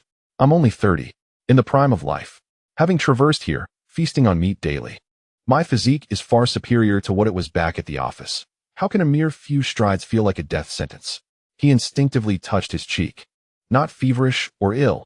Could it be due to a recent lack of exercise? But with the pressures of survival, his activity levels had been more than sufficient. It was then that a long-ignored thought struck him like a bolt of lightning in the dark. Salt. Yes, it was the absence of salt. Having been in this cursed place for nearly half a year, he had never directly ingested salt. All his sodium intake had relied on the blood and innards of his prey. Due to the frigid conditions, the captured animals were mostly frozen solid, rendering any opportunity for bloodletting impossible. Moreover, he was aware that blood contained essential trace elements, and thus had consciously retained it. With a meager supply of blood and flesh providing some salt, he had felt little consequence during periods of low activity. Yet today, with the need for a sudden burst of energy, his body had issued a stern warning. This had never occurred before. Clearly, his body had reached a critical point of salt deficiency.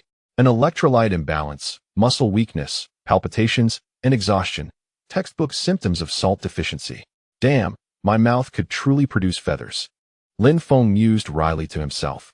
He finally grasped why salt had held such monumental importance throughout human history, even igniting wars. This substance was indeed the source of strength. Without it, even the most robust physique was nothing but a hollow shell. After a while, Shitu and Yun returned. On the small, cloud-like face of Yun, a hint of dejection lingered as her hands remained empty, clearly indicating that the rabbit had escaped. However, upon witnessing Lin Feng propped against a tree, his complexion pale and beads of sweat dotting his forehead, her disappointment at not capturing the rabbit was swiftly cast aside. She hurried over with concern. Lin, are you unwell? She rose on her toes, her cool little hand gently brushing against Lin Feng's forehead.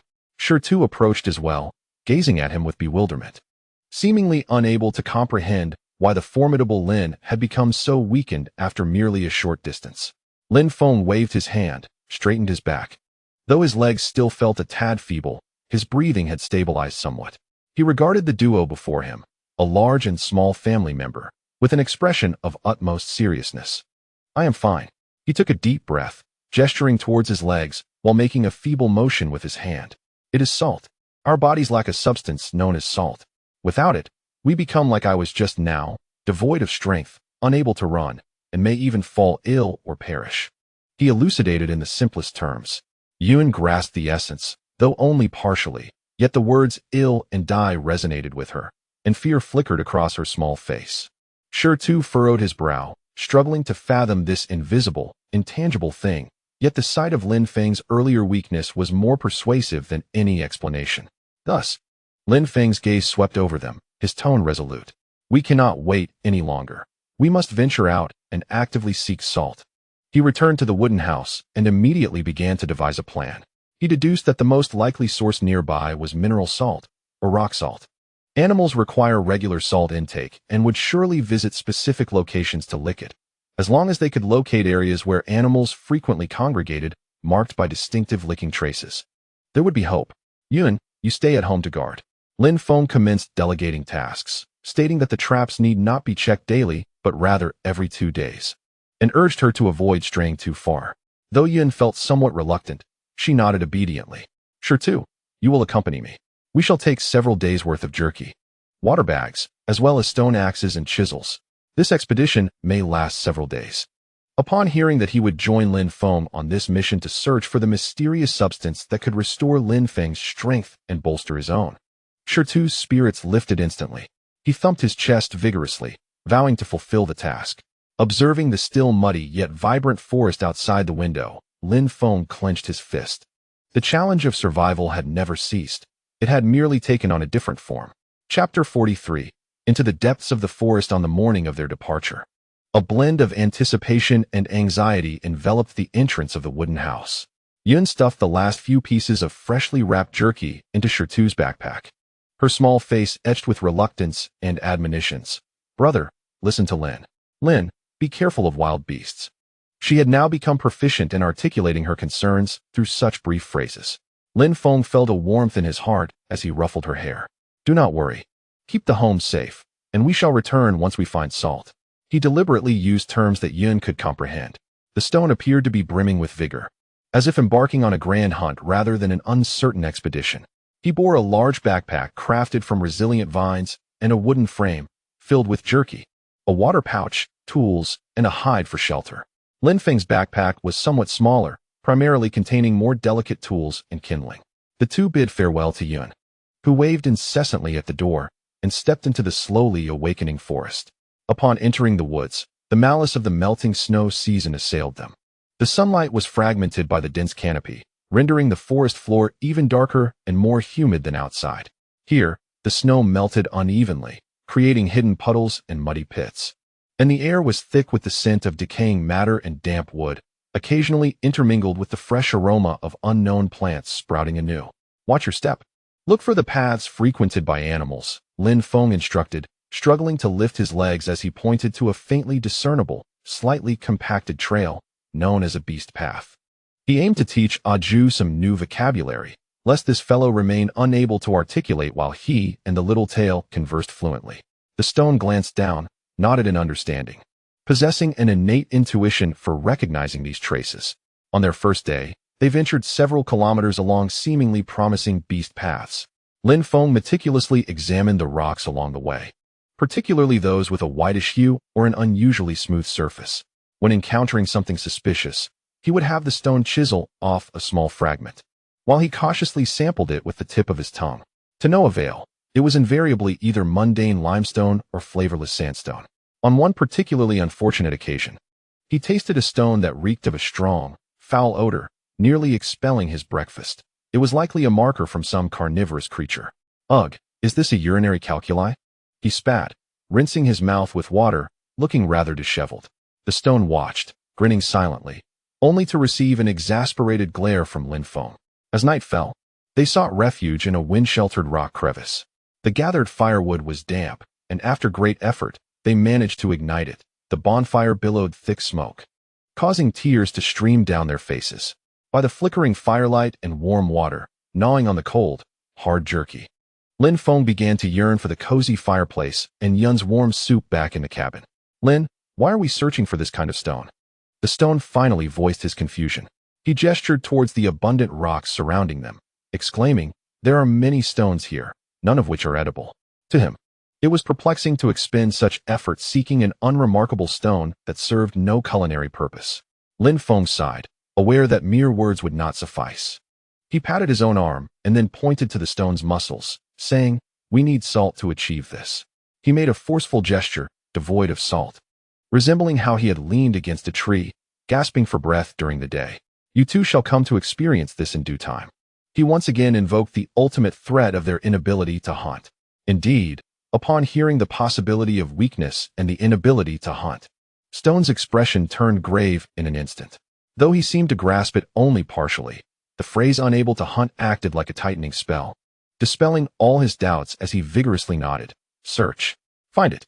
On the second and third days, they continued to delve deeper into the forest, their days becoming monotonous and tedious. By day, they trudged through the muck, identifying tracks and testing various stones, while at night, they sought out barely habitable spots, igniting a smoky campfire, ever wary of lurking beasts. Lin Feng's patience and optimism were gradually eroded, and he began to question his judgment. Did this forest truly harbor exposed salt mines? Or was the source of the animal salt some specific springs or saline patches, long concealed beneath melting snow? On the afternoon of the fourth day, the sky darkened, and a cold mixture of rain and snow began to fall, worsening their already arduous journey. Both of their leather garments were soaked, heavy and frigid, and Lin Feng's spirits plummeted. He even contemplated whether it was time to abandon their quest and return home to devise a new strategy. Look, Stone, who had remained silent while leading the way, abruptly halted, pointing towards an inconspicuous, babbling creek in the distance, where footprints were abundant. Lin Feng's spirits lifted. He followed Stone's gaze. Indeed, the muddy ground along the creek's edge was teeming with overlapping and densely packed animal tracks. There were hoofprints of deer, delicate footprints of sheep, and even bare paw prints alongside the diminutive traces of rodents, all directing upstream. This was promising. Lin Feng felt rejuvenated, his fatigue vanishing in an instant. He signaled to Stone to tread lightly, and the two cautiously followed the creek upstream. The further they ventured, the more astonishing the signs became. The soil and rocks by the creek were marked by numerous pits and clear claw marks from repeated foraging. The air seemed to carry a faint, distinctive mineral aroma. As they maneuvered around a massive, moss-covered boulder, the view opened up before them.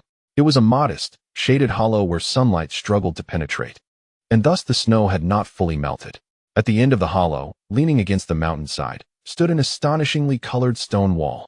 Unlike the surrounding rocks that displayed shades of bluish-gray or brown, this wall exhibited a grayish-white hue with a hint of yellow, its surface appearing somewhat coarse yet remarkably smooth, as if polished by unseen hands. The ground before the stone wall was almost devoid of its natural earthen color, completely compressed and smoothed by countless overlapping animal tracks. Glistening like a mirror, scattered across the ground were various hues of fur, broken hooves, and even some desiccated droppings. On that gray-white stone wall, a multitude of deep and shallow lick marks and bite impressions were densely scattered. Found it. Lin Feng's voice trembled with excitement. His heart raced, and blood surged to his head. He nearly lunged toward the stone wall, his fingers grazing the smooth lick marks. Sensing the texture that was distinct from ordinary rock, slightly moist and grainy, he took out his stone axe, gesturing to a relatively shallow mark at the edge of the wall, and struck down forcefully, dislodging a small piece of gray-white ore, about the size of a pigeon egg. As Lin Feng grasped the heavy raw mineral, he inhaled deeply and cautiously extended his tongue, delicately touching the rough fracture of the stone. An extraordinarily complex and potent flavor erupted on his palate. First was the unmistakable saltiness, quickly followed by an intense bitterness and an indescribable astringency that overwhelmed him, nearly making him retch. Ugh, bitter, astringent. He spat a few times, his brow furrowed tightly. But in the next moment, elation inundated him. It was salt. Mineral salt. Indeed, this was it. He excitedly grasped Stone's arm, vigorously shaking him. This is the flavor. Both bitter and salty. Stone, slightly bewildered by Lin Feng's exuberance, glanced at the unassuming gray stone in Lin Feng's hand, and then at Lin Feng's flushed face. Although he still struggled to connect the bitterness of the rock to any strength, he trusted Lin's judgment. A broad, innocent smile broke across his face. Quick, strike, gather more. Lin Feng commanded, no longer hesitating, urging Stone to begin mining. Stone hefted the large stone axe he had brought, striking forcefully at the softer edges of the wall. Bang, bang. The dull thuds echoed, and stone chips flew. Just as Lin Feng had predicted, the mineral salt was not particularly hard, and the axe easily cleaved large chunks of ore. Lin Feng busily collected the fallen pieces, placing them into their woven baskets, carefully selecting those with lighter colors and fewer impurities. Before long, his basket was filled, and Stone's enormous basket was also half full. Gazing at the nearly gnawed corner of the salt wall and the two heavy baskets, Lin Feng felt a profound sense of satisfaction. He estimated that together, the ore weighed over 20 pounds. The extracted salt would sustain them for quite some time, and even allow for the possibility of curing some meat. That's enough. Let us head home, Lin Feng declared with a wave of his hand, brimming with enthusiasm. He had already begun to envision how to utilize the limited tools in their wooden cabin to transform these bitter minerals into life-saving, crystalline white salt. Chapter 44. Ancient method of extraction. As Lin Feng and Shirtu, two clay figures, staggered into view of the wooden cabin, burdened by their bulging baskets, Yun, who had been anxiously watching from the window for several days, burst forth like a startled bird.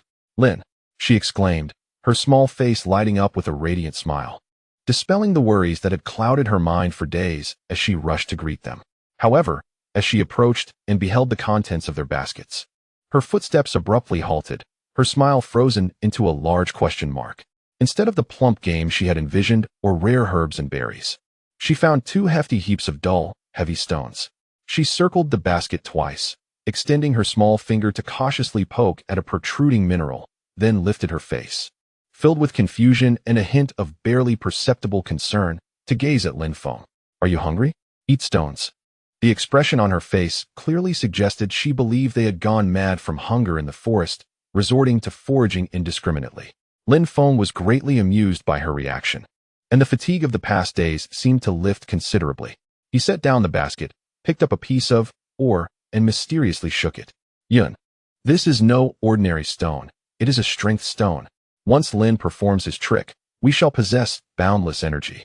Sure too, having set down his enormous basket, mimicked Lin Feng's actions, picking up a piece of ore and nodding foolishly at Yun, affirming that Lin's words were indeed true.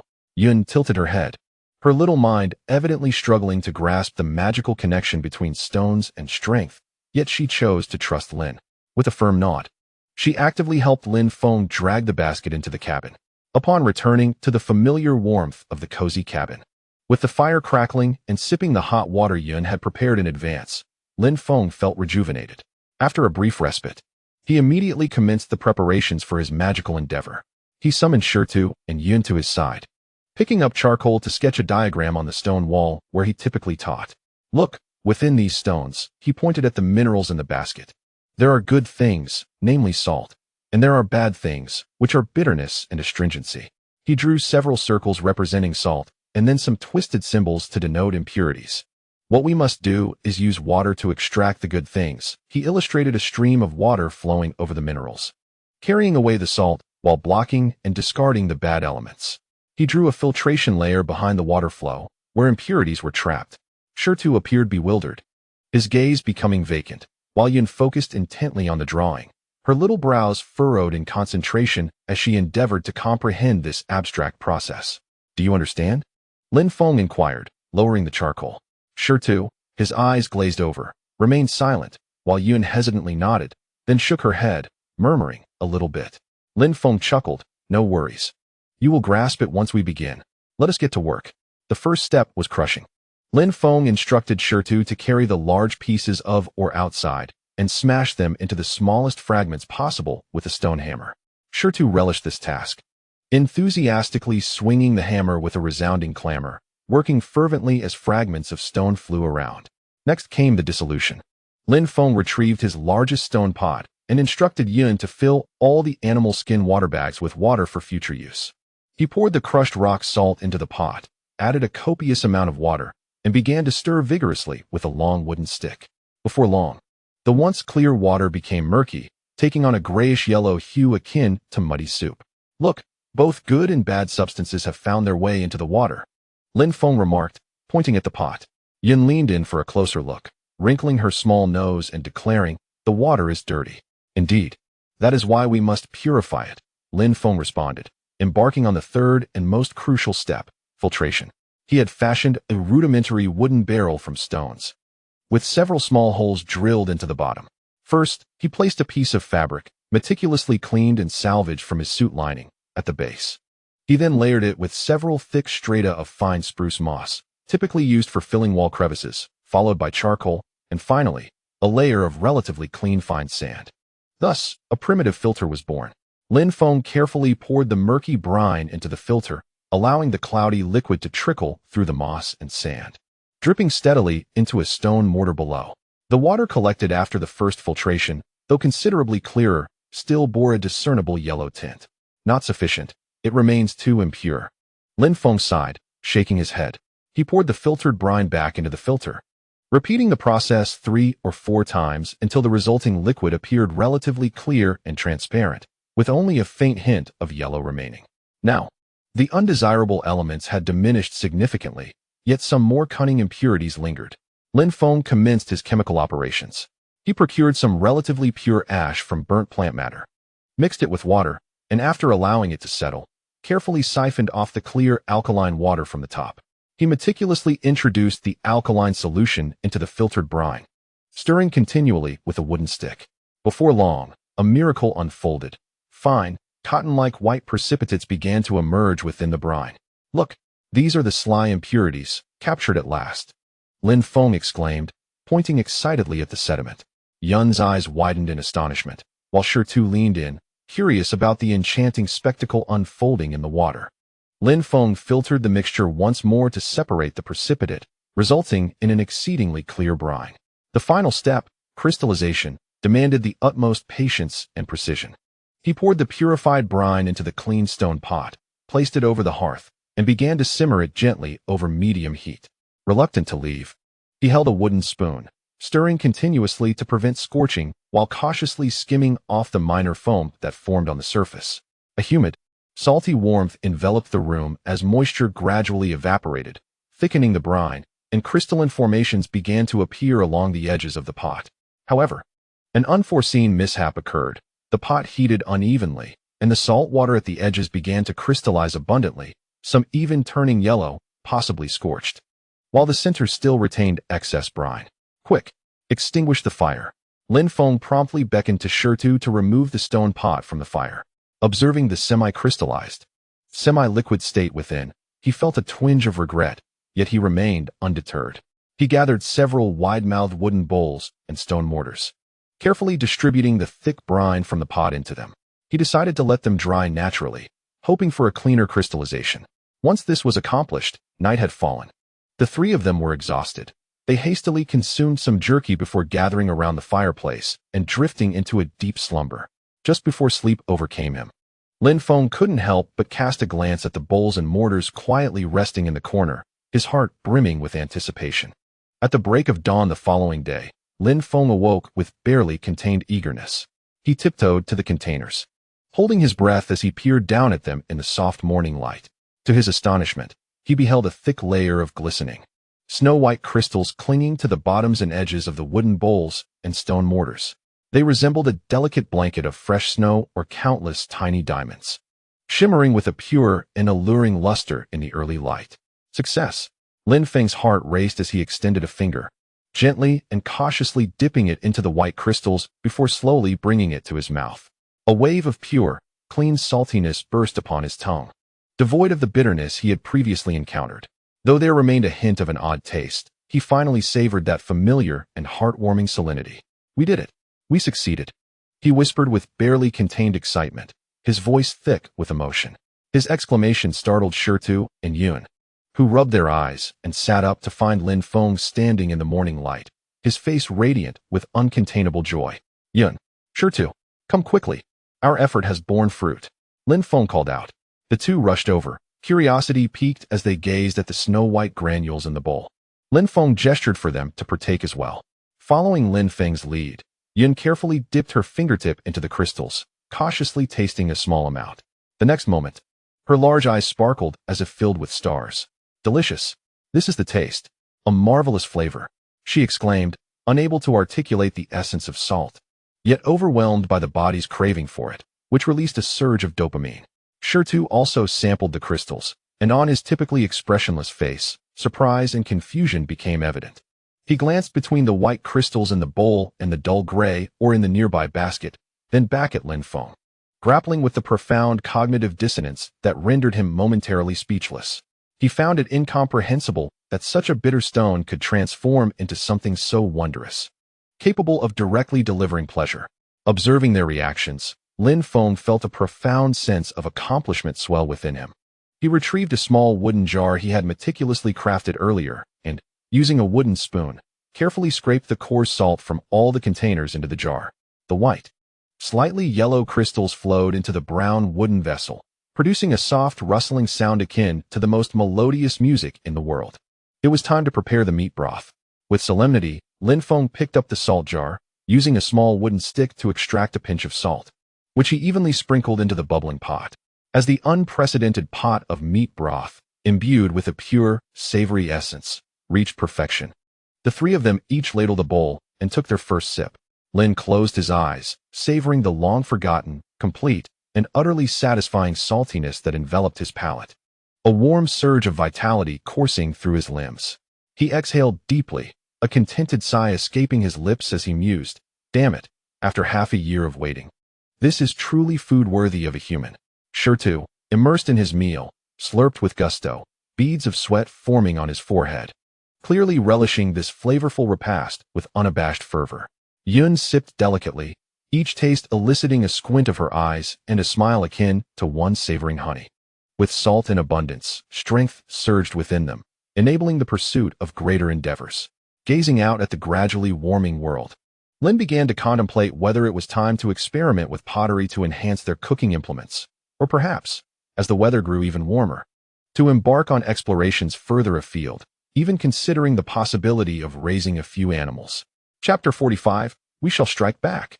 Life with Salt was akin to a black and white silent film suddenly transformed into vibrant 4K high definition with Dolby sound. The world had come alive. The most apparent change manifested in Shirtu, who had once chopped wood like a mere human diesel engine, but had now ascended to the prowess of a nuclear powerhouse. Previously, after a flurry of axe swings, he would need to pause for breath, but now, he could unleash a relentless barrage of strikes on a hapless dead tree stump. Splinters flying like snowflakes, beads of sweat on his brow radiating an aura of invincibility. Outside, the woodpile expanded at a visible pace, and Lin feared that one day it might collapse and bury their wooden abode. Yun's transformation was even more graceful. She darted about like a nimble deer, inspecting traps with such agility that the luckless critters had little chance of escaping her watchful gaze. On one occasion, Lin observed her chase a wild rabbit, her form embodying the spirit of a sprinter, and though the rabbit ultimately vanished into its burrow, Yun returned only slightly breathless, her cheeks flushed with exhilaration, devoid of the exhaustion she once experienced after strenuous exertion. Even Lin himself felt as if a dormant switch within him had been activated. Previously, lifting heavy objects, such as their treasured stone pot, necessitated frequent breaks, yet now he could effortlessly hoist it with one hand and give it a playful shake. In the afternoon, cultural lessons were temporarily set aside, as Lin deemed it imperative to prioritize productivity. He sensed that if he resumed classes, Shirtu's newfound zeal might even enable him to recognize a couple more characters, at least distinguishing between firewood and chop. During dinner, Lin could now indulgently sprinkle a precious morsel of salt into the meat broth with a small wooden stick. As the pure savory aroma enveloped their senses, the three of them could not help but sigh in satisfaction. Ah, this is indeed the life of a human. Lin Feng set down the wooden bowl and leaned contentedly against the wall, patting his stomach. It would be perfect if I could have some more vegetables. No sooner had he spoken than he noticed Shirtu springing to his feet, his gaze intense as he looked at him. A vague sound escaped his throat, and he pointed towards the dark woods outside, mimicking an action of digging. Lin Feng was taken aback for a moment, realizing that this simpleton had interpreted his desire for vegetables literally, intending to rush into the forest to forage for wild roots. Sit down, sit down." Lin Feng quickly pulled him back, both amused and exasperated. "I was just saying that. Digging at this hour, in the pitch black, you might end up being taken away by a bear." Shirtu sat down, bewildered, seemingly unable to grasp why Lin Feng wanted something, but simultaneously forbade him from retrieving it. Observing this pair of primitive siblings, who radiated newfound vitality over something as trivial as salt, Lin Feng's long-held contemplation resurfaced, more potent than ever. He straightened his posture, his smile fading into a serious expression. He glanced at Shirtu and then at Yun, speaking in a slow and clear tone. "Shirtu, Yun, there is something I have been pondering for a long time." He pointed at Shirtu and then towards the distant mountains. "Those who have harmed your kin, we cannot simply let this go." As soon as he finished speaking, Shirtu reacted as if ignited like a powder keg. A roar, suppressed for far too long, erupted from the depths of Shirtu's throat, filled with rage and anguish. He leaped to his feet, his massive frame trembling with excitement. His eyes instantly bloodshot, fists clenched tightly, the knuckles emitting a disturbing crackling sound. He fixated on the direction of the snowy mountains, his gaze piercing as if it could rip apart the distance of several kilometers, seeking to destroy his enemies. Lin Feng had no doubt that if those foes appeared before them at that moment, Shirtu would unhesitatingly charge at them, ready to tear their throats with his teeth. In contrast, Yun's response was much more restrained, yet equally profound. Her small face turned pale, instinctively inching closer to Lin Feng. Her clear eyes quickly clouded with a veil of fear, as the memories of their bloody escape haunted her. However, witnessing her brother's fury and Lin Feng's resolute gaze, she took a deep breath, reached out her small hand, and tightly grasped the hem of Lin Feng's clothing, as if drawing courage from him. She then nodded firmly in the direction of her brother. "I understand, you wish for vengeance." Lin Feng's voice was steady, imbued with a reassuring strength. "However, we cannot simply charge in. They are numerous, while we are few." He held up 3 fingers, then extended more fingers to illustrate the disparity. Shirtu emitted a reluctant growl from his throat, but reason prevailed, reminding him that Lin Feng spoke the truth. He slumped back down, like a wounded beast, his chest heaving violently. "Therefore, we must seek assistance." Lin Feng picked up a piece of charcoal and began to draw on the ground. He first sketched 3 small hills to symbolize the snowy mountains, then drew a small circle on the side to represent the cave of the original tribe, and beside it, he illustrated 2 slightly distant circles. "A couple of days ago, when I inquired, you mentioned that you were familiar with these 2 tribes and had engaged in exchanges with them, correct?" Both Stone and Cloud gathered to observe, nodding in unison. Stone extended his finger, tapping the 2 small circles while uttering 2 simple syllables, seemingly the names or codes for those tribes. "Indeed, we shall seek their assistance." Lin Feng connected the 2 small circles with a line to represent them and the points symbolizing the 3 of them. "We will use this." He indicated towards the jerky hanging on the rack, and this, he picked up a small wooden jar filled with salt, shaking it solemnly, requesting their aid. He gazed at the 2, especially at Stone, whose eyes were still filled with confusion, and explained, "The meat is edible, and the salt provides strength. Once they comprehend the benefits of salt, they will desire it. We will offer them meat and salt, and in return, they will assist us in battle. This is called trade." Stone looked down at the drawing on the ground, then at the salt jar. His brow furrowed as he seemed to struggle to grasp this intricate concept of trading valuable items for assistance in combat, which appeared more sophisticated than the barter system he understood. Cloud, however, grasped the idea more swiftly, murmuring, "Like when we exchange rabbit skins for their spears." She seemed to recall having witnessed such simple exchanges in her tribe. "Exactly. You are quite astute, Cloud. That is precisely the essence of it." Lin Feng affirmed immediately, adding, "Except this time, we are exchanging their strength and the weapons in their possession." With the strategic concept preliminarily conveyed, although Stone remained somewhat bewildered, he understood the general direction, seeking allies through food and salt. "Excellent. Since we are all in agreement, we shall commence our preparations starting tomorrow." Lin Feng clapped his thigh, filled with enthusiasm. "We need to gather a substantial amount of meat, plenty of salt." Lin Feng and Stone, as the salt production team, needed to visit the salt mines more frequently, intensifying their extraction efforts. Lin Feng improved the crystallization method, employing multiple wide, shallow stone mortars and wooden basins to hold the salt water, utilizing the coolness of the night for natural crystallization, thereby enhancing efficiency significantly. Cloud primarily focused on food. She needed to inspect all traps and, when processing the prey, aimed to slice the meat thinner and cure it drier for prolonged preservation and ease of transport.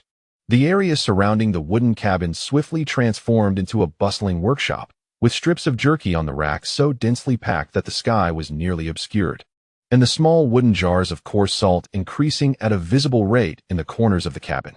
The air was perpetually infused with the aroma of smoke and a subtle saltiness.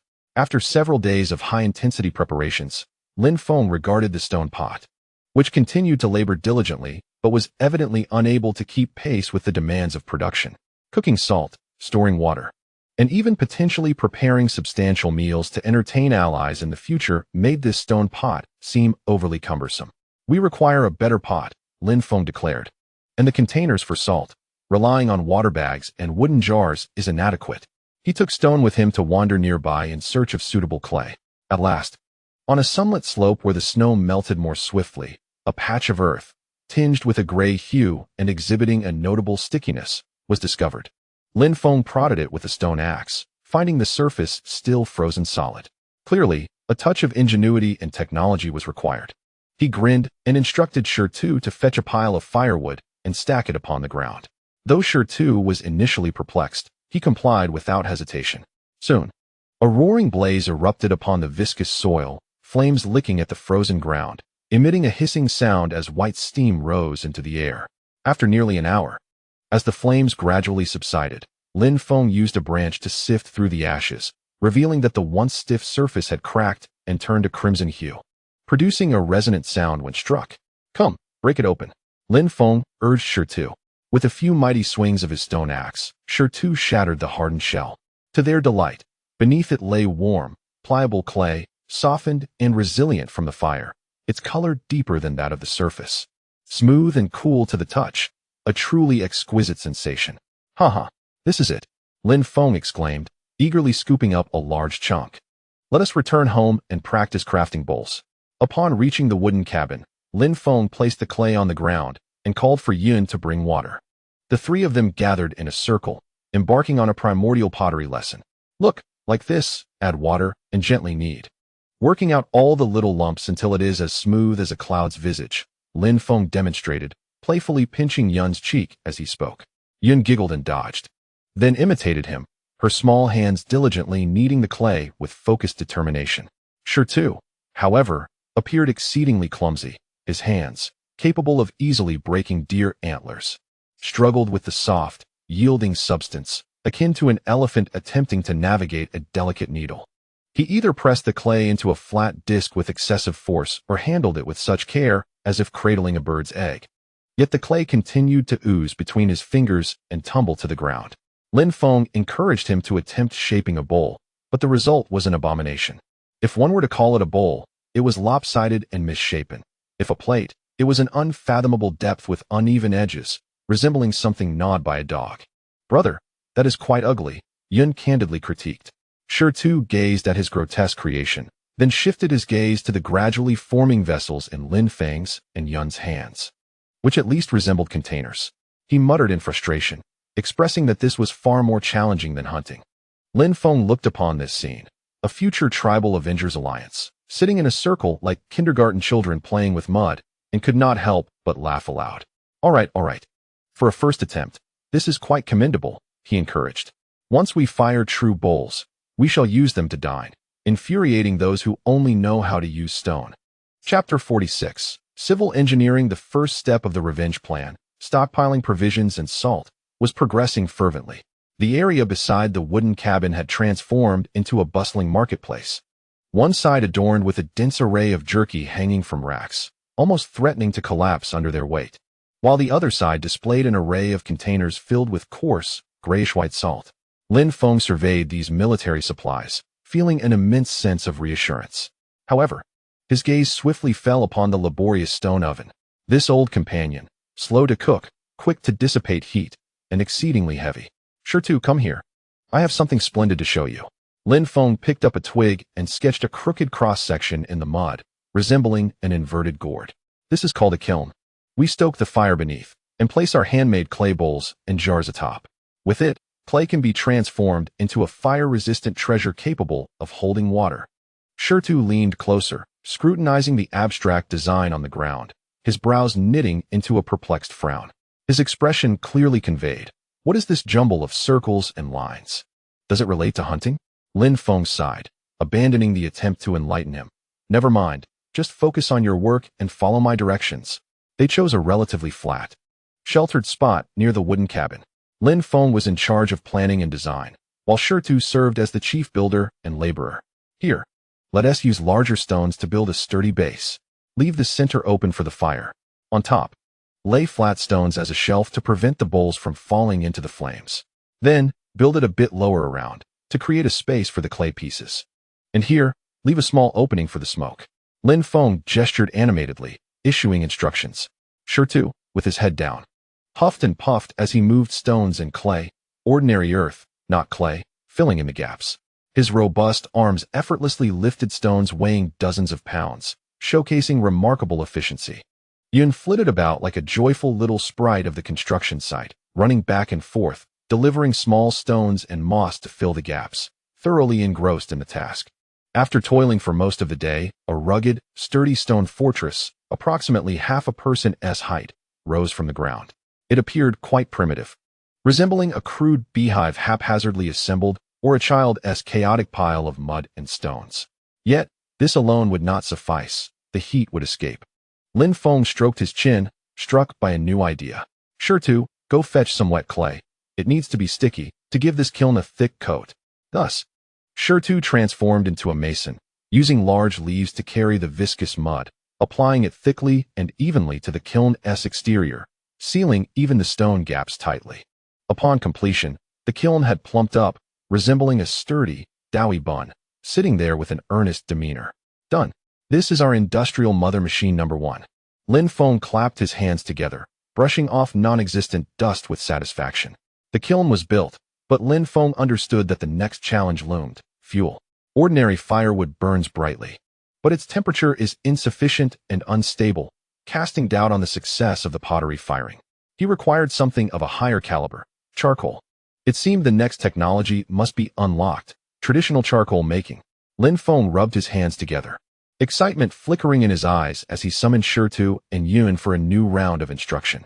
Listen, what we aim to achieve is to transform the wood into a blackened, lightweight substance that burns with great intensity and longevity, without allowing it to combust entirely. He picked up a piece of firewood and gestured towards a half-burned chunk of charcoal in the fire pit.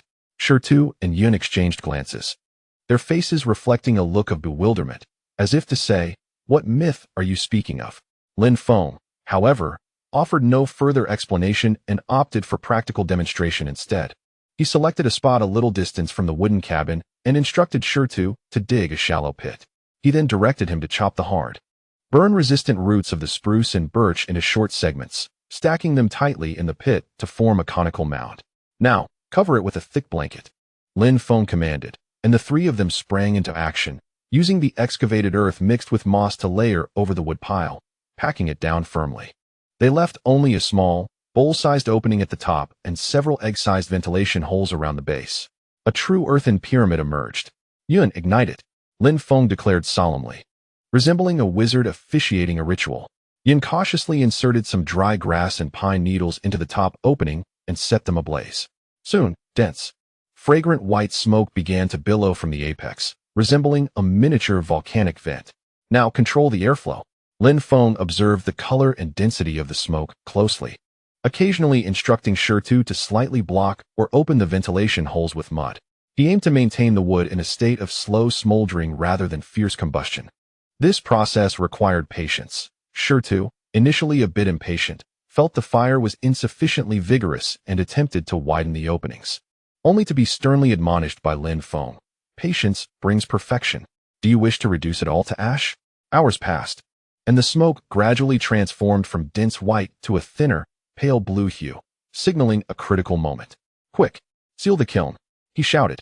The three of them hurriedly utilized the prepared wet clay to seal off the top opening and all ventilation holes as swiftly as possible, completely isolating the air.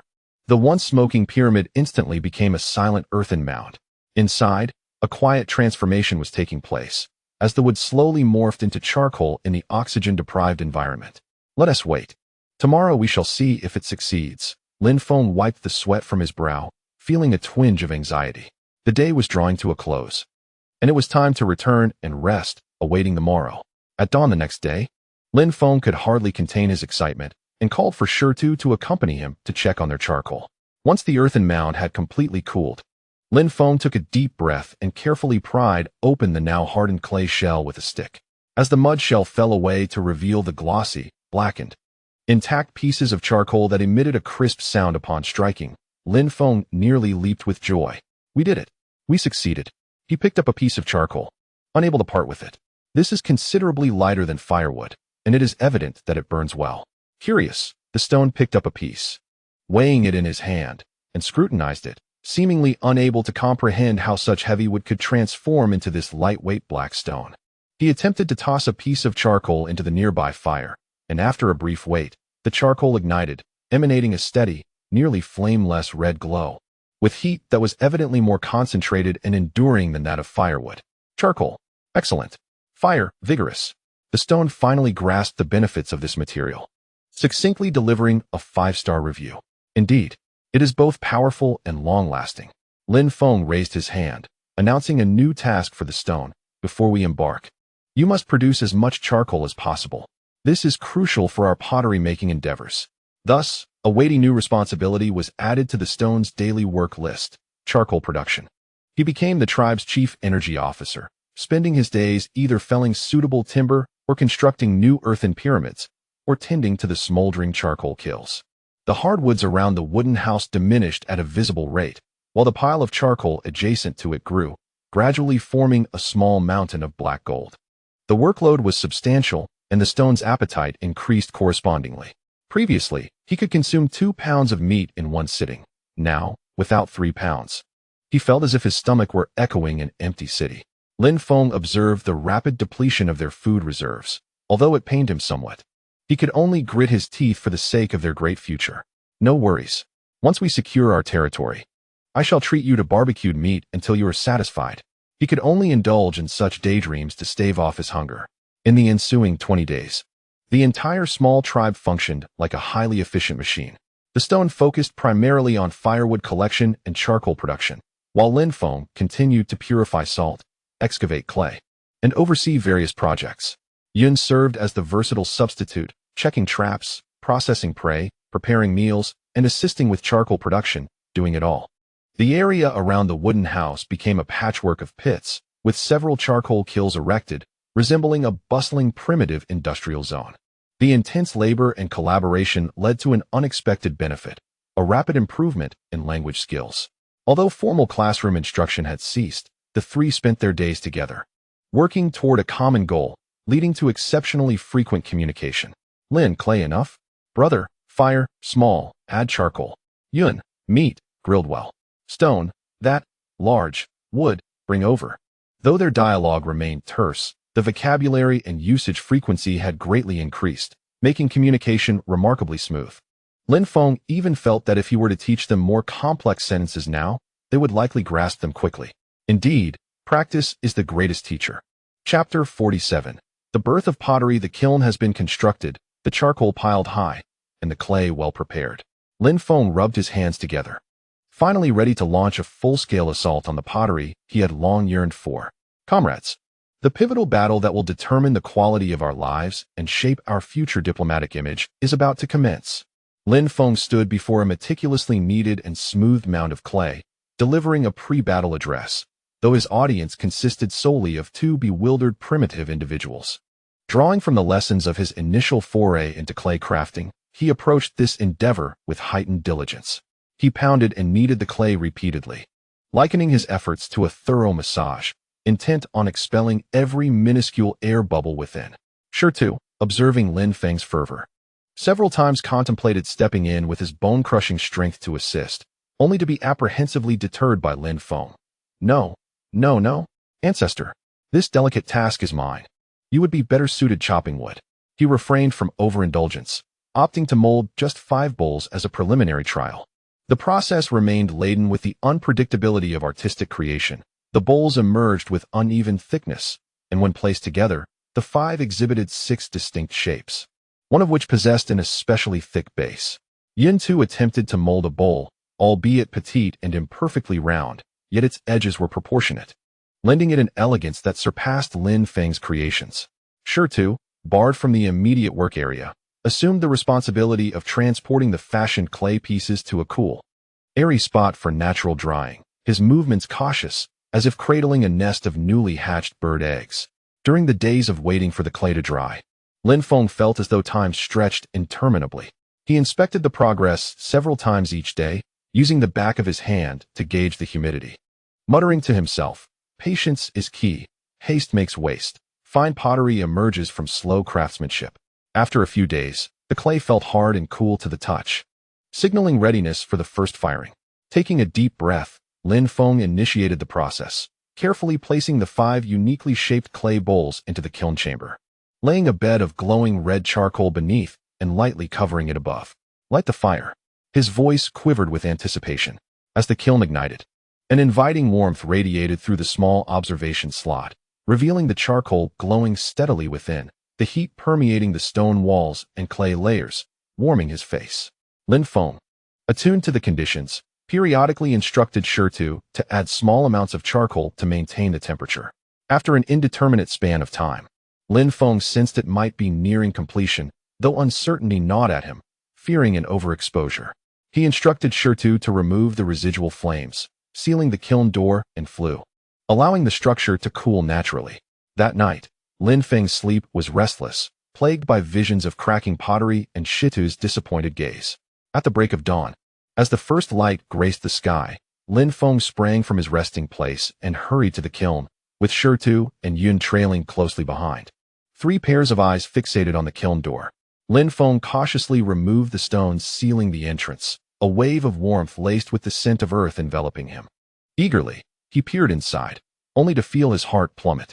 The 5 clay forms lay silently within, their hue transformed to a pale red. But not a single one remained intact.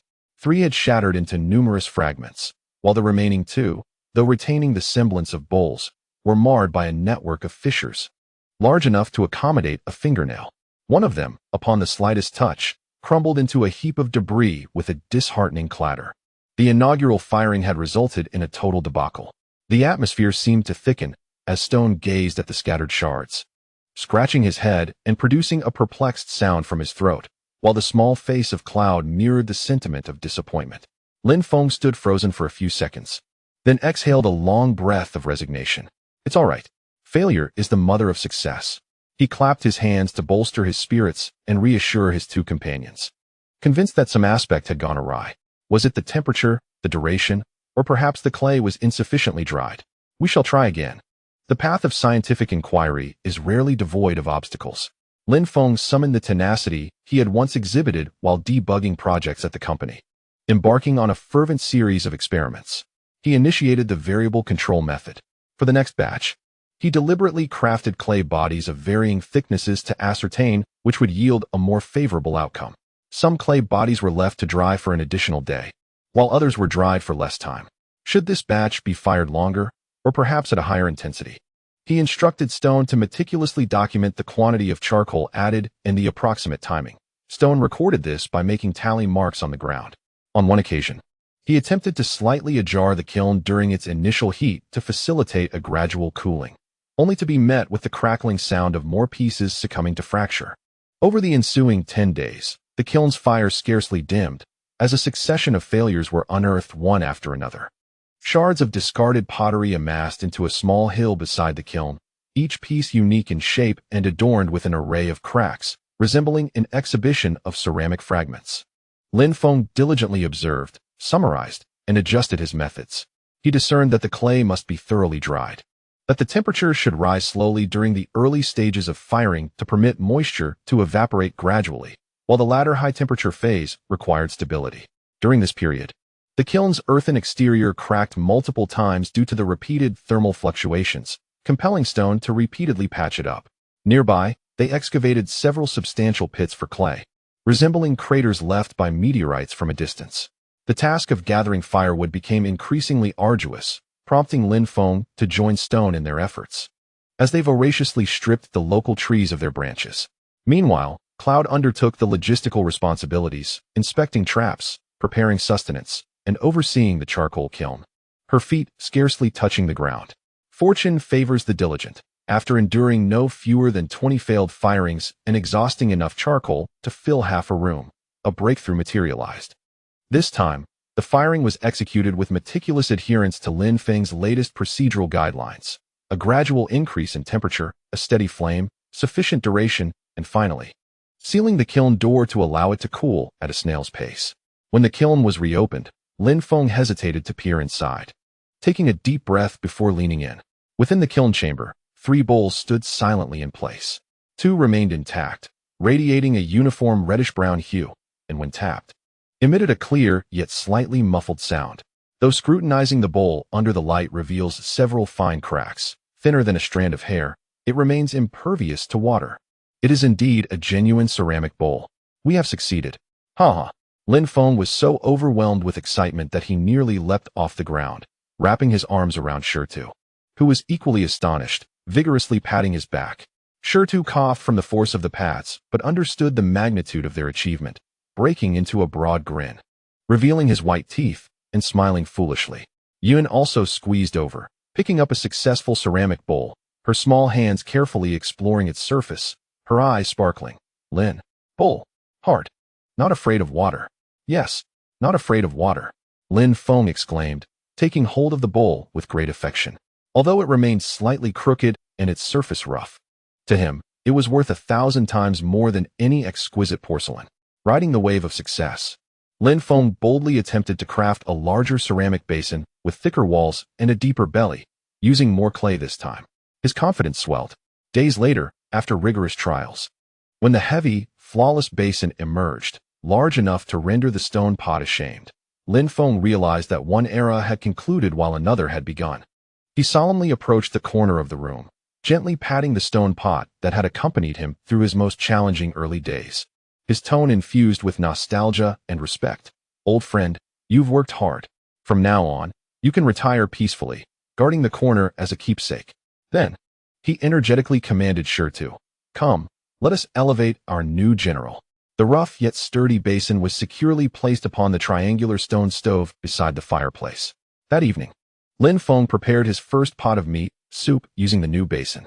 The heat was distributed more evenly, and with its larger capacity, the bubbling broth rolled and churned within the basin, a melody to Lin Feng's ears akin to celestial music.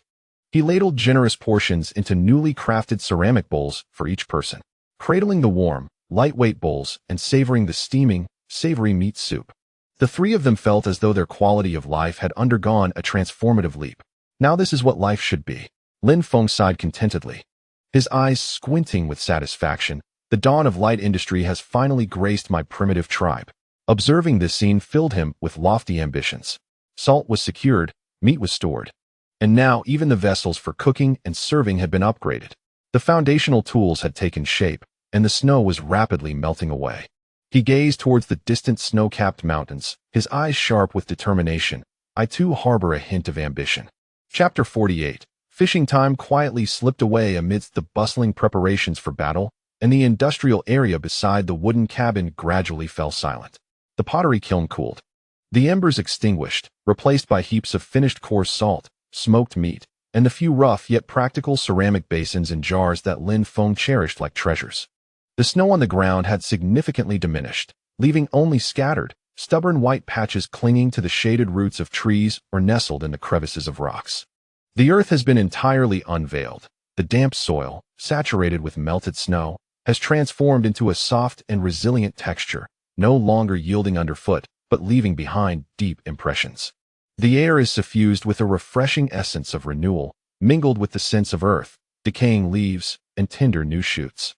Lin Feng stood outside, stretching languidly, savoring the long-awaited warmth of sunlight on his face. It is nearly time, he squinted and estimated. In another half-month, the moisture on the ground will have evaporated sufficiently, and the path will be traversable. He could not afford to be idle during this fortnight. He dedicated several days to crafting additional clay pots and jars alongside Shirtu, thus preparing for the potential expansion of their household and possible diplomatic endeavors. His gaze wandered to the distant depths of the forest, the very sanctuary of their existence, recalling the lake that lay shrouded beneath a thick layer of ice during the frigid winter. Let us go, Shirtu, Lin Feng proclaimed, slapping his thigh with determination. We shall go fishing. Let us enhance our meals and stretch our limbs, while testing the efficacy of our salted provisions. With resolve, he set about the task of assembling fishing gear, which now seemed a trivial endeavor. The fishing line was selected for its exceptional flexibility and length, meticulously needed to increase its resilience. The entrails of animals served as readily available bait, with the small game captured in traps providing ample supply. As for the fish hooks, he simply chose several appropriately shaped, naturally pointed bones from prey, patiently sharpening their tips on a whetstone. Though rudimentary, they would suffice.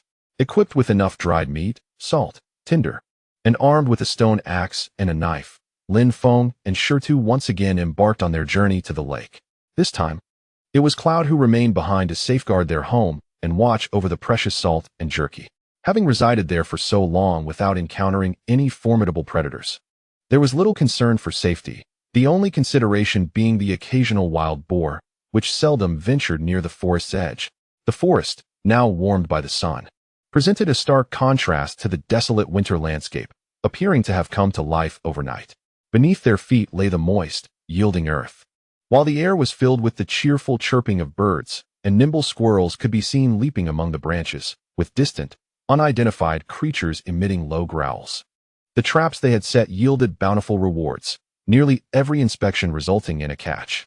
The two did not pursue hunting with intent, but rather embarked on an armed promenade, playfully chasing after startled hares or foolish roe deer. With the addition of salt to their diet, both felt a marked increase in vitality. Sure-Too remained as vigorous as ever. Yet Lin Feng found himself able to match the pace, and ultimately, before delving deeper into the woods, they casually collected 2 plump snow hares and an unsuspecting capercaillie, providing an unexpected feast.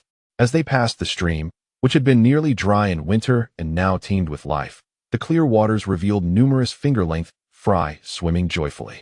In times past, Sure-Too would have certainly felt exhilarated at the sight of these fish, eagerly lunging towards them. However, now, he merely cast a fleeting glance, grumbling in his throat, "Too small, not even worth a gap in my teeth." Lin Feng, observing his reaction, couldn't help but chuckle softly. Indeed, it is easier to fall into extravagance from a frugal lifestyle. My friend's standards have certainly risen. After nearly 2.5 days of travel, they finally arrived once more at the lakeside. The scene before them was a stark contrast to winter. The once solid, mirror-like ice layer had become a fractured expanse, resembling shattered glass, its edges thin and translucent. Most of the surface had melted, revealing a profound lake shimmering with glistening waves. The water was crystal clear, and near the shore, one could see the swaying aquatic plants and smooth pebbles beneath. The lake appeared considerably larger than Lin Feng had estimated during winter, roughly the size of a football field, quietly nestled amidst the surrounding mountains. The lakeside was bustling with activity. Several small herbivorous creatures, resembling deer but nameless to Lin Feng, were lowering their heads to drink. Upon hearing a noise, they perked up their ears in alarm and gracefully bounded away, disappearing into the woods. The moment Sure-Too spotted living prey, his hunting instincts were ignited. His eyes gleamed with excitement as he crouched low, resembling a cheetah that had just identified its target. Stealthily creeping forward, Lin Feng watched him, shaking his head in resignation, too apathetic to intervene. His purpose for this expedition lay in the waters, not on land. He found a relatively flat area by the shore, abundant with aquatic vegetation, and settled down on a stone. He retrieved his homemade fishing gear, a bone hook adorned with pungent entrails as bait, fastened to a sturdy vine fishing line, the other end tied to a straight tree branch serving as a fishing rod. With a deep breath of the fresh, moisture-laden air, Lin Feng raised his arm and cast the hook far into the lake. After enduring a long and hungry winter, the fish in the lake were nearly driven mad with hunger. Scarcely had the hook sunk beneath the surface when Lin Feng felt the branch in his hand suddenly plunge downward. "Ah, here it comes," he thought joyfully, exerting his wrist to lift it upward. A palm-sized fish, its scales shimmering like silver under the sun, was vivaciously brought to the surface, thrashing in the air, sending droplets of water flying. A splendid start. Lin Feng, elated, unhooked the fish and tossed it into the prepared basket lined with damp leaves beside him. In the ensuing hours, the frequency of fish biting was astonishing, with catches almost every 10 minutes. The basket quickly filled with fish, their flapping sounds incessant. The variety was quite rich, featuring some with fine scales, others with large heads and plump bodies, and several adorned with whiskers, appearing particularly succulent. Sure-Too also had a remarkable haul, thanks to his primitive yet effective stealth and explosive power. He had managed to knock unconscious a half-grown wild sheep that had approached the lake for a drink, proudly dragging his prize back. Immersed in the joy of abundant catches, Lin Feng paid little heed to the durability of those rudimentary bone hooks. After successfully reeling in an extraordinarily powerful, unknown fish measuring the length of his forearm, he excitedly retrieved his line, only to discover that the hook had vanished, evidently snapped during the fish's vigorous thrashing. He hastily replaced it with a spare hook. Yet fortune seemed to have run its course. Subsequently, the hook either snagged on submerged stones or was directly whisked away by another ferocious fish. As dusk approached, Lin Feng gazed at his empty hook pouch and the 20-odd assorted catches in his backpack, only able to smacking his lips in disappointment before reluctantly rising to his feet. "Well, it's time to call it a day," he shouted towards the stone, where Sure-Too was still tending to the wild sheep by the lakeside, urging him to hurry and find a spot to set up camp for the night, as darkness falls swiftly in the mountains. The two quickly constructed a rudimentary A-frame shelter using branches and leaves beneath a wind-sheltered rock face not far from the lake. Shu took charge of starting the fire, while Lin Feng began processing the day's catch and the wild sheep. As night fell, a roaring campfire dispelled the chill and dampness of the mountainous air. Over the flames, several fish rubbed with coarse salt sizzled, their skins turning a golden brown. Releasing savory juices, Lin Feng and Shu gathered around the fire, savoring the grilled fish, which was tender and infused with a hint of natural sweetness. Mingled with the flavor of salt and smoke, surprisingly delightful. "This fish is exquisite," Lin Feng exclaimed with satisfaction, relishing the immense culinary pleasure. A stark contrast to their usual diet of jerky and smoked meat. After feasting, their work was not yet complete. Lin Feng directed Shu to erect 4 or 5 makeshift fish smoking racks using slender twigs, preparing the remaining fish. They strung them up and hung them on the racks. Below, they lit a small fire and covered it with pine needles and leaves, creating a dense smoke that enveloped the fish. The mountain night was far from tranquil. As distant animal calls echoed through the darkness, the two dared not let their guard down. Deciding to take turns keeping watch, monitoring the fire to prevent it from extinguishing or spreading, while also tending to the smoking fish. Adding damp wood as needed to generate smoke and deter any uninvited guests drawn by the fishy aroma. As dawn broke the following morning, the first rays of sunlight illuminating the lake, all the fish had been thoroughly smoked, now dry and firm, boasting an enticing golden hue and a rich, smoky fragrance. They packed their belongings, including the smoked fish and leftover sheep meat, and set forth on their return journey. The path home felt significantly more familiar, and their steps were light. Though they did not plan to hunt intentionally, their eagerness to return quickened their pace even more than on the way there. As the sun dipped low once again, the familiar outline of the wooden cabin wreathed in curling smoke came into view, and Lin Feng's heart settled completely. Yin had been waiting at the door, and upon seeing their safe return, her face lit up with a relieved smile. When she caught sight of the splendid array of glistening smoked fish Lin Feng displayed, she gasped in delight. Dinner was, of course, a sumptuous feast of fish, including grilled and smoked varieties, complemented by the hot soup Yin prepared in a new ceramic pot. The cozy wooden cabin was filled with laughter and the tantalizing aroma of food. He lifted the ceramic bowl filled with steaming soup and addressed the stones and clouds, saying, "Come, let us toast to our fish and the forthcoming expedition." The clouds, seemingly understanding yet perplexed, mimicked Lin Feng and raised their small wooden bowl with fervor. Chapter 49. The journey as the first light of dawn had yet to penetrate the clouds, merely tinting the eastern horizon a pale white. Lin Feng opened his eyes. He did not rise immediately. Instead, he lay quietly upon the soft, thick deerskin bed, listening to the deep, resonant snores of a Jew in the corner.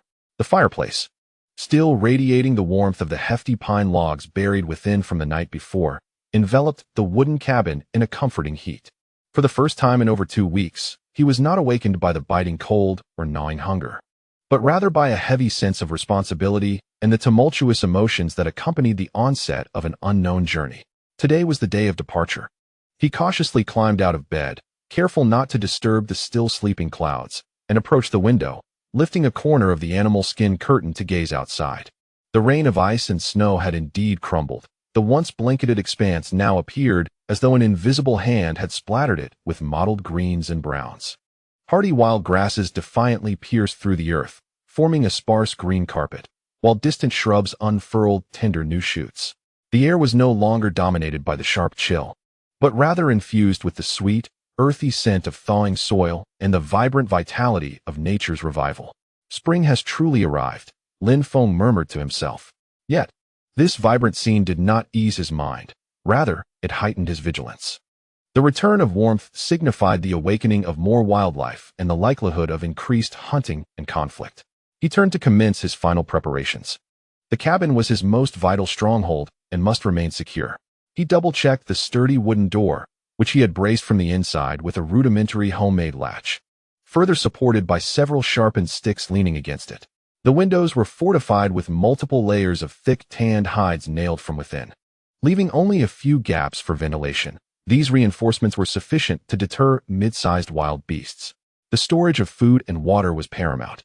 He approached the enormous storage chest, within which cured meats were piled high, predominantly venison, rabbit, and various rodent meats, ample enough for the clouds to sustain themselves for 2 to 3 months.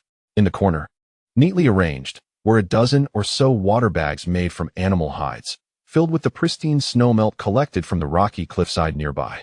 Though the flow was modest, the constant trickle accumulated several dozen liters daily, more than sufficient for daily drinking and basic cleaning. This should suffice, Lin Feng calculated, though a twinge of unease lingered. He reiterated the essential instructions on how to utilize the meat rack, how to add firewood to maintain the flame, and the critical necessity of remaining indoors during dangerous encounters, reciting them to the clouds. Despite knowing that the survival instincts of this primitive girl were likely more adept than he had imagined, his belongings were meticulously packed, with 2 woven baskets made from supple vines and branches resting by the door, filled to the brim with jerky wrapped in dried bark. Based on the ratio of 3 pounds of fresh meat yielding 1 pound of jerky, these 2 substantial baskets had consumed over 100 pounds of his stored fresh meat. In addition, there was a small clay jar tightly sealed with a cork, containing the coarse salt he treasured dearly, several finely crafted stone axes, hammers, and 2 long spears tipped with sharp flint points, as well as 2 heavy ceramic basins, which would serve as vital tools in their forthcoming diplomatic endeavors. Stone had awakened as well. He silently approached Lin Feng, gesturing toward the baskets, and then to himself, indicating he could carry the heavier one. Lin Feng nodded and handed him the weightier basket.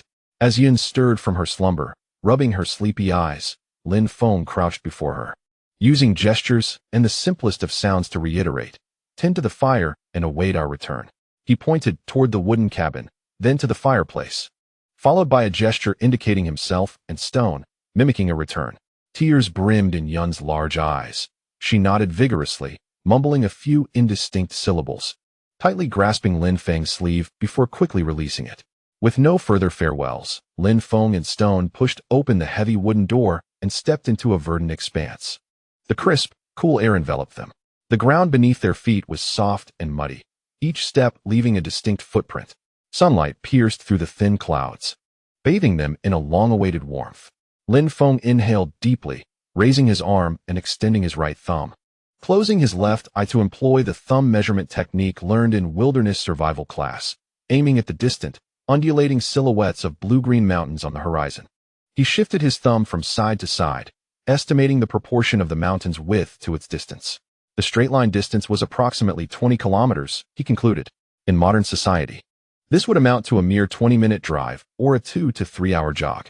However, here, in this untamed and undeveloped wilderness, it implied a full day's trek on foot, with every step potentially fraught with peril. The initial few kilometers were relatively smooth as they navigated along the familiar edges of the forest, their feet treading upon last year's withered grass now blanketed by fresh green. Yet, as they ventured further from home, the terrain grew increasingly complex. They needed to circumvent muddy, swampy lowlands, climb rocky hillsides, and remain vigilant to avoid tripping over the gnarled roots of plants. Caution was essential to steer clear of wildlife. Lin Feng lowered his voice to speak to Stone, his gaze sharply scanning their surroundings. Although Stone could not fully comprehend his words, he understood the gist from Lin Feng's demeanor and gestures, tightening his grip on the stone spear. The spring plains were a veritable carnival for wildlife. Herds of wild sheep, cloaked in brown-gray wool, grazed leisurely at a distance, resembling a moving cloud. In the distance, one could even behold several ancient bison, their sizes comparable to that of small automobiles, their immense horns glistening with a dark sheen under the sunlight, their deep moos audible from afar. The familiar silhouettes of large-horned deer flickered among the sparse woodlands. Where herbivores reside, predators inevitably lurk, and Lin Feng's nerves remained taut. While traversing an open expanse, he suddenly seized Shirtu's arm, swiftly crouching and concealing himself behind a thicket of dense shrubs. Following his gesture, Shirtu spotted several robust, grayish-white dire wolves, stealthily crouched on a slope 100 meters away, fixated intently on a herd of deer quenching their thirst below. On another occasion, a low, commanding roar resonated from the adjacent woods, causing the leaves to tremble in response. This sound was unmistakably not that of wolves. It bore a penetrating quality unique to felines, instantly conjuring images of the cave lions of the Ice Age in Lin Feng's mind. The two promptly altered their course, opting to take a longer detour rather than approach the source of the sound. Most of the time, They moved like phantoms, skirting the edges of the beast-infested territories, utilizing the terrain for cover as they stealthily navigated their way through, this intense concentration on their stealth greatly exhausting their physical energy. At midday, they sought refuge behind a massive stone, sheltered from the wind. They munched on some hard jerky and sipped a few mouthfuls of cool water from their skin pouch, just enough to replenish their energy. The afternoon journey proved more arduous. As the sun dipped lower in the sky, some nocturnal creatures began their early stirrings, necessitating even greater caution. Lin Feng's sheepskin coat bore several gashes from the thorny shrubs along the way, and his face was smeared with sweat and dust. Too exhibited noticeably better stamina, maintaining a steady pace despite the heavy burden of his pack, though the sweat beading on his brow attested to the arduousness of their expedition. As the setting sun painted the clouds in a magnificent hue of orange-red, the plain beneath their feet finally came to an end. A stream, born from melting snow, lay before them, its icy waters gurgling with clarity amidst the stillness of twilight.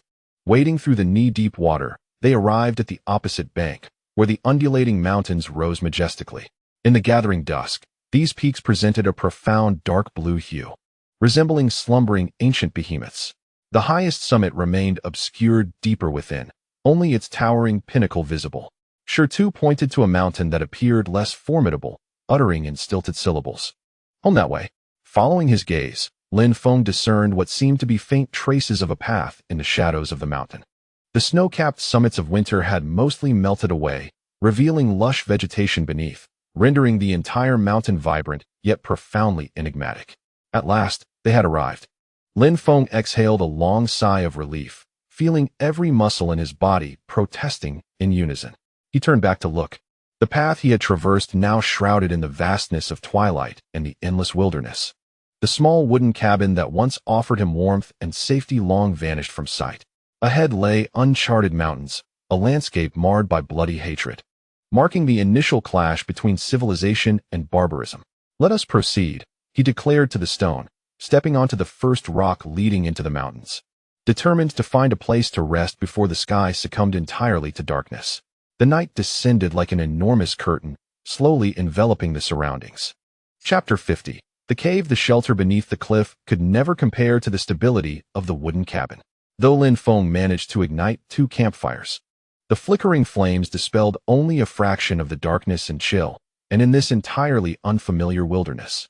As he listened to the haunting howls that floated through the wind, whether they belonged to wolves or something else, he found himself sleeping fitfully.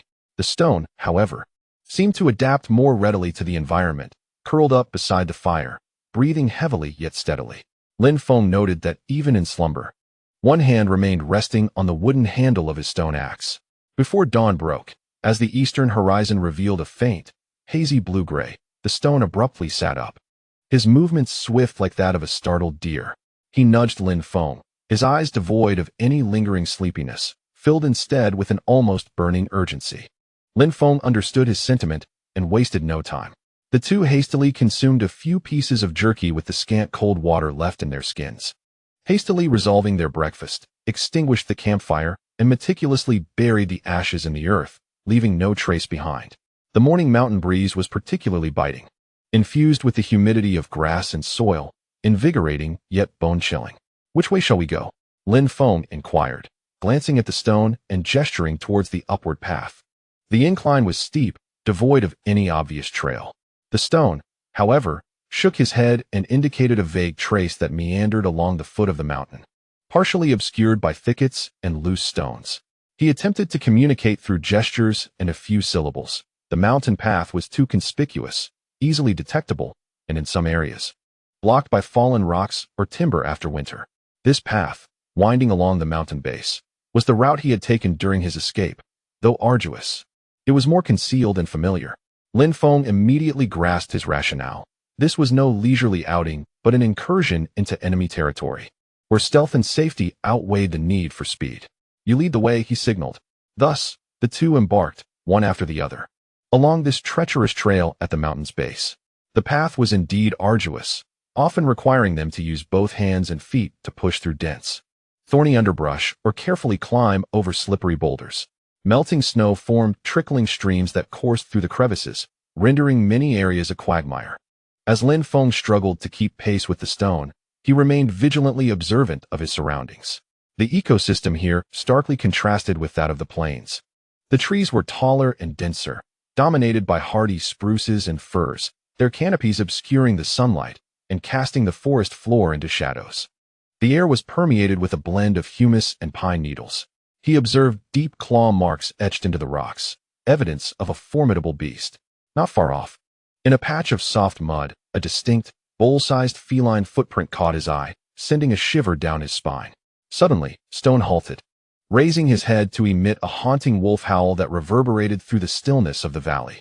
Moments later, he puffed his cheeks, mimicking a deep, menacing hiss reminiscent of a large feline warning off intruders. He glanced at Lin Feng, pointing his stone spear toward the dense thicket from whence the sound had emanated, then gestured to his own ear, his expression serious. Lin Feng understood. This was a warning of wolves and leopards, or similar large felines, that typically prowled at night, but required utmost caution even during the day. Their detour around the mountain had consumed nearly the entire morning. As the sun reached its zenith, casting dappled light through the foliage, they finally arrived at the side of their intended peak.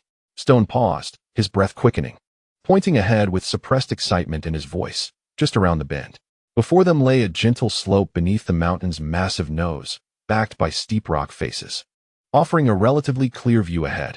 In the distance, a dark cave entrance loomed, resembling the eye socket of a silent giant, embedded in the gray-brown rock.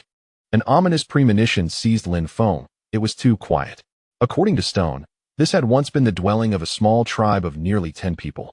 Yet now there was no sound of life, no trace of smoke, and even the birds had steered clear of the area, circling above. There were no signs of activity near the cave entrance. Wait! Lin Feng abruptly seized Stone, who was about to rush forward, forcefully pressing him down behind a thicket of dense rhododendrons. Stone, puzzled, struggled momentarily, a low growl of agitation rumbling in his throat, his eyes bloodshot. Look closely, Lin Feng whispered urgently, firmly gripping his shoulder, pointing toward the cave. No one, no sound. What if there's an ambush inside? What if those marauders are still lurking there? At Lin Feng's words, Stone froze, the strength of his struggle dissipating. He bit down hard on his lip, nearly drawing blood, his gaze magnetically affixed to the familiar cave entrance. Lin Feng held his breath, intently observing. The ground near the cave was in disarray, strewn with many dry branches and tangled straw, appearing to have once been materials used to block the entrance for warmth, now violently torn away and discarded. In the shadows of some rocks and the crevices of the ground, he seemed to glimpse deep brown, desiccated stains, evidence of blood. Time crawled in the silence of their waiting, the sunlight shifting, casting changing shadows in the forest.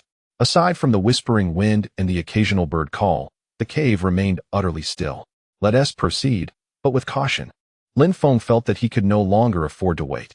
He gently patted the back of Stone and, bending low, cautiously advanced forward, utilizing the cover of rocks and shrubs. Stone followed closely behind, each step taken with utmost care, though the tension in his muscles betrayed the tempest within. As they drew nearer to the cave, the air grew thick with an overwhelming sense of desolation and decay.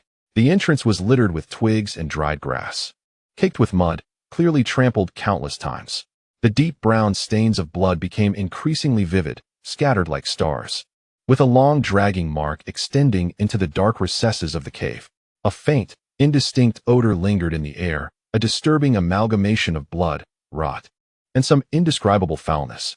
At last, they arrived at the mouth of the cave, which loomed darkly like a gaping maw ready to consume all.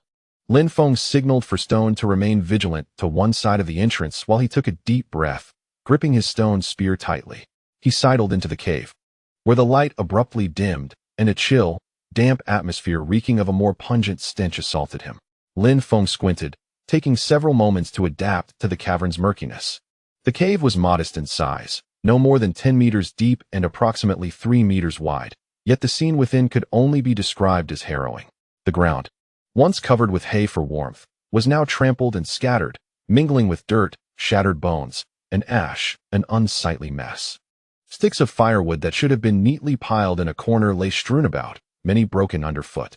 The stone platform, once a makeshift bed adorned with hay, now lay in disarray. Everything had vanished. There were no stores of food, No spare hides, no half-finished tools. The cave was utterly barren, as though swept clean by a violent storm that had carried away all vestiges of property and life. Lin Feng's gaze eventually settled on the inner rock wall of the cave. There, crude line drawings etched into the stone caught his eye. With the faint light filtering in from the entrance, he could barely make out a simplistic figure with enormous horns atop its head, likely representing a tribal hunter or totem, accompanied by several small figures holding hands, their lines childlike and naive. Further afield, he discerned the outline of a sun radiating rays, along with silhouettes of running animals. These murals, steeped in primal essence, chronicled the history, beliefs, and hopes of this small tribe.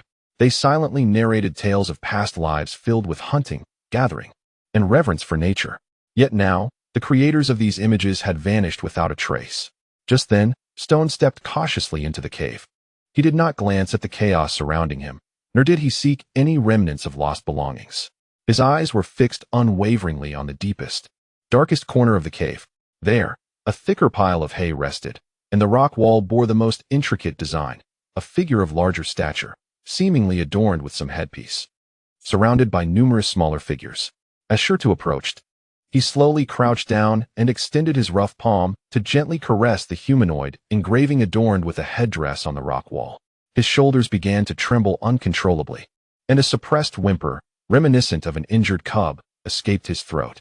Though he did not weep aloud, the silent anguish he bore was far more heart-wrenching than any outcry of grief. He maintained this posture, remaining motionless for an extended period, resembling a statue suddenly frozen in time. Within the cavern, the only sounds were his labored, oppressive breaths and Lin Feng's own heavy heartbeat. Lin Feng stood silently beside him, refraining from intrusion. He could feel the pervasive sorrow and despair that seeped into the very marrow of the air around them. He had initially anticipated discovering some survivors, or at least identifiable bodies, yet the utter emptiness before him, seemingly wiped from existence, brought an even greater shock. Time became indiscernible until Shirtu finally stirred.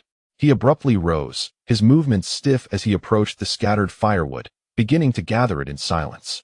He collected the still burnable branches, tidied the disordered hay aside, and then retrieved a smaller clay pot from the basket slung over his shoulder. He took out several pieces of jerky and quietly made his way to a well-lit area at the cave's entrance. There, he constructed a makeshift hearth with stones and began to kindle a fire to prepare a meal. His motions were mechanical and repetitive, as if by merely igniting the flames and cooking, his beloved family would return from the hunt to gather around the fire once more. Lin Feng watched this scene, rendered speechless, aware that he had come to exact revenge.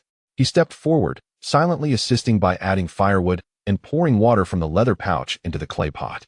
As the broth warmed in the pot, releasing a familiar aroma, it failed to dispel the thick sorrow and hatred that enveloped the cavern. After consuming the belated and heavy breakfast, Lin Feng rose and said to Shirtu, "Let us go. We must unite with others, find those responsible, and make them pay." Shirtu lifted his gaze, the desolation in his eyes ignited by Lin Feng's words, rekindling a dim flame of determination. He nodded vigorously, drained the last remnants of broth from the pot, packed his belongings, seized his weapon, and without hesitation, stepped into the bright, yet perilous mountain forest once more, not casting a single glance back at the cave that had once been a home. Chapter 51. The first step to becoming a prophet. Leaving the cave that bore endless sorrow, Shirtu led Lin Feng through the forest. This time, his purpose was clear, his pace quicker, as if he sought to unleash all his anger and grief upon the rugged mountain path. Lin Feng followed closely, acutely aware of the palpable hatred emanating from the figure ahead. They traversed along the ridge, skillfully avoiding the beast trails where hunters might lurk.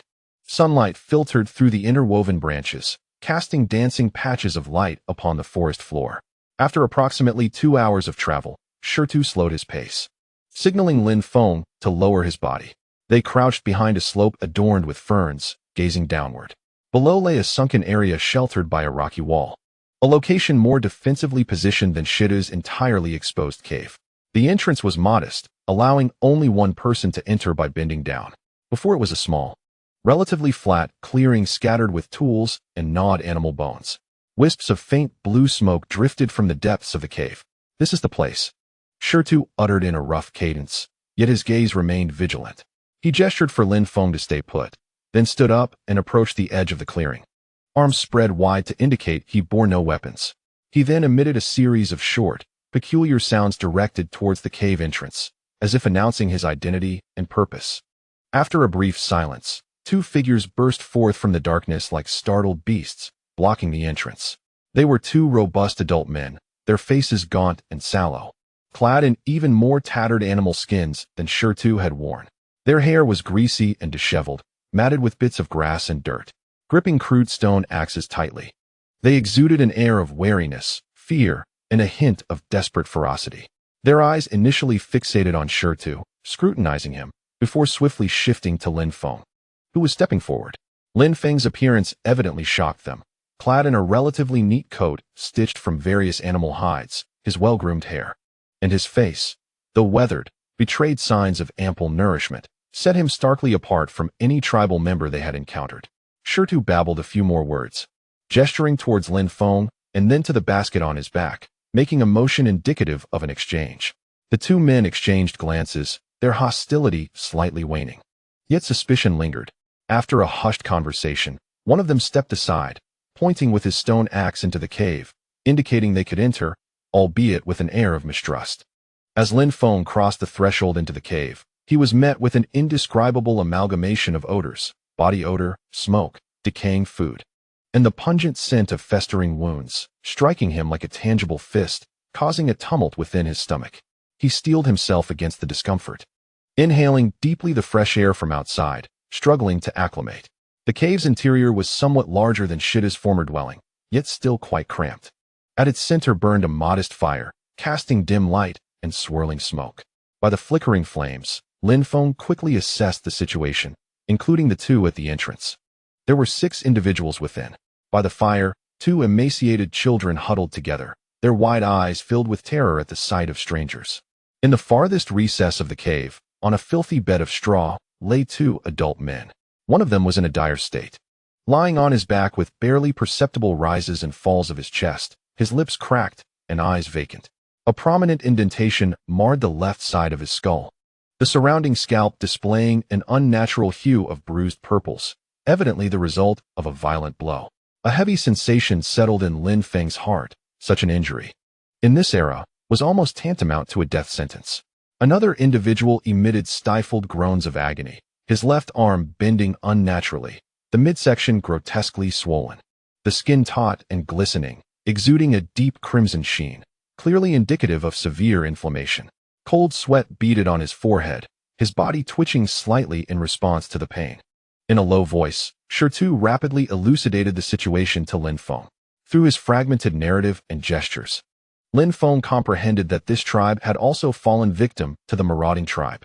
Merely 2 days prior, while foraging, they had encountered the enemy. 2 women were seized. And when these 2 men attempted to intervene, one suffered a shattered skull while the other had his arm broken.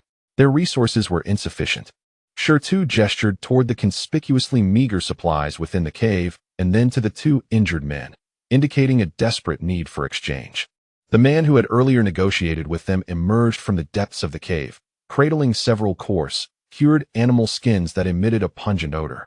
Laying them on the ground, he spoke a few words to Shirtu, his gaze laden with plea and despair. In an instant, Lin Feng understood. The loss of 2 primary laborers had drastically diminished the tribe's hunting capacity, leaving the remaining 2 incapable of sustaining 6 mouths. They had reached a point of utter desperation, compelled to barter their precious animal skins for sustenance. Lin Feng gestured for Shirtu to pause negotiations. He stepped forward, his eyes scanning the faces of everyone in the cave, ultimately resting on the anguished visage of the man with the severed arm.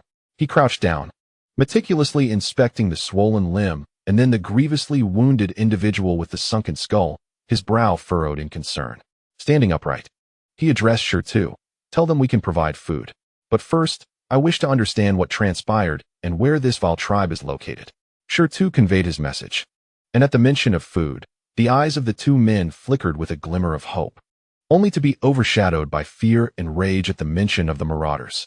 They animatedly recounted the events, their gestures filled with indignation and mimicking the violence endured. Shirtu endeavored to translate, piecing together information akin to what had been previously gathered. 8 ferocious men, launching an aggressive assault, abducting women, injuring men, their audacity escalating. Lin Feng listened intently, his expression inscrutable. Once they concluded, he spoke slowly, his voice unassuming yet imbued with a peculiar soothing power. Tell them, we, like you, harbor a deep-seated hatred for those marauders. We have come not merely to trade for some skins, but to unite in our quest to vanquish them, to avenge, and reclaim what is rightfully ours. As Shur translated this declaration, the air within the cave seemed to thicken with anticipation.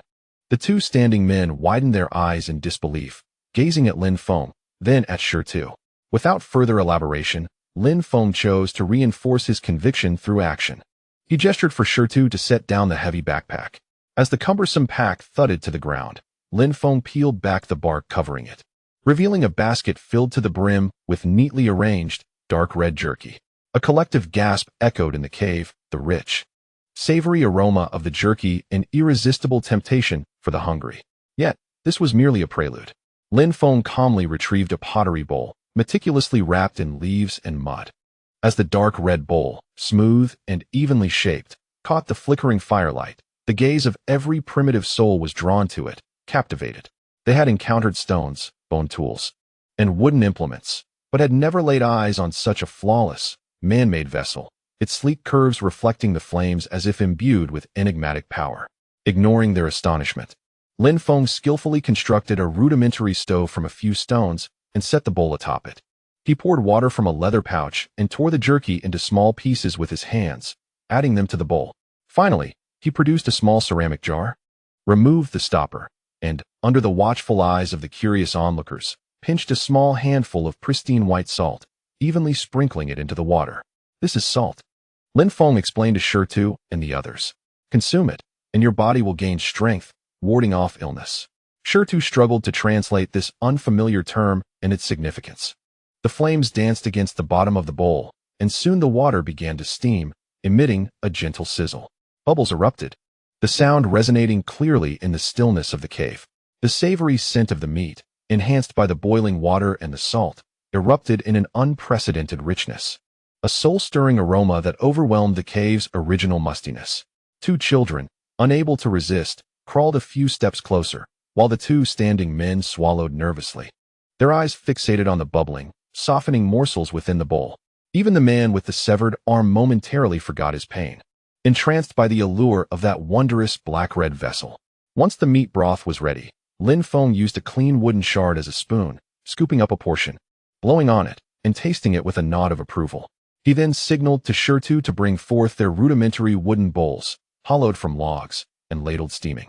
Slightly opaque broth into each for the two standing men, the two children, and the man with the severed arm. Hesitation lasted but a moment. The desire for sustenance eclipsed all else. The man carefully accepted the wooden bowl, tentatively sipping a small mouthful. Instantly, his eyes widened in astonishment. The saltiness, a flavor he had never experienced, dramatically enhancing the deliciousness of the food, mingling with the richness of the meat, completely conquering his primitive palate. No longer mindful of the heat, he drank heartily, leaving not a scrap of meat at the bottom of the bowl. Others were similarly affected. After consuming the meat broth, a near-happy flush appeared on their faces, and their previously listless spirits seemed to be revitalized. The swift replenishment of salt and calories allowed them to truly grasp the power that Lin Feng had spoken of. Suddenly, the first man to taste the soup cast aside his wooden bowl and knelt before Lin Feng, his forehead pressing firmly against the ground. Soon after, another man, along with the two bewildered children, mimicked his actions, bowing their heads in reverence towards Lin Feng. They uttered excited and chaotic syllables, repeatedly chanting a single word: shaman, shaman, Yatala shaman. Their eyes were filled with profound awe, fervor, and supplication, as though they were prostrating before a deity descended to the mortal realm. Lin Feng was taken aback by this unexpected display of devotion and looked at Stone in confusion. What are they saying? Stone scratched his head, his face a mix of excitement and perplexity. After a moment of contemplation, he stammered an explanation. They say you are a shaman.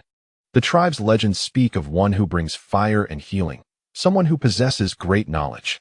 Lin Feng was momentarily stunned. He gazed at the primitive people kneeling before him, their eyes reflecting pure and fervent faith, and suddenly, everything clicked into place. The clay pot, salt, nourishing food, calm demeanor, and the wisdom of proposing united vengeance. All these elements, to these struggling individuals, transcended their understanding and could only be attributed to a mysterious and powerful supernatural force, the shaman. He had initially intended to demonstrate strength and establish a foundation for collaboration, but unexpectedly, he had leaped directly into the realm of being deified. Taking a deep breath to quell the tumult within, he directed his gaze towards the man with the broken arm, who continued to groan in agony. Now was the time for this shaman to perform a miracle. He did not bid the others to rise, but instead approached the injured man. Kneeling beside him with a calm and focused expression, he pointed to the swollen arm and then gestured towards the cave entrance, instructing Stone, "Tell them I need vines, straight wooden sticks, and assistance to hold him down. His arm may yet be saved." With this new command issued, the kneeling crowd sprang into action as if receiving a divine decree. In the cave, the air seemed to solidify, leaving only the crackling of the burning fire and the muffled, anguished cries of the injured man whose throat was obstructed by a wooden stick. Lin Feng felt beads of sweat forming on his forehead, his full concentration directed toward the swollen and deformed limb. In his youth, out of curiosity, he had pestered his uncle to teach him veterinary medicine. As the only veterinarian in the region, his uncle was perpetually busy and had little time to indulge his whims. Eventually, to quell Lin Feng's incessant inquiries, his uncle allowed him to assist when a sheep raised by his grandmother had broken its leg, hoping to satisfy his curiosity. Otherwise, he would have been driven to distraction. However, after a rather rude encounter with the sheep when attempting to apply a splint, he never mentioned wanting to learn veterinary medicine again. With a hazy recollection of knowledge and a fundamental understanding of the human body, he firmly grasped both ends of the injured arm, applying gentle yet resolute traction. He could sense the fractured bone shifting slightly beneath the swollen muscle, endeavoring to guide the displaced ends back to a semblance of their rightful alignment. The process was brief yet intense. When Lin Feng finally secured the injured arm with meticulously carved wood and pliable bark, the victim was nearly exhausted, sweat thoroughly soaking his tattered animal hide. Yet, the incessant wails eventually subsided into heavy breaths, as the most excruciating pain seemed to have passed. Lin Feng gestured for them to procure some herbs. It mattered little which ones, for even the young girl Yun knew of the medicinal plants, and they were well aware of where these herbs frequently grew. After gathering them, they chewed and applied the crushed mixture to the swollen area. Throughout this entire ordeal, the others in the cave held their breath, their eyes brimming with a blend of reverence and dread. Upon witnessing the significant alleviation of the injured man's suffering, even as he managed to sip a few mouthfuls of warm water, their conviction of Lin Feng's shamanic identity solidified, entwined with a complex emotion of fear towards the mysterious power and a yearning for survival. Lin Feng washed his hands, approached the injured man with a sunken skull, and crouched down for a meticulous examination. The pupils were somewhat dilated, responding weakly to light, and his breathing was shallow, rapid, and irregular. Silently, he shook his head, making a gesture of resignation towards Shirtu and the others. The flicker of hope that had just ignited within the cave dimmed once more. "We must depart," Lin Feng informed Shirtu, indicating the need to move to another location to find more people. Shirtu nodded, his resolve for vengeance growing ever stronger. Lin Feng retrieved enough jerky from his backpack to sustain the tribe for several days, leaving behind the ceramic pot that had just been used to prepare broth, demonstrating simply how to place it directly over the fire for heating food, a method far more efficient than their previous need to heat stones before placing them in skins or stone pots. This gesture elicited yet another wave of profound gratitude from the survivors. As they exited the cave, heavy with the sense of sorrow and herbs, Lin Feng and Shirtu once again plunged into the vast wilderness. This time, Shirtu's sense of direction was more assured, as if he possessed an intimate knowledge of the distribution of the various tribes in the region. Lin Feng followed closely behind, his heart weighed down by the gravity of their mission. Initially, he had believed he was merely aiding Shirtu in seeking vengeance and reclaiming their homeland. However, it became increasingly clear that the marauding tribe had evolved into a malignant presence in these mountains, their brutality and destructive power far exceeding his expectations. In winter, food is scarce, and we are numerous. We won, Shirtu spoke intermittently. In spring, with more women, we will grow stronger, with more children, and the tribe will expand. He struck a robust pose, then pointed towards the direction of his empty cave, his expression somber, Even Sure too understood this fundamental truth. This represented the most primal logic of tribal conflict. Under the harsh realities of natural selection, powerful tribes prosper by plundering the resources of weaker ones, particularly women, to bolster their reproductive workforce. A successful raid can, much like a potent narcotic, incite the perpetrators to pursue further endeavors of the same nature. The tribe, initially driven by mere survival, has metamorphosed into a malignant entity that thrives on plunder after savoring the sweetness of violence. The nascent form of warfare has gruesomely germinated within the most primal desire for survival. After traversing for the better part of the day, they arrived at the location of the second tribe as the afternoon sun grew increasingly scorching. This tribe's settlement was more concealed, nestled behind a crevice beside a roaring waterfall, where the sound of cascading water effectively masked other noises. However, as they cautiously approached, they were met with a scene all too familiar. The cave entrance lay in disarray. Branches that once served as camouflage had been violently torn aside, revealing signs of struggle and darkened stains of blood upon the ground. Stone's heart sank, and he let out a cry. Moments later, 3 figures cautiously emerged from the depths of the crevice. They, too, appeared gaunt and ragged, wielding stone axes, their eyes reflecting the terror and vigilance of startled prey. Upon recognizing Stone and noticing the distinctly different demeanor of Lin Feng behind him, their reaction mirrored that of the first tribe. First suspicion, then heightened wariness. Communication fell once again to Stone, and the situation unfolded as a near replica of the first tribe's. Just days prior, they had been ambushed while out, 3 women abducted, and a man grievously injured in the thigh by a spear during his resistance, now lying in the cave, groaning in pain. Fortunately, this tribe had not suffered any immediately fatal casualties. Although the 3 adult men bore wounds, they retained basic mobility. Lin Feng refrained from elaborating further on their tragic plight. Instead, he directed Stone to unload the burden from his back, revealing the remaining weighty jerky before them. As the enticing aroma of meat and the tangible food materialized, the men's wariness swiftly transformed into desire. Then came an even more striking demonstration. Lin Feng produced a second ceramic basin along with a small jar filled with pristine white salt. He continued with his most straightforward approach, igniting a fire and using the basin to prepare a pot of salted meat broth. As the savory steam enveloped the air, and the 3 men experienced the invigorating uplift that salt imparted upon their palates and spirits for the first time, their gazes toward Lin Feng shifted from that of a potential threat to one of profound reverence for an extraordinary presence. Lin Feng sensed the moment had arrived. He positioned Stone beside him and stepped forward, his gaze sweeping over these primal beings who had just endured trauma, yet were now ignited with hope by the promise of sustenance. His voice, though soft, resonated with an undeniable power, conveyed through Stone's clumsy yet earnest translation. Behold this meat. Observe this basin that conjures miraculous food. He gestured toward the basin and the jar of salt, affirming, I possess abundant food. I can offer you strength. He paused to ensure that the Stone understood their comprehension, then gestured towards the direction of the first tribe, pointed to their ravaged encampment, and finally directed his finger at Stone, his tone suddenly turning cold and resolute. Yet, the enemies who have abducted your women, injured your brothers, and left you to starve and freeze are still out there. They will not cease. Today it is us. Tomorrow it may be the last tribe in the mountains. He watched their reactions, noticing the flicker of hatred igniting in their eyes. How long can you survive hiding here? Clutching a meager supply of food? Will you endure until winter? The 3 men remained silent, their chests heaving, tightly gripping their stone axes. Lin Feng resolutely cast forth his plan. Join me. We, along with our friends from across the mountains, he indicated towards the first tribe, together. I will provide all the food. You need not worry about sustenance. Muster all your strength and courage.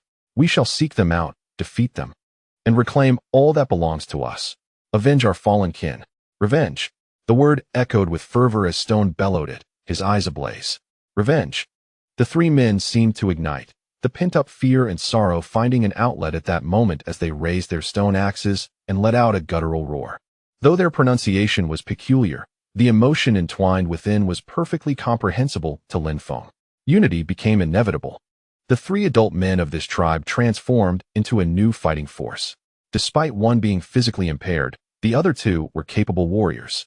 Alongside the 2 healthy men from the first tribe, as well as Lin Feng and Stone, a coalition of 6 core fighters, Lin Feng, stone, and the 4 robust men from both tribes, was officially established amidst the thunderous roar of the waterfall. Lin Feng gazed at the 5 primitive men, fueled by hatred and hope, and recognized that mere courage was not sufficient. He needed to refine their raw combat prowess, sharpening it just a bit. He instructed them to produce all their stone spears, mostly rudimentary wooden sticks with sharp stones affixed to the tips, either bound or hardened by fire. Lin Feng selected a few relatively straight, appropriately thick sticks, took out his meticulously crafted flint shards, and personally demonstrated how to sharpen the spearheads, making them more pointed and streamlined, and how to secure them more firmly to enhance accuracy and penetration. He also began to instill basic tactical concepts, positioning the 5 men together, pointing their spears in the same direction, together, with force. Stab. He repeatedly emphasized the importance of coordination, demonstrating how to utilize the terrain, how to attack from higher ground to lower, and how to avoid being encircled individually. These concepts, akin to common sense for modern individuals, represented an entirely new world for these primitive hunters accustomed to solitary combat or chaotic charges. As the sun dipped low in the west, Lin Feng stood by the waterfall, observing the 5 figures clumsily yet earnestly practicing their coordinated thrusts in the clearing. The campfire has been ignited, and a hearty broth sufficient to satiate everyone simmers in a clay pot. His backpack is significantly lightened, yet a sense of fulfillment, more profound than mere supplies, burgeons within his heart. The path ahead is destined to be bloody and perilous. Yet the seeds of civilization often require the nourishment of barbaric blood to sprout in this ancient glacial expanse. Chapter 53. The Hunter and the Prey. The flames of vengeance flicker within the hearts of the crowd. But Lin Feng is acutely aware that reckless charges equate to certain death. At dawn, before the first rays of light have fully dispelled the mountain mist, he rouses everyone. 6 men, Lin Feng, Shirtu, and the newly joined hunters, whom Lin Feng mentally designates as rock, spear, mountain, and squirrel based on their characteristics, gather. They abstain from kindling a fire, subsisting instead on the cold water from their skins and hard jerky. The atmosphere is tense, apart from the sounds of chewing and occasional sips of water. Only the mournful whisper of the mountain winds fills the air. There are no signs of sleep on anyone's face, only a palpable tension akin to that of warriors poised to enter battle. Lin Feng inspects each person's weaponry. Distributing several long spears, he has further honed overnight to rock and spear, replacing their previously crude implements. "We are not going to fight recklessly," Lin Feng murmurs, conveying his intent through Shirtu. "We are here to observe, much like hunters studying a herd of deer, to discern their weaknesses. We must see clearly, remember, and only then shall we emerge as wolves ready to pounce." Shirtu endeavors to translate his words, and comprehension glimmers in the hunter's eyes. Observation and stealth are skills they are well acquainted with. This time, however, their quarry is not a beast, but a more cunning and dangerous foe of their own kind. At Lin Feng's signal, the team, once again led by Shirtu, resumes their journey. This time, their course is directed deep into the mountain ranges, towards the territory occupied by the marauding tribe. The path proves more treacherous than before, often requiring them to traverse dense thickets scarcely touched by human feet or to scale steep, rocky slopes with great difficulty. Rock and Spear, seasoned hunters, point out several locations where Lin Feng had not noticed the soil slightly compressed by heavy footfalls, confirming in hushed tones that groups of several individuals frequently pass through this vicinity. The long trek and heightened concentration drain their stamina. By midday, they locate a concealed crevice in the rocks to rest, still daring not to light a fire, continuing instead to gnaw on the cold jerky. Lin Feng observes that mountain, the most agile of the hunters, keeps his ears slightly quivering even while resting, as if attuned to any unusual sounds carried by the wind. "Listen," Mountain suddenly whispers, pointing towards a hollow on the left. Instantly, everyone holds their breath, faintly hearing a series of brief, commanding shouts accompanied by the low, muffled sounds of a large animal being driven away. Lin Feng gestures, and the group stealthily ascends like phantoms, utilizing the cover of rocks and trees to cautiously approach the edge of the hollow, parting a dense thicket of rhododendron leaves to peer downwards. Beneath, on the gently sloping terrain, 4 robust men draped in ragged animal hides wielded spears and stones, encircling a small group of wild sheep. Their movements were brutish yet effective, exhibiting a savage synergy that suggested this was not their first collaboration. Among them, one figure stood out, towering and ferocious. He struck a ram attempting to break free with a stone axe, resulting in its instant demise. He let out a triumphant, grating laugh. It was they. The voice of Stone seethed with suppressed rage, his nails nearly digging into the flesh of his palm. Both Rock and Spear recognized several familiar faces, their eyes instantly bloodshot with fury. Lin Feng firmly restrained the impulsive Stone, observing with a cool composure. He silently counted 4. According to prior intelligence, the raider tribe consisted of 8 adult men, implying that 4 remained in their lair. Acting rashly against these 4 would surely provoke a response, alerting the others within the cave, who might take hostages and flee. His objective was to eradicate this blight entirely. They remained concealed like stone statues behind the underbrush for nearly an hour until the 4 raiders, burdened with their spoils and raucously conversing, vanished down a clearly marked path into the depths of the dense forest. Remember this path, Lin Feng murmured. When silence enveloped the area, he led his team, cautiously trailing from a distance. They dared not get too close, relying instead on the traces left behind and the sporadic sounds of the raiders' carefree banter to navigate their course. After approximately an hour, the foremost figure, Mountain, abruptly halted, signaling a warning. The group immediately lowered their bodies. Mountain stealthily ascended a large rock, only to descend moments later, his eyes gleaming with the discovery of a target. He gestured to Lin Feng, indicating that less than half a mile ahead, the terrain converged into a gourd-shaped valley, within which lay an apparent clearing. The raider tribe's cave nestled against the inner rock face. He even spotted more scattered bones and refuse outside the cave entrance, along with indistinct shadows moving about. Lin Feng's heart raced. He signaled for the team to remain hidden while he, alongside Mountain, advanced with the terrain as their cover. Like shadows inching closer for final reconnaissance, they nestled in dense foliage that overlooked the valley entrance, finally gaining a clear view of their objective. The cave was considerably larger than Stone's previous abode, its entrance broad and facing inward toward the valley, making it defensible yet vulnerable. The area around the entrance lay in disarray, littered with remnants of bones and waste, indicative of the tribe's recent affluence and arrogance. At that moment, 2 languid men lounged at the cave's mouth, sharpening stone axes, while 2 women nearby processed the freshly acquired game, their movements numb, with no sign of the other women from the abducted tribe, likely hidden within the cave. Lin Feng's gaze lingered more on the path leading to the cave, a narrow trail formed by repeated footsteps, wide enough for only 2 or 3 people to pass side by side, flanked by steep earthen slopes and dense thickets. Crucially, midway along the path, there lay a natural constriction akin to a bottleneck. It was there. A sharp glint flashed in Lin Feng's eyes. He meticulously examined the terrain on either side of the narrow passage. The soil was soft, conducive for digging and securing, while the thickets were dense, ideal for concealment. This was indeed a divine opportunity for an ambush. They patiently observed for an extended period, confirming the approximate return time of the 4 hunters and the seemingly casual rotation of the guards at the cave entrance, which lacked strict vigilance. As the sun began to stretch the shadows of the trees, Lin Feng silently retreated to the hiding place of their group. "Did you see clearly?" Stone inquired eagerly. Lin Feng nodded, sketching a rudimentary map of the valley entrance, the cave, and the narrow path in the dirt with a twig. "We will strike here." He indicated the bottleneck. He commenced explaining his plan, using simple gestures. "Here, we dig shallow pits and bury the vine ropes." Lin Feng picked up a flexible vine and demonstrated how to set a tripwire. "When they come here, we will suddenly pull the rope." He mimicked a vigorous upward tug. "They will fall." Chaos. He looked at the 5 hunters. "When they fall, we will attack from both sides with our spears. Do not fear, do not hesitate. We are numerous."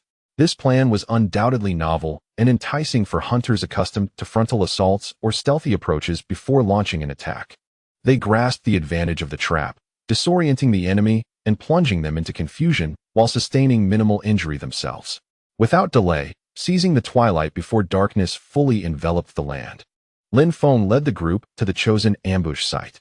They took turns using stone axes and wooden sticks to excavate shallow pits in the soft earth on both sides of the narrow passage, embedding robust ropes, woven from several old vines, into the pits. The ends were securely fastened to sturdy tree roots or rocks. while the midsection was cleverly camouflaged with a thin layer of soil and naturally fallen leaves and twigs, rendering it almost undetectable from the surface. Next, Lin Feng directed them to clear space behind the thickets on either side of the ambush site, ensuring they could conceal themselves and effectively throw their spears. With everything in place, the night fully descended. They retreated to a safe crevice in the rocks for the night. This time, Lin Feng permitted the kindling of a small fire to ward off the chill and heat their food. He brought out almost all of the last remaining jerky, boiling it into 2 large earthen pots of thick meat soup, adding more salt than usual. Eat. He distributed the food to each person, his gaze sweeping across those who would soon fight alongside him. Fill yourselves. Tomorrow we shall have strength to exact our revenge. Silence enveloped the scene, punctuated only by the rapid sounds of chewing and the gentle clinking of wooden bowls. The flickering flames cast a glow upon faces smeared with grease, yet resolute in expression. Hatred, fear, and a fervent desire for the victory promised by the witch intertwined and fermented within their hearts. Lin Feng observed them, his gaze fixed upon the meticulously sharpened stone spear in his hand, the tip glinting with a cold sheen in the firelight. The hunting net had been cast, and the roles of hunter and prey would irrevocably swap with the rising sun on the morrow. He added another log to the fire, which crackled and leaped higher, as if silently heralding the impending bloody dawn. Chapter 54. The first encounter. The morning star still flickered its faint light upon the gray-blue tapestry of the sky, while the mountains and forests lay shrouded in thick, damp mist, rendering the scenery just a few paces away indistinct. The 6 members of the Avengers resembled statues of stone, dampened by dew, having extinguished their campfire and lying in wait amidst the cold earth and thickets. Each individual's eyelashes and hair tips were adorned with fine droplets of water, the chill penetrating through their thin animal skins, burrowing deep into their bones. Lin Feng gently moved his nearly frozen fingers, reaffirming every detail of the ambush circle. The vine ropes concealed beneath the narrow path were flawlessly camouflaged, while he, along with the stones and the other 3, lay poised like coiled serpents, gripping their sharpened stone spears tightly. High above, in the trees, the mountain's silhouette melded with the foliage, serving as the keenest eyes of the entire group. Silence was the only language at this moment, save for the heavy, slow heartbeat within their chests that reminded them of time's passage, weighed down by tension and cold. Finally, the sun began to pierce through the dense mist, gradually enhancing visibility in the woods. The sporadic chirping of birds shattered the last vestiges of dawn's tranquility. At that moment, a faint tapping sound, reminiscent of a woodpecker, emanated from the trees, signaling the emergence of their target.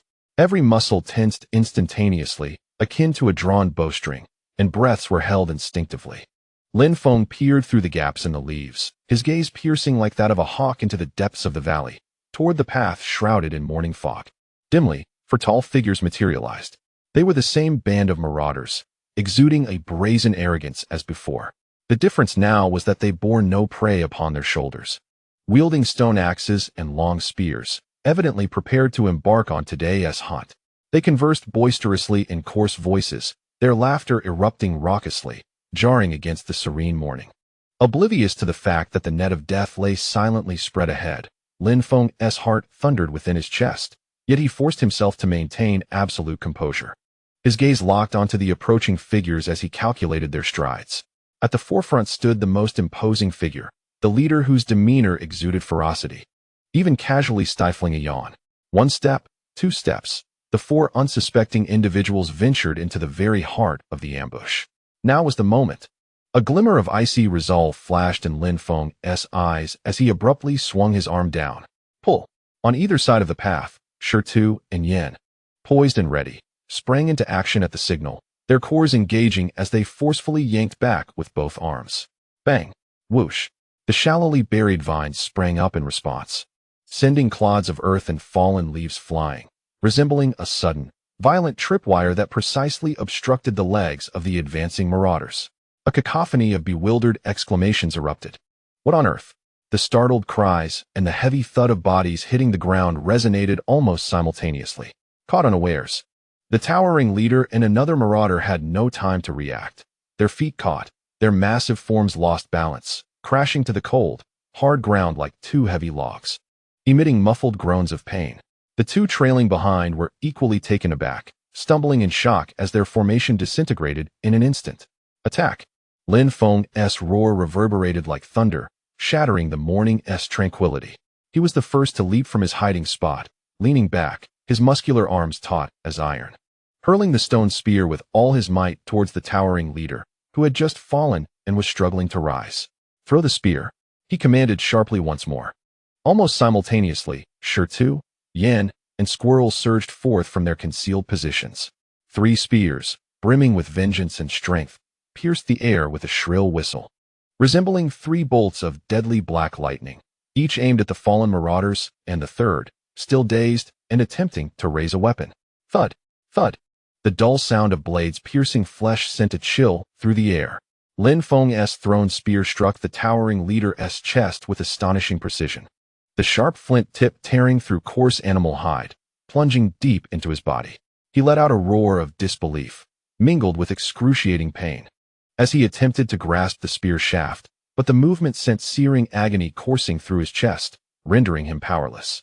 Shirtu's spear, fueled by his wrath, plunged mercilessly into the abdomen of another fallen marauder, who writhed on the ground like a pinned insect.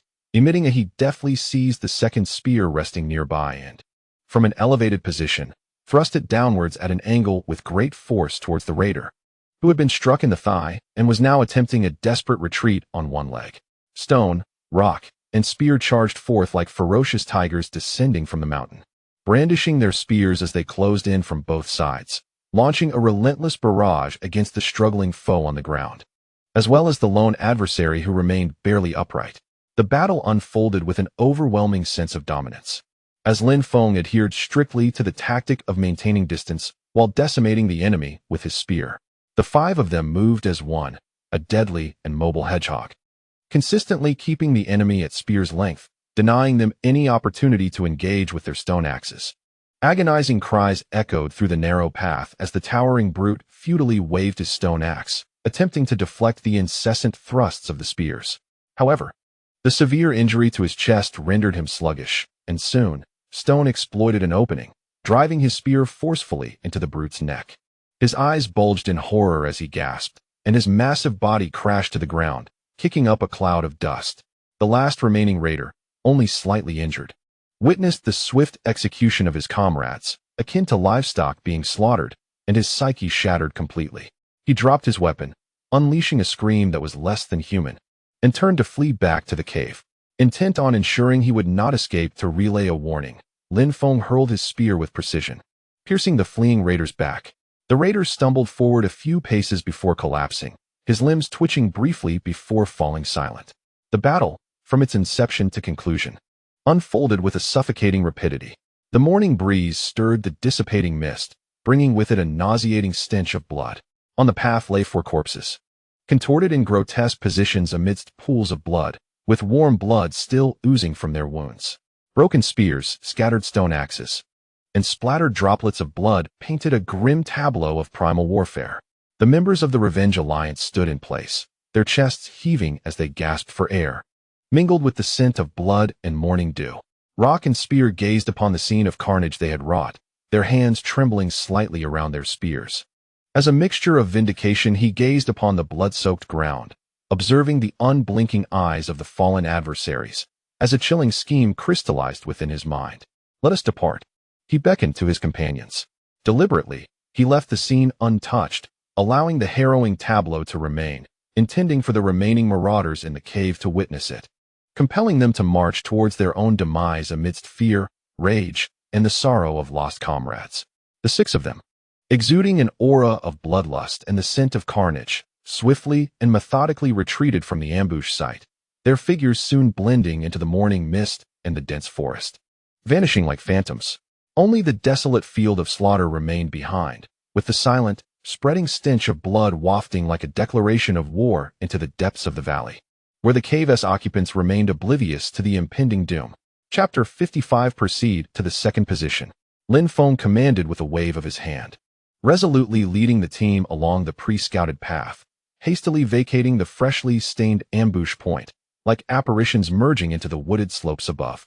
They had scarcely concealed themselves behind a natural barrier formed by massive weathered rocks on a higher, steeper incline, and before they could even steady their rapid breaths, new commotion echoed from the depths of the valley.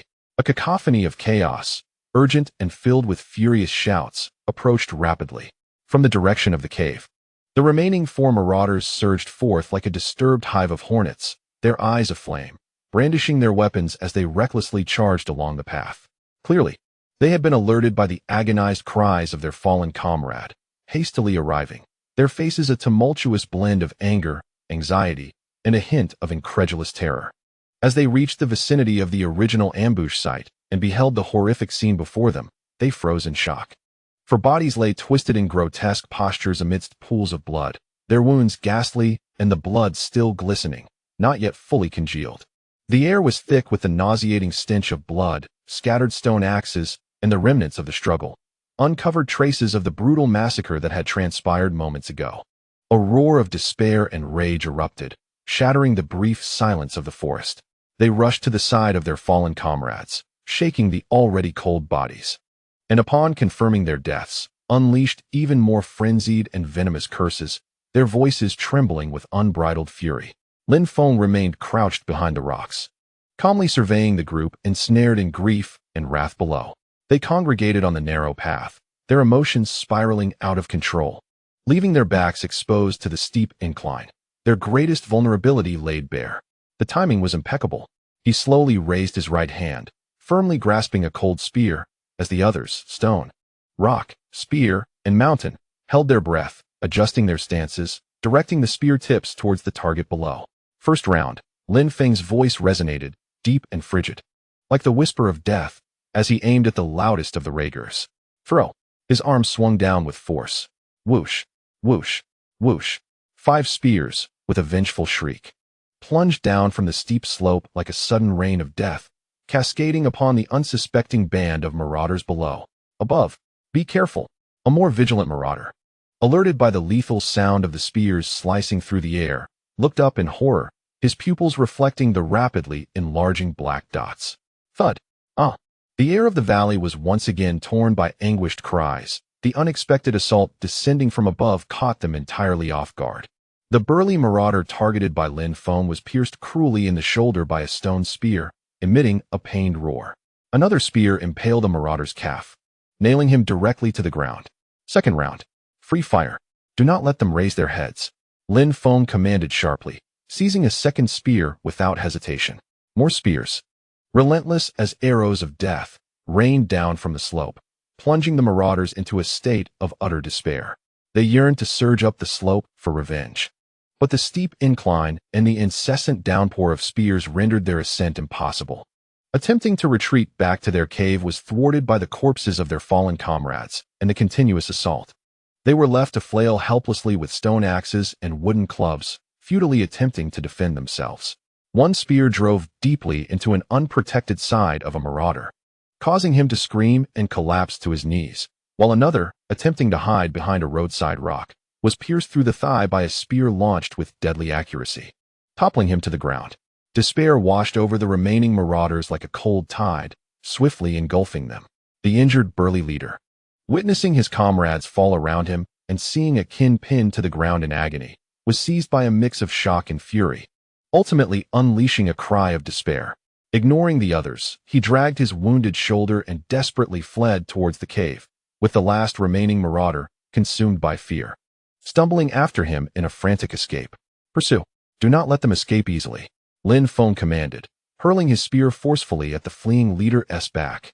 The spear whistled past, grazing the leader's scalp, sending him into a panic, while Shirtu and the others threw their final volley of spears, striking down another marauder who lagged behind. In the end, only the injured leader and one other marauder, crawling and rolling, managed to escape into the shadow of the cave, leaving a trail of blood and a field strewn with corpses. Lin Feng and his companions rushed to a clearing not far from the cave, coming to a halt. He did not recklessly enter the dark cavern. On the path, 6 bodies lay sprawled in disarray, blood nearly saturating the ground. The fierce sunlight illuminated this battlefield, the heat of the air mingling with the heavy scent of blood, creating a stifling atmosphere. The 6 stood outside the cave, drenched in blood and armed with spears, like invincible deities. Lin Feng cast a cold gaze towards the deep cave entrance, where the panicked cries of survivors and the muffled weeping of women and children echoed. The final reckoning was about to commence. Chapter 56. The final reckoning. The panicked cries and suppressed sobs emanating from the depths of the cave enveloped the hearts of the vigilant avengers outside like an invisible web. The sun blazed fiercely, casting a dark sheen on the bloodstains that marred the ground, while the 6 lifeless bodies of the marauders silently bore witness to the ferocity of the recent skirmishes. The heavy scent of blood seemed to congeal in the air, filling the nostrils with a metallic, briny odor.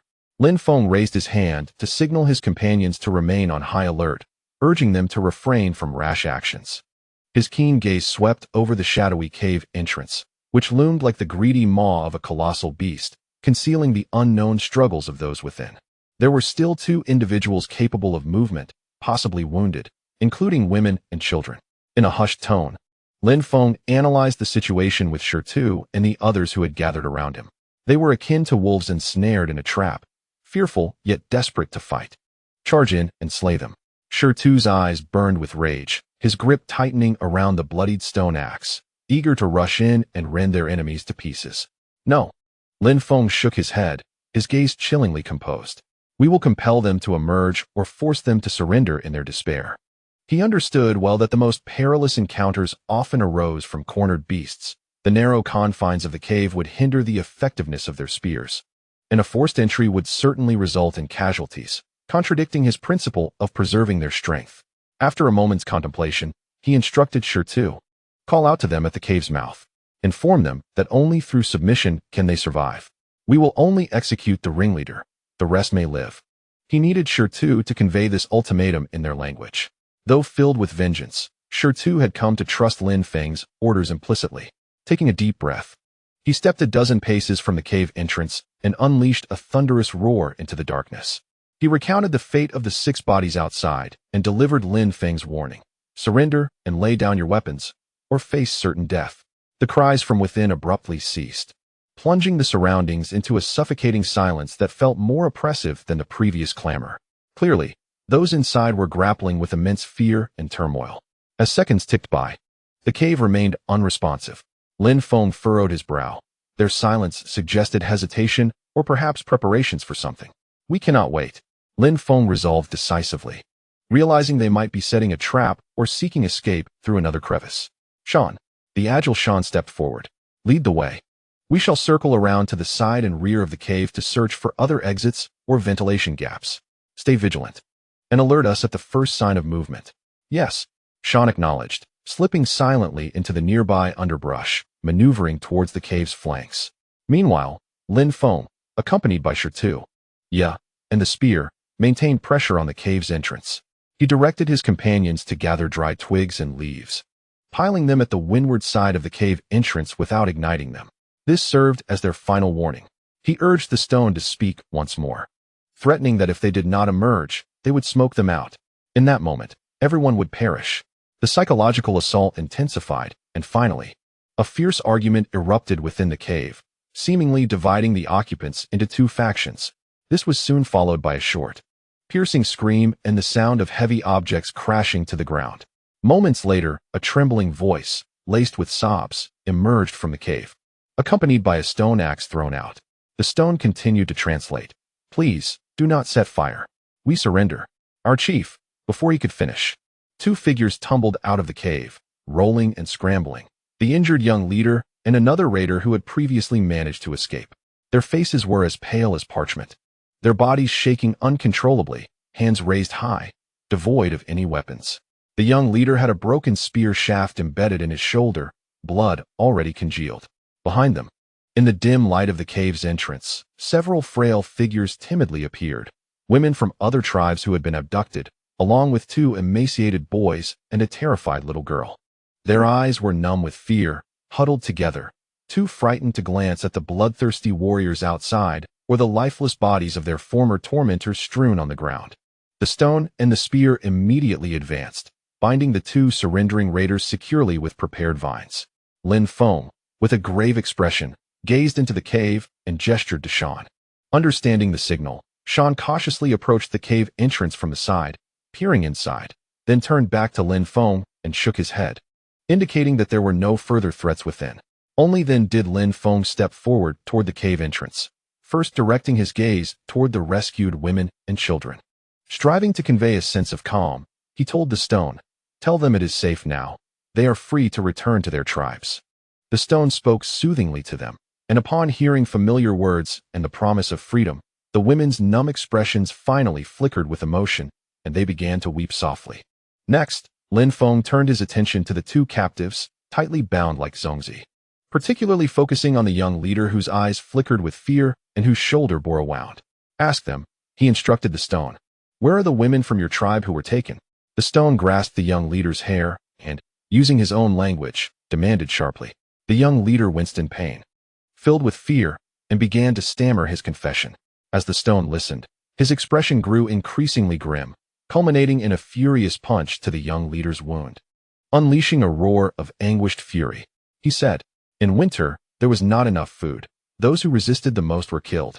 The stone's voice trembled with suppressed rage and sorrow. Despite having anticipated this outcome, hearing it confirmed weighed heavily on Lin Feng's heart. He turned to the stone. Witnessing the resolute man's tears, mingling with the blood smeared across his face, falling into the earth, Lin Feng placed a comforting hand on the stone's shoulder, silently conveying his solace. "The final suspense has been unveiled. This marauding tribe bears the blood of innocence upon its hands, from top to bottom."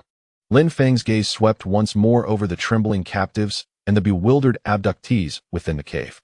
He inhaled deeply, aware that the time had come for him, in his capacity as the leader of this temporary alliance, to make the most brutal yet necessary decision. He instructed Yin and Miao to drag the two captives to the center of the clearing, then summoned all members of the Revenge Alliance, along with the recently rescued women, who had begun to regain their composure. Standing before the gathered assembly, he pointed at the two captives, his voice low yet resonant, penetrating the ears of every listener through the stone's translation. "They, along with the one lying there, gesturing towards the corpse on the ground, have committed robbery, murder, and plunder, leaving no atrocity uncommitted. They have shattered the sacred laws of the mountains, causing many tribes to lose their kin." His gaze roamed over each face in the audience, witnessing a tapestry of hatred, fear, and expectation. "Today, we have united to defeat them. This is a triumph of justice." He paused, his tone shifting to one of icy gravity. "However, evil must face its reckoning. The living must seek retribution for their deceased loved ones." He turned to Shirtu and the hunters from the other two tribes. "They are to be dealt with by you, in your own manner, to bring solace to your kin." This was not an act of evasion, but a respect for the rules of this era, allowing the victims to execute this final judgment themselves. Shirtu showed no hesitation. He raised his stone axe, his eyes ablaze with the fire of vengeance. As the other two hunters advanced with faces contorted in hatred, the cries for mercy and the final agonized screams soon echoed, only to be swiftly silenced. When all was said and done, two more corpses lay in the clearing. Lin Feng silently observed the scene, feeling no elation, but rather a heavy sense of relief. The justice of the barbaric age was, indeed, direct and bloody. He commanded the gathering to commence the cleanup of the battlefield. They collected the provisions, furs, useful stone tools, and several intact stone axes stored by the marauders. Then, they collectively dragged all the bodies, including that of the former leader resolved during the internal conflict, far from the water source to a deep valley, hastily burying them in a natural depression to avert the outbreak of plague. Having completed these grim tasks, the setting sun bathed the sky in a crimson hue, reflecting upon the land that had just undergone its baptism. The surviving women and children were temporarily sheltered in the cave. The members of the Revenge Alliance congregated in the clearing outside, igniting a bonfire. Lin Feng prepared the gathered food, simmering several pots of rich meat broth, distributing it among everyone. This time, the broth contained an abundance of salt, enhancing its flavor. Silence enveloped the gathering as they consumed their meal, the crackling fire illuminating faces marked by fatigue and sorrow, yet touched by a hint of rebirth. Hatred was vented with the slaying of foes, but the pain of lost loved ones would require time to heal. Lin Feng sat by the fire, gazing at the crowd encircling the flickering flames, observing the awe and reliance reflected in their eyes. This mountainous region, from this very night onward, would embrace a new order. And he, the unexpected intruder, had unwittingly become the linchpin of this nascent hierarchy. He lifted a wooden bowl and took a sip of the warm meat broth, the salty flavor enveloping his palate. This taste, reminiscent of the era itself, was primal and coarse, yet imbued with the vigor of survival. Chapter 57. The CEO of the Ice Age and his 21 employees as the smoke of vengeance dissipated. It left behind chaos more disordered than a snowfield trampled by a mammoth. Lin Feng stood at the entrance of what could only be described as a prehistoric cave dwelling, observing the throng within and feeling more fatigued than after securing 10 notoriously difficult clients. This scene resembled a fledgling company that had just absorbed several near-bankrupt competitors, even taking their families along, all crammed into a dilapidated warehouse for a general assembly. Rubbing his temples, he muttered under his breath. In just a week, the injured had managed to cling to life, thanks to Lin Feng's rudimentary veterinary skills, with much credit owed to the human body's remarkable self-healing capabilities and the ample supply of meat broth and the application of herbal poultices. Although the severed limbs remained immobile, the fevers had subsided, and their complexions had improved significantly. While this alleviated the burden of care, it also meant that the insatiable appetite for food persisted unabated. Integration was the sole path to survival. But the first step towards integration was to ascertain the number of individuals at his disposal. He summoned his chief translator and original HR director, Stone.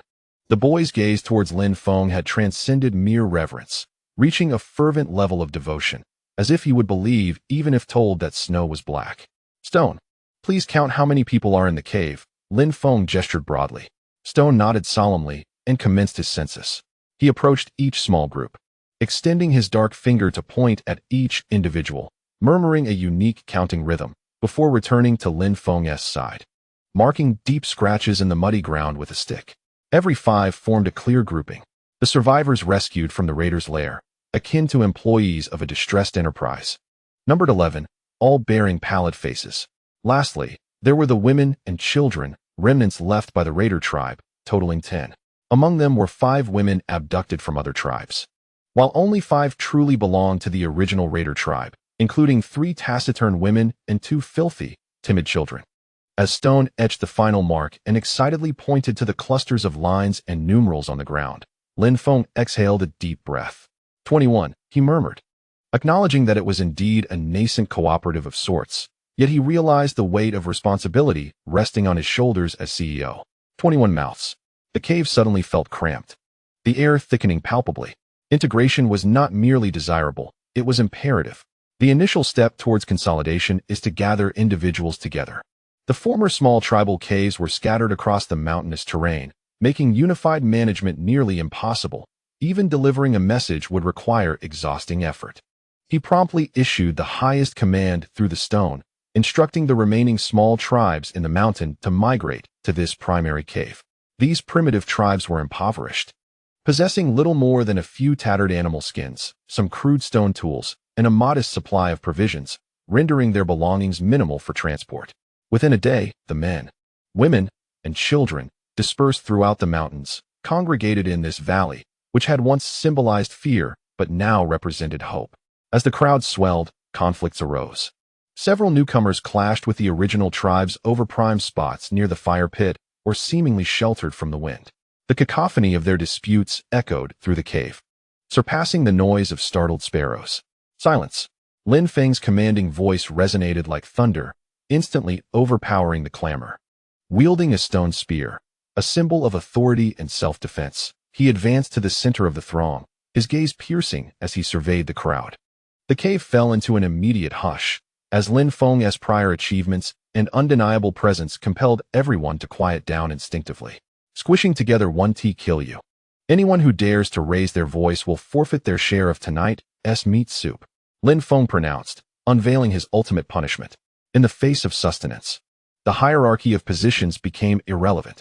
He delineated areas based on tribal origins, positioning his earliest companions, Shi, Yin, and Mao, along with the severely injured Gu, close to the cave entrance in the most favorable spots.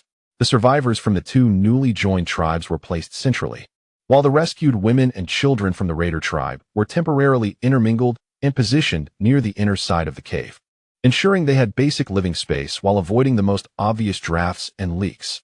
Though they were packed like sardines, At least they escaped the bloodshed that could arise from territorial disputes. Lin Feng's stance towards the 5 women and children from the raider tribe was unequivocal. In front of everyone, he declared through the stone, "The past is behind us. From this moment forward, those who are able must contribute. Anyone who dared to dredge up old grievances or trouble them would be opposing me and would face the consequences of diminished provisions tonight." He required laborers. For each individual capable of exerting strength was a precious asset. In this precarious era, the efficiency of survival far outweighed the ephemeral nature of vendettas. The pressure of survival was more piercing than the biting cold winds outside the cave. The most pressing concern was always food. If we rely solely on the few of us to hunt, we shall all be left to starve, becoming mere human specimens within this cave. Lin Feng remarked to the few hunters who appeared reasonably astute, primarily demonstrated by their understanding of the stone's words. "We must broaden our resources. The best way to do so is through my expertise in traps." Next, it was the moment for Lin Feng to unveil his core technology. He resumed his former craft of setting traps on a grand scale, a remarkable innovation capable of generating passive income and significantly enhancing food acquisition efficiency. Early the following morning, Lin Feng summoned everyone capable of movement to the open space outside the cave. The men eagerly rubbed their hands together, ready to embark on a vigorous hunt, while the women and children watched Lin Feng with curiosity, unsure of what magical incantations this shaman would conjure. Clearing his throat, Lin Feng addressed the stone. "Convey to them that while hunting is indeed crucial, there are alternative methods to procure food. Today, the men will be divided into 2 groups. One will venture out to hunt as usual, while the other will remain here to learn the art of trap making from me." However, Lin Feng's tone shifted as he gestured toward the cave, indicating the injured individuals and those in fragile health. "Today, they shall not hunt or gather. They have a more pressing task." He instructed the stone to call forth several injured members and a few older women, who had initially feared they had become burdens. Lin Feng gathered an assortment of wooden sticks of varying thickness, some pliable vines, and stone knives, initiating a hands-on demonstration. He aimed to create a relatively simple yet effective stone pressure trap mechanism. "Observe closely," Lin Feng proclaimed, holding up a Y-shaped branch, gesturing as he explained. "This vine is placed here, wrapped around in this manner. With a gentle nudge, that large stone above will come crashing down. Boom. It will crush any unsuspecting hair that passes by." After demonstrating the triggering mechanism several times, he instructed the stone, "Ensure they comprehend this, and then, right here outside the cave, in a well-lit area, construct as many of these wooden frames as possible. The more we create, the greater our chances of capturing prey. This is a vital task." As the stone translated, the injured and women recognized that they, too, could contribute to the tribe, and since the task required little physical strength, their spirits lifted. They eagerly picked up tools and began to clumsily yet earnestly imitate his actions. In no time, the area outside the cave resonated with the sounds of hammers striking and lively discussions, resembling a primitive workshop. With the household production organized, Lin Feng beckoned to the stone. "Come, stone, accompany me. We cannot afford to be idle. We must seek suitable stones and explore the mountains to identify areas frequented by animals, ideal for our traps." Upon hearing he would not join the hunting party, Stone felt a tinge of disappointment, yet his joy returned at the prospect of following Lin Feng. He nodded vigorously, shouldering his iconic large stone axe. Resembling a steadfast guardian closely trailing Lin Feng, the duo departed from the bustling valley, once again stepping into the serene embrace of the forest. As they walked, Lin Feng meticulously surveyed the terrain, searching for animal trails, signs of wildlife activity near water sources, and flat stones that were thin yet heavy enough for leverage in constructing traps. Here, rabbit tracks were abundant, and there, a clear deer path. Perhaps a snare could yield a deer. "Stone, come here and lend a hand to pry up this slab," Lin Feng instructed, gesturing with intent as he recited the key points of the trap's arrangement, indifferent to how much Stone could comprehend. Stone, resembling a diligent apprentice, followed Lin Feng's directions meticulously, moving stones and clearing the area with unwavering dedication. The consolidation was merely in its infancy, fraught with challenges yet to be overcome. However, with personnel in place, preliminary organization established, and advanced techniques surpassing the current era at his disposal, Lin Feng held a steadfast belief that he could forge a new realm for those who placed their trust in him upon this ancient glacial expanse. Stone, put in a bit more effort, Lin Feng exclaimed, patting a newly discovered, perfectly shaped bluestone slab. Once our trap array is set, I promise to treat you all to barbecued meat daily. You shall eat your fill. Stone lifted his head, wiped the sweat from his brow, and gazed at Lin Feng. Although he did not fully grasp the precise meaning of eating to your fill, he could sense the conviction and hope in Lin Feng's tone and eyes. He broke into a broad, earnest smile, responding heartily, Chapter 58. Moving House. The newly formed tribal coalition in the valley stumbled through its operations for 3 days. Thanks to Lin Feng's delineation of areas, distribution of tasks, and the provisions of dried meat they had previously amassed, they managed to avoid any significant turmoil. The condition of the injured stabilized, and everything seemed to be falling into place. Stone, select 2 strong and steady individuals. Tomorrow, accompany me back to the cabin, Lin Feng said, finding Stone, who was supervising the production of the trap framework. We need to relocate our belongings, and it's time to bring Yun over. She has been alone for far too long. Upon hearing Yun's name, a flicker of concern passed over Stone's honest face, and he nodded earnestly, Let's get Yun. As dawn broke the next day, Lin Feng set out with Stone and 2 robust men, Yin and another hunter named Jin, on their journey back to the wooden cabin. The return trip was tinged with urgency, despite knowing that Yun was clever and the cabin was relatively safe. Both Lin Feng and Stone harbored a deep-seated worry after such a prolonged separation. Their footsteps were hurried, nearly stepping upon the last rays of the setting sun. When they finally caught sight of the familiar wooden cabin, perched at the edge of the plains, nestled against the cliffside. The chimney atop the roof was devoid of smoke. An unsettling silence enveloping the scene. Lin Feng's heart sank, prompting him to quicken his pace as he called out, Yun, little tail, we're back. His voice echoed across the expansive plains. Almost as soon as he finished speaking, the heavy wooden door of the cabin was suddenly pushed open just a crack, and a small head peeked out. Yun. Her previously pale face lit up like a star upon seeing Lin Feng and Stone, blossoming into a radiant smile of pure delight. Lin, brother. She resembled a little bird that had finally awaited the return of its kin, darting out from the door in a flash, barefoot and heedless, sprinting towards Lin Feng. She dove into his embrace, her small hands tightly encircling his waist, burying her little face deep into the fabric of his travel-worn and sweat-scented attire. Her shoulders quivered slightly, yet she stubbornly refrained from shedding tears, emitting a soft, plaintive whimper akin to that of a young beast, a blend of grievance and joy. Lin Feng stumbled back a half-step from the impact. The weight in his heart finally lifted. He gently patted Yun's back, feeling the subtle tremors of her small body. His tone imbued with an unrecognized tenderness. It's all right, we're back. Look, everything is fine, isn't it? Shirtu also leaned in, his large hand clumsily ruffling Yun's hair, grinning foolishly. Yun lifted her head, her large eyes shimmering with unshed tears as she glanced at Lin Feng and then at Shirtu, confirming their well-being before breaking into a smile, nodding vigorously. She grasped Lin Feng's hand and then reached for Shirtu's, as if terrified that if she let go, they might vanish once more. Upon returning to the warm, tidy wooden cabin filled with familiar scents, they all exhaled long breaths of relief. The fireplace still held smoldering coal, clearly tended to with care by Yun. The interior was meticulously arranged, with several strips of freshly smoked meat hanging from the rack. And the storage box in the corner was brimming with jerky and furs. Yun, you're amazing, Shirtu exclaimed, genuinely giving her a thumbs up. Yin and Jen, entering such a lavish permanent abode for the first time, observed everything with curiosity and awe, particularly the fireplace radiating residual warmth.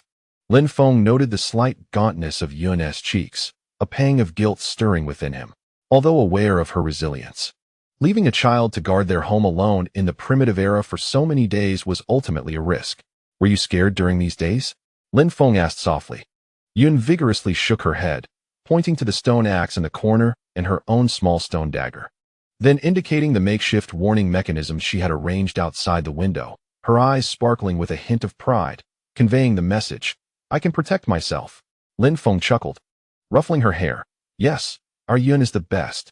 That evening, they gathered around the long-awaited fireplace, enjoying a warm bowl of meat soup generously seasoned with salt. Yun listened intently as Lin Feng and Shi recounted tales of vengeance, unity, and the bustling great cave now filled with people. Her wide eyes round with wonder and aspiration. Lin Feng resolved to rest in the wooden cabin for 2 to 3 days, both to recuperate and to undertake a crucial task, mass salt production. With nearly 20 mouths to feed in the cave, the salt consumption would far exceed that of their trio in the cabin. Relying solely on the meager nutrients from the blood and entrails of their hunts would inevitably lead to problems over time. Thus, it was imperative to prepare in advance and stockpile sufficient strategic resources. For the next 2.5 days, the area surrounding the wooden cabin transformed into a bustling salt production hub. Lin Feng served as the chief engineer and technical advisor, accompanied by Shi, Yin, and Zhen, as they once again ventured to the valley where the salt mine had been discovered. This time, they were well equipped with ample manpower and an array of tools, significantly enhancing their mining efficiency. Thud, thud, thud. Shi wielded a massive stone axe with relentless vigor, striking the salt wall with fervor, causing large chunks of gray ore to tumble down in response. Yin and Zhen were tasked with transporting the ore to an open area, where they further crushed it into smaller fragments using stone hammers. Meanwhile, Lin Feng oversaw operations from the wooden cabin, directing Yun and the workers responsible for transport as they embarked on extensive processes of dissolution, filtration, precipitation, and boiling. A large ceramic basin was designated for the initial dissolution of the ore, and the murky brine, resembling muddy soup, was subjected to repeated filtration through a primitive apparatus composed of moss, fine sand, and rags. Lin Feng refined the procedure by implementing multi-stage filtration and larger sedimentation vessels. The addition of alkaline water from plant ashes to precipitate impurities was a crucial step, as he observed the cotton-like residues being consistently separated. The brine gradually transformed into a clearer solution, filling Lin Feng with a profound sense of accomplishment. The crystallization process was the most time-consuming and fuel-intensive phase, with the fire in the hearth never ceasing, as several ceramic basins and stone mortars took turns simmering, emitting steam laden with a salty essence. Yun proved to be an invaluable assistant, her meticulous nature enabling her to monitor the fire, stir the mixture, and skim off impurities almost single-handedly. Shi and the others ensured a steady supply of fuel and ore, exhausting the dead branches in the vicinity of the cabin. After more than 2 days of relentless labor, when Lin Feng carefully scraped the crystalline salt, slightly yellow-tinged and pure white, from the last wide-mouthed ceramic basin into a specially crafted, remarkably large pot, everyone gathered around in anticipation. The heavy ceramic vessel was filled to the brim, weighing perhaps around 10 pounds. This coarse salt boasted a purity far exceeding that of the ore, sufficient to sustain the new tribe for an extended period. With a brief respite and ample salt prepared, it was time to bid farewell to this novice village. Before departing, the group commenced their final packing. The remaining dozens of pounds of jerky were meticulously wrapped in tree bark, and various tanned hides were rolled up and securely tied. The ceramic basins and pots were carefully nestled into the backpacks. Lin Feng took a final glance at the small wooden cabin, now cold and vacant. The once vibrant atmosphere filled with the warmth of fire, the aroma of meat, and the laughter shared among him. Shi and Yun seemed to linger in the air. This place had been his first home after traversing into this world, a testament to his journey from despair to hope. Here, he learned the rudiments of survival, kindled his first bonfire, tamed the first primitive man, and embarked on the dawn of civilization. A fleeting sense of reluctance brushed across his heart. Yet, he quickly shook his head, his gaze resolute. Old paths must give way for new beginnings. Clinging to this small patch of land was ultimately too limiting. Now, he had 21 subjects, a broader valley, and a more promising starting point. Let us depart. Lin Feng took a deep breath.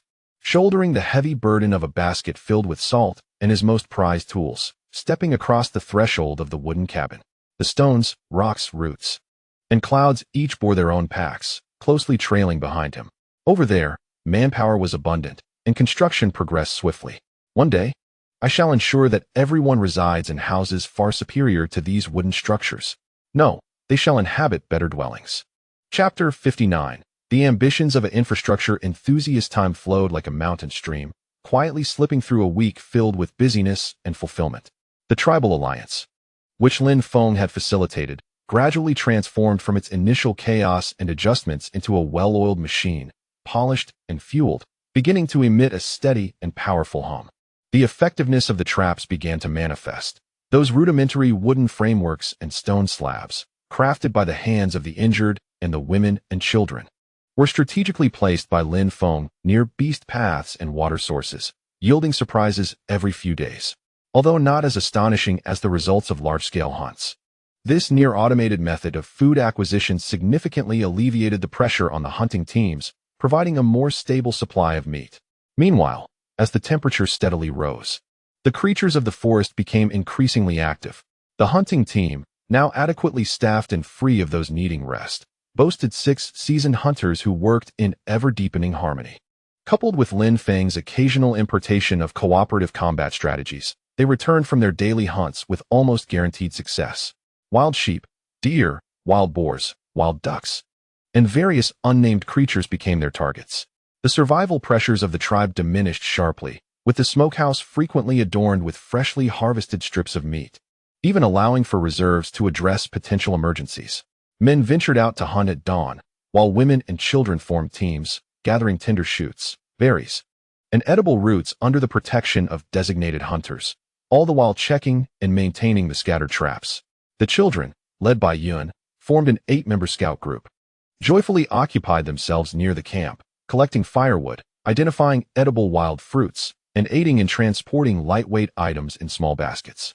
Everything seemed unchanged from the past, merely hunting, gathering, and surviving. Yet, fundamentally, an unprecedented order and spirit of cooperation quietly flourished within this crowded cavern. However, as the principal architect of this order and its foremost beneficiary, Lin Feng found himself somewhat overwhelmed. The crowd, accompanied by a multitude of odors, over 20 individuals crammed into a single cave. Despite his efforts to delineate areas and emphasize basic hygiene, such as mandating that waste be disposed of at designated locations far from water sources and living quarters, it all felt like a mere drop in the ocean. The amalgamation of sweat, body odor, the scent of smoke, the lingering odor of blood from processed game, and the musky smell of fur fermented in the stagnant air, particularly on still nights, rendered the atmosphere almost weaponized. Lin Feng longed for his small, yet clean and ventilated wooden cabin, which bore little odor. This simply would not do. Improvements to living conditions were imperative. Infrastructure must be prioritized immediately. Lin Feng covered his nose and resolved to make a change. With the pressure of survival largely alleviated, it was time to pursue a higher quality of life, which would also serve to solidify his position as a leader of civilization. Thus, at the next tribal assembly, which essentially consisted of Lin Feng addressing the gathering from a height, with Tu and Yun translating his words, he formally announced his housing project. "We cannot remain cramped in this cave forever." Lin Feng's voice echoed through the valley. "We shall construct new, more spacious, and cleaner homes that shield us from the wind and rain, like the one I built on the plains, but larger and better." He gestured towards a location he had carefully surveyed on the mountainside, where the terrain was relatively flat, the trees sparse, and the view magnificent, allowing a glimpse of the migrating herds on the plains below. More importantly, just over a small hill lay a clear mountain stream, providing convenient access to water. From today onward, every afternoon, after returning from hunting and gathering, all able-bodied individuals shall accompany me there. We shall fell trees and build homes. The command was issued without question. The will of the shaman was the direction of the tribe. Although most primitive people still associated the concept of building with finding a cave or erecting a grass hut, they believed in Lin Feng's ability to bring miracles, just as he had introduced salt, pottery, and traps. Thus, every afternoon, a scene of fervent activity unfolded on the mountainside. Led by Tu, the strong laborers wielded stone axes, transforming into efficient human lumberjacks. The shouts of the workers, the thunderous sound of falling trees, and the subsequent hustle of trimming branches and stripping bark intertwined to create a labor anthem filled with strength and hope. The principle of many hands making light work was vividly demonstrated, even with only 1 or 2 hours of labor each day, within less than 2 weeks. The clearing on the mountainside was neatly piled high with enough sturdy logs to construct a wooden house, while the surplus offcuts formed a mountain of firewood. With materials in place, Lin Feng's role as chief engineer officially commenced. This time, he no longer needed to toil personally. He merely stood aside, issuing commands and demonstrating key points. The foundation must be level. Dig shallow pits. This will serve as the main beam. Align it with the mortise position, just like that. Hammer it in. The wooden walls must be staggered, and gaps need to be filled. The flue for the fireplace must be reserved this way. The stones must be laid securely, and the mud must be applied thoroughly. His instructions were conveyed accurately to each laborer through Shirtu's increasingly proficient translations and Yun's clear youthful voice. Though the primitive people may not grasp many principles, they possessed a remarkable ability to imitate and a strong sense of obedience.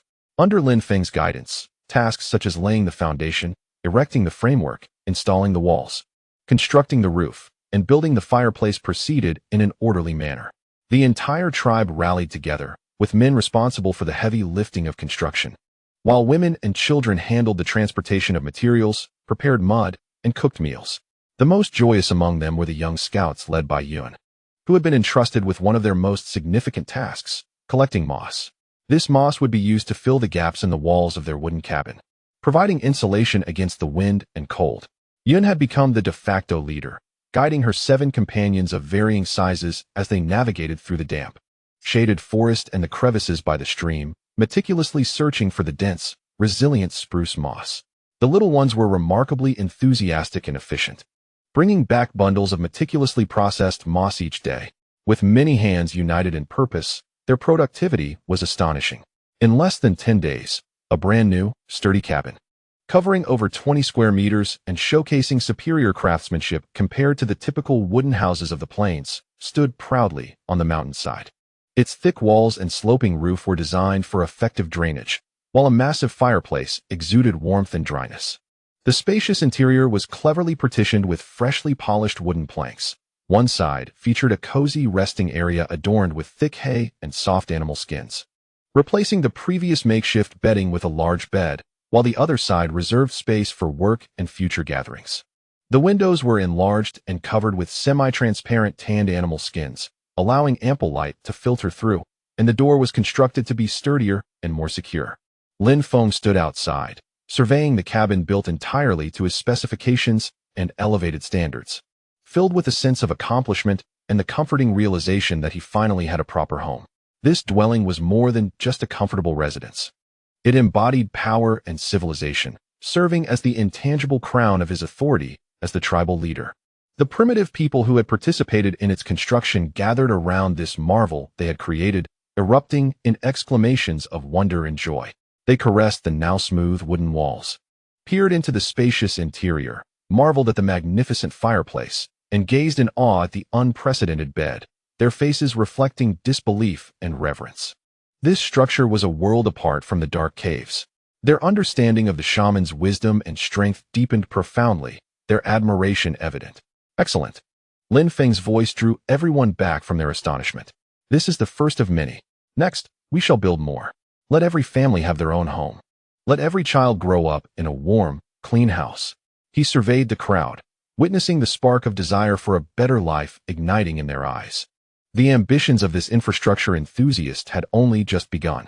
He envisioned creating a primitive village in this untamed valley, imprinted with the marks of civilization. Chapter 60. The allure of the prairie. The completion of the first leader's cabin, belonging to Lin Feng, planted a seed of hope in the hearts of the tribe, which quickly took root and flourished. With a successful model and a streamlined process in place, the efficiency of constructing wooden homes for other families significantly improved. People are acutely aware of their tasks: felling trees, clearing land, laying foundations, erecting walls, and filling in moss, each activity executed with meticulous precision. The mountainside has transformed into a well-organized primitive construction site, where the rhythmic sounds of hammering and the calls of workers resonate throughout the day. However, alongside the burgeoning community and the initial stabilization of life, a pressing challenge has emerged: the consumption of food. With nearly 20 mouths to feed, sustaining basic survival demands the expenditure of several dozen pounds of meat daily. This figure does not include provisions for winter reserves or unexpected circumstances that necessitate curing and storage. The forested areas on this side of the mountain have shown a noticeable decline in the population of small to medium-sized game, such as roe deer, goats, and wild rabbits, due to their relentless hunting and trapping efforts. In pursuit of sufficient prey, hunters are compelled to venture farther and farther afield, often needing to cross over to the other side of the mountain or delve into the more rugged peaks nearby. This approach is unsustainable. The efficiency is lacking and the risks are considerable. Lin Feng stood at the window of his wooden cabin, gazing down at the vast, vibrant expanse of the plain below. His brow furrowed in contemplation. His gaze was irresistibly drawn to the magnificent spectacle on the plain. It was a veritable prehistoric paradise, teeming with herds of colossal stag, their impressive antlers resembling moving forests. The massive ancient bison, as robust as small automobiles, with their thick coats and sharp, dark horns, caused the ground to tremble as they galloped.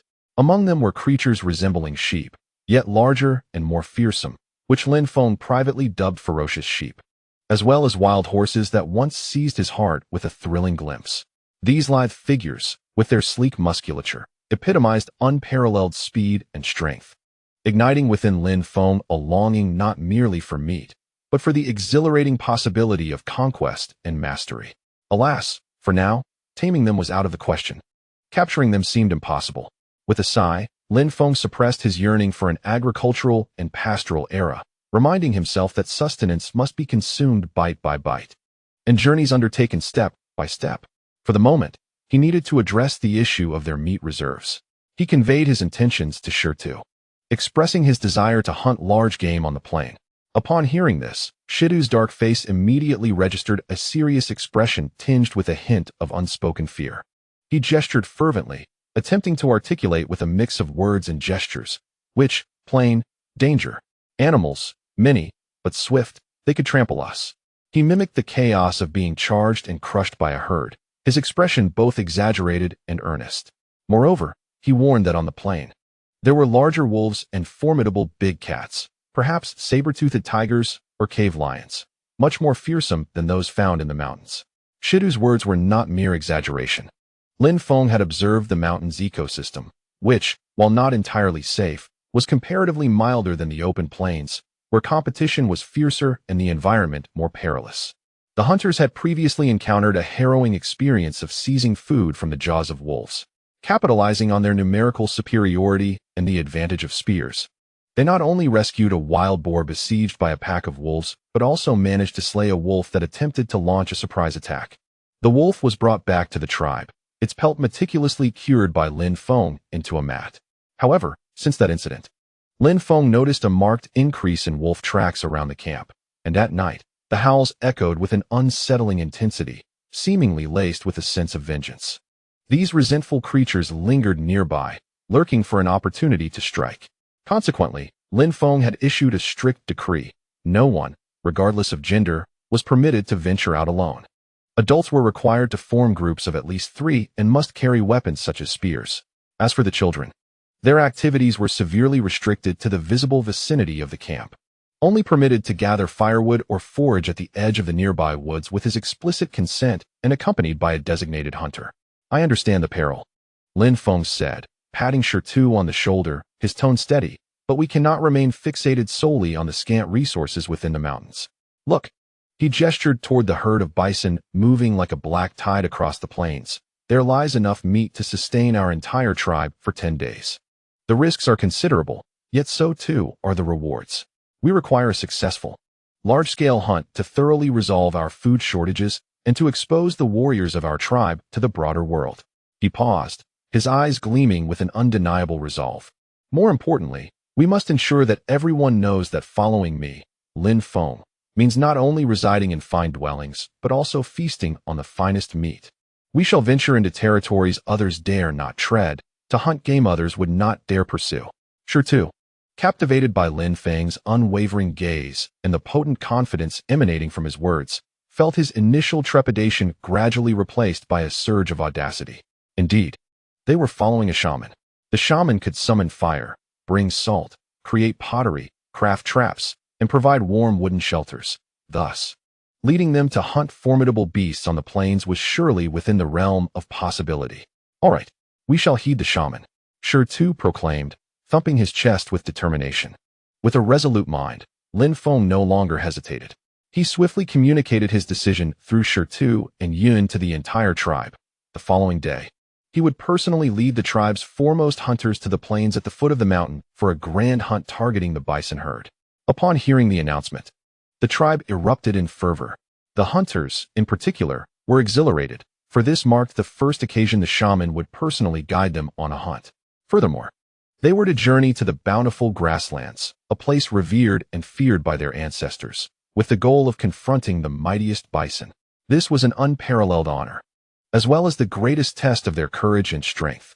Throughout the afternoon, the camp buzzed with an atmosphere of palpable tension and excitement.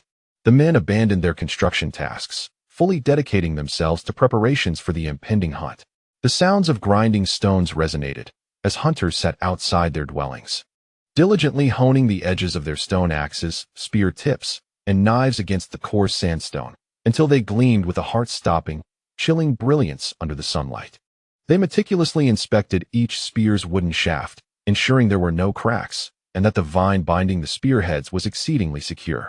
Lin Feng was equally diligent, personally examining the equipment of each individual, selecting the finest and sharpest stone axes and spears, which he allocated to the strongest hunters. He instructed the women and children to boil more water, filling all the animal skin water bags with cool water, adhering to his hygiene standards. Although many deemed it unnecessary, the shaman's orders were to be obeyed. A substantial amount of dried meat was retrieved, wrapped in bark, to serve as provisions for the arduous journey and potential prolonged combat ahead. Sure, acting as both assistant and chief translator, busily emphasized some of Lin Feng's tactical points, such as maintaining formation, coordinated throwing, and identifying the weak and elderly targets, even organizing several drills. Yun led her scout troop, assisting in the distribution of tools and tidying up their gear, her small face radiating with excitement and pride. As night fell, the bonfire blazed. The hunters preparing for battle gathered around the fire, silently polishing their weapons, savoring an exceptionally bountiful dinner, their eyes reflecting both vigilance towards the unknown dangers and boundless anticipation for the hunt ahead, ignited by a surge of primal spirit. Lin Feng stood at the threshold of his wooden abode, gazing towards the plains below. The moonlight poured like water over the boundless grasslands, faintly revealing the indistinct silhouettes of distant herds. The evening breeze seemed to carry the deep bellow of buffalo and the elusive growls of the prairie beasts. He inhaled the chilly night air deeply and clenched his fists. Tomorrow, the plains would reveal their true nature. A heartfelt salute to this damned primitive society. I am ready for this cursed primal hunt. Chapter 61. The charging herds before dawn's mist had been completely torn away by the sun. A palpable atmosphere of impending violence had already enveloped the clearing at the center of the valley camp. 8 hunters, including Lin Feng and Shi, stood like statues hewn from muscle and animal skin in the heart of the clearing. Their faces were adorned with cryptic stripes painted with charcoal and a red mineral powder, a ritual insisted upon by a woman who once served as the tribe's war face painter, as Lin Feng privately dubbed her, said to intimidate beasts and invoke the protection of ancestral spirits. Lin Feng surveyed his team of painted warriors, particularly noting the commander Shi, whose face bore awkward streaks reminiscent of a cat's scratches, causing Lin Feng's lips to twitch involuntarily. Women and children encircled them, their gazes filled with complexity. There was infinite admiration for the shaman leading the warriors into battle, deep concern for their loved ones potentially facing danger, and above all, a pure anticipation for the unprecedented bounty of food that might soon arrive. Yun squeezed her way to the front, clutching the hem of her garment tightly, her large eyes fixated on Lin Feng, brimming with unabashed tension and pride. Lin Feng took a deep breath, striving to project an expression of authority and reliability. He stepped forward, his gaze sweeping over each face painted with vibrant colors and taut expressions. It was time for a prehistoric version of a KPI mobilization meeting. My warriors, he began, his voice deliberately lowered and imbued with strength. Today, the direction where the sun rises, that bountiful plain, shall be our battlefield. Stone immediately puffed out his chest, striving to translate Lin Feng's words into the tribal tongue with his coarse voice. Though his vocabulary was limited, his fervor was undeniable. The shaman says, beyond the sun, the flat land. Fight. Lin Feng responded, we do not fight to flaunt our might, but to survive. For the women and children behind us, so they may no longer suffer from hunger. For the growth of our tribe. Stone, raising his fist, declared, seize the meat. Feed our people. The tribe must grow. The hunters, clearly more attuned to Stone's blunt and forceful translation, erupted into deep, primal grunts, their earlier tension replaced by a fervent battle spirit. Lin Feng nodded in satisfaction, recognizing the effectiveness of their rallying cry. Indeed, the essence of management lay in painting visions, or in this case, depicting meat. Next came the equipment inspection. Lin Feng stipulated the standard configuration for this expedition. Each warrior was required to carry 2 long spears. One was relatively lightweight, its tip honed to a razor's edge for precise throws in the first round. The other was sturdier, intended for pursuit and close combat. Additionally, they were to bear a stone axe at their waist and carry a leather pouch filled with jerky and fresh water on their backs. Ensure all your gear is in order, Lin Feng called out as he surveyed the group. If your spear tip is loose, secure it. If your wooden shaft is cracked, replace it. If your water pouch leaks, fix it. Details determine success or failure. No, they determine whether we feast on meat tonight. He approached a young hunter known as Squirrel, picking up his throwing spear and flicking the tip with his finger, frowning. This spear tip looks as if a dog has gnawed on it. Do you intend to merely scratch a bison's itch? Go find Rock and have him sharpen it. If you can't hurry, stay home and gather fruits with the women. Squirrel shrank back in fear, scurrying away to find Rock, who was busy sharpening spears on a large sandstone slab. At last, the team was prepared. With a wave of Lin Feng's hand, the 8-member squad departed silently and swiftly, like a gray arrow shot towards the vast plain, tinged with golden green by the morning light. As they entered the edge of the plain, Lin Feng immediately sensed a shift in the atmosphere surrounding these towering figures. In the mountains and forests, they were the undisputed lords, light on their feet, with sharp gazes, every pore exuding confidence. Yet, in this unfamiliar expanse, where grass rose to their waists, they became noticeably more restrained. Their steps softened to near silence, their bodies slightly hunched, and their eyes, once focused on the hunt, now brimmed with wariness of the unknown, scanning their surroundings as if every rustling blade of grass might conceal a deadly threat. Lin Feng observed them, feeling a mixture of amusement and exasperation within. Where was that rugged vigor they displayed while chopping wood and chasing deer in the mountains? Why did they now resemble country relatives entering the city for the first time, marveling at everything and trembling at the unfamiliar sights? Well, to be frank, gazing at the seemingly endless sea of grass and hearing the distant, indistinguishable low growls of some creature, I too felt a flutter of anxiety in my heart. This script feels all wrong. Where is the promised dimensional strike? It feels as if the dimensions have been flattened. While silently critiquing, he meticulously observed the reactions of each hunter. As Lin Feng's second-in-command, Shi exhibited the most composure. Though vigilant, his steps were resolute, and his gaze remained fixed on the direction indicated by Lin Feng. Yin and Miao, on the other hand, embodied a bold and impulsive spirit, their eyes shimmering with eager excitement, albeit lacking a broader perspective. They were excellent core members of the team, but required guidance. Shan, like a born scout, had keen ears and a nose that frequently sniffed the air, always the first to detect subtle tracks or droppings, promptly signaling to everyone with gestures. The other 3 hunters, including the reprimanded Squirrel, clearly lacked confidence, needing occasional affirming glances from Shi and Lin Feng to steady their nerves. There was much work to be done in team building, Lin Feng noted in his mental ledger. After traversing a distance, they found a relatively concealed depression to take a breather. Lin Feng picked up a twig once more and began to draw on the soft ground. Everyone gather around for a final confirmation of our tactics, he called to them. He sketched several crooked circles to represent the herd and drew a few stick figures nearby. Shi, you, accompanied by Shan, Miao, and Long Ti, will move to the upwind side of the herd, right here. He pointed with the twig to the top of the circle. Wait for my signal. Lin Feng puffed out his cheeks and imitated a sharp, distinctive bird call, a skill he had hastily learned from Yun the previous day, and it was passably convincing. Upon hearing this sound, you will immediately spring forth and roar at the top of your lungs. Like this. Lin Feng made a fierce face and let out what he believed to be a menacing roar, only to nearly lose his voice, eliciting a puzzled look from Shi. Lin Feng's face flushed with embarrassment as he cleared his throat. In short, create the loudest commotion possible. Throw stones, pound the ground, do whatever it takes to frighten them. Drive the herd toward us. He sketched 4 more stick figures on the flank of the circle. The rest of us, led by me, will lie in ambush here. Do you understand? Shi nodded vigorously, reiterating to the other 3, listen for the bird call, jump out, shout loudly, throw stones, and drive the cattle over here." Lin Feng nodded in satisfaction, continuing to emphasize the crucial part. "When the herd runs past us, pay attention to my signals. We will throw our first spear only. Then, immediately grab the second spear and follow me, focusing on the chosen cow, and chase it down. Remember, throw only once, then pursue. Don't just stand there watching."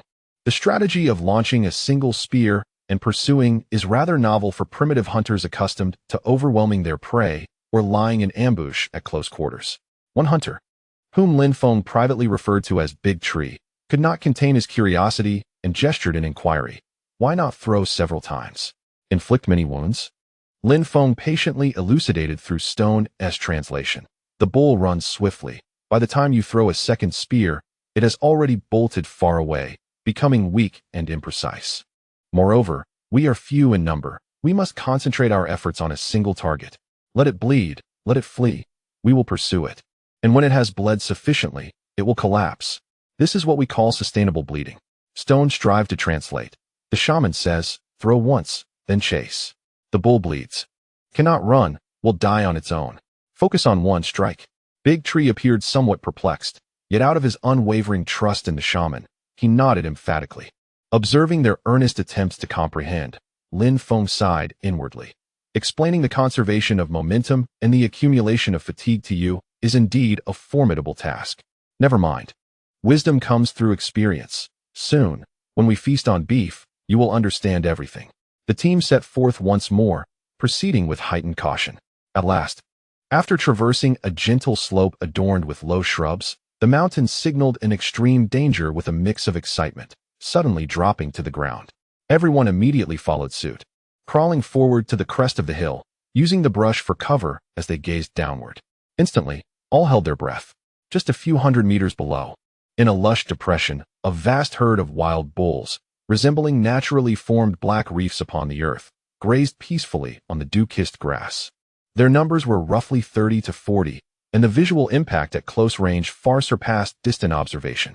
These ancient bulls were of a size beyond imagination, their shoulders reaching near the chest height of an adult man, their bodies cloaked in coarse, dark, long hair. The muscles beneath their pelts rippled with explosive power. The curved, sharp, glistening horns atop their heads shimmered with a metallic sheen in the morning light, as if capable of effortlessly rending any who dared to provoke them. The heavy sound of their breaths resonated like countless bellows operating simultaneously, merging into a deep, primal background hum. Occasionally, a bull would impatiently paw the ground, its massive hoof sinking deep into the earth, uprooting grass and clods of dark soil. Lin Feng felt his heart gripped by an invisible hand, thudding against his chest. Goodness, these are clearly armored vehicles cloaked in fur, and of the heavy-duty kind.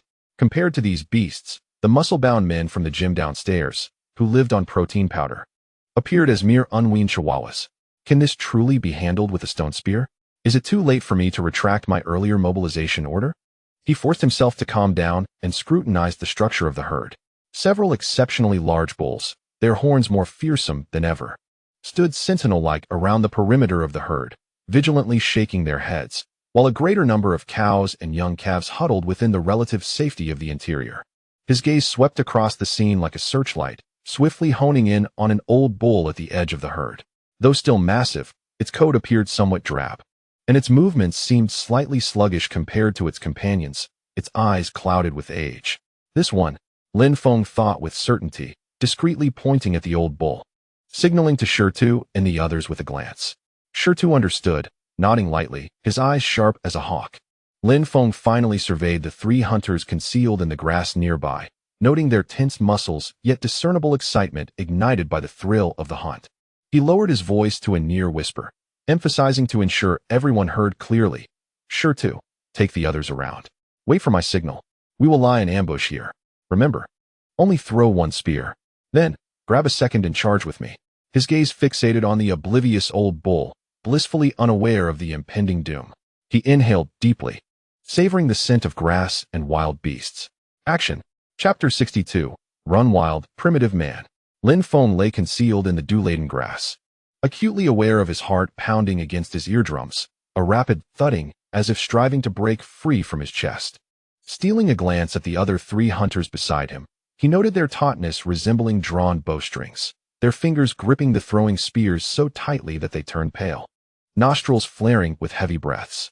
The air was thick with the acrid scent of grass, the earthy aroma of soil, and an indescribable blend of fear and excitement. A potent cocktail of hormones. Lin Feng fervently prayed, "Heavenly Lord, Jade Emperor, Buddha, any divine being passing by, grant that Sure-Tu and the others do not falter. That this herd runs according to plan, and that none of us slips at a crucial moment.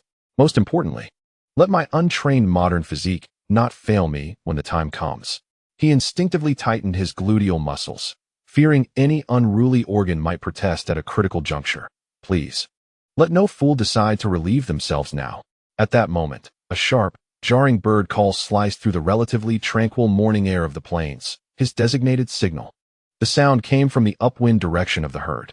Almost instantaneously, like thunder from a clear sky, a series of roars imbued with primal ferocity erupted. Roar! Aya! Following this were the booming sounds of stones striking the ground, colliding with the bull's horns, along with more frenzied, meaningless shouts and cries. Shitu's group executed their task flawlessly. The once tranquil herd, resembling dark rocks, erupted into chaos. The immense bull abruptly raised its head, driven by the instinct of herbivores confronted with danger. Without a moment's hesitation, its colossal body surged forward, propelled by neural reflexes, fleeing toward a more open and level terrain, exactly where Lin Feng's group lay in ambush. The sight of dozens of these titanic creatures, each weighing in tons, simultaneously springing into motion and accelerating, was nothing short of breathtaking. The ground began to groan and tremble, as massive hooves pounded the earth, producing a resounding thud akin to a war drum. Grass and soil were kicked high into the air, enveloping the scene in a cloud of dust. The sound of the stampede roared, mingling with the bull's terrified and furious bellows, creating a cacophony that threatened to overwhelm everything in its path. For the four members of Lin Feng's team, the reality of the moment was striking. They felt as though they stood upon the tracks, staring down an uncontrollable iron locomotive, barreling towards them with an intent to crush all in its way. The raw, unadulterated pressure of the situation was nearly suffocating. The young squirrel turned pale, his body instinctively recoiling, his hand trembling uncontrollably around the spear, as if afflicted by Parkinson's disease. Lin Feng suddenly turned his head, fixing the squirrel with the most ferocious glare he could muster, a gaze that conveyed a stark threat: "Dare to flee, and you shall meet your end."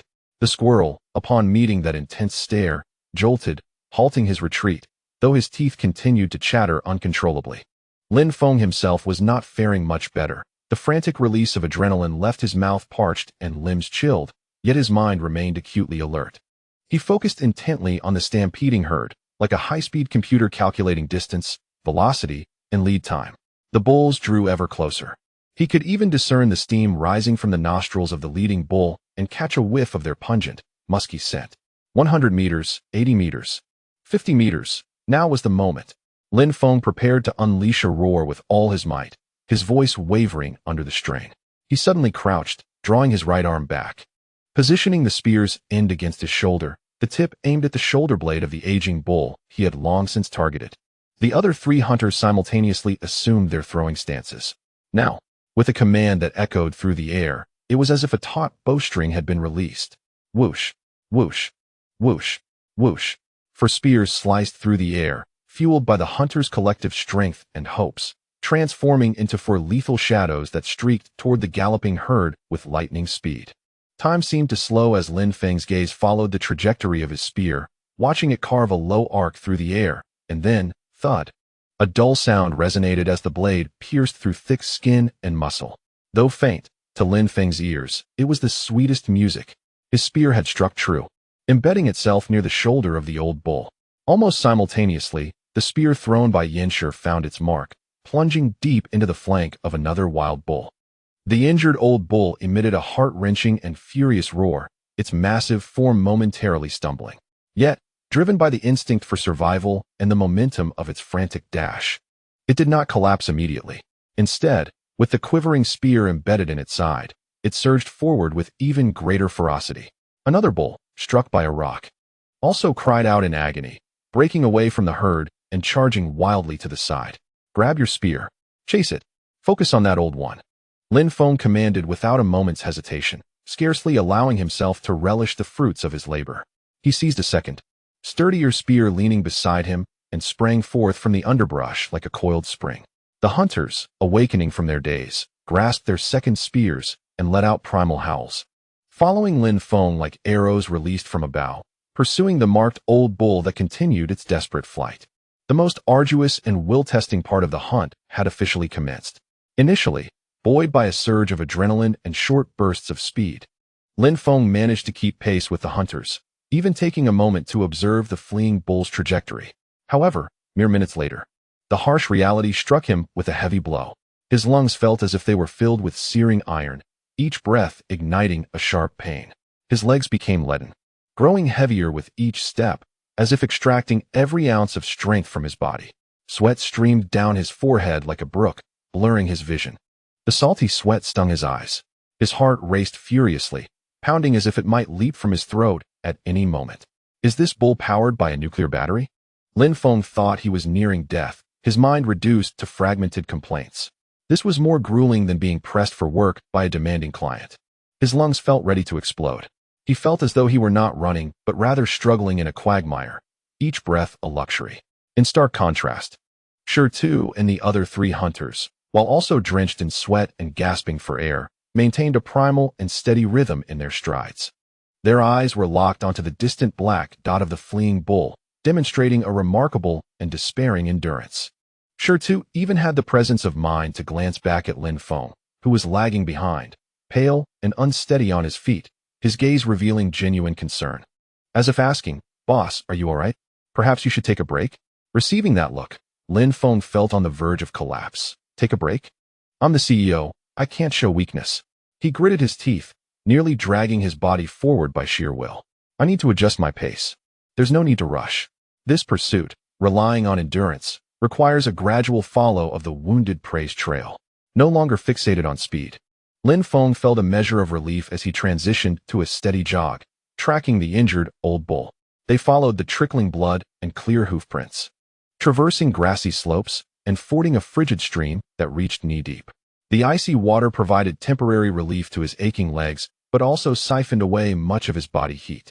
The condition of the old wild buffalo was evidently deteriorating. Its speed had significantly diminished, and its steps had become disordered and faltering.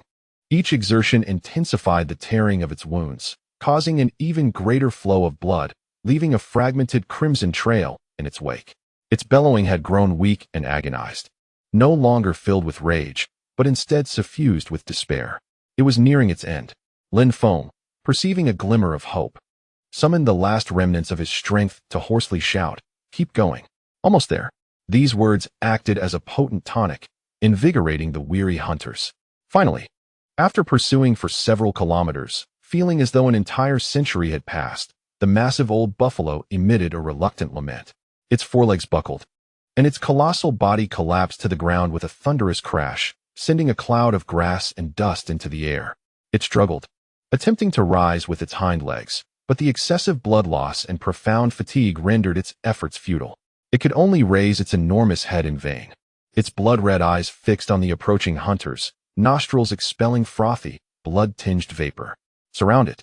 Be cautious of its desperate retaliation. Lin Feng gasped, leaning on his knees to issue the command. Without further instruction, the seasoned hunters instinctively spread out, forming a loose half-circle, their grip tightening on their heavy spears. Eyes alert to the dying behemoth before them, Sure-Tu stepped forward, emitting a low, beast-like growl from his throat. His arms, sinewy and taut, hoisted the stoutest spear high, and with every ounce of strength, he lunged forward, deftly sidestepping the thrashing horns to thrust the spear into the buffalo's neck, targeting the area where the heart resided. With a sickening puncture, the spearhead penetrated the flesh, reaching its critical target. The old buffalo's vast body convulsed violently, releasing a final, faint, drawn-out cry, before its wild and powerful head slumped heavily to the grass, silent at last. In that moment, the world seemed to stand still. Following an instant of profound silence was an eruption of unrestrained exuberance. "Awoke! Ha!" The hunters cast aside their spears, encircling their mountainous prize with thunderous roars of ecstatic jubilation. They pounded their chests vigorously, dancing in a primal, chaotic rhythm, their painted faces smeared by sweat and tears, rendering them both ludicrous and sincere. Their gazes towards Lin Feng, supported by Rock and Squirrel, who was nearly unable to stand, brimmed with an indescribable, almost frenzied reverence and awe. It was the shaman. The wisdom of the shaman had guided them to this fertile yet perilous land. It was the shaman's tactics that allowed them to hunt down this colossal beast, which they had once dared not even dream of. It was the shaman's strength. They conveniently overlooked Lin Feng's struggles in the latter half of the chase, that bestowed upon them courage and victory. Lin Feng collapsed onto the grass, feeling as though every bone in his body had been disassembled and reconfigured, devoid of even the strength to lift a single finger. He gazed at the majestic carcass of the bison, which loomed before him, and observed the primal hunters, exuberant like children. An indescribable sense of accomplishment and fervor surged within him, dissipating all traces of fatigue and disarray like a warm current. He parted his lips, intending to laugh. Yet only a hoarse gasp escaped. He turned to the equally exhilarated yet somewhat restrained Shirtu and said in a halting voice, "Tell everyone that tonight the entire clan shall feast on meat to their heart's content." Shirtu nodded vigorously, spun around to the still celebrating hunters, and shouted with all his might, "The shaman declares, tonight, meat. Eat to your fill. Indulge until you burst." The cheer rose an octave higher. Lin Feng regained his breath, contemplating the happiness that lay before him, and added, his voice faint yet resolute, "And Shirtu, remember to keep track. Next time we must link the spear-throwing accuracy assessment to the distribution of meat." Chapter 63.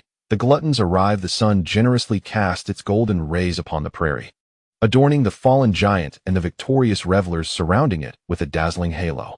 The exhaustion from surviving the ordeal intertwined with a profound sense of achievement, colliding within Lin Feng and every hunter's chest, manifesting in bursts of raucous yet hoarse laughter. "Hurry! Stop dawdling!" Lin Feng gasped, struggling to rise from the ground, feeling his legs akin to two strands of overcooked noodles. Yet he knew this was not the time for complacency. While the iron was hot, they must swiftly carve out what they could carry away. The revelry was abruptly paused as the hunters remembered their duty, hastily drawing their stone knives and axes, encircling the still warm carcass of the bison. The intense scent of blood wafted through the air, an invitation to the most primitive of feasts, spreading across the vast prairie. Shirtu and Yin were tasked with processing the meatiest hind legs, laboriously hacking at the joints and tough tendons with their heavy stone axes, producing dull thuds. Deshu and another hunter focused on skinning, attempting to remove the enormous hide as intact as possible, the stone knife sliding laboriously between flesh and skin. The efficiency maddeningly low. Meanwhile, Lin Feng and several others busied themselves with the relatively easier task of extracting the internal organs, the still-beating colossal heart, the weighty liver, and the fatty intestines, carefully setting them aside on the spread animal hide. Lin Feng watched as Shirtu swung the stone axe in full arcs, taking multiple strikes to sever a primary tendon, a sense of helplessness swelling within him. If only they had a metal knife, even a simple paring knife. The path of technological advancement is long and arduous. Just as everyone was engrossed in their labors, immersed in the joy of their harvest and the toil of their efforts, the ever-vigilant Shan suddenly emitted a sharp, brief warning cry. A low howl, mimicking that of a wolf, pierced the air, signaling that danger was approaching. A chill swept through the hearts of all present, causing them to abruptly cease their actions. Grabbing the spears within reach, they anxiously turned their gazes toward the mountain, where a warning had been signaled. Before long, the tall grass parted as if plowed by an invisible force, revealing pairs of emerald eyes, glimmering with hunger and greed, peering from behind the swaying stalks. Moments later, 7 or 8 lean, agile figures emerged silently, forming a loose semicircle that distanced them from the carcass of the bison. It was a pack of prairie wolves. Their size was slightly larger than the wolves Lin Feng had encountered in the mountains, baring their teeth to reveal their stark white fangs, viscous saliva dripping from the corners of their mouths, emitting a low, menacing growl that resonated in their throats. Their gaze fixated on the still bleeding bison carcass. Lin Feng's heart sank momentarily, but after a swift glance around, he felt a slight sense of relief. Fortunately, there were only 7 or 8 of them, not the overwhelming hordes of dozens or hundreds. He quickly assessed the situation. There were 9 of them, weary yet armed, and they held the numerical advantage.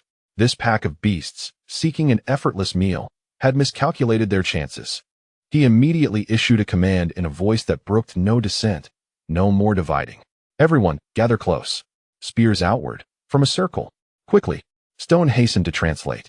And the hunters reacted swiftly, abandoning their previous tasks. Centered around Lin Feng and the bison carcass, they formed a rudimentary circular defense, back to back. Their spears, stained with the bison's blood, pointed outward in unison, the sharp flint tips glinting coldly in the setting sun, reminiscent of a porcupine suddenly bristling with spikes. The wolves, clearly taken aback by the humans' rapid and organized response, halted their advance, pacing anxiously in place, their emerald eyes darting between the hunters' spears and Lin Feng, seemingly weighing the risks and rewards. A palpable tension filled the air, the stench of blood mingling with the acrid scent of the wolves, creating a nauseating atmosphere. It was evident that they could not continue their butchering in peace. Furrowing his brow, Lin Feng's mind raced. He needed to devise a distraction or compel them to retreat. His gaze fell upon a pile of steaming entrails nearby, particularly the slick, uniquely scented cow intestines. An idea sparked. His eyes, the allure of food, swiftly eclipsed the fear of the spears. 3 or 4 wolves, evidently more famished than their companions, wasted no time. With a low howl, they lunged at the cow's entrails like arrows released from a bow, immediately engaging in a fierce contest for dominance. A gap emerged in the encirclement of the pack, their attention momentarily diverted. However, the remaining 4 or 5 wolves, particularly one of imposing size with a fierce glint in its eyes, seemingly the alpha male, remained unmoved by this meager bait. It cast a cold glance at its ravenous comrades before fixating intently on Lin Feng and his group, as well as the larger carcass of the cow. With a low growl, it seemed to admonish its subordinates while asserting its own authority. It appears there is still a presence of leadership not to be trifled with. Faced with Lin Feng's tightly arranged spear formation, the remaining wolves found no immediate opportunity to break through. They cautiously edged forward, only to be met with fierce roars from the hunters, who thrust their spears forward with force, compelling the wolves to retreat in frustration, leading to a stalemate. A young, inexperienced starving wolf, unable to quell the fire of hunger within, seized the moment while its companions diverted attention, attempting a stealthy assault from the side. Watch your right, Lin Feng swiftly warned. The hunter responsible for that flank was De Shu, who, though somewhat simple-minded, was quick to react. Instinctively, he pivoted, thrusting his robust spear forward like a striking serpent. A chilling howl pierced the air as the attacking wolf was violently struck by the spear tip, leaving its front leg grievously wounded and bleeding profusely. It rolled on the ground in agony before retreating in disarray back to the pack, licking its wounds with eyes filled with terror at the sight of the spear. This display thoroughly intimidated the remaining wolves. No longer daring to charge recklessly, they prowled nearby, their emerald eyes filled with a blend of resentment and greed, their low growls growing increasingly agitated. They resembled a group of patient, cunning bandits, aware that a direct approach would yield no success, thus opting for a war of attrition, waiting for their adversaries to reveal a weakness. Damn it, are they really going to persist? Lin Feng thought, observing the relentless competitors with a burgeoning headache. Time was slipping away, the longer they lingered. The slower their haul of meat would return, and the dangers of the night on the prairie were tenfold greater than during the day. Who knew what other predators might be drawn to the scene? They could not afford any further delays. Lin Feng decisively shouted to Shi and Yin, who were still laboring to cut more meat, abandon most of it. Prioritize removing the 4 legs of the cow, cut out the heart and liver, and take all the meat that can be swiftly harvested. Fill the skins. Hurry, we have no time to waste. Shi and Yin grasped the urgency of the situation, wielding their stone axes and knives with renewed vigor, albeit with greater brutality. Their efficiency remained disheartening. Witnessing large chunks of tempting beef being left behind due to their inability to cut swiftly made Lin Feng's heart bleed. It felt as if he were helplessly witnessing the prize being snatched away by rivals, while he could only cling to his meager salary and flee. Internally lamenting, he tightly gripped his spear, warily observing the surrounding emerald eyes. After a protracted and mentally taxing 15 minutes, for heavy legs of beef, laden with chunks of meat, were brutally cast aside. Several of the largest hides were stuffed with the finest tenderloin, heart, and liver, bulging and stained with blood. All right, retreat. Lin Feng estimated the weight. Nearly 200 pounds of meat was already the limit that the 9 of them could carry after enduring fierce battles and a long chase. And they needed to reserve strength for potential attacks. Mountain, spear, squirrel, you 3, take the meat and go. Stone, rock, tree, and the 2 of you. Guard us from the periphery. Maintain formation, alternate cover, and retreat slowly. Lin Feng swiftly assigned tasks. The 3 burdened with the heavy meat immediately began to withdraw towards the valley, shielded by the 5 hunters wielding spears. Lin Feng led the rear guard. Facing the pack of wolves, inching backward, his spear always aimed at those greedy spectators. Surprisingly, the wolves showed little interest in their departure.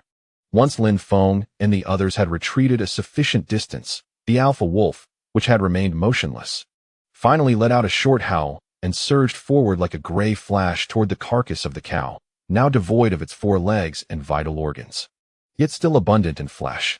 The other wolves rushed in, frantically tearing and competing over the prize. In an instant, the sounds of chewing, low growls, and the cracking of bones erupted in a chaotic symphony. Their emerald eyes were fixated solely on the bloody feast before them, with no regard left for the bipedal creatures departing with a fraction of the spoils. Observing the frenzy among the wolves, Lin Feng felt a slight sense of relief, though his heart remained unsettled. Hurry, do not look back. He urged the rear guard to quicken their pace. The wolves had been distracted, but on this prairie, there were more than just these creatures coveting the rich bounty. Chapter 64. Bonfire. As Lin Feng and his companions, their bodies nearly falling apart and burdened with the heavy, blood-soaked cow legs and meat bags, breathlessly appeared at the entrance of the valley, the women and children left at the camp erupted in an instant of excitement. The fading rays of the setting sun illuminated their returning figures, along with the astonishing quantity of prey that exuded a potent metallic scent of blood. After a brief silence, a torrent of cheers and screams erupted, akin to a mountain flood. Meat. So much meat. The shaman. The shaman has returned with the warriors. Look at those cow legs. Thicker than stone's waist. The women joyfully surrounded them, while the children hopped about like little monkeys, eager to touch the previously unseen massive cow legs, only to retract their hands, intimidated by the overwhelming scent of blood, their eyes shimmering with pure excitement. The worries that had plagued the day, as the men ventured into the perilous plains, transformed into adoration for their formidable leader and valiant hunters, as well as boundless anticipation for the sumptuous feast that awaited them. The clouds resembled agile fawns, the first to rush to Lin Feng's side, disregarding the blood and sweat that clung to him as they tightly embraced his arm, their upturned faces radiating pride and admiration. Lin Feng beheld this scene, akin to a hero's triumphant return, and listened to the cacophony of genuine cheers surrounding him. A warm current surged through him, dispelling the weariness of his body and the tension from his confrontation with the wolves. He opened his mouth in a weary yet exhilarating smile, proclaiming to the gathered crowd with a hoarse voice imbued with undeniable authority, "I promised, tonight, there will be plenty of meat." A resounding cheer erupted, nearly shaking the valley to its core, as night fully enveloped the landscape. The valley camp was brighter and more boisterous than on any previous night. Several enormous bonfires blazed, their dancing flames dispelling the chill of the spring night and illuminating faces glistening with happiness and contentment. The largest earthen pot was suspended over the fire, bubbling with chunks of beef bones and morsels of brisket, the creamy broth releasing a rich aroma that wafted throughout the camp, stirring the appetites of all present. Nearby, a specially erected grill held massive beef legs, skinned and prepared, sizzling over the flames as fat dripped onto the fire, producing a delightful crackle and sending up little tongues of flame. The savory scent of roasting meat mingled with the hearty aroma of the stew, crafting the most primal symphony of feasting. Undoubtedly, the hunters were the stars of the evening, seated closest to the bonfire, basking in the admiration of the crowd. Women and children busily moved about, prioritizing the serving of succulent, charred meat and bowls brimming with broth to these esteemed figures.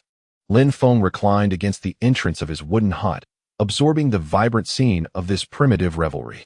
The hunters tore into the greasy roasted meat, their faces slick with oil, emitting satisfied grunts.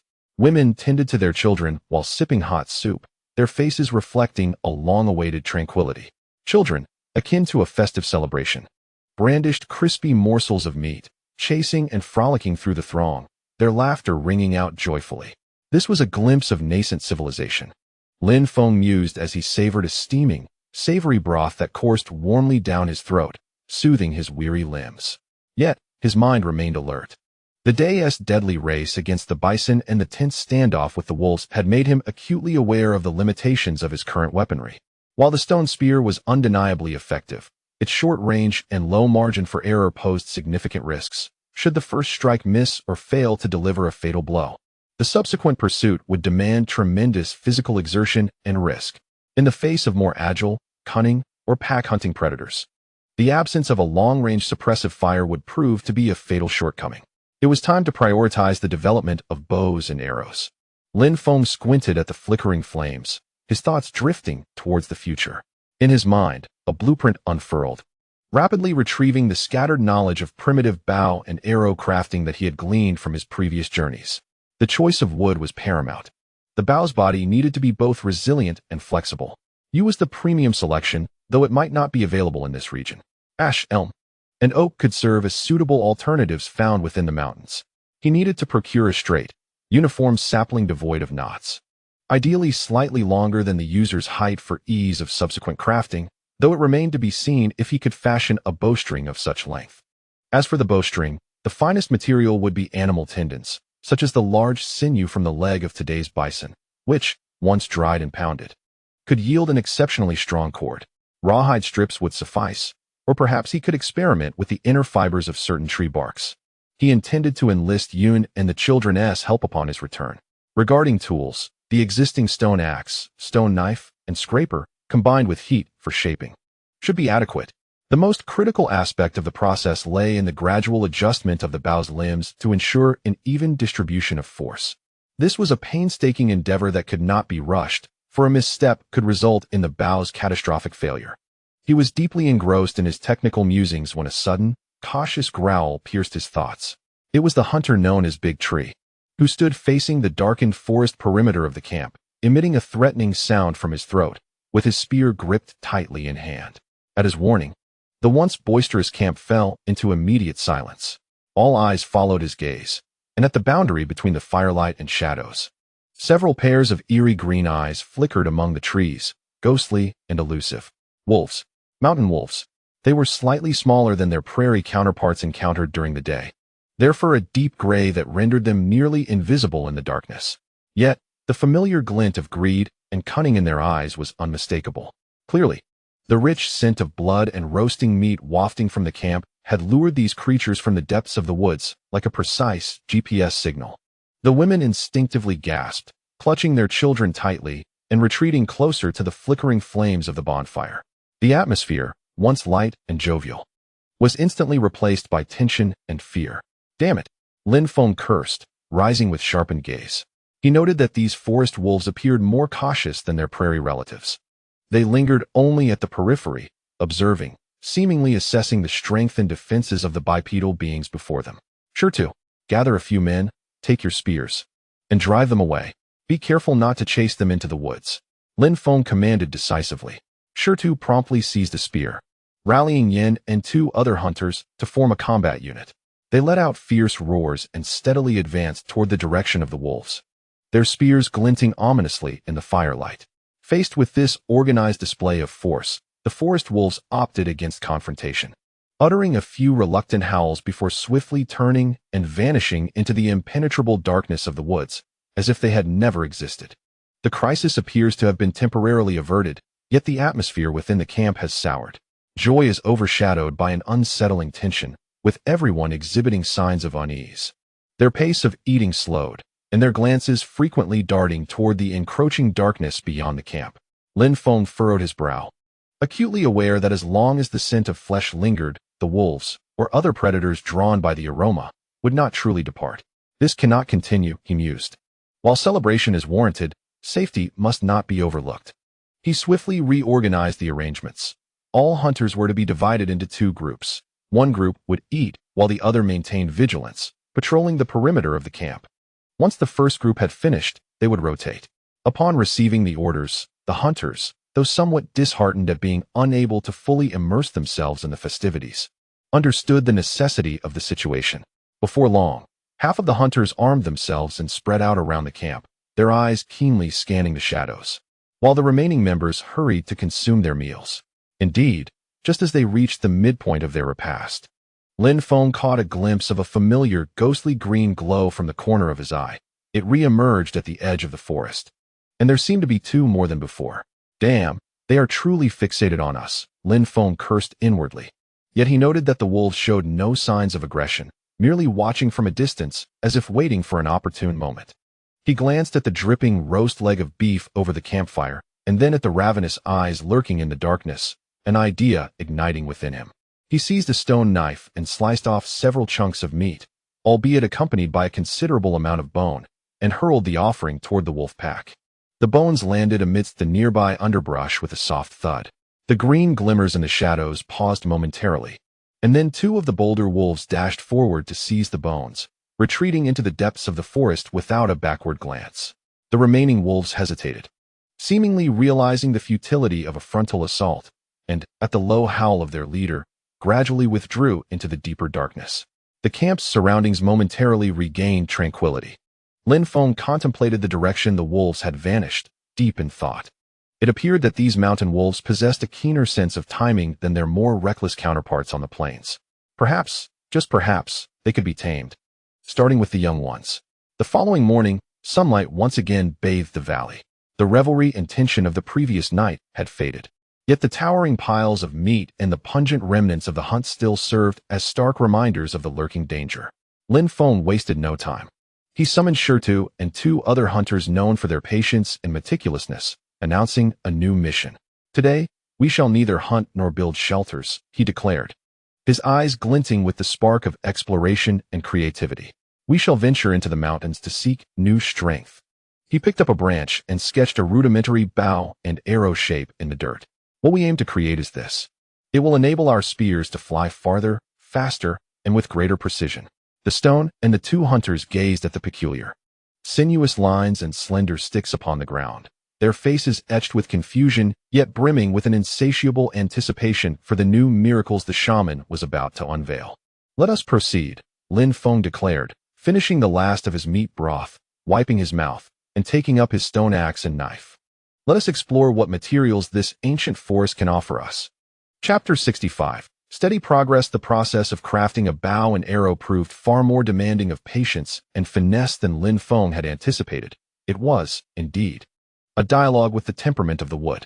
After experimenting with various types of timber, one being hard yet devoid of elasticity, while another was pliable but lacked resilience, drooping like a feeble child, he found this pursuit of materials to be more arduous than a job interview. With a sigh, Lin Feng regarded a rather unsatisfactory stick in his hand. Ultimately, he settled on a type of wood that was dense, with straight grains and commendable toughness. He selected a branch slightly taller than himself, the thickness akin to that of an infant's arm, straight and almost devoid of knots, as the primary material. Peeling away the bark, he meticulously shaped the bough's body with his stone knife and scraper, ensuring that the grip was the thickest part, tapering gradually towards both ends. This endeavor consumed an extraordinary amount of time and energy. The stone knife was far less sharp than metal tools, requiring immense patience and precise control with every cut. A moment's inattention could mar the wood with deep scratches or even cause it to splinter. Next, Lin Feng ignited a small fire, carefully roasting the roughly shaped bough above the flames, applying the strength of his arms and legs to gradually bend it into the desired arc. It was akin to practicing yoga for the wood. As he adjusted his posture, he internally lamented, "This is truly hot. It feels like hot yoga." Using a temporarily crafted leather cord, he fashioned a makeshift bowstring at both ends of the bough, drawing it gently, time and again, to observe the curvature of the bough's body.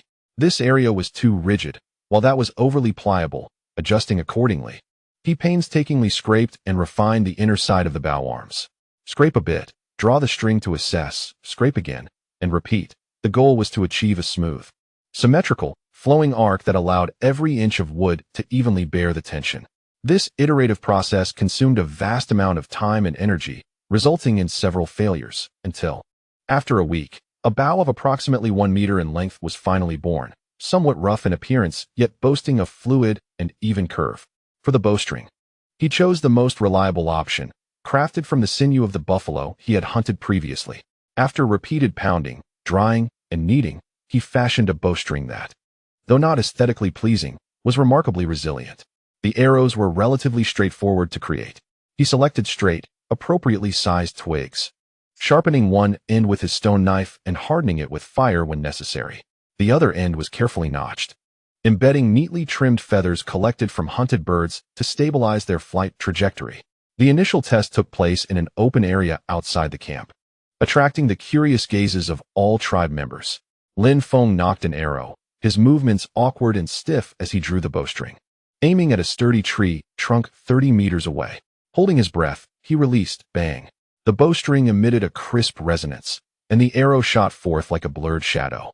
Alas, the arrow veered off, missing the center of the tree trunk by a good half-meter, embedding itself askew into the adjacent earth. The onlooking primitives murmured in astonishment. Though the accuracy left much to be desired, the speed at which the arrow flew, far surpassing that of a thrown spear, was enough to leave them in awe. Through repeated tests, he discovered that the effective lethal range of this rudimentary bow was approximately 50 meters, with the optimal accuracy and power centered around 30 meters. At this distance, the arrow could penetrate the hide of deer or antelope, inflicting fatal wounds, particularly in densely wooded mountainous terrains. The bow's concealment and mid-range lethality undoubtedly provided a significant enhancement over the stone spear. However, when it came to tackling robust creatures like bison, it seemed that a direct confrontation with spears would still be necessary, or perhaps the future creation of a more powerful composite bow would be required. Lin Feng reflected that if 7 or 8 hunters unleashed a volley of arrows at a bison within 30 meters, inflicting multiple bleeding wounds, the cumulative debilitation could significantly weaken the beast. Throughout this week, the tribe's survival activities did not wane. Lin Feng organized 2 medium-scale hunts targeting the plains. With clear objectives, they refrained from challenging gargantuan creatures like the bison. They successfully returned with a robust deer, not the kind with antlers spanning several meters, but a more common variety, and a nimble antelope. Though the haul was less astonishing than a bison, it sufficed for several days' needs of the tribe. Intriguingly, they almost always encountered a familiar pack of 7 or 8 prairie wolves at the tail end of their hunts. These creatures, akin to keen-eyed vultures, consistently appeared at the scene of the carnage, their emerald eyes glinting with a desire for unearned spoils. However, due to the relatively modest size of their prey, the hunters efficiently dismantled and packaged the carcasses, leaving little opportunity for these prairie ruffians. Yet, an unexpected encounter during the return from their second hunt escalated the tension to a climax. Just as they bore the antelope and prepared to retreat, a massive figure, a blend of golden and brown hues, lithe and powerful, akin to a modern African lion but with a coat closer to that of a leopard, silently obstructed their path like a specter. A cave lion. Its amber gaze coldly scrutinized the group of bipedal creatures and their quarry, the lowly crouch of its body brimming with explosive power, a deep, threatening growl emanating from its throat. In that instant, every hunter's hair stood on end. This was a top-tier predator, far more dangerous than prairie wolves. Form ranks. Spears at the ready. Lin Feng's heart raced as he barked the command. The hunters reacted with remarkable swiftness, swiftly forming a tight defensive circle, their spears pointed menacingly at the uninvited guest. The cave lion, evidently unprepared for such tenacity from these bipedal beings, anxiously flicked its tail, seemingly weighing its options. Perhaps intimidated by the hunters' united front and the sharpness of their spears, it refrained from launching an immediate attack, opting instead to maneuver and search for vulnerabilities.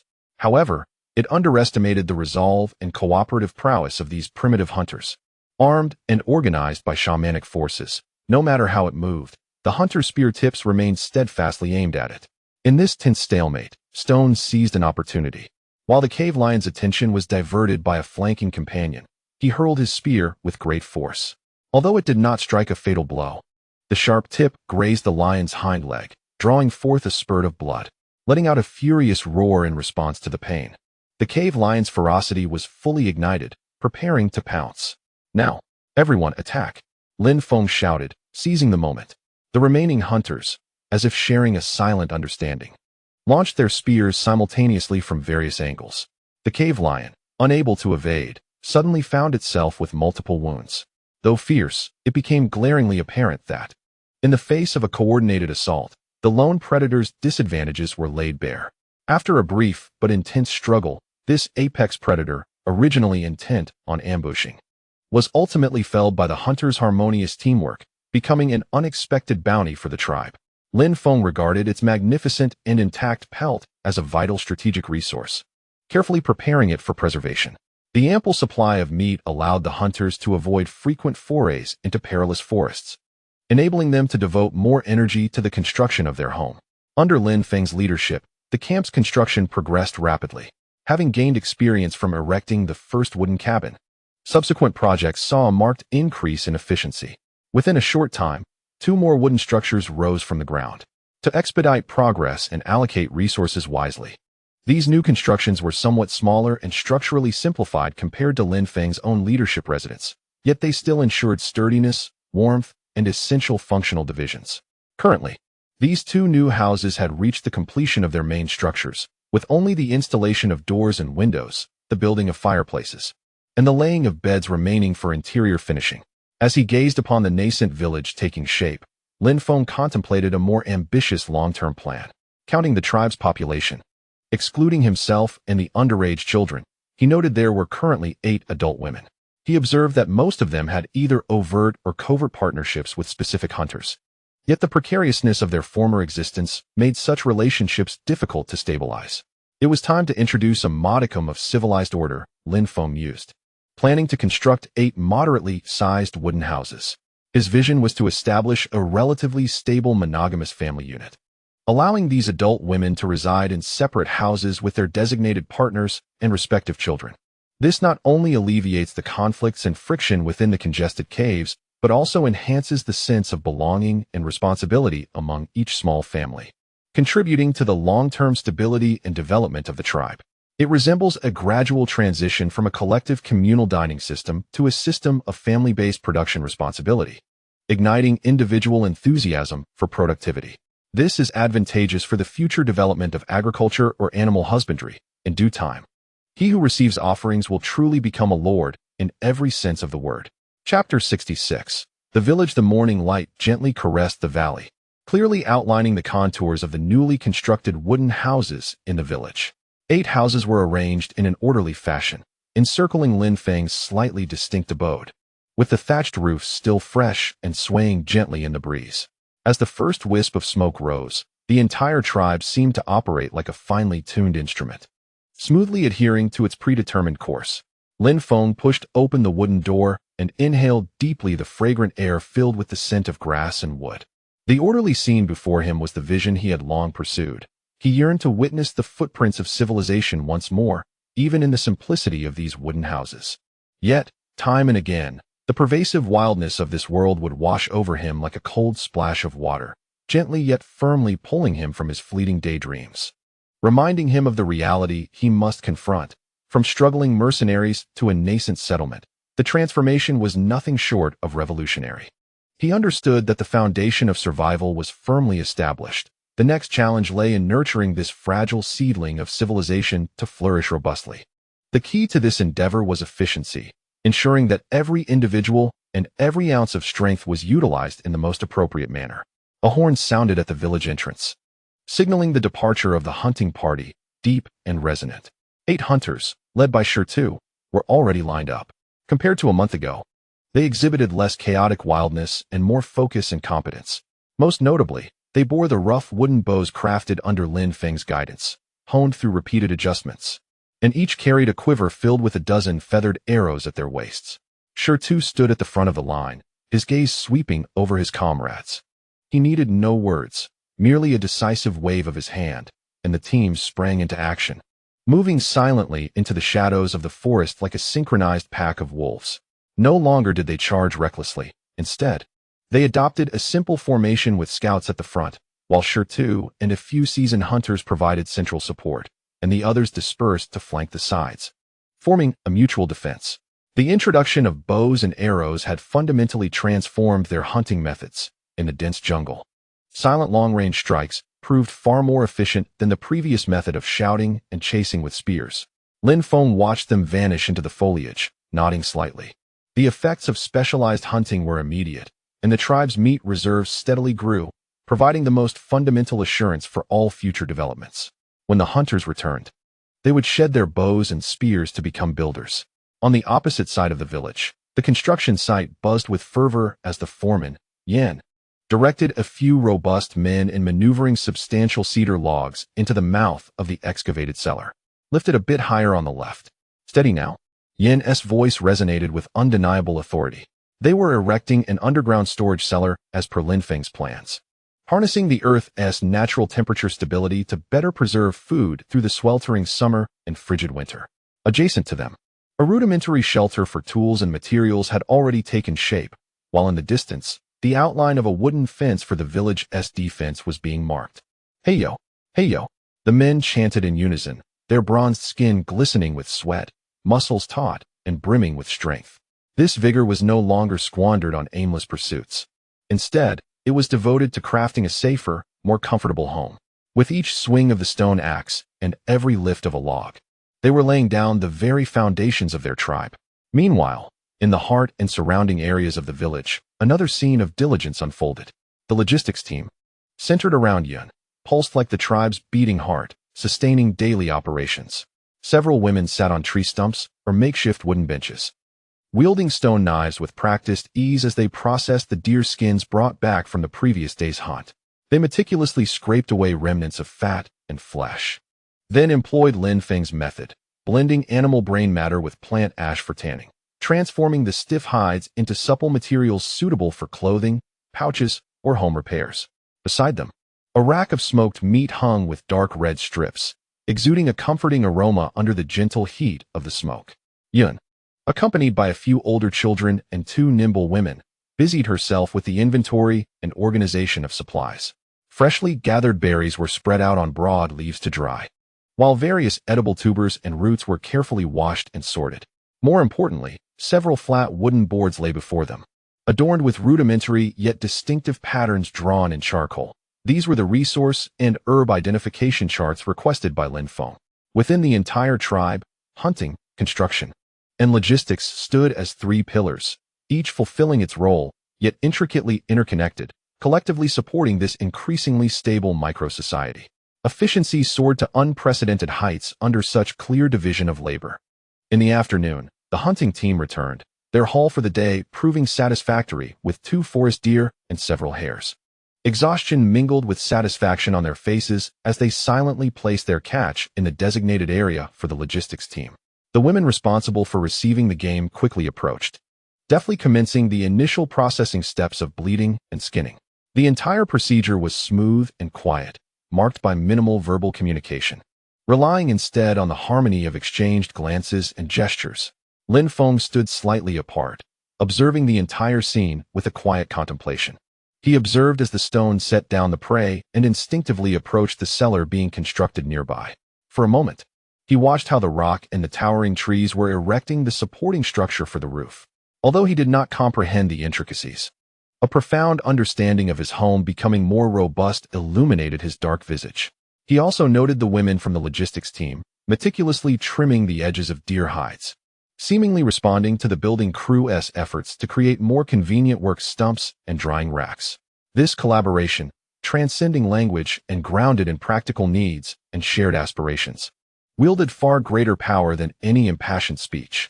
As the sun dipped below the horizon, the tribe, having toiled throughout the day, welcomed a brief respite. The bonfire was ignited, dispelling the twilight and chill of the valley. A hearty stew, rich with chunks of meat and root vegetables, simmered in a large ceramic pot, its aroma wafting through the air. Lin Feng seized the opportunity. He stepped into the center of the gathering, the firelight casting a calm yet resolute glow upon his face. He eschewed lengthy rhetoric, opting instead to present a few items. First, he lifted a piece of exceptionally soft tanned deer hide, running his fingers over it before nodding towards the logistics team and uttering a single word, "Good." He then gestured towards the nascent cellar and tool shed, affirmatively nodding at the men of the construction team. Finally, he pointed to the 2 deer they had hunted that day, giving a thumbs up to the hunting team. His gestures and simple vocabulary transcended linguistic barriers, clearly conveying his recognition of everyone's efforts. The onlookers beheld his actions with genuine, joyful smiles. Though they might lack the complexities of eloquent expression, They felt the weight of their labor acknowledged by the shaman, sensing their indispensable value within the tribe. Division of labor was not meant to delineate superiority, but rather to foster collective strength. The crowd listened in rapt silence, their eyes reflecting the flickering flames, illuminating a brilliance called understanding. They may not yet fully grasp the profound implications of social division of labor, but they acutely felt that this method of fulfilling distinct roles rendered life more manageable and imbued the tribe with hope. Lin Feng gazed upon the faces illuminated by the fire, radiating tranquility and contentment, and felt a deep-seated certainty within. While conflicts might be inevitable in the future, for now, the efficiency of collaboration and the anticipation of a shared future overshadowed any potential dissonance. He successfully infused this nascent civilization with the lubricants of order and cooperation. The art of management lies in guidance and shaping, and he was firmly treading upon the right path. Chapter 67. Stone, do you want a wife? Well, the hardware has reached a preliminary standard. Next comes the software upgrade and optimal population allocation. Lin Feng stroked his chin, resembling a player scrutinizing the progress of his simulated city. In his hand, he held a twig, tracing symbols and connections in the mud that only he could decipher. Through discreet observation and intelligence gathered from stone and cloud, he had essentially unraveled the intricate web of interpersonal relationships within the tribe. Excluding himself, the tribe currently comprises 8 adult male hunters, 8 adult women, and 8 children of varying ages. Among them, most women and children share either stable or loose partnerships and blood ties with specific hunters, yet a few remain unconnected. For instance, Shurtu, a robust and earnest young man, lost his parents at an early age and now lives with his younger sister Yun, embodying the archetype of a single, eligible bachelor. However, the immense pressures of survival have left him oblivious to romantic pursuits. Furthermore, among the 5 women rescued from the raider tribe, 2 have lost their partners to previous conflicts or illness and now find themselves in a relatively marginalized position within the tribe, accompanied by their young children. This situation is untenable. Human resources, particularly those capable of reproduction, must not be squandered. Lin Feng's mind buzzed with calculations. In a primitive society where life expectancy may barely reach 30 or 40 and infant mortality rates are alarmingly high, population is the primary productive force and the cornerstone of tribal prosperity. Encouraging reproduction must commence with sensible allocation rather than mere arrangement. Without delay, he instructed Yin to summon Shurtu, who was busy overseeing the maintenance of traps. Shurtu jogged back, beads of sweat glistening on his forehead. Assuming that the shaman had an important hunting or construction task for him, his eyes brimming with determination. "Shaman, you called for me?" Lin Feng cleared his throat, striving to adopt a serious demeanor to cultivate an atmosphere of mystery and concern, and spoke in a tone laced with gravity. "Shurtu, you are no longer a boy. It must be inconvenient for you to live alone with Yun. Now that the tribe has stabilized, it is time for you to consider personal matters." Shurtu blinked his expressive, contrasting eyes, filled with confusion, clearly unable to grasp what personal matters entailed. Was it his spear-throwing accuracy that needed improvement, or his diligence in building? Observing his bewilderment, Lin Feng recognized that beating around the bush with this straightforward primitive man would be a futile endeavor. Thus, he unveiled his ultimate proposition. "What I mean to say is, do you desire a wife?" Shurtu was taken aback, his dark complexion flushing visibly, reddening all the way to his ears. Lin Feng had previously taught them terms related to family. He opened his mouth, producing a few unintelligible syllables, unsure where to place his hands and feet. Lin Feng, maintaining his composed facade while secretly relishing the moment, continued, "I believe Xiaoya would be a suitable match. She is diligent and possesses a gentle disposition. Having lost her former partner, she now faces the challenges of raising a child alone. If you were to form a household, you could hunt while she manages the home and cares for Yun, providing mutual support." Xiaoya was the alias Lin Feng had assigned to the woman who had lost her partner and was raising an infant, as she often crafted small items for the children using fresh grass leaves. Shurtu evidently recognized the name, and upon hearing it, his face reddened further, nearly burying his head in his chest. Yet, the hands that tightly gripped his stone axe betrayed his inner excitement. He resolved to heed the shaman's counsel. The sound of the stone was as faint as a mosquito's hum, yet the obedience and joy it conveyed were unmistakable. Lin Feng nodded in satisfaction, patting the sturdy shoulder of the stone. "Excellent. It is settled then. I shall announce to everyone later that you will, preside over the ceremony. Although he had yet to devise a specific process for the wedding rites of this primordial era, the atmosphere needed to be just right, with the stone as a benchmark. The subsequent pairing efforts became significantly smoother. Lin Feng, adhering to the principles of historical respect and resource optimization, facilitated the arrangement of several other single hunters and women. Though the process was marked by minor awkwardness and primitive shyness, under the authority of the shaman and the noble cause of tribal expansion, everyone dutifully accepted the arrangements. Watching the newly formed primitive couple stand together, a blend of awkwardness and unspoken joy evident in their demeanor, Lin Feng felt a profound sense of accomplishment and a hint of an ethereal matchmaking vibe. A major task had been accomplished. Next, there lay another monumental endeavor concerning the advancement of civilization. Lin Feng's gaze turned toward the area at the village's edge, which he had delineated with wooden stakes and grass ropes, and a resolute determination spread across his face. He gathered everyone, standing in the village's central clearing, pointing toward the mysterious area, and, through the stone and clouds, issued a new and perplexing decree to the primitive people. From this day forth, that place shall be designated as the toilet. Lin Feng declared with conviction. All individuals, regardless of age or gender, must address their personal needs, be it defecation or urination, there. No longer shall you relieve yourselves in the bushes or behind trees. The crowd exchanged bewildered glances, their faces reflecting confusion in their simple understanding. The vastness of nature offered countless conveniences. Why must they congregate in a single location? Moreover, the shaman emphasized that men and women must use separate facilities. This was the regulation. Lin Feng, disinclined to elaborate on the principles of microbiology and public health, wielded his ultimate weapon. Those who failed to use the toilet and were caught would have their evening meat soup halved. If discovered a second time, they would endure a day of hunger. Faced with the threat of food scarcity, all confusion and hesitation seemed utterly feeble. Despite the inconvenience, no one dared to challenge the shaman's authority. Thus, for the first time, the tribe witnessed the spectacle of queuing for the toilet. Observing those clutching their bellies, faces contorted yet compelled to approach the designated area, Lin Feng reveled inwardly. Excellent. The first step towards civilization begins with proper restroom etiquette. No longer shall I fear stepping in excrement while walking. Oh yes. However, an even more absurd and arduous trial awaited these primitive people. A few evenings later, as the hunting party returned with their catch, the construction team set aside their tools, and the logistics group managed the day's supplies.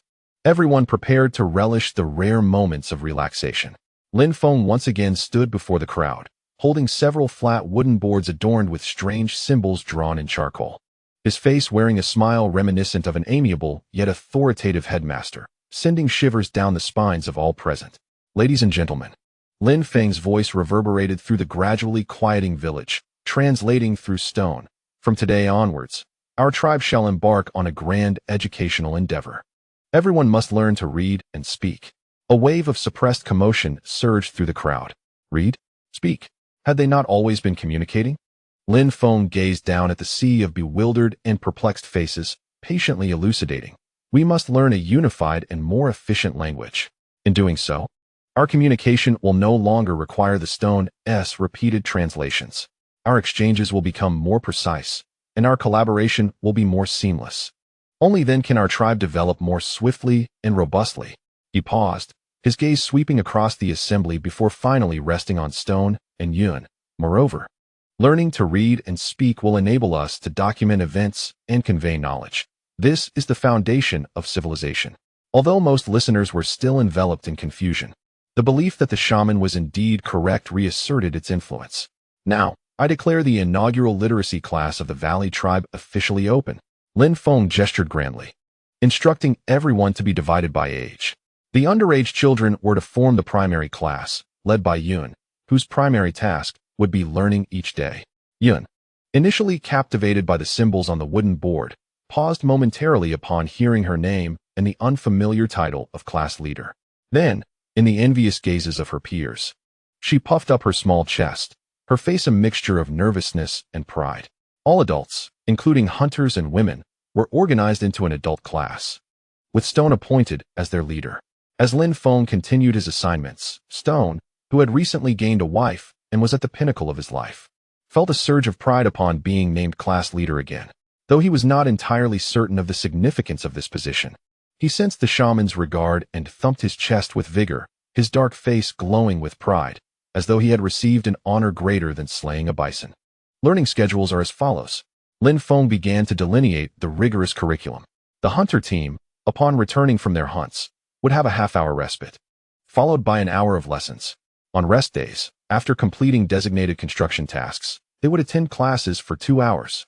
The women's team, after accomplishing their daily gathering, processing hides, and preparing food, would similarly engage in an hour of classes.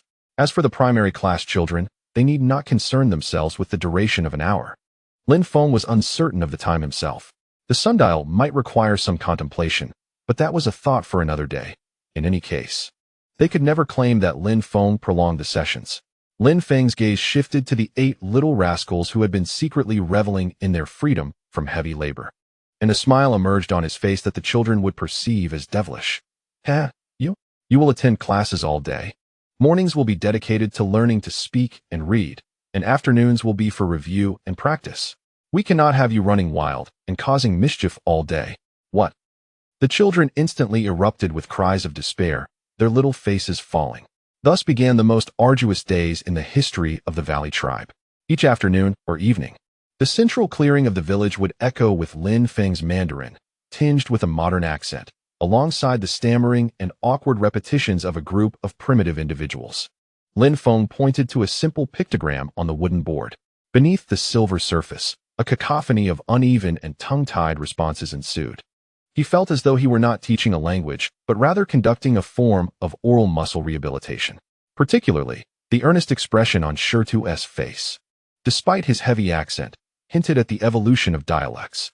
The adult learners, hunters and women alike, accustomed to wielding stone knives and bone needles, clumsily grasped small wooden sticks, awkwardly scratching the basic symbols for 1, 2, 3, person, mouth, and fire onto the ground. In contrast, the children in the primary class, though initially lamenting their ordeal, exhibited a remarkable adaptability and learning speed. Under the leadership of the class monitor, Yun, this group of young ones swiftly began to engage in rudimentary daily conversations in their halting Mandarin, such as greetings, mealtime, and fetching water. This brought immense satisfaction to Lin Feng, reinforcing his belief in the adage that education should begin with the young. As night descended, the crackling of the campfire was no longer accompanied solely by the sounds of chewing and laughter. It was often interspersed with Lin Feng's explanations, the children's recitations, and the adults' pained groans and restless fidgeting. Shirtu, as the class monitor, exerted himself diligently, struggling to learn while also encouraging the other hunters, occasionally bellowing in his heavily accented Mandarin. Focus. Learn. The shaman says it is useful. The other hunters, such as Yin and Daju, observed Shirtu's triumphant demeanor with a mix of frustration and resignation, channeling their grievances into the wooden sticks and mud before them, rendering the characters akin to abstract art. Lin Feng surveyed the chaotic classroom scene, rubbing his temples. He understood that this process would be long and arduous, but it was a necessary journey for the advancement of civilization. When the next generation of newborns emerged, their first words would be in Mandarin. One day, when these primitive people could communicate fluently in a shared language and comprehend the simple instructions and pictorial records he left behind, the tribe would truly possess the means to stride toward a broader future. The road ahead is long and arduous, he murmured softly, before regaining his composure. Pointing to a new symbol on the board, and in a tone laced with temptation, akin to a whisper from a devil, he declared, "Come, everyone, repeat after me. Home."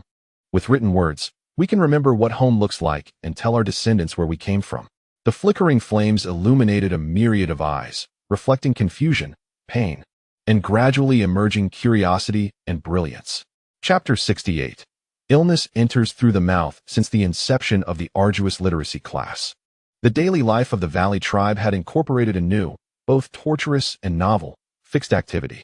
The resounding voices of reading occasionally intertwined with the hunters' calls and the clattering of axes, creating an extraordinarily bizarre symphony of civilization. Lin Feng, the principal and sole teacher, experienced a mix of pain and joy, observing a group of burly, primitive men grappling with the simplest of concepts, their expressions contorted in agony. Akin to being stalked by a ferocious lion, he found a twisted sense of delight in their plight. Yet, after hours of vocal exertion, what he garnered was merely a handful of coins. As he pondered the arduous task of promoting Mandarin, he couldn't help but sigh deeply, acknowledging the daunting journey ahead. That afternoon, as he was returning from a hunting expedition, he engaged in one-on-one reinforcement tutoring with Shirtu and Yin, focusing primarily on correcting their stubborn accents that rendered drinking water as hayfei. Meanwhile, Yin was leading her group of scouts, drawing the characters for fire and water in the dirt with sticks. The children, quick learners, began quizzing each other with an enthusiasm that far surpassed that of the adult class. To drink water, Lin Feng patiently demonstrated, rolling his tongue and pressing it against the roof of his mouth. Shirtu, red-faced and struggling, attempted to mimic him, ultimately producing an even more bizarre sound. He fei. Forget it, let it be, just end this quickly. Lin Feng decided to temporarily release these two linguistic casualties. He took Yun and another agile woman with him to explore the village outskirts, seeking to alleviate the stress induced by their primitive Mandarin while hoping for a stroke of luck in finding the coveted dogtail grass, a potential candidate for the future agricultural revolution. As he walked, he meticulously searched the grass, murmuring, "Dogtail grass, O dogtail grass, where art thou? Come forth and reveal thyself." Although Yun and the woman didn't understand his fervent obsession with this wild herb, they mimicked his actions, scanning the underbrush with wide eyes. Just as Lin Feng was about to concede defeat and return, the sound of hurried footsteps and frantic shouts approached from afar. Which, something's wrong. Shirtu came barreling towards them like a startled bull, his face still flushed from the torment of the language lesson, now layered with genuine panic. Bigfoot, his wife, and their little one, Mudfish, something has happened. Lin Feng's heart sank, and he stood upright. What is going on? Speak slowly. He dreaded the thought of another unwelcome predator encroaching upon them. Shirtu gestured wildly, stumbling over his words, lying on the ground, rolling, vomiting, diarrhea like water, burning up like coals. Everyone is terrified. The mountain spirit says we've angered the deities, and a plague is upon us. Panic spread like an invisible contagion, often more rapid than the disease itself. Upon hearing the words vomiting, diarrhea, and fever, Lin Feng's mind began to race with conjectures. The mention of angering the mountain spirit and the impending plague indicated serious trouble. Physical foes could be dealt with using spears and traps, but this unseen affliction and the accompanying superstitious dread would prove far more challenging to manage. Let us go. Take me to see, Lin Feng decisively exclaimed, disregarding the pursuit of dogtail grass, and followed Shirtu into the village. As I approached the wooden cabin inhabited by the Bigfoot family, an indescribable stench of decay assailed my senses. A crowd had gathered around the dwelling, each face etched with terror, whispering amongst themselves. Upon seeing Lin Feng's arrival, they parted instinctively, as if he were their anchor amidst chaos, yet wary of contagion. Inside, the scene was far more distressing. The robust hunter, Bigfoot, was curled upon a fur rug, his complexion ashen, sweat beading on his forehead, emitting groans of agony. He would suddenly rise, only to violently retch into the corner of the room. His partner, though in a slightly better condition, leaned weakly against the wall, clutching her abdomen with a pallid visage. Most heart-wrenching was their young son, affectionately nicknamed Mud Eel, who lay beside his mother, his small frame trembling from a high fever. Diarrhea had rendered him somewhat dehydrated, and the once vibrant sparkle in his eyes had faded, leaving only helpless tears. The villagers encircled the ailing family, their faces a canvas of reverence and dread, murmuring indistinct prayers as if beseeching an imagined deity for mercy, an act that only heightened the surrounding anxiety. Step back. Do not linger here. Lin Feng's voice rang out, low yet imbued with an undeniable authority, silencing the futile prayers and murmurs. Sure, gather a few people and immediately construct a simple shelter downwind from the village, away from the water source. Relocate this family at once. No one is to approach without my permission. Isolation was the first step in controlling an epidemic, and it must be executed decisively. Yun, fetch our stored boiled water, bring plenty, and clean furs. After issuing his commands, he crouched beside the woman exhibiting the mildest symptoms, striving to adopt a calming tone. Greenleaf, please tell me what you have consumed and drank today, particularly Bigfoot and Mud Eel. Though frail, Greenleaf recognized the gravity of the shaman's inquiry and recalled her day in fragmented sentences. Through her descriptions and Sher's supplementary translations, Lin Feng swiftly gleaned the essential information. While they perceived their day as ordinary, Lin Feng began to form a tentative hypothesis. Earlier that morning, Bigfoot had accompanied a small group to check traps, quenching his thirst directly from a mountain stream. Although the other hunters had also partaken, it was conceivable that he alone had fallen ill. As for young mud eel, despite the tribe's regulations regarding restroom usage, children often succumb to the temptation of play or urgency, reverting to old habits. It was likely he had resolved his needs in a nearby corner of the living area, probably without washing his hands before eating. Lin Feng had long advocated for hand-washing post-relief, yet with numerous responsibilities, it was impractical to oversee compliance. Thus, misfortune befell those who neglected this practice, particularly in the wake of designated latrines, where the concentration of waste rendered the environment even more unsanitary, increasing the likelihood of infection. However, failing to designate specific latrines would be equally detrimental. Allowing them to relieve themselves indiscriminately near their living quarters would soon render the vicinity unbearable due to an overwhelming stench. With over 20 individuals, it would not take long for the foul odor to permeate the air. Disease enters through the mouth. The phrase flashed in Lin Feng's mind like a lightning bolt. Water contamination, fecal pollution. This was highly likely to result in acute gastroenteritis, either bacterial or parasitic in nature. In this primitive era, where sanitary conditions were nearly non-existent, such an illness could prove fatal, particularly for children and the infirm. Observing the crowd's persistent anxiety, Lin Feng realized he must take swift action, not only to treat the illness, but also to dispel superstitions and reassure the people. He took a deep breath, his gaze sweeping over the anxious members of his tribe gathered outside the isolation shelter. This is not the punishment of the mountain spirit. His voice rang clear and resolute. This is a disease. It arises from unclean substances entering our bodies through water and hands. As long as we cleanse ourselves, we can prevent it. We can cure it. For those accustomed to attributing all incomprehensible phenomena to spirits, this proclamation was nothing short of revolutionary, and the faces of the crowd reflected a mixture of skepticism and hope. Lin Feng refrained from further elaboration. Action spoke louder than words. Recalling the folk remedies he had learned in his childhood, he called out to Shertu, "Come with me." Grab the stone shovel. He led Shertu to a spot on the village's outskirts where the soil appeared fine and loose. Dig.